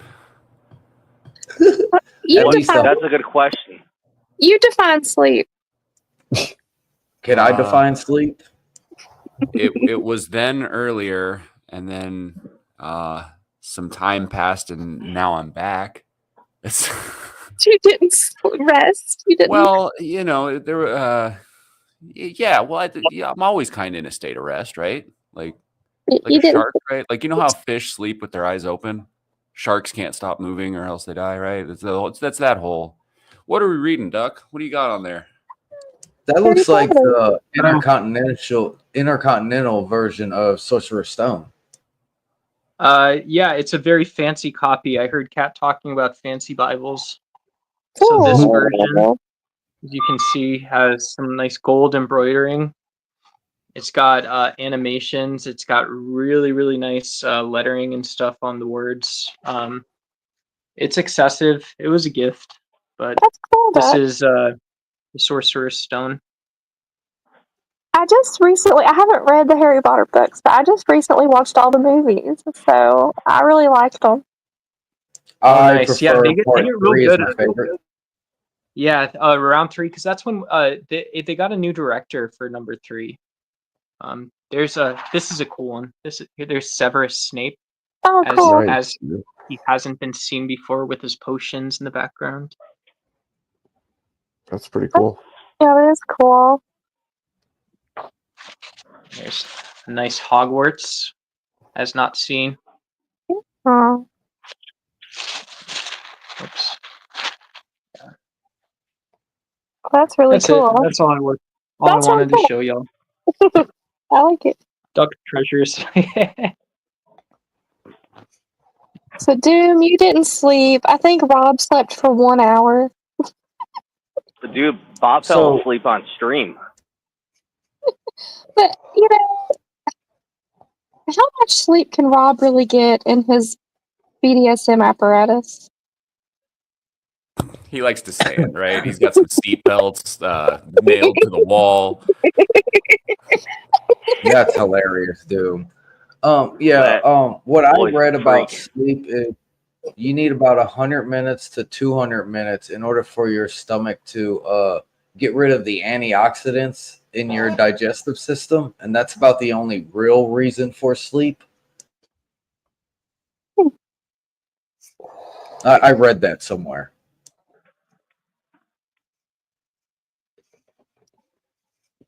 I just like sleep. I just like to sleep. sleep. I think for me, REM sleep is. I've been noticing recently that if I go to bed because I feel like, oh well, it's like right now it's 1:24. If I go to bed and I feel like, well, I'm going to bed because it's 2 a.m. and 2 a.m. is when I go to sleep normally. That's really different from saying like, well, I'm going to go to sleep because I want to get sleep and feel rested. Just that sort of relaxed self-talk. Like I've noticed I totally lose sight of that stuff too. It's not the biggest deal, right? Diet, exercise, just sort of habits, routines is important for me. Someone who's struggled with mental health and stuff in the past, but Yeah, routine is helpful. Yeah, I totally have to be an insomniac because I can't even lay down to attempt to close my eyes unless I am completely on zero. I have to be all the way drained to even have a chance to fall asleep. And if I get woke up, I'm stuck again. Sometimes I struggle, but I do. Where I work night Sequel shift. helps. Oh, where I Dude, did you rest at all? No, he didn't. What? He's a turd. He closed his eyes shortly and reappeared. That's kind of what dude. Are you going live tonight, dude? Fuck no. Oh. Nope. You did 2 late work back to back. I did We already 18 missed the hours, midnight dude. watch. Yesterday was 18. That was the longest midnight I've ever been through. I don't think that live is still up at all. You might want to check your email about it. Oh yeah, probably not. I don't know. I haven't looked. Oh yeah, you play that guitar so good, you get copyright stricken because you play the guitar right. Well, how's that? That's just screwed up. Well, I mean, it's smart. It's smart enough now, like algorithms and stuff. I know, like Kill Tony gets marked for it. Like they can't do music anymore, even if it's just like a little bit of the chorus, But I'm like, yeah, just a guitar. Come on. And then what? Cover songs? You're supposed to have something for covers, but like that's how Grumple says he's doing the karaoke thing. I don't know. We'll see. I know Jess said Smoko was fine, and Smoko is not fine. You get flagged for Smoko. It might be an Australian thing. I don't know, but you get flagged, but it doesn't I'm gonna count have as to a edit that strike. Smoko. I think what I'm gonna do is I'm gonna take the Smoko song and I'm gonna edit out everything except whenever he's screaming Smoko, Smoko, Smoko, Smoko. I think I'm just gonna pull those out. Wow. I see. I'm on a Smoko. That one. Yeah, You gotta put the milk. the milk crate thrown in there, though, right? No, I think the milk crate throne is copyright. I don't know. Dang. I've been doing fucking because I'm streaming from OBS too right now, which is a little different than StreamYard. But I've been doing. You can pull up browser windows, and so I've been pulling up soundboards. Those are kind of fun too. I don't know if I'm guessing StreamYard has soundboards too, but there's I like don't know. pre-made ones. Very lazy. Kinda. OBS is, I think, a superior program for sure. Yeah, I don't understand other bullshit. Huh? What did you say? OBS? What? I think OBS is superior to StreamYard. Yeah, I don't understand the other bullshit. I really don't. I wish they got Yeah, along. not for this, but not If for I this, could- but like, yeah, for sure this- for like solo streams.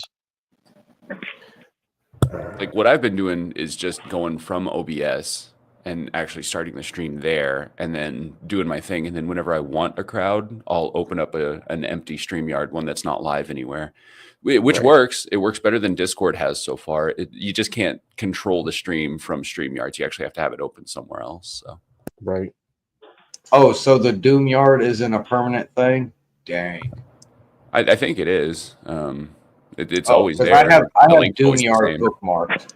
Yeah, the link's always the same. So unless I burn the place down, I just haven't yet. Yeah, it seems like I don't know the ethics. Just my intuition about it is like doing panels in OBS would be great when you have like 6,000 or 5,000 subs.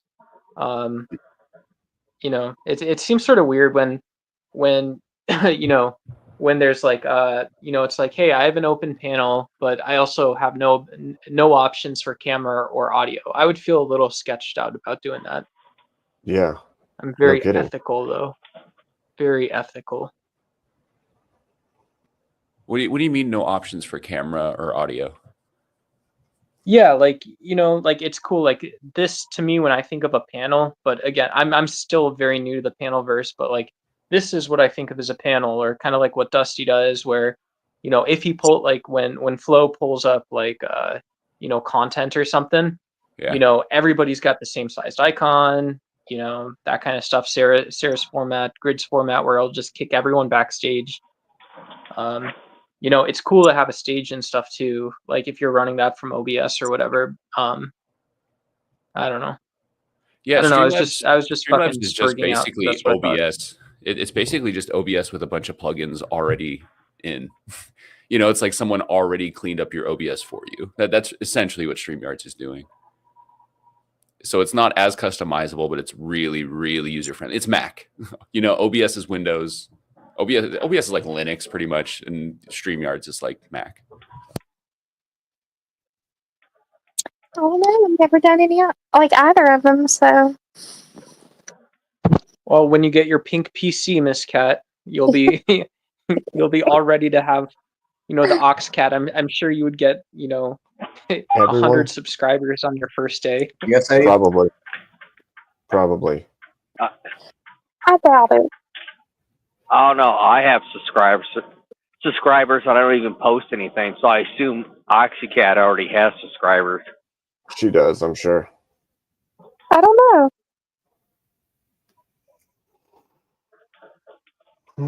I've never posted anything. I think Spaceman posted your link one time.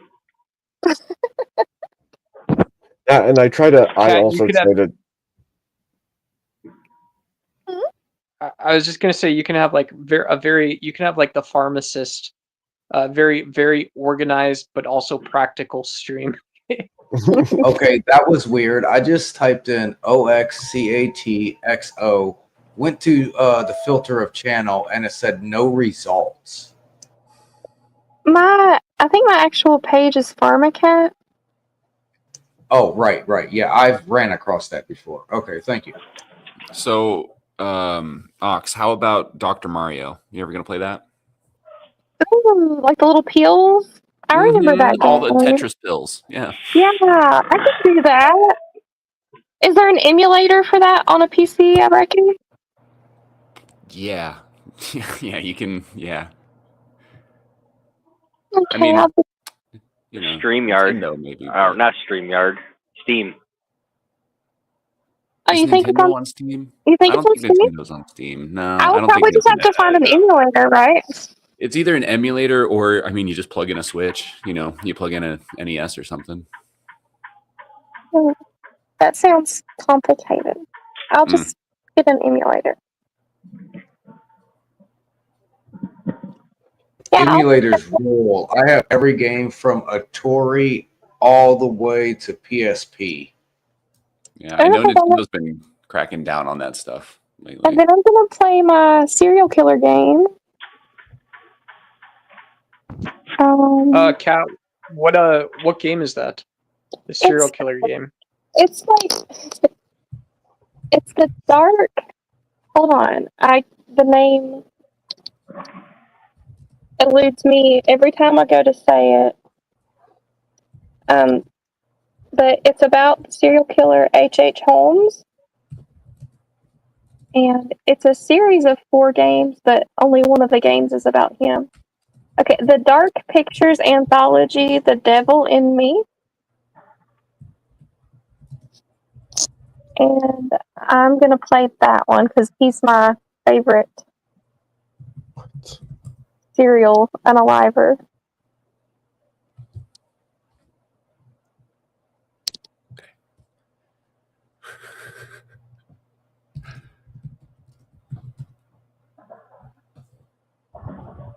What's it called? Wow. The angry beaver had just become angry for some reason. The Dark Pictures anthology, The Devil in Me. Hey, isn't there like a lot of those? The Dark There's- Pictures? I think there's 4. Are they point and clicks? Do you know what that is? It's a story.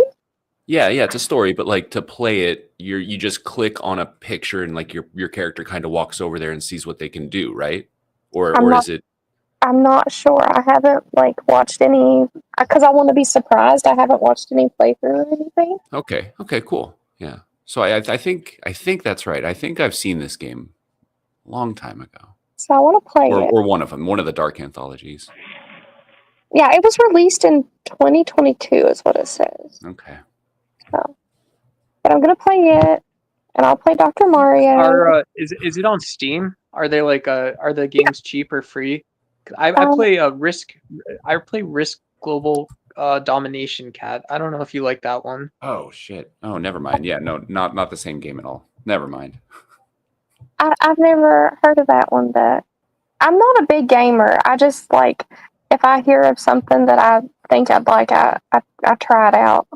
So yeah, so the Dark Picture anthologies, those are like the ones that are like real 3D, very movie-like, and then you've got quick time events, and it's also a bunch of decisions. You know, do you go left or right? Do you save them or not? That kind of thing.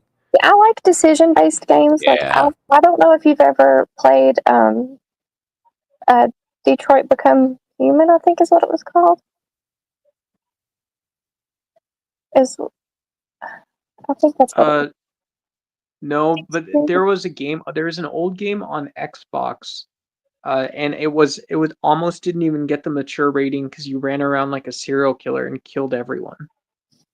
That was the game.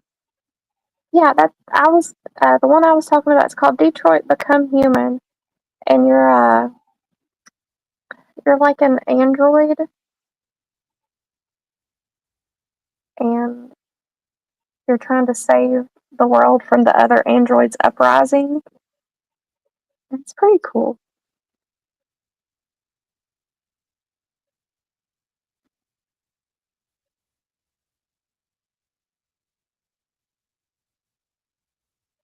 So do you like play games? Like have you played games before? What do you play? What do you do? Who? You. Yeah, I play Overwatch and CS:GO and Forza and Phasmophobia, and I'm trying to think of everything else. I really like Portal 2. That one's fun. I played a few. I'm trying to think. Oh, Stardew Valley, Terraria. Yeah, it sounds like you've got plenty of games to run through. Played a It's like, little bit. yeah, that the action stuff, Overwatch and CS:GO, and then hop over to Farmland for a little bit. Then go play your scary game for 10 seconds. Go back to Farmland. You know, watch some cartoons, right? Get that stuff out of your head. Phasmophobia is fun. I can Do you stream play with a Among group? Us. So Do you play with a group or do you go alone? I don't go alone. I get too scared. I don't know if I've ever seen anybody play Phasmophobia alone before. I tried it and I played for 3 minutes and I stopped. Too spooky, I think huh? Eddie RV did. Yeah. He posted it and yeah, as a challenge. Or was it Molly? I don't know. One of those guys. I think they did it by themselves. Oh, there's a game I want to play, and it's like they say it's actually pretty hard, but I just think has very cute animation. It's called Cuphead, and Oh, yeah. I just think it looks so cute. You know, that one was actually hand drawn. Yeah, isn't it adorable? Uh-huh. It's hand drawn and Which hard as hell. what game what's the name of that one? Cuphead? I don't know that one. It's very cute and like very vintagey retro looking. She's gonna play Hello Kitty. I'm not a Hello Kitty Right. girl, to be honest with you.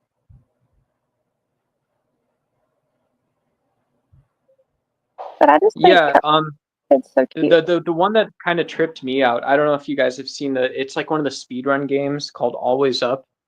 Always Up, and then the other one is Getting Over It. Those two games, I haven't played any of those. They're like infinite. They're not infinite scrollers, but they're like scroller games, where you just have to reach some endpoint. They're really crazy in like the speedrun versions. Oh, I forgot about one of my favorite games, Lethal Company. That one's fun. That one kind of came out of nowhere, didn't it? Yeah, it's. I think it's still like not officially released, but released. Well, and it's one of those crusty games too. Like it looks like crap. I love it.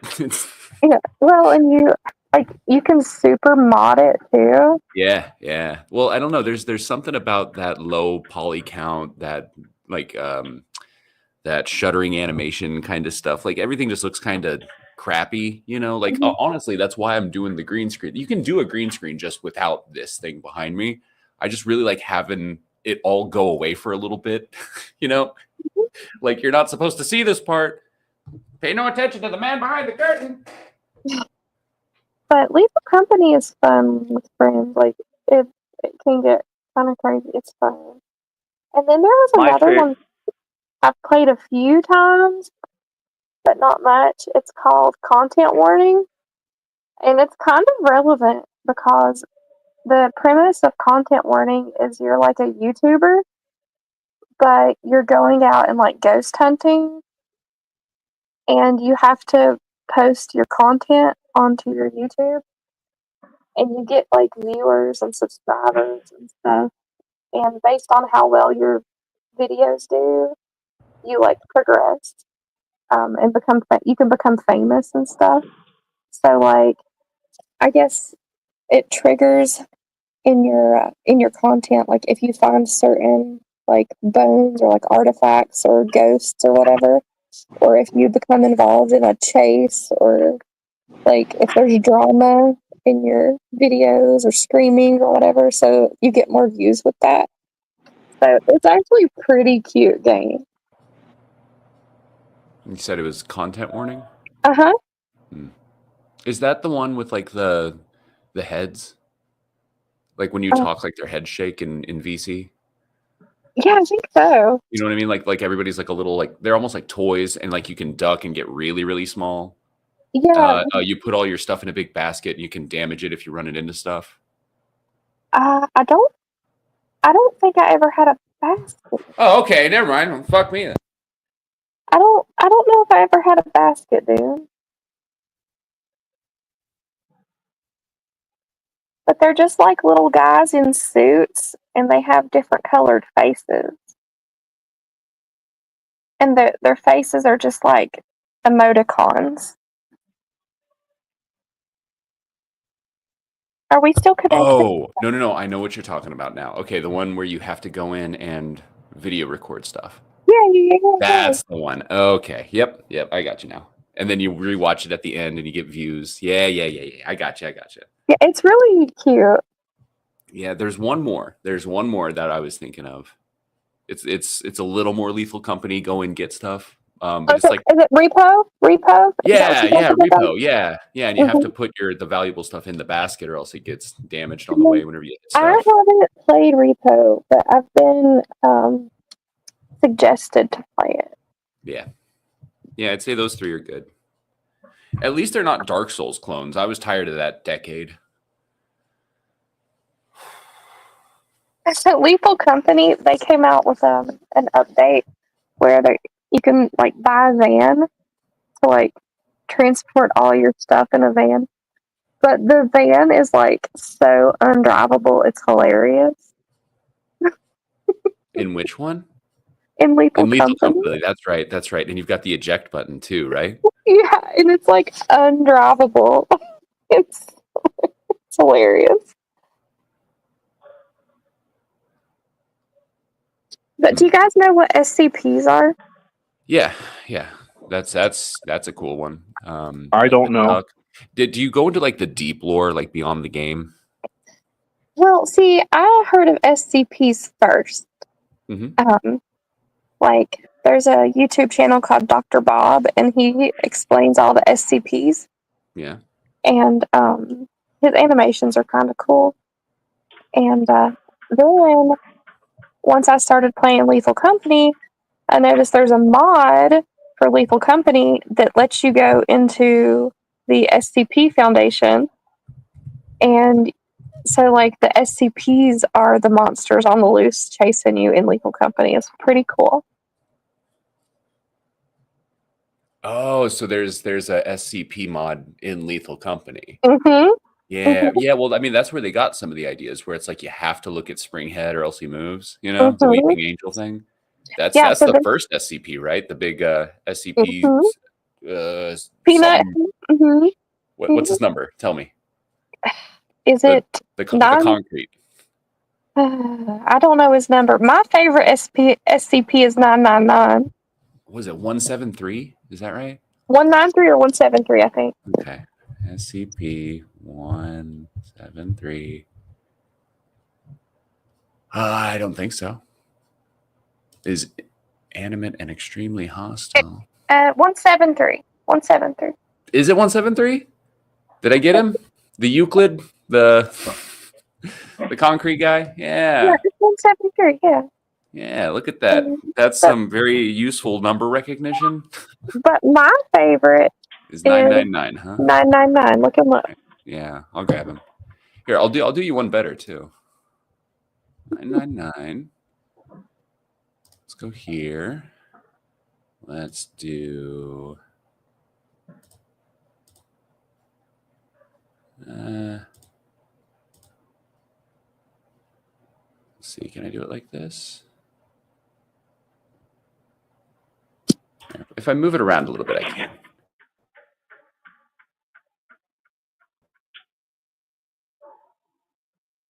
Do you see him? Control Z. Undo. Yeah, I've got it. I'm popping it up now, actually, so that we can all see it, if you want. Not like that. So if I do, hold on, just making sure it's safe. SCPs are kind of my nerd zone thing. Okay, so yeah.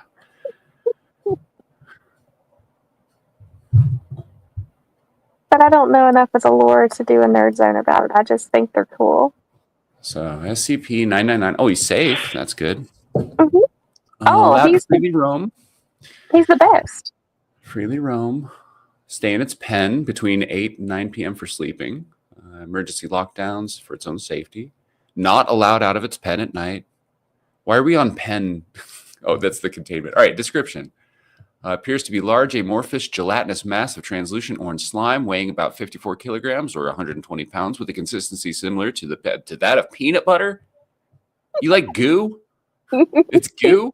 He's goo, but Don't be a goo. Subject size and She likes Slimer. shape. Yeah, she's a bit of a Slimer. Shape is easily malleable and can change shape at will, though when at rest, 999 becomes a thin, transparent membrane similar to that of an animal cell, roughly 0.5 centimeters thick, and is highly elastic, allowing 999 to flatten portions of its body up to 2 centimeters thin. The surface is also hydrophobic, although 999 can willfully absorb liquids. The rest of 999's body is filled with a viscous orange substance of unknown chemical makeup, though it is capable of digesting organic materials with ease. Huh. Oh, he's playful. His temperament is best described as playful and dog-like. When approached, 999 will often react with overwhelming elation, slithering over to the nearest person and leaping upon them, hugging them with a pair of pseudopods while nuzzling the person's face with a third pseudopod, all the while emitting high-pitched gurgling and cooing noises. This is creepy. The surface of 999 emits a pleasing odor that differs with whomever it is interacting with. Recorded scents include chocolate, fresh laundry, bacon, roses, and Play-Doh. So what is it, trying to trick you into liking it? No, it just loves you. No, he's just sweet. He reminds me of Big Boy. Touching him causes euphoria. Oh, So yeah, there's a little oxytocin release whenever he gets a hold of you. That's cool. okay. So it's a...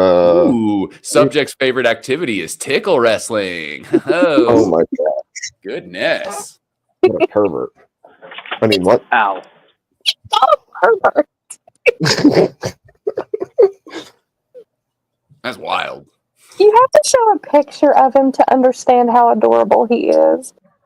He does sound a little creepy if you just read about him, but you have to see a picture of him. Mm-hmm, mm-hmm. Right. He's very cute. He looks like a little orange ghost.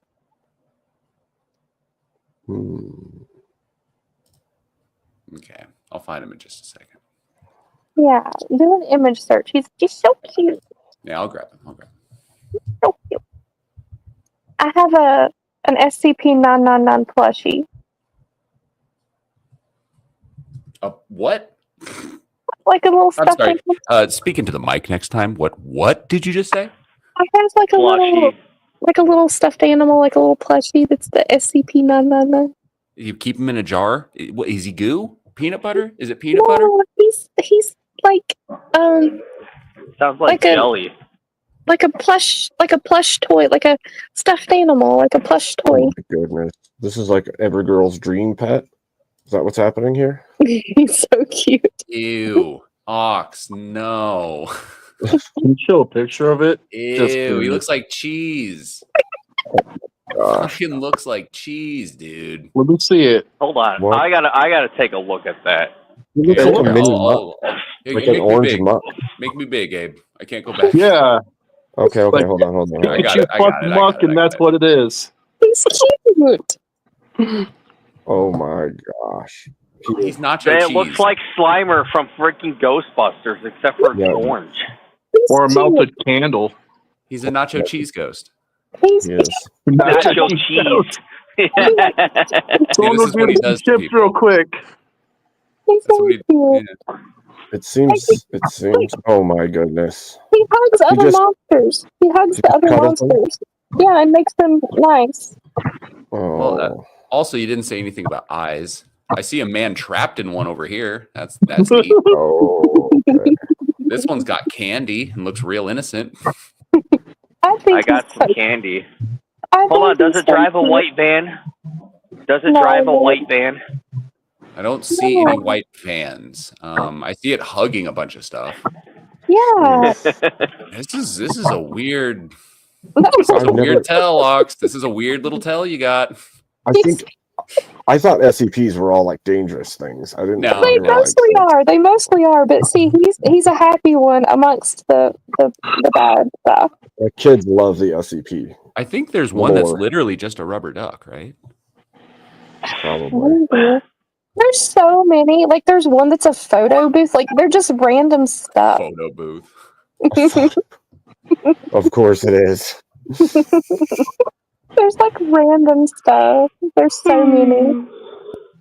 Doom, do you know the little loot bug that's in Lethal Company? The little loot bug? Yeah. My brother 3D printed me a loot bug that is a cell phone holder, so I have a little loot bug. Nice.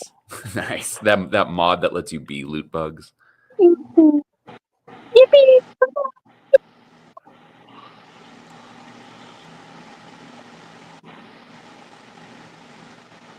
Yeah. The sandworm. The sandworm was my favorite. Oh gosh. I Running don't like that. around. You think everything's good, everything's fine. The nacho cheese ghost is. That's funny that you described him as that. That's what he is. He, The cheese whiz ghost. That's so funny. he's a Velveeta spirit. The Velveeta ghoul. Oh yeah, a mozzarella ghoul. A Gouda ghoul.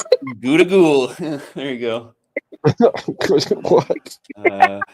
A cheddar specter. What the frick?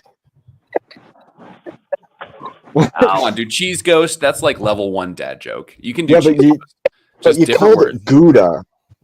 Gouda ghoul. Gouda ghoul is probably the best out of that. The Gouda goose. Gouda ghost. Gouda. There's a joke The in there. Gouda Actually, Ghoul. There you go. Ox, we're really close to making a joke right now. Like to Oh my God. super chat to Grid or something like that. What do you call a cheese ghost? A The Gouda Gouda ghoul. Ghoul. It's so, we're so close. It needs a little more of a bend, but we're almost there. I'm gonna send it. I'm full send. Oh my We're close. You might God. want to toss it through AI just to really deliver it, but there's definitely something in there. No, A lot of he'll like it. He'll like it. He won't know what the hell I'm talking about, but he'll like it. It'll be so Oh, good. okay. Yeah, so go for a little bit of the non sequitur approach, right? Yes, yes. Okay. It's a win. All right. It's a win for somebody like Kat. Like if I send that, I'm going to look like an idiot. But if she sends it, they're going to be like, "Oh, that's hilarious." So, Yeah. Actually, yeah. Let's Yeah, test that. you're right. Let's test that. Abe, send it first, and then what? Kat will send Well, no, it in then like it's 10 ruined. minutes, and everyone will love it. You'll get banned, and Ox will get modded. Like, It sounds like a terrible deal for me. you know how clippable that is? You know how fucking clippable that is? I'm gonna send it. What do you call a cheesy ghost? A Gouda ghoul. Oh my God. There you That's go. so good. Joke factory. Well, see, Made by dummies, for dummies, you know. I'm kind of known for my dad jokes, so Oh I'll my do goodness. it. I'll do it. Crazy. Where'd you hear that Gouda Ghoul joke?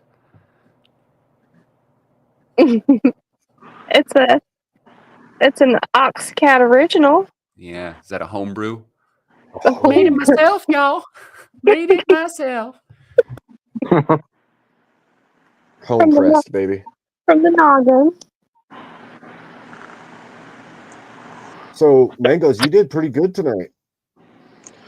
Dude, I'm sorry, but I'm just really like, look, my background, and I maintain my position, and I understand that there's people on the right that are very skeptical about this whole liberalism.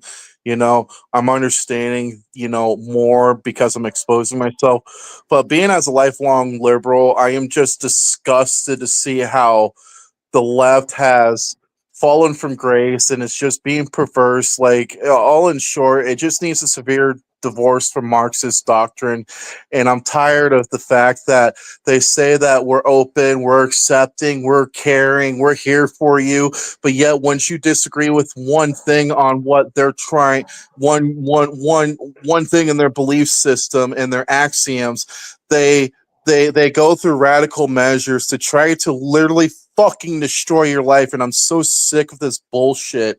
And you see, and here's one thing that's really annoying me with modern society and politics. You see this on the right too. When I was growing up, I seen the last time the Republicans in America were radicals, the post 9/11 era, and there's no fucking question about that. But now, what's really severe is that the left is making more noise, and the people. The problem is that in the 20th century, you have a lot of authoritarian regimes that literally killed hundreds of millions of people, and they're saying, "Oh, well, that wasn't the real form of what we're trying to push forward." You know, I'm just so tired of sitting I on the gotta tell you though, sidelines. I'm it's just not tired coming of back. sitting on the sidelines, dude. I'm like ranting a little bit because I'm just so sick of it. I'm sick of the double standards. I'm sick of the bullshit. I'm I sick of get these it. people who don't know what they're talking about.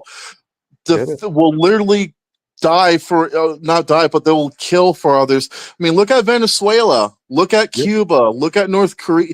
They don't care, and I'm sick of it. Like, We we get it. need to reform the left. I'm sorry, but Well, that's my position. Reform the left, divorce Marxism, and I'm sure that conservatives and right wingers will probably fucking appreciate that, so we can actually talk about real problems instead of figuring out why women and men are the same because it's gender and sex is a social construct, which is total fucking bullshit. Yeah, You sound like you're gonna crash out like Yee.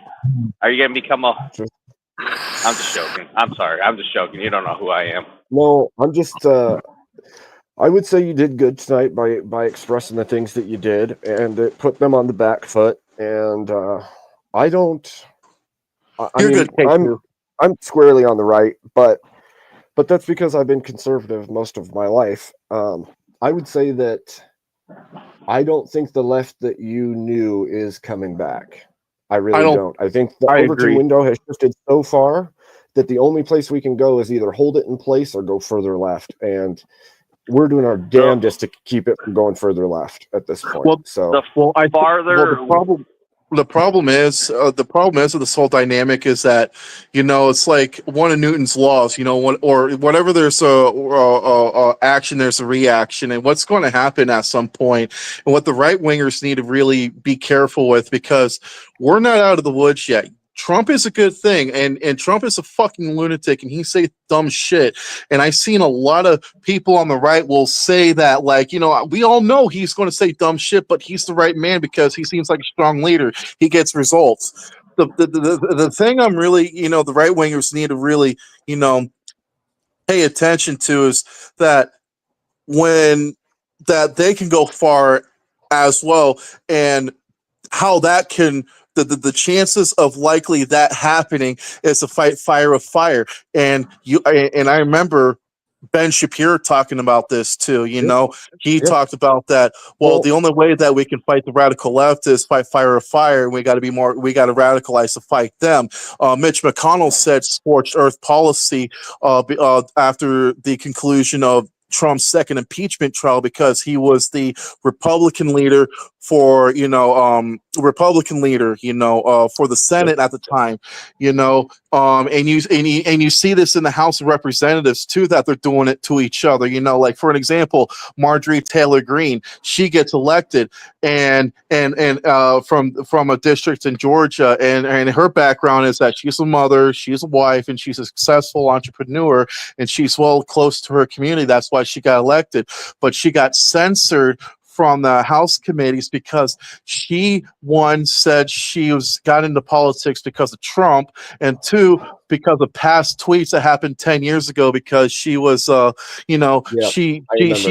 so QAnon.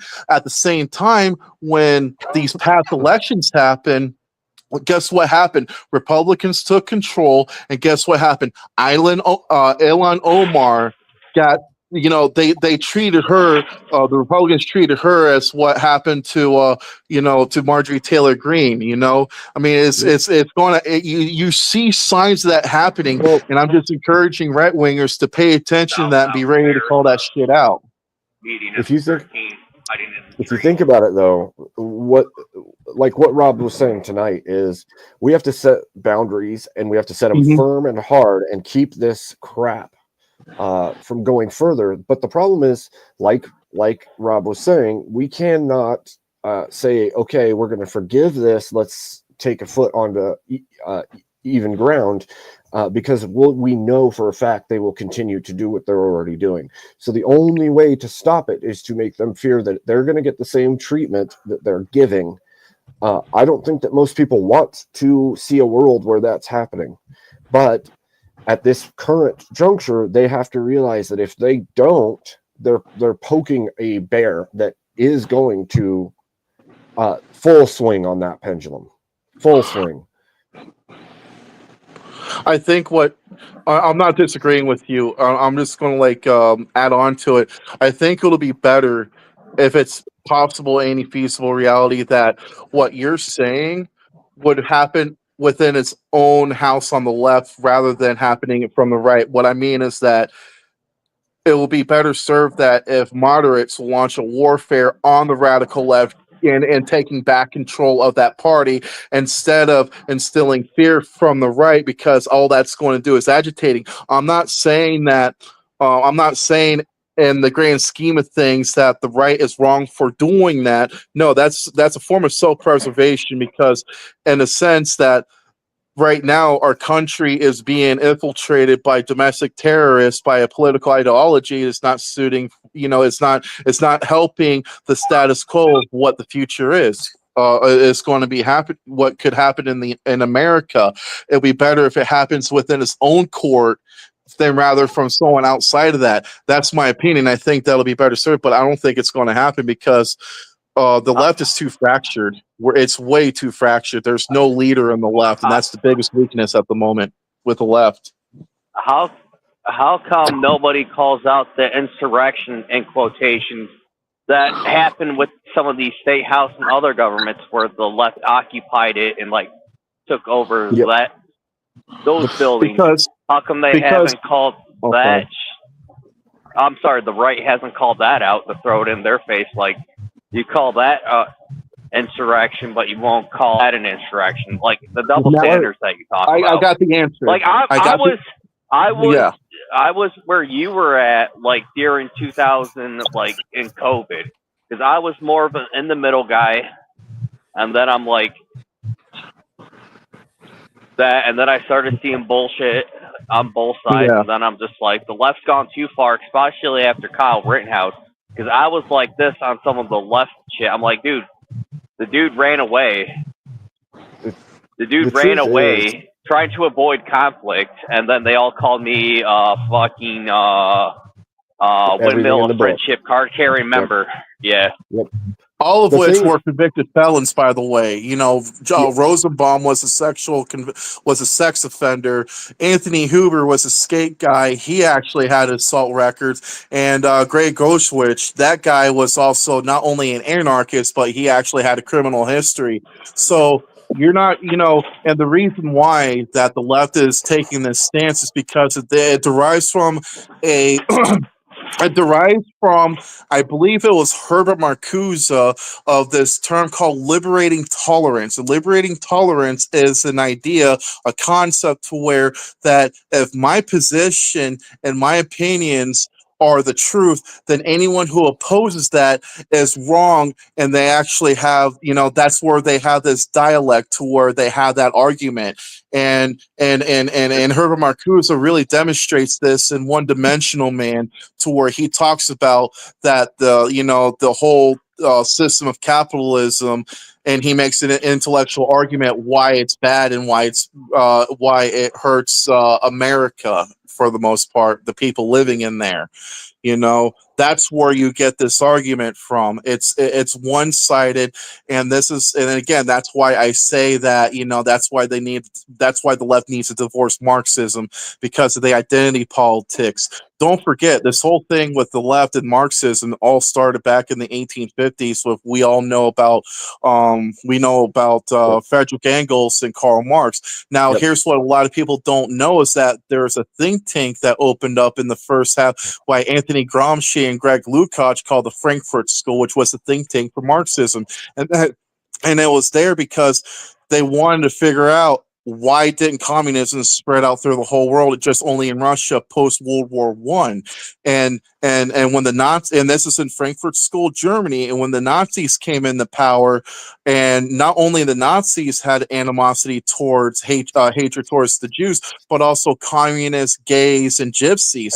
But with particularly with communists, the Frankfurt School moved out of Germany and they went to America and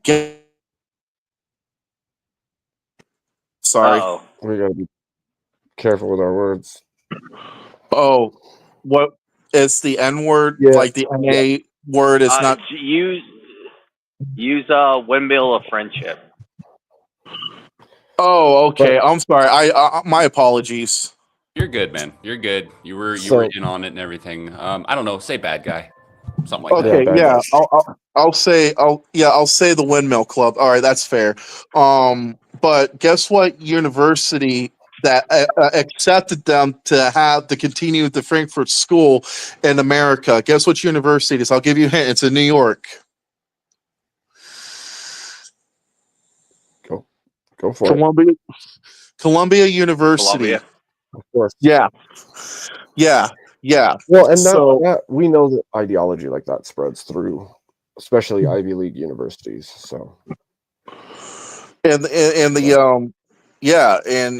that's where, you know, I forgot I got muted because I didn't mean to say a word that I wasn't supposed to, but the thing is that this contagion going on right now is mainly identity politics, and Obama was the one that actually ushered the era of identity politics, and that's what I said in the dissertation I had earlier, is that Trump got elected through the consequences of Obama's second term. That's the reason why I said, and Obama is the reason why Trump got into politics with the correspondence dinner. You know how Trump, you know, that the line that I'll be something that you'll never be, and that is president of the United States. And that's why I say Trump is a lunatic, and I mean that in a positive way. You know, you say lunatic, you know, that comes with negative connotations, but you do need someone like Trump to come in who is an outsider to tell the establishment, I am who I am. There's nothing you can do about it, and that's the end of the story. Huh? You know what's Sometimes you driving just me need a bully. crazy? What? K2? When the left says that they're still labor, no, that's why Shane O'Brien left, didn't take any endorsement and now he has these deals with Trump where even he got a pro-labor Republican for the National Labor Board, and they've been organizing like wildfire in the South right now. They're in California, the National Labor Board's making Amazon negotiate with them, and then that's what's driving me crazy right now. They weren't pro-labor. That's why Joe Biden forced the railroad strike that was supposed to happen. He forced them to take a contract because he can control them, the railroad workers. All they wanted was a little. I don't want to go into full details, but I use that because if he was pro, that's why he said what he said during the dock workers strike, because that what pissed us off in the beginning. Yep. All right, I gotta walk away for just a moment. Well, you know, derail your thing there. No, it's okay. No, it's fine. You know, I'm letting some steam off because I've been watching this for years, and also on a personal note, my parents pretty much excommunicated me from the family because I pushed back on their beliefs because they're blue no matter who. They're staunch Hillary supporters, and I'm against Hillary because one, she's not who they think she is. I was a Hillary supporter, then I found out, what I found out. And, like they'll say everything about the big bad orange man, but as soon as I say that Hillary denied the elections too, they cut me off. And I'm just like, oh, okay. So they have fallen Every victim to this brainwash. It's ridiculous. I'm pissed. every since George Bush, they've been like, well, at least what I can remember, they've been denying elections. Now that I actually think about it, like everyone's, like the left's just been denying that ever since George Bush. Well, there was a problem with that though, because it went to the Supreme Court, and they defaulted to Bush. There was a lot to be said about the what ifs and what happened in about the 2000 election. And I lived in Florida when all that happened, so there was a lot of talks going on about that election. Because Florida was a swing state then. And relatively until Trump came into the picture. But it's a very interesting dynamic to even recall on that. And the thing is that both sides do it all the time to each other, but Trump comes in and he becomes the exception of the rule. Why are they only hyper focusing on Trump? Why does it only take that Trump gets into office and they're worried about corruption? Corruption has been happening ever since Eisenhower got out of office and the military industrial complex took over, and we're specifically warned about that. But guess what? Selective outrage and what I think is, like my emotions are more important than what's the truth is. And in general, we lost sight of that. At the moment in this course of history, the left is making more noise. They have substantial amount of power, but they're losing the fight because a lot of people now through technology has able to access information, and at least there's people waking up. And that's why I said earlier that the left has made more enemies than allies the last 10 years because they keep crying wolf and they don't want to listen to the other side and think that what they're thinking, they don't want to entertain the idea that what they believe could be wrong. And that's when you have a society that's going to usher in authoritarianism, because you got to understand something when it comes to history. You got to understand the sociological impacts that people in that society had. Culture determines what kind of government you're going to have. And that's one thing that we got to really understand as Americans right now in this course of history. And the left doesn't want to entertain that at all. And here's one thing about the left at this moment is very dangerous. This is the part that is very dangerous about them right now, that they think so highly of themselves, that they think they're right. They think they're so right about everything else that once they're proven wrong, that's when you see the mental psychosis happening to where they go into this deranged syndrome that is causing a lot more harm to not only themselves but everything around them. And this is very dangerous. This is like the bane of their existence, that if you think that everything you believe is right and there's nothing wrong, but you are proven to be wrong, that's a sign of what is that word I'm looking for? Sociopath. Like there's literally sociopath. That's a very dangerous presumption that they're having right now. That's where we're at with the left. And again, I'm just sick of it, because they will try to kill you. I mean, like, look at Trump. He took a bullet for this country, and they're still calling him a dictator, fascist, and every negative ad hominem they're throwing at him without any substance. It's ridiculous. I know. We all see it. And what really sucks is that I get labeled as a MAGA, and I'm not MAGA. I don't like groups. I don't like groups. I don't like ideologies. Like I'm going to go off topic. Like, for an example, the pro-choice, pro-life, pro-choice argument. I hate the labelization on that for reasons I can get onto in the future. But I mean, like, I don't like labels. I don't like groups, and because people would sacrifice their individual their individual person. They'll give up everything about who they are as a person so they can fit into a group. You know what I mean? It's that hive mind, and I don't like it.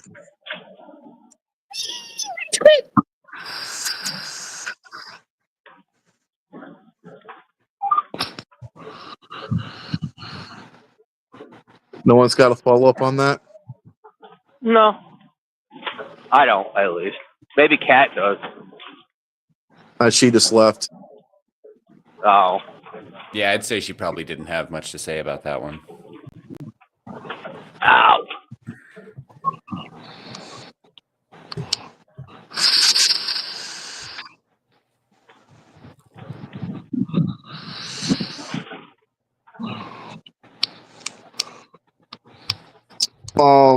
Let me see. Let me think of what else we can talk about. I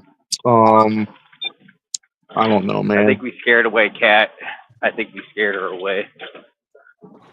Yeah, we were doing just silly stuff up until that. So. Oh, right. Gotcha.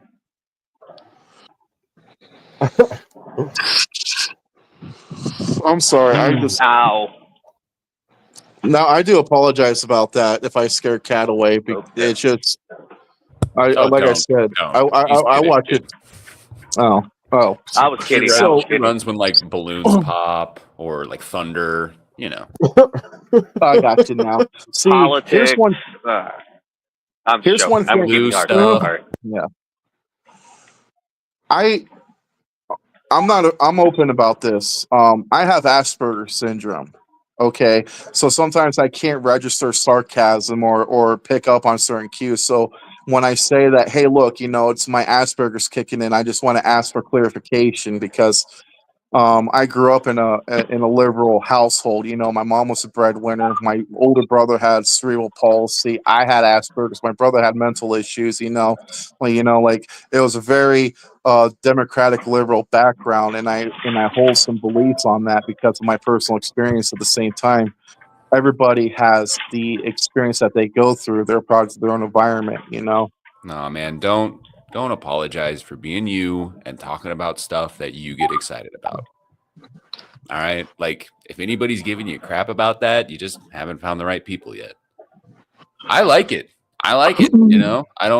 It's not really my jam. I don't really get too far into it. I'm right. I'm red, but like if you're blue, I don't care. That's fine. I don't hate you for it too. That's the thing. Yeah. We lost that. The majority has, but there's some people like me. There's some moderate liberals like myself that will tell you that we need to keep the Second Amendment. We need to keep the First Amendment intact. We need to respect the Constitution and also be realistic of which direction we're going with this current status quo. We got to be realistic. And I love it. I appreciate it whenever like we're all discussing it and talking about what needs to happen and be done and stuff. But like whenever it comes to my involvement, it's literally just a voting thing. Like I just check a box. I think that there should be a test to where, like, how like immigrants, they have to take a citizenship test. I think there needs to be something of the like for people to be eligible to vote, because there's too many. Like Aristotle said it best, that if you have each people one vote, you have someone who is not well informed, you cancel the vote. And you see people like AOC, for an example. There's no wise person to step up in politics. You're going to have a dumb idiot stepping in. And AOC, Angela Presley, Alan Omar, Rashid Tlaib. This to me is the funny part, because we both see the same problem, but we have two different solutions for it, right? Because we see that everybody above the age of 18 can vote, and that's an issue. That sucks. That's a big reason why we are. Now, you're talking about some sort of intelligence test, right? For individual people, whenever I'm talking about repealing the 19th and the 18th so that we go down to single household voting. So it's more of proof, right? Like you gotta have like a successful life going on rather than just be so smart, right?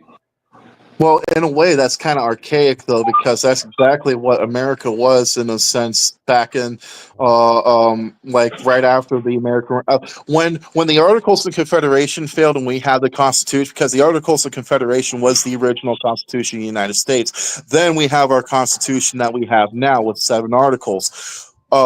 During I that mean, I don't time, know. You're starting to lose me at this point. I remember women's suffrage and introduced a lot of voting and stuff like that. In the no, 60s sucked a bunch, but I don't well, know. Like that's I'm starting that. to get lost on the knowledge part of it. So Okay, well, let me try to explain it to you. So what you're saying, and Andrew Wilson is proposing, is an archaic system that actually happened back in the 1800s, where, and I'll give you an example where, like, one household vote system, we had that through, if you didn't, you have to own land to be eligible to vote. So that's how they can figure out if you are an American citizen. They kind of had something of the like there back in the past. And the problem with that is that not everybody was able to own property. Therefore, how were they able to be eligible to vote, for politicians, especially men who are who can be conscripted who into is there war? anybody that cannot own property? Poor Who people. can't own property right now? Poor people. But no, they could though. There's no law saying that you cannot own a house, right? It's not the law that I'm talking about. It's the actual economics behind it. That's the thing. The law, you're right, though. Legality, there's no law preventing somebody to own property. But the caveat is that, do you have the money to afford property? And that right there is a deal breaker for me to be okay. You're just saying on Yeah, the that sounds like an individual problem. Your intelligence test would result in the same thing. yeah, intelligence tests. Like it would result exactly the same way. Well, and also too, there should be something with be able to have kids, because I think parents, like, for an example, like I personally believe that being a parent should be a privilege, not a right. Like, so, like, let's say if you're homeless, don't have kids. You That's do the see that thing. happen. There isn't a right to vote. Huh? There isn't a right to vote. Is that what you're saying, or you're asking me? No, I'm saying there isn't a right to vote. Yeah, that's a statement. There is no right to vote. You do not have a right to vote. You have the opportunity, you have the privilege to, but you're not owed the right to vote. You're not owed a vote at all. That's why they take it away if you're a felon. No, that's different though. That's because you broke the law. That's different. That's totally different circumstance. No, because in the Constitution, you were not allotted the right to vote. You were not. But the 19th did allot some people to vote. I'm sorry, I'm confused. I'm genuinely confused with that, because I'm genuinely confused with that. Okay, let's slow down then. Let's slow down, like, legitimately. I'm all ears. Can you define what a right is? What is a right? A right is, the idea is supposed to be something that cannot be taken away. Well, and I don't want to hear because I disagree with the what was it? Right absent of duty. I was just going mostly upon the fact that the Constitution doesn't actually delineate anyone having the right to vote until they gave women suffrage and gave women the right to vote. Prior to that, there was literally not a right to vote for anyone. Oh, and right. when they added the Okay. 19th, Yeah, because we had to pass a few amendments to because there's like 5 or 6 amendments about voting in the first place. But a right, entitlement absent of duty. That's what it is. I don't like it. I got qualms about that position, because if your rights are being trampled, then how you're going to preserve your right? because it is a duty to fight for your rights if they're being trampled on, and we are not doing that right now. Okay, so from what I can find, the only like legal intertwinement of right, of a definition of the word right, is a moral or legal entitlement to have or obtain something or to act in a certain way. Right? Okay. So moral or legal entitlement. Entitled. You know, like what are you entitled to? So a right is a way to have a voice, correct? I'm sorry, say that again. What? A right is a way to have a voice, correct?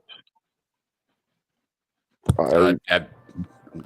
don't know that that's the case, because like your Second Amendment would be the right to keep and bear arms, and that's not to give you a voice.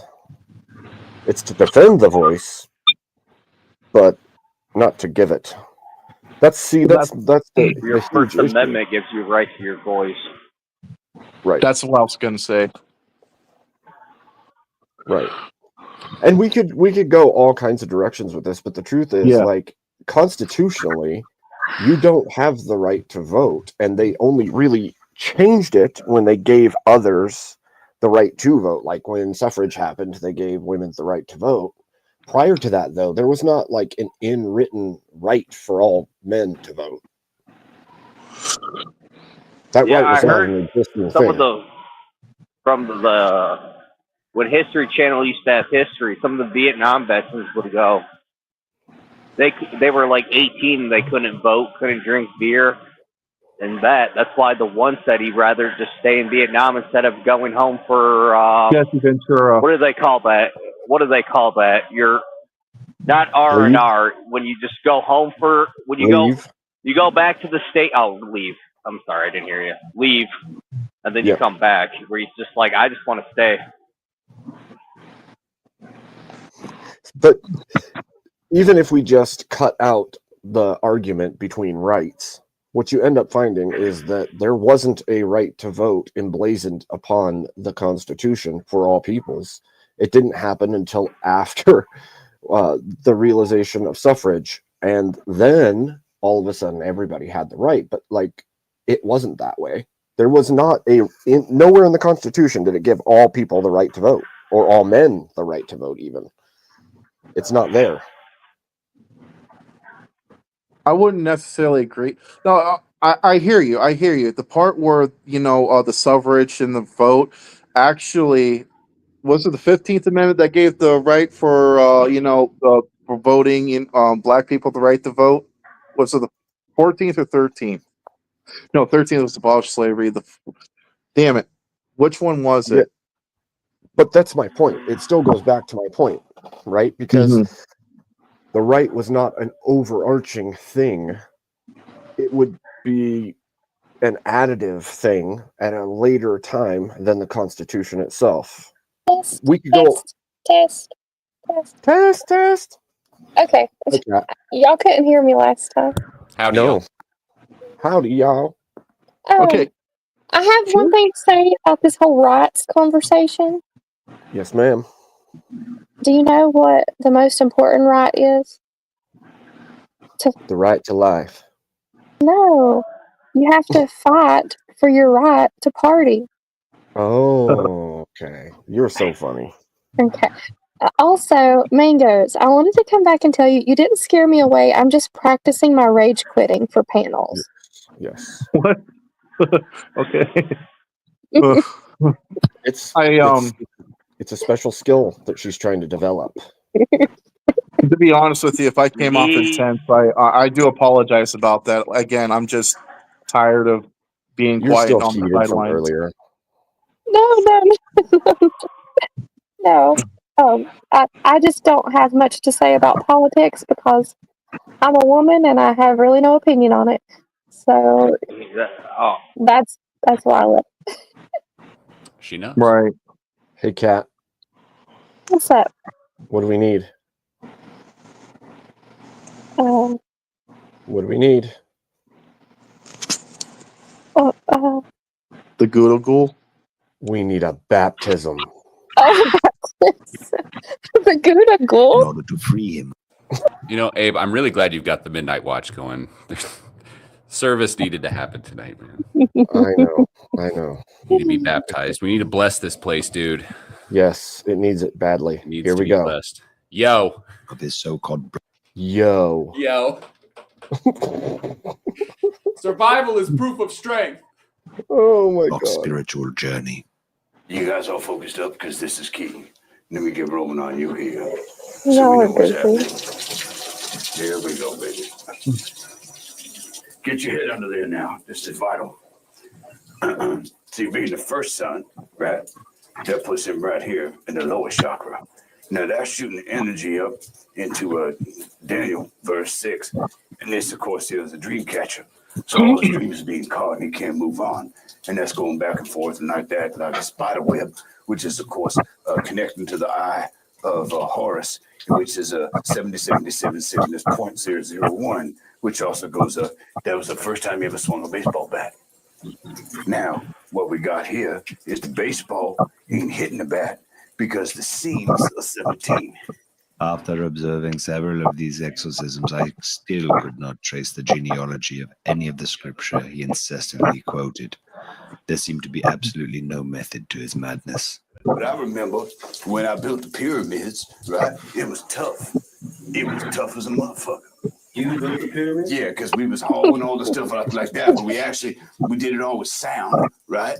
We did it with sound, and then we had a blanket. We had sound and we had a blanket, and it came down like that. You know, that's what I was tripping on. You see, we working on his brow chakra. We're just in back of the crown chakra. And that's why he's been tripped up and he's late on his car payments and all that stuff. What does this mean for us? It means you'll be psychically attacked. You're son number 3.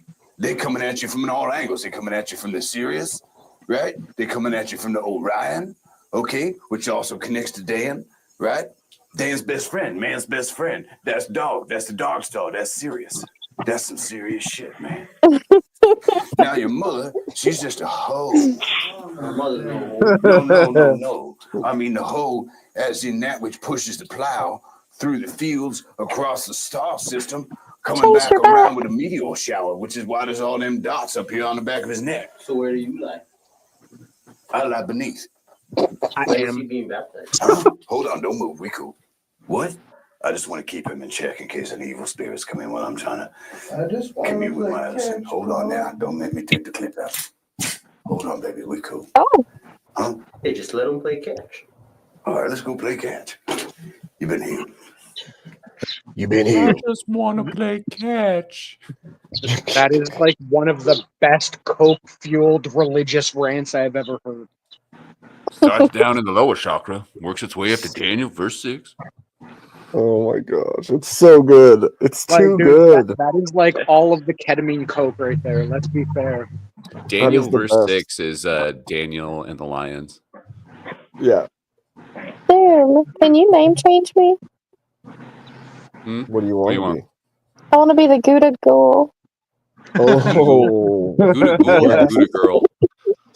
Okay, Yes. when you're Gouda on girl. your phone, if you tap on your name, it'll allow you to edit your name and avatar and stuff. I don't know how to do that. I told you how to do that. I don't want to mess it up. I don't want to like accidentally back out. Aw, schnuckums. Okay, so is it official now? This stream has been blessed. Yes. Amen. Can I get a yo?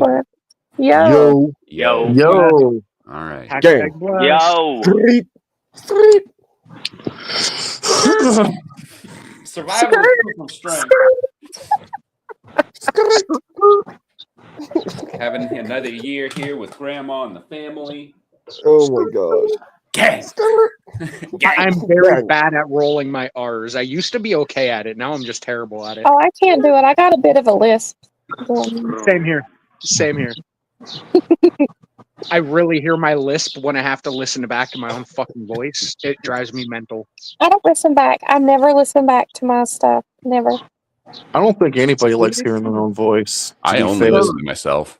Fuck off! I'm trying to have a conversation. Can you fuck off and stop your chirping? All I hear in the background Hey, you ever watch Trailer Park Boys and there was those squirrels that just chirping and he just shoots the squirrels? Ricky does. watch it. I've met half of them. I thought Patrice was talking to me, telling me to shut up and stop chirping. I was like, That is excuse one you. angry beaver. Excuse you. No, Not you. I was talking to the birds outside. I was having a cigarette.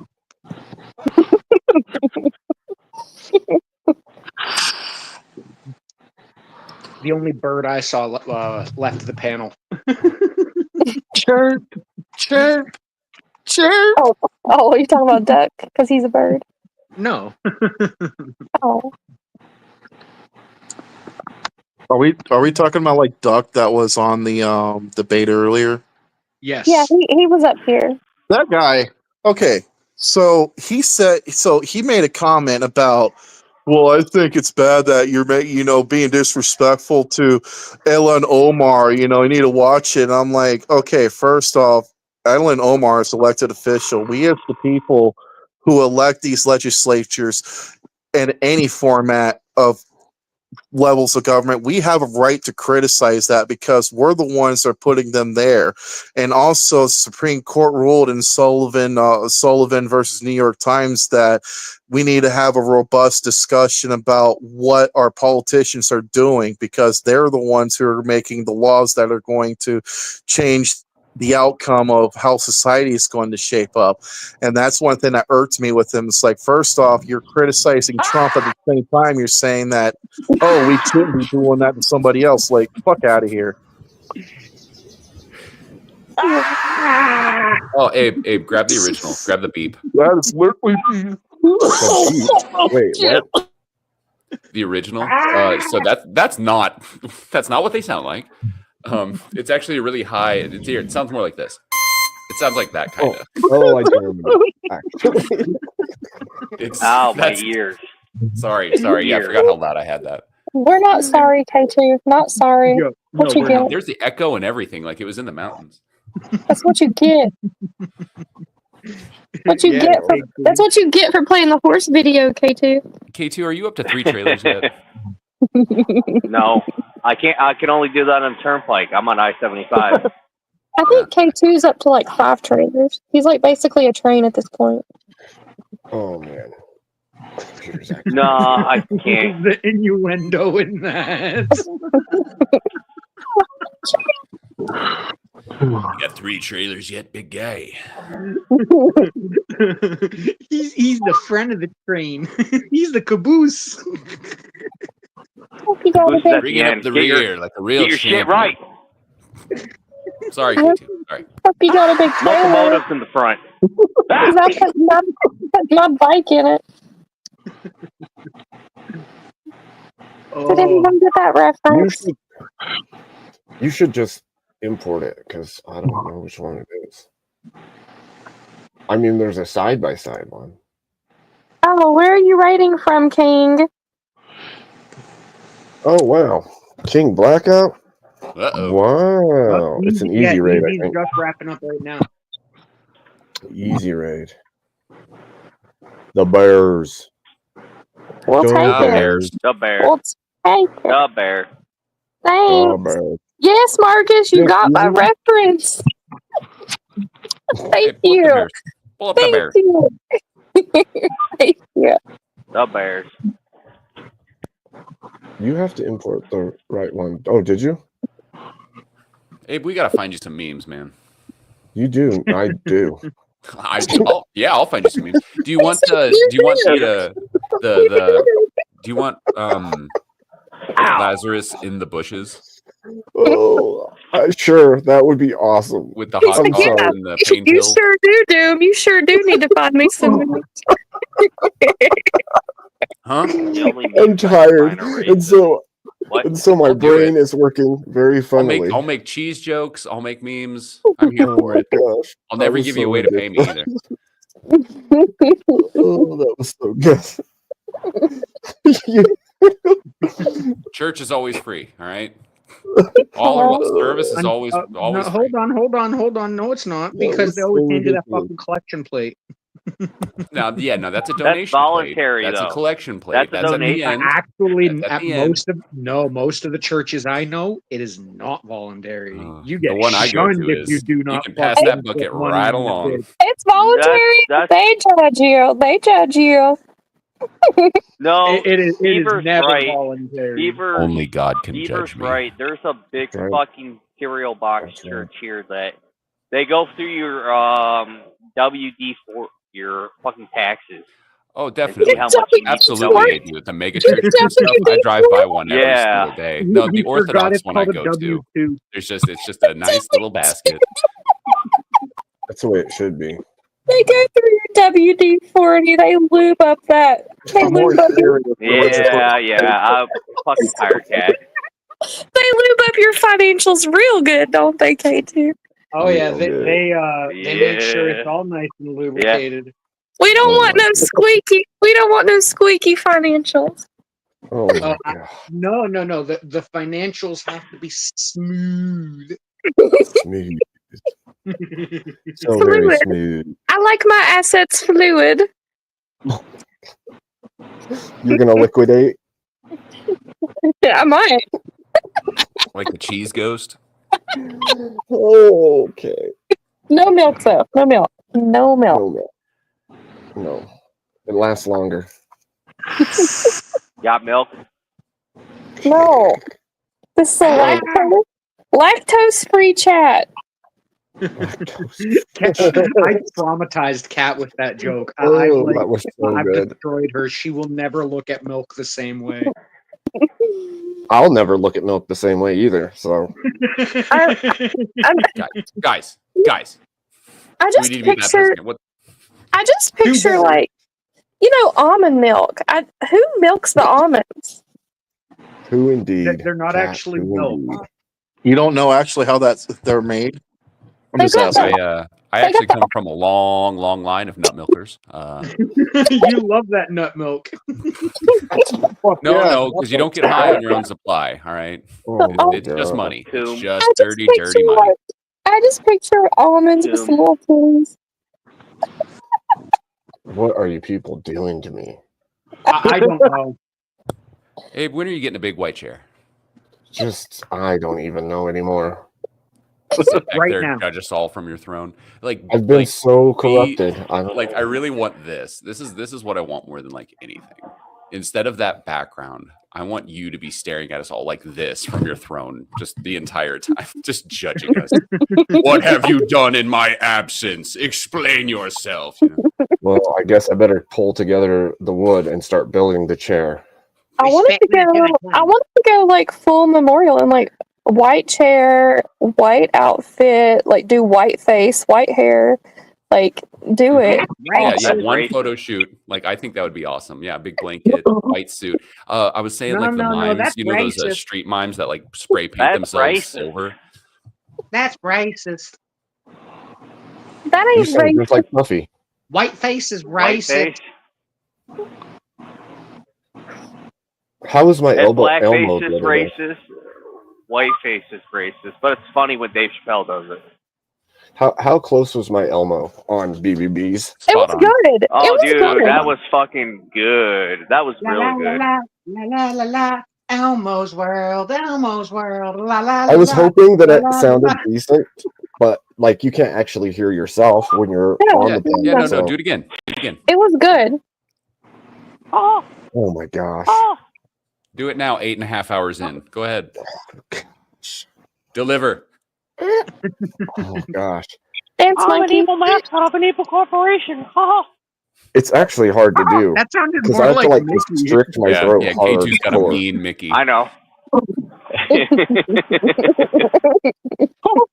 Kids, where are those parents? Those little girls with those extras, they won't blame me. Oh. South You Park got really that- kind of. Oh. South Park totally revived that voice. Made him say outlandish shit. Hey, I love South Park. You guys are talented. I can't do impersonations. I tried to do Chase, and well, we all know how that went. The fact of the matter is, dog. Fail. The fact of the matter is, dog. Chase, the fact that you have quotes, the fact that you can be quoted now is insane. The fact of the matter Not is, just, not just one fact quote. of the I now have matter two is- quotes. I now have two quotes. You can't change my mind. No. It's as soon as you end your sentence, you very assertively change my mind.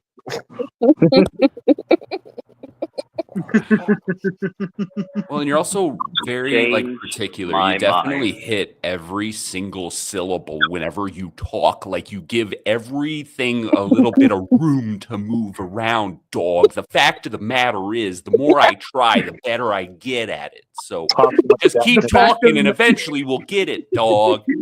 The fact of the matter you're from is, that is Jersey. actually very hard for me because my newfie tendencies make me want to skip every other fucking syllable. Yeah, dude, you're putting so much breath. You're moving your mouth so much. You're doing so You got much peanut butter each in your mouth. time you put a word out. It's awesome, dog. Fact of the matter. Yo, hold up. Wait a minute. Wait a minute. Hold up. Don't make me pull the clip out. That's actually another chaseism. Hold up. Oh my god. Wait a minute. Like when he's in a debate, that's another chaseism. Like, hold up. I started smelling the air. True. Started Hey, tasting. can you guys Wait a can you minute. guys please stop quoting me like I'm famous or something? I'm just an asshole with an avatar. Wait a minute. You're internet famous. Infamous. Well, my Hold bank, on, my Andrew bank Tate. account sure says I'm not. Can Can I have your autograph? The fact of the matter is, he's the I'll beaver. give you a dick print. All right, I'll take that. I Right mean, on the 7-foot beavers make pretty big footprints. So They make big everything. big Cat's like, everything. please shut up.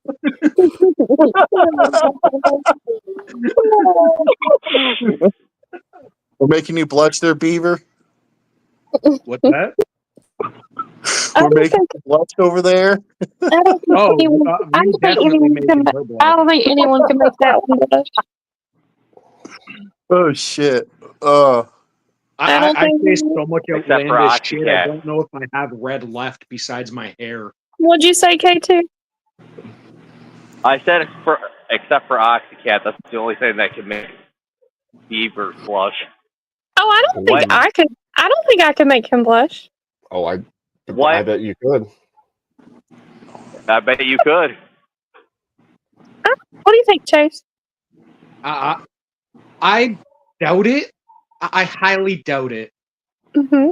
Yeah. Cope. You would have to say something very outlandish to make me blush, and I've heard just about everything. Well, and we also know that I don't really say very outlandish things. So. That's what would make that's what would shock me is the fact that you do not. It would be the shock factor that helps you.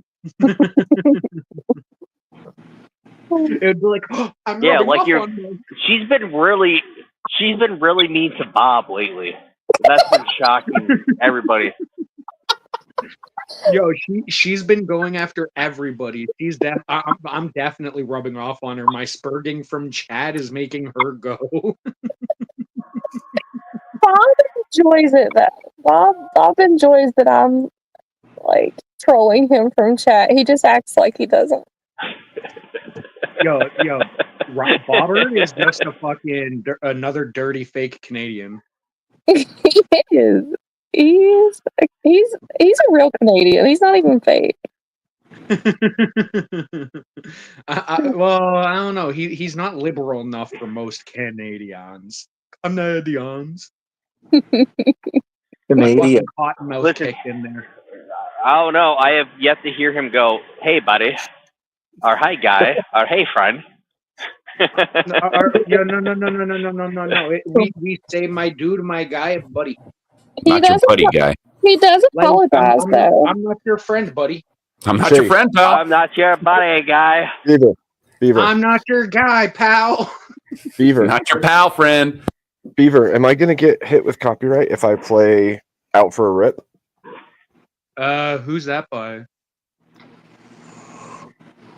Hold on.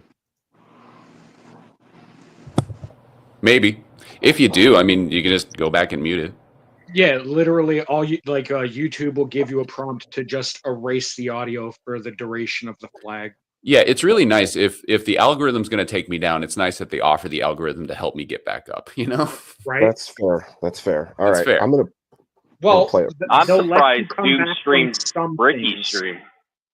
Like, there's a lot of things like YouTube. If they decide they can get rid of your shit with no questions asked, and there's no way of getting your channel back. But with copyright strikes, you can actually appeal them. Okay, here we go. You ready for this? No go. Time for Smoko.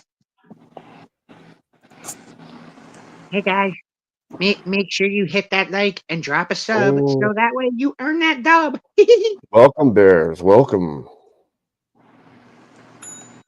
Here we go. You ready?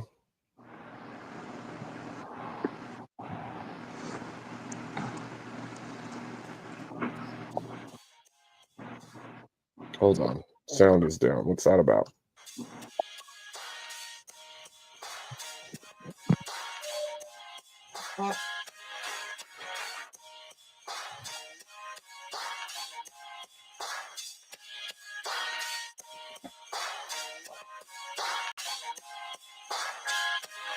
I'm from the Great White North, right? Like up above the states, the big landmass that the rest of the world hates. Well, we're like above that, fucking north, I guess. The big patch of trees where everybody's bored to death. We're just chilling That's Rob up and here, his sipping friends. syrup, playing hockey. Before we learn to walk, we can cross-check properly. These Just are rocking my plaid cousins. jackets, chainsaws, we operate them right. Fucking A-right we do, bud. We cut our weight in firewood. Every 20 minutes or so, smoke break. And if the Leafs make the playoffs, I'll fucking jump in the lake. Fucking buddy comes over to my place the other night, and he's like, "You want to go out for a rip?" And I was like, "Fucking right." Yeah. So we hop in the truck and hit the mud, and I was like, "Oh, fuck yeah, bud." Just Bro, for stop a rip, attacking me with your lyrics. Just still for a rip. You Just still for a rip. Are you, bud? You love it. You know you love it. You're attacking me, bro. You know you love this. Okay, this is Rob and his friends in a bench seat. So I know. No. There's not Hey, three. Bear There's only Raid. two. Thank you for the raid, Easy. We appreciate it. Thank you, Easy. Bears. Oh, Bears. Nah, Bears. Make sure you hit that Dude, like Bears and drop are a fucking sub, dicks. so that way you can earn that dub. welcome, ladies, welcome. Bears are fucking dicks. Well, you do know like half of their population does have dicks, right? Oh, I'm not talking about actual bears. I'm using what they're called on the radio. Fucking state troopers. They're called bears on the radio. They'll fucking maul you with tickets. Oh God. Bears. That sounds pinky, bro. Bears beats Battlestar Galactica. All right, let's finish out for a rip. Fuck yeah, bud. Yeah, Just still for a rip, are you, bud? Just still for The Bears. I come from the land of the polite, where shit's covered in ice. So when I'm down in the States, they're like, "You're too fucking nice." Like, yeah, we got manners, but fucking buddies still fight and fucking swear and fucking drink all night. Like this one time, me and fucking Buddy are out having a dart, and fucking Buddy burns a hole in my coat, and I was like, "Fuck, bud," because the coat was pretty new, right? And he's like, "Fuck you." So I put his head in the snowbank and just started fucking feeding him the right, left, like fucking boom, boom, boom. Yeah, he's like, okay, fuck, chill out, shit. So I pulled him out of the snow and we went out for a rip. Yeah, just still for a rip, are you? Fuck yeah, just still for a rip, fucking right. Just still for a rip, are you? Fuck yeah, just still for a rip, fucking right. Just still for a rip, are you? Fuck yeah, just still for a rip, fucking right. Just still for a rip, are you? Fuck yeah, just still for a rip, fucking right.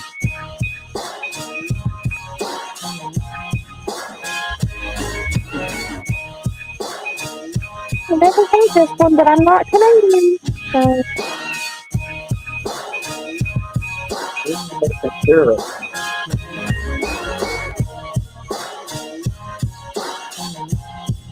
I'm not European.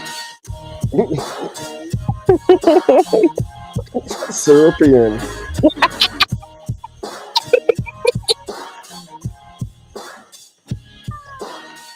Well, that was interesting.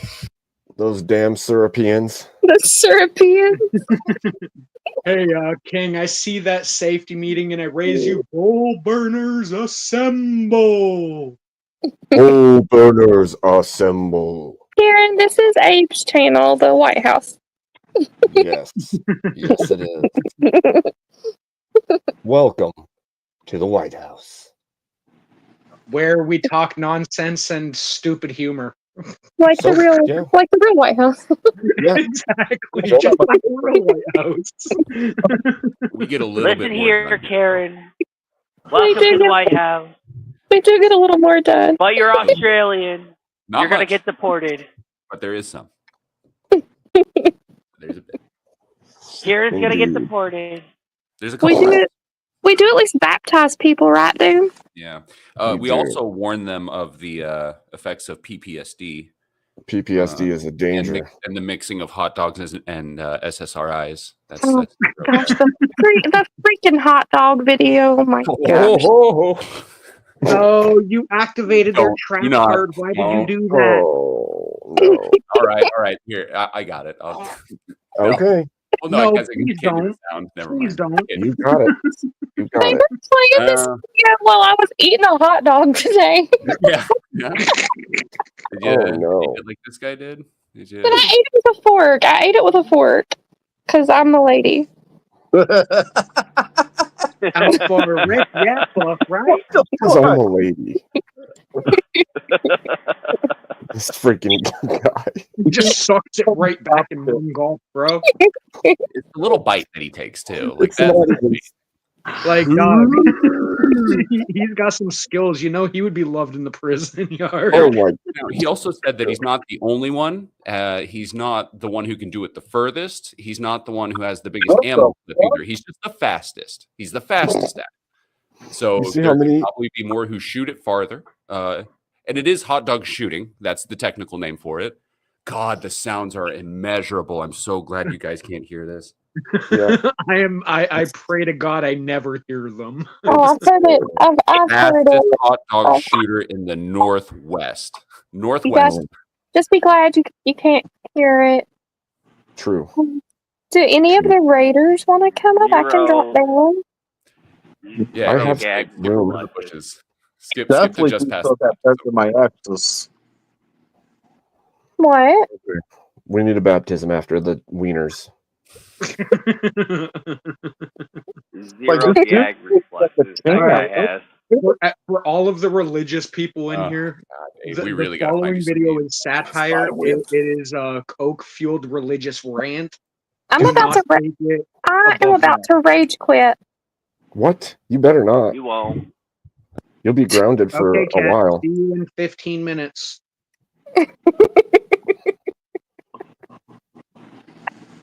Okay. I was supposed to rage quit earlier, but it just didn't work Yeah. out. Get back to work. Rage quit. Okay, here it comes. This is what happens with PPSD. Free him of his so-called blocked spiritual journey. You guys all focused up because this is key. Let me get rolling on you here so we know what's happening. Here we go, baby. Get your head under there now. This is vital. See, being the first son, right? That puts him right here in the lower chakra. Now that's shooting energy up into Daniel verse 6. And this, of course, is a dream catcher. So all his dreams are being caught and he can't move on. And that's going back and forth and like that, like a spider web, which is, of course, connecting to the eye of Horus, which is a 70-77-7 is 0.001, which also goes up. That was the first time he ever swung a baseball bat. Now, what we got here is the baseball ain't hitting the bat because the seams are 17. After observing several of these exorcisms, I still could not trace the genealogy of any of the scripture he incessantly quoted. There seemed to be absolutely no method to his madness. But I remember when I built the pyramids, right? It was tough. It was tough as a motherfucker. You built the pyramids? Yeah, because we was hauling all the stuff up like that, but we did it all with sound, right? We did it with sound, and then we had a blanket. We had sound, and we had a blanket, and it came down like that. You know, that's what I was tripping on. You see, we working on his brow chakra. We're just in back of the crown chakra. And that's why he's been tripped up and he's laid on his car payments and all that stuff. What does this mean for us? It means you'll be psychically attacked. You're son number 3. They're coming at you from all angles. They're coming at you from the Sirius, right? They're coming at you from the Orion, okay? Which also connects to Dan, right? Dan's best friend, man's best friend. That's dog. That's the dog star. That's Sirius. That's some serious shit, man. Now your mother, she's just a hoe. My mother's no hoe. No. I mean the hoe as in that which pushes the plow through the fields across the star system, coming back around with a meteor shower, which is why there's all them dots up here on the back of his neck. So where do you lie? I lie beneath. But is he being baptized? Huh? Hold on, don't move. We cool. What? I just want to keep him in check in case any evil spirits come in while I'm trying to commune with my other son. Hold on now. Don't make me take the clip out. Hold on, baby. We cool. Yes, Hey, just JS. let him play catch. All right, let's go play catch. You've been healed. As the days wore on, You've been healed. Yeah, I bet that's pretty creative. Oh, it's so funny. Sounds like it took a lot of acid to figure that one out. Your mama's a hoe. Your mama's a hoe. Pushing the plow across the fields into the star. We'll keep going. We haven't even gotten into the hot dogs yet. Oh, Hot dogs and Here it comes. SSRIs, no 45-degree angles. Nope. Nope. So they didn't even get to eat the hot dogs. Poor children. Lord. they became almost routine in their lunacy. I must confess that I too began to view this ritualistic nocturnal lifestyle as normal. At times, it even seemed fun, This is especially when y'all. Lazarus would loosen up a little and host what he called barbecue The night nocturnal tactical grape soda lifestyle. learning games. On my call. Here we go. Huh. Good boy. Yeah, fuck him. You dying anyway. Yeah. All right, hot shot. Oh, yeah. Oh, look at you. Fucked up again. No 45-degree angle. Why is the reason for this extensive training for them? Well, come on, man. You know we about to be a police state.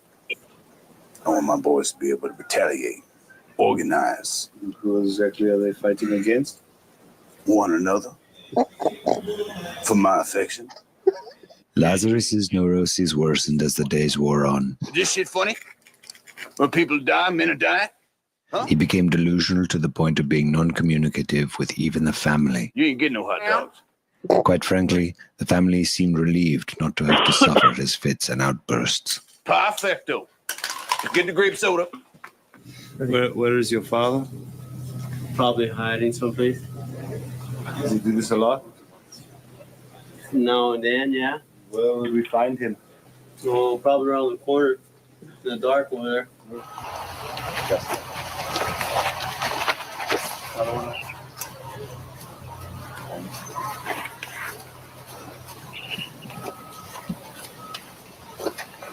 Why are you here? Hey, bro. Well, it's kind of complex. You see, the VC is the messenger. And they got a complex underground system of tunnels here. So I'm just playing it cool, you know. But I'm baiting them.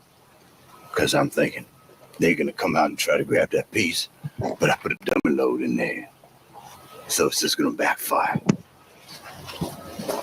And then I'll just go back and, you know, watchdog the bounty hunter with the kids or something. I just want to handle this first real quick. Hot dogs and pills. Hot dogs and Valium, the breakfast of champions. The breakfast of the morning. We said they were Viagra.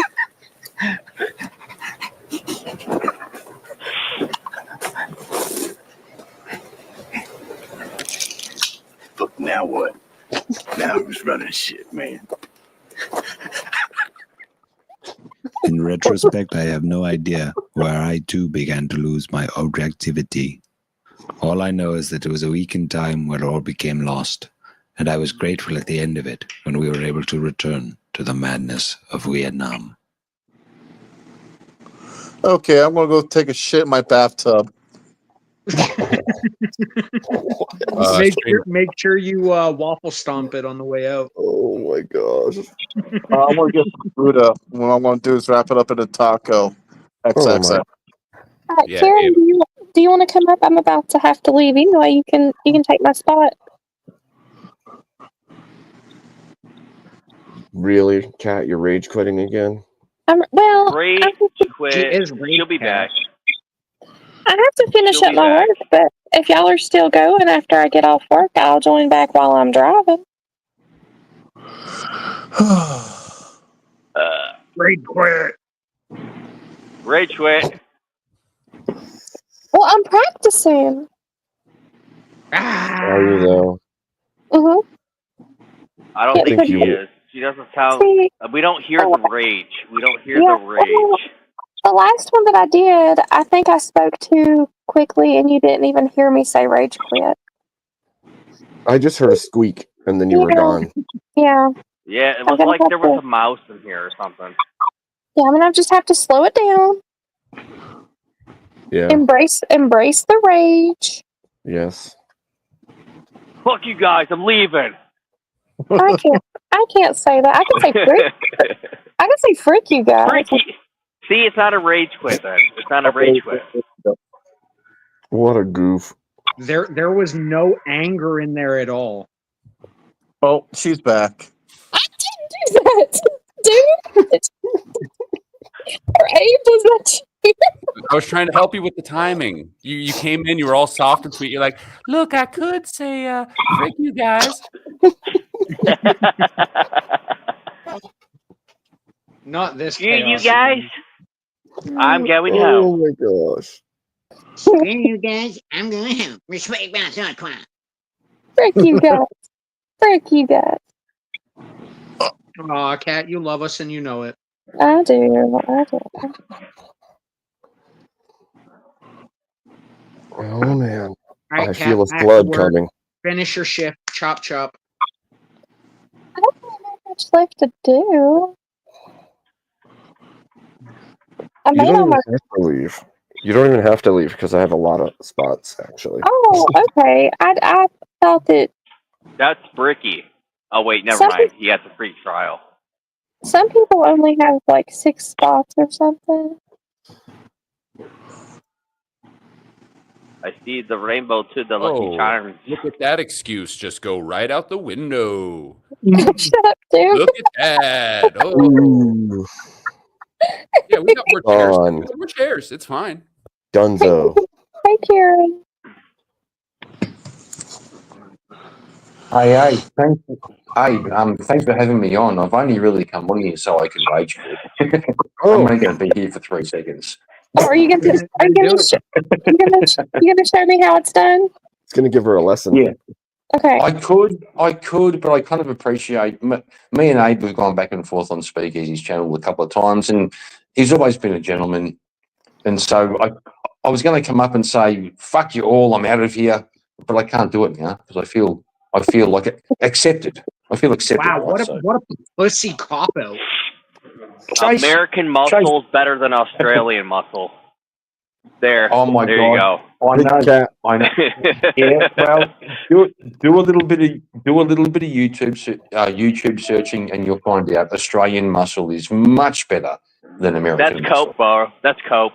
That's cope. Kat, what is Kieran right now? Kat, what's Kieran right now? Sorry, bro. Who's Kieran? Who's Kieran right now? I said Where's Kieran. right now? Yeah, that's me. Oh mate, that's Kieran. Yeah. Is it? You seem unsure about that. Yeah, keep This is going. madness. That was the lamest insult I've ever heard in my life, bro. Chase, come on. It wasn't Come on. even an insult, bro. Trust me. If I was trying to insult you, you'd know. What do you call? What do you call I a didn't even cheesy? think of. What do you call a cheesy ghost? Gouda girl. A Gouda. Gouda ghoul. A Gouda ghoul. Not Gouda ghost. The Gouda ghost. I'm practicing my jokes. She's got them Oh, jokes. see, my jokes might get us flagged, so I'm gonna go on kill. I'm gonna go on Kill Tony. Yeah, good girl. Good girl. Keep practicing, okay? Keep practicing. That was actually funny. Oh my god. Now you're gonna make her rage Yes. quit, guys.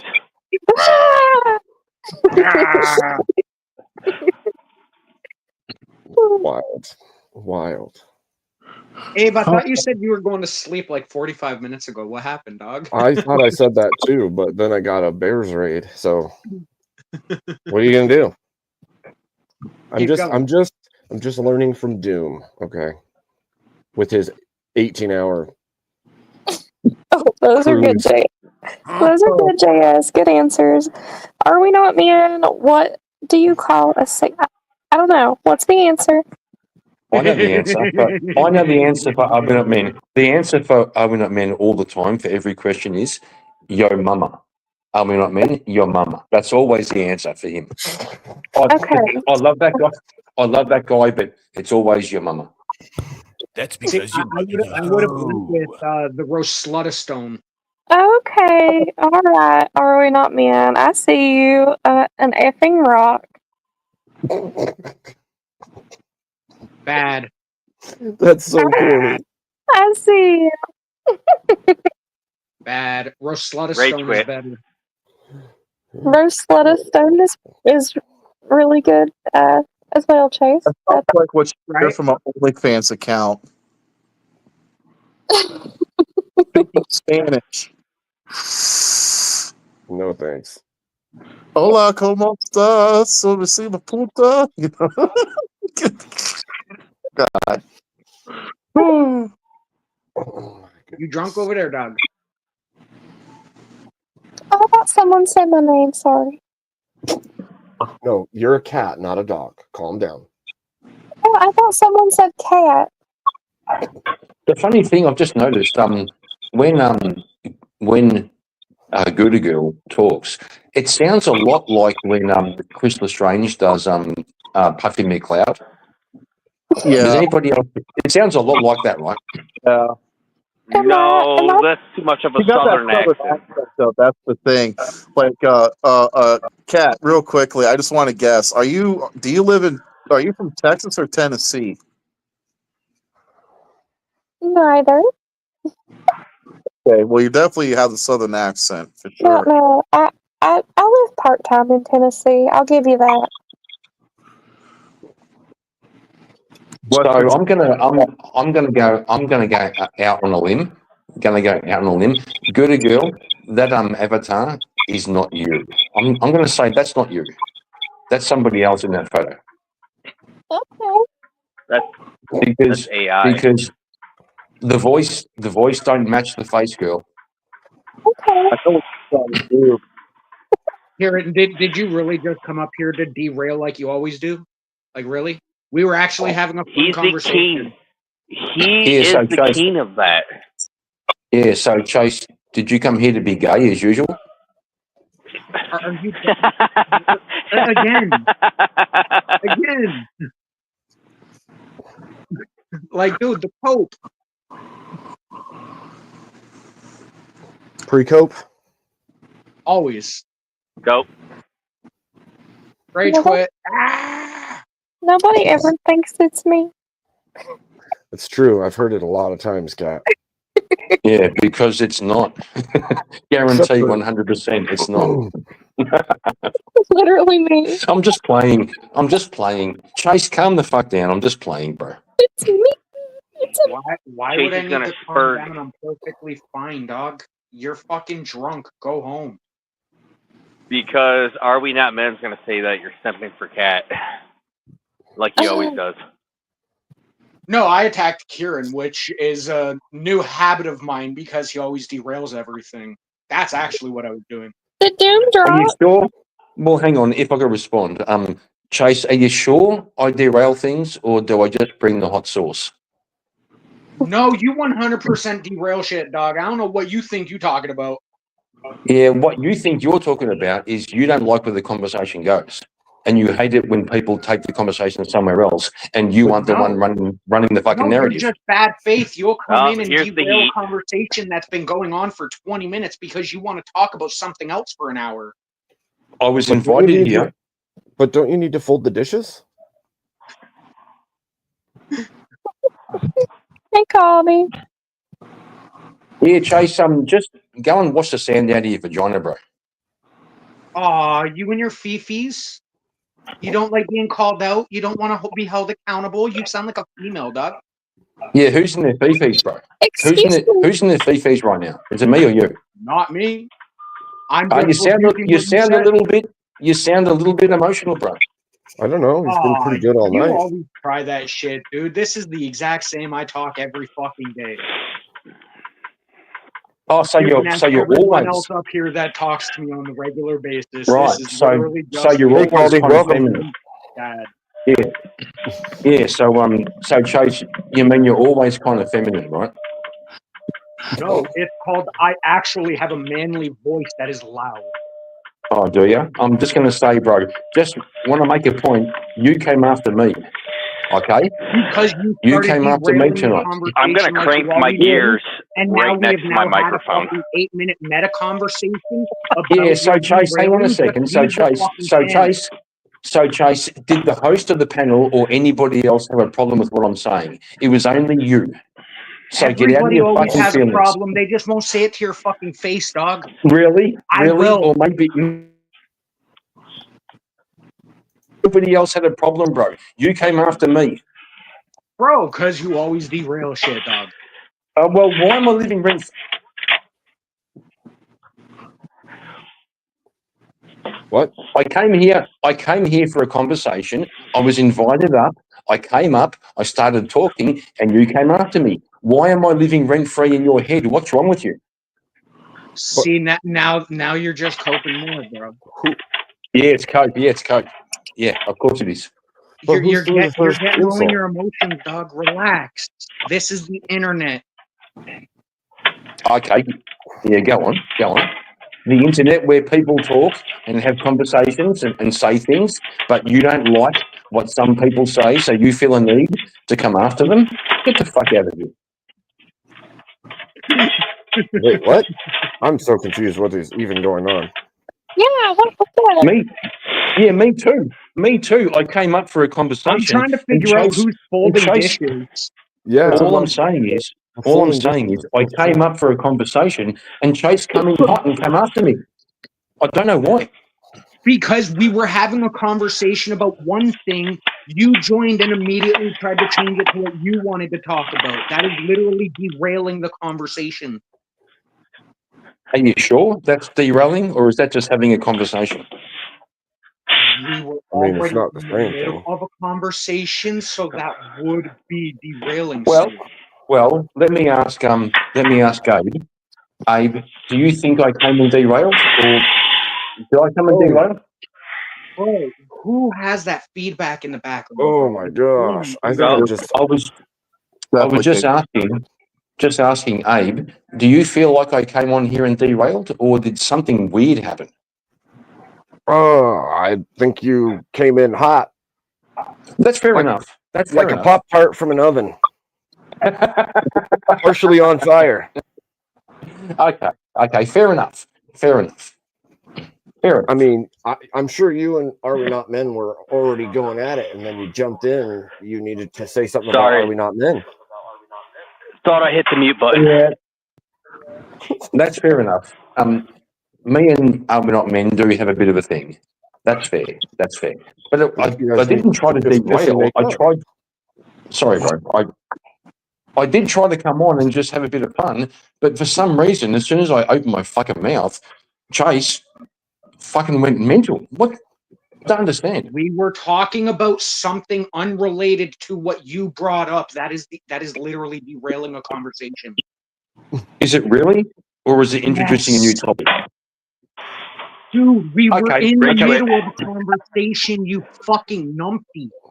No, fair enough. So Chase, No, hang on. So, Chase, fair enough. I'm prepared to step back and let you tell us what we should speak about. Let's do that. I think we should all just get along. Like everybody's cool. Everybody's cool Yeah, here. so Let's just simmer yeah, down. so Chase, Hold so on, hold on, Chase, hold on. Like I Hold said, on. no, you hang on. You hang on. You hang on.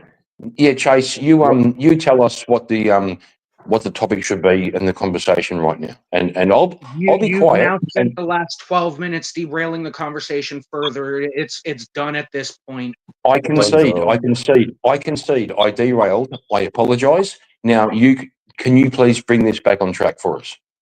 It's not my show, bro. It's not even No a show shit, at this point. dickhead. It's just people chewing at each other. I'm trying to bring it. I'm trying to back off. I'm trying to back off and say, Chase seems to have an opinion about what the show should be about. So all I'm saying No, is I I'll would back have off liked to completely. finish the conversation we were having, but that is now gone. Please do. Please do. Please do. I'll be quiet. You realize the other people that were involved in this conversation have left at this point?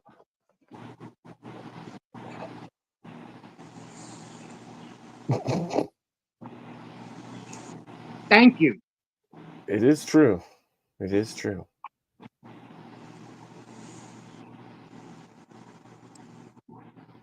All right. Silence. Sorry, I was doing some work. Sure you were. Sure I you were. swear I was doing something. Since when? For about 3 minutes I was working. Okay. All right. All right. That's okay then.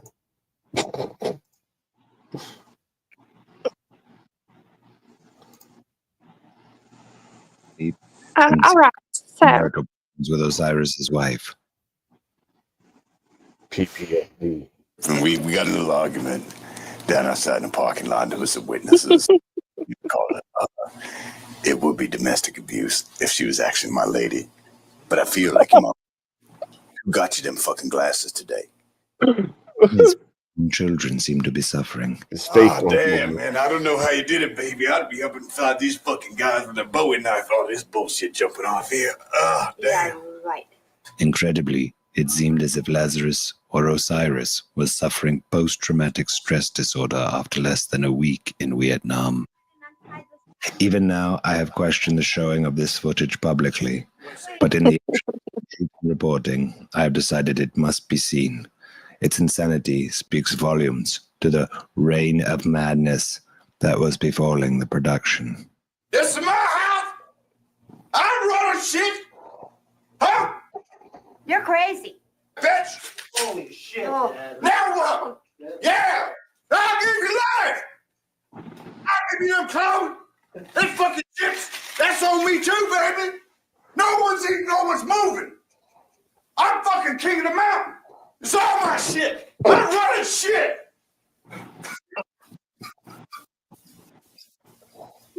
Lazarus's seemingly schizophrenic episodes were thankfully oftentimes brief, and Kat's love seemed to be the only balm for his troubled mind. Please don't do it. We've come into a bad time, I know. Think about it. Don't do it. Don't do it.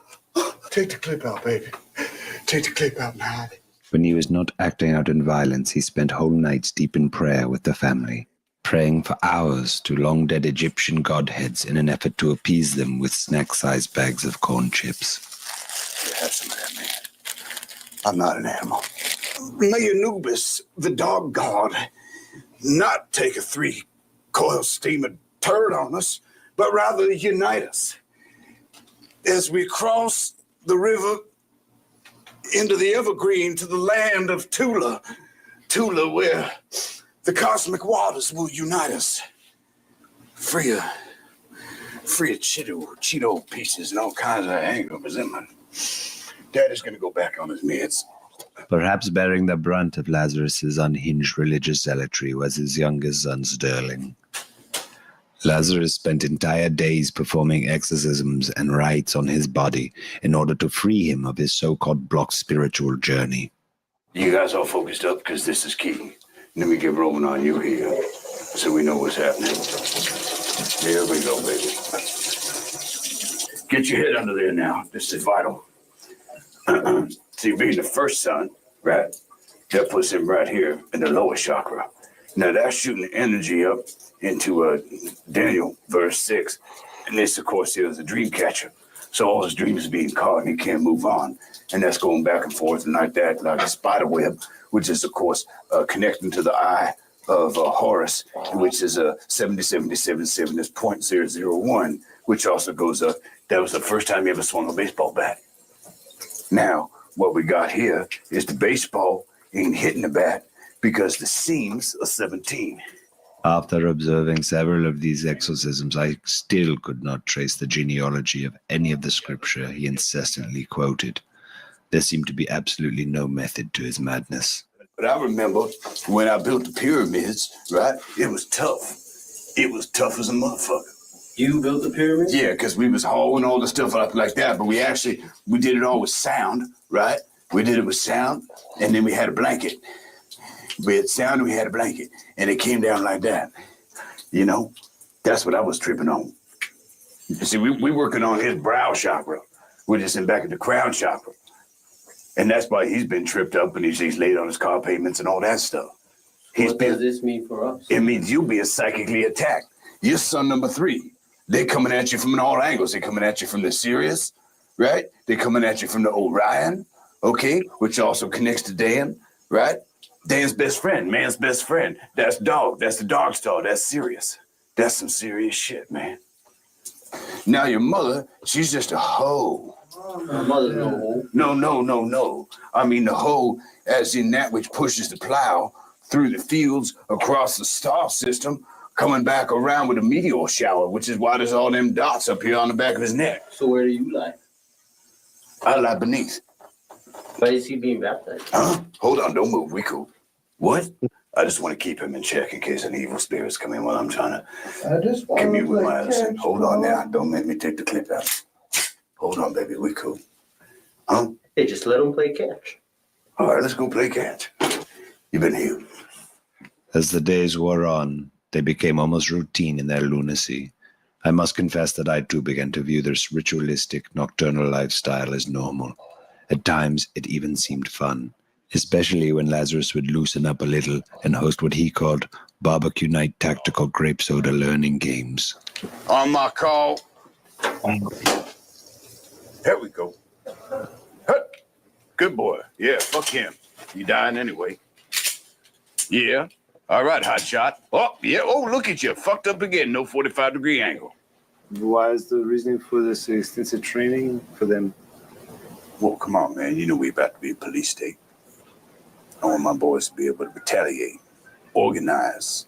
Who exactly are they fighting against? One another. For my affection.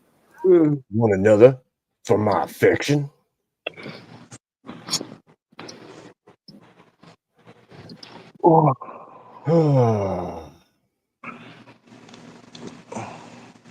I may be too tired to continue this.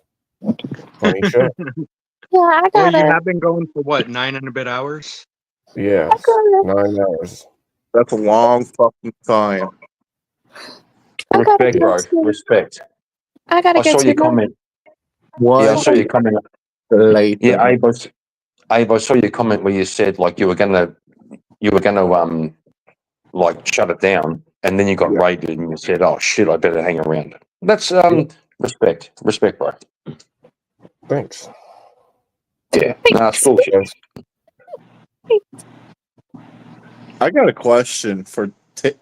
I'm sorry. Is it Teriak? I don't think What about him? No, I'm not trying to. I haven't seen Teriyaki. No, he's not.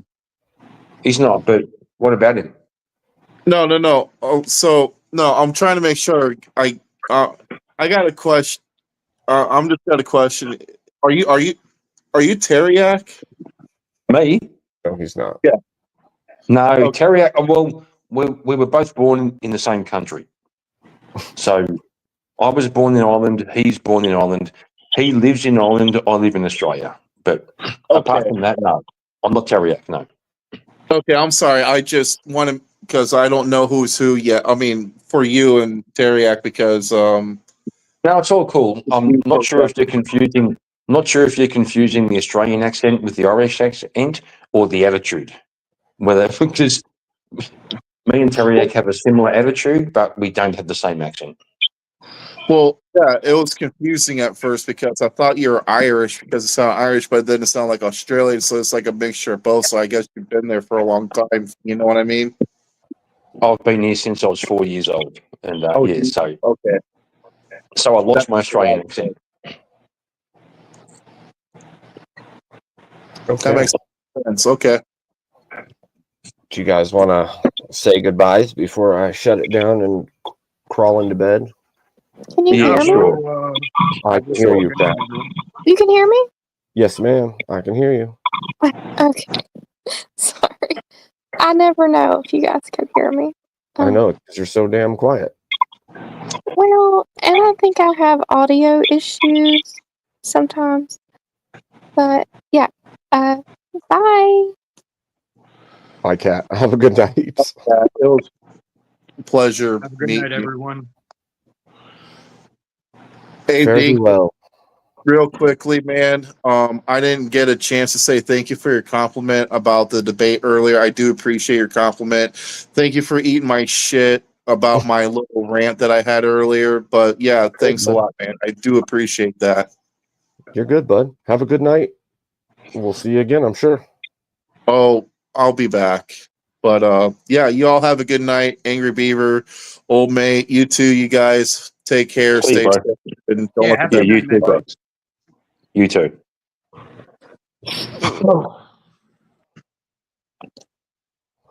I'll go next. Abe, thank you for having me up, even though we've had our disagreements on Speakeasy's channel. Chase Williams, I do love you, man, even if you are a fucking retard. We're good. We're good. Thanks again, Abe. I'll speak to you guys soon. Have a And good John night. Burton chat, he fucking seems to be where I am. I don't know why. I'll talk to you soon, guys. Thanks, mate. Have a good night. You too.